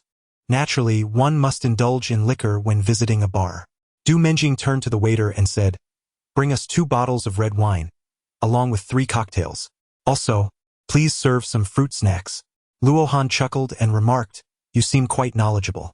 Du Menjing responded with a smile, "I've been to the bar a few times with my best friend, and we even brought a bodyguard specifically for drinking." Su Hailing interjected, "I still have to drive, so I suppose I won't be drinking. What's there to fear? We can just have someone come pick us up later," Du Menjing replied, nodding in agreement. As the trio engaged in conversation, unexpectedly, Mr. Chiu appeared at the bar. He immediately spotted Luo Han and her companions. "Brother Chiu, are you interested in those 2 ladies?" One of the 5 men accompanying him remarked, "They are indeed quite beautiful, but it seems they are already taken." Amongst the group, an artist added, "That fashionable beauty is the newly appointed president of Wanjia Group." Mr. Chiu harbored resentment towards Du Menjing. Had it not been for her sudden arrival, he would have had a chance to vie for the presidential position himself. Initially intending to pursue Du Menjing, he was dismayed to discover she already had a boyfriend. Wow, she is so young and already holds the position of president at Wanjia Group? She must be the chairman's mistress, right? Not at all. How about you all help me put on a little show? Mr. Chiu suggested with a mischievous grin. What kind of show? He inquired. You'll go over and flirt with those 2, and then I'll swoop in to rescue them, Mr. Chiu explained. Isn't that a bit kitsch? The man is her boyfriend. My aim is to make him realize how pathetic he is. Got it, so it's a matter of elevating one while putting another down? After the plan is set in motion, Mr. Chiu added, let us change venues afterward. I'll treat each of you to a premium drink worth 3,000. The eyes of the 5 men instantly sparkled with excitement. We're all brothers, so we'll help you out with this. You stay here, we'll handle it, they said, leaving Mr. Chiu behind as they approached Luo Han and her friends. At that moment, Luo Han had just raised her cocktail to her lips. She took a sip and then glanced at the 5 men striding towards them. Setting her drink down, she smiled and said, looks like we have some flies buzzing around. Huh? Su Hailing was puzzled by the remark. As she turned to look at the 5 men, they had already approached them. 2 lovely ladies, may we share a drink? One of them said in a flirtatious tone. Du Menjing replied, I'm sorry, but I'm not interested. Is it a lack of interest or a lack of desire? Another man chimed in. My friends here are quite talented. Would you care to experience it? They laughed, their crude words intended to provoke Luo Han. Luo Han raised his wine glass once more, offering you a chance to kneel and apologize. Otherwise, you shall bear the consequences. Damn, are you trying to intimidate us, kid? Upon hearing Luo Han's words, the 5 men bristled with aggression, resembling combative roosters. Enough! I can't be bothered to waste my breath on you. Luo Han seized the ashtray from the table and hurled it with great force. Bang! The man who had been leaping about the most was struck squarely on the head by the ashtray. A piercing scream erupted as he collapsed to the ground, blood streaming from his injuries. How dare you lay a hand on him? Get him. The remaining 4 were taken aback, astonished by Luo Han's audacity. They had not anticipated such a brazen act of aggression. Despite being outnumbered 5-1, Luo Han dared to strike first, displaying an audacious boldness that was truly remarkable. Amidst the gasps of the surrounding patrons, the 4 men charged towards Luo Han in unison. Was this lad truly attempting to take on 4 opponents? Spectators were eager for the unfolding drama. However, before they could even begin to speculate, Luo Han dispatched the 4 men with a flurry of punches and kicks. Not far away, Mr. Chiu stood in stunned disbelief. This was not how the script was supposed to unfold. He had never anticipated that Luo Han possessed such formidable skills. His 5 associates had been so easily defeated. With such meager prowess, how could he possibly assist others in a performance? Someone should call Mr. Chiu. They would need him to cover the medical expenses for this debacle. Loan snorted coldly. You! We have no idea who this Chiu is. What are you talking about? The 5 individuals were utterly astonished. How could Luo Han know they were sent by Chiu? Du Menjing was equally surprised. They were sent by Chiu? It seems they intend to stage a heroic rescue. With a smile, Luo Han approached one of them. If you refuse to confess, don't blame me. I shall break a leg first. As Luo Han prepared to stomp on his leg, the man immediately shouted, No, wait. I'll make a call. What is happening? Just as the man was about to dial, Chiu himself approached. Du Menjing turned to Chiu and asked, Are these 5 individuals sent by you? Chiu promptly denied. How could that be? I do not know them. Do you recognize him? Luo Han inquired of the 5. Upon meeting Chiu's gaze, they quickly denied. We don't know him. Who is he? Chapter 95. What? Stealing secrets? Luo Han chuckled softly. Was he still attempting to deny it at this moment? Had he not just spoken of making a phone call? Su Hailing inquired sharply. The man hurriedly replied. He threatened to break my legs. I had no choice but to say that. And now shall I break your legs as well? With the finality of his words, Luo Han brought his foot down with force. Stop! President Chiu exclaimed in shock, his voice rising in protest. Yet, Luo Han remained impervious to President Chiu's cries, decisively crushing his foot upon the man's leg. Ah! A sickening crack echoed as the man let out a blood-curdling scream. Although he was merely playing a role alongside President Chiu, there was no justification for his vile words directed at Du Menjing. For that alone, he was to pay with a leg. How? How could you do this? Aren't you afraid they will call the police? President Chiu seethed with fury, incredulous that Luo Han would resort to such brutality. Call the police quickly. I will ensure you are imprisoned. The man, writhing in agony from his shattered leg, howled in pain, determined to make Luo Han face the consequences of his actions. Luo Han lifted his foot and stomped down once more. Crack! Ah! The bone of the man's other leg was shattered as well. This scene left the onlookers utterly astonished. Luo Han was undeniably ferocious. The gazes directed at him were laced with fear. Call the police. One individual hastily retrieved their phone to dial for help. Breaking someone's legs could warrant at least 5 years in prison. How could one act so impulsively? Despite his companion's grievous injury, Mr. Chiu surprisingly felt a sense of delight. If Luo Han were to be incarcerated, would that not mean the end of Du Menjing's relationship? Luo Han was the one who struck. He would also bear the financial repercussions. Mr. Chiu merely needed to feign a minimal contribution. Luo Han gazed at Mr. Chiu and remarked with a smile, I have no need to serve time in prison, yet your position seems precarious. What do you mean by that? Mr. Chiu furrowed his brow. This has nothing to do with me. Stop pretending. Do you not recognize those 5?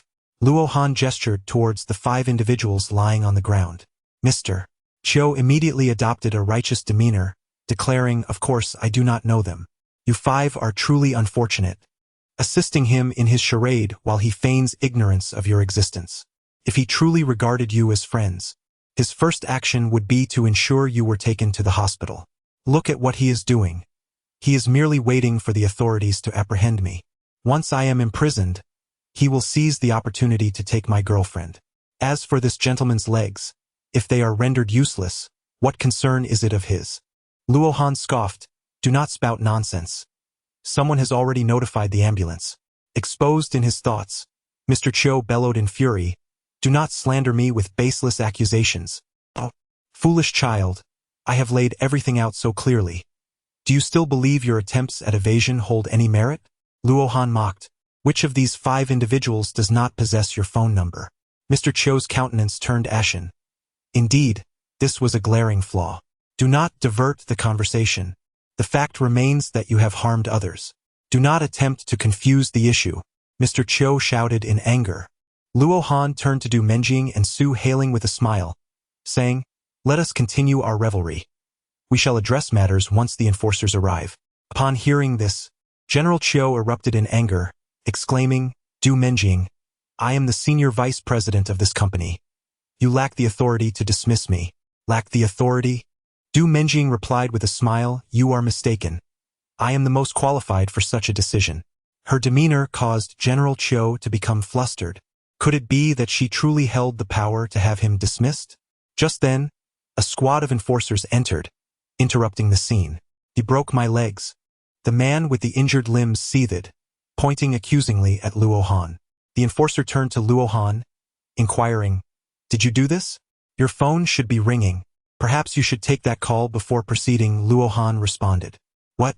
The enforcer, bewildered, found that indeed his phone had begun to ring, further deepening his confusion. How did Luo Han know that he had a phone call? Was he a seer? With a heart full of, the enforcer answered the call. One could see his expression shifting continuously, and only after that did he terminate the conversation.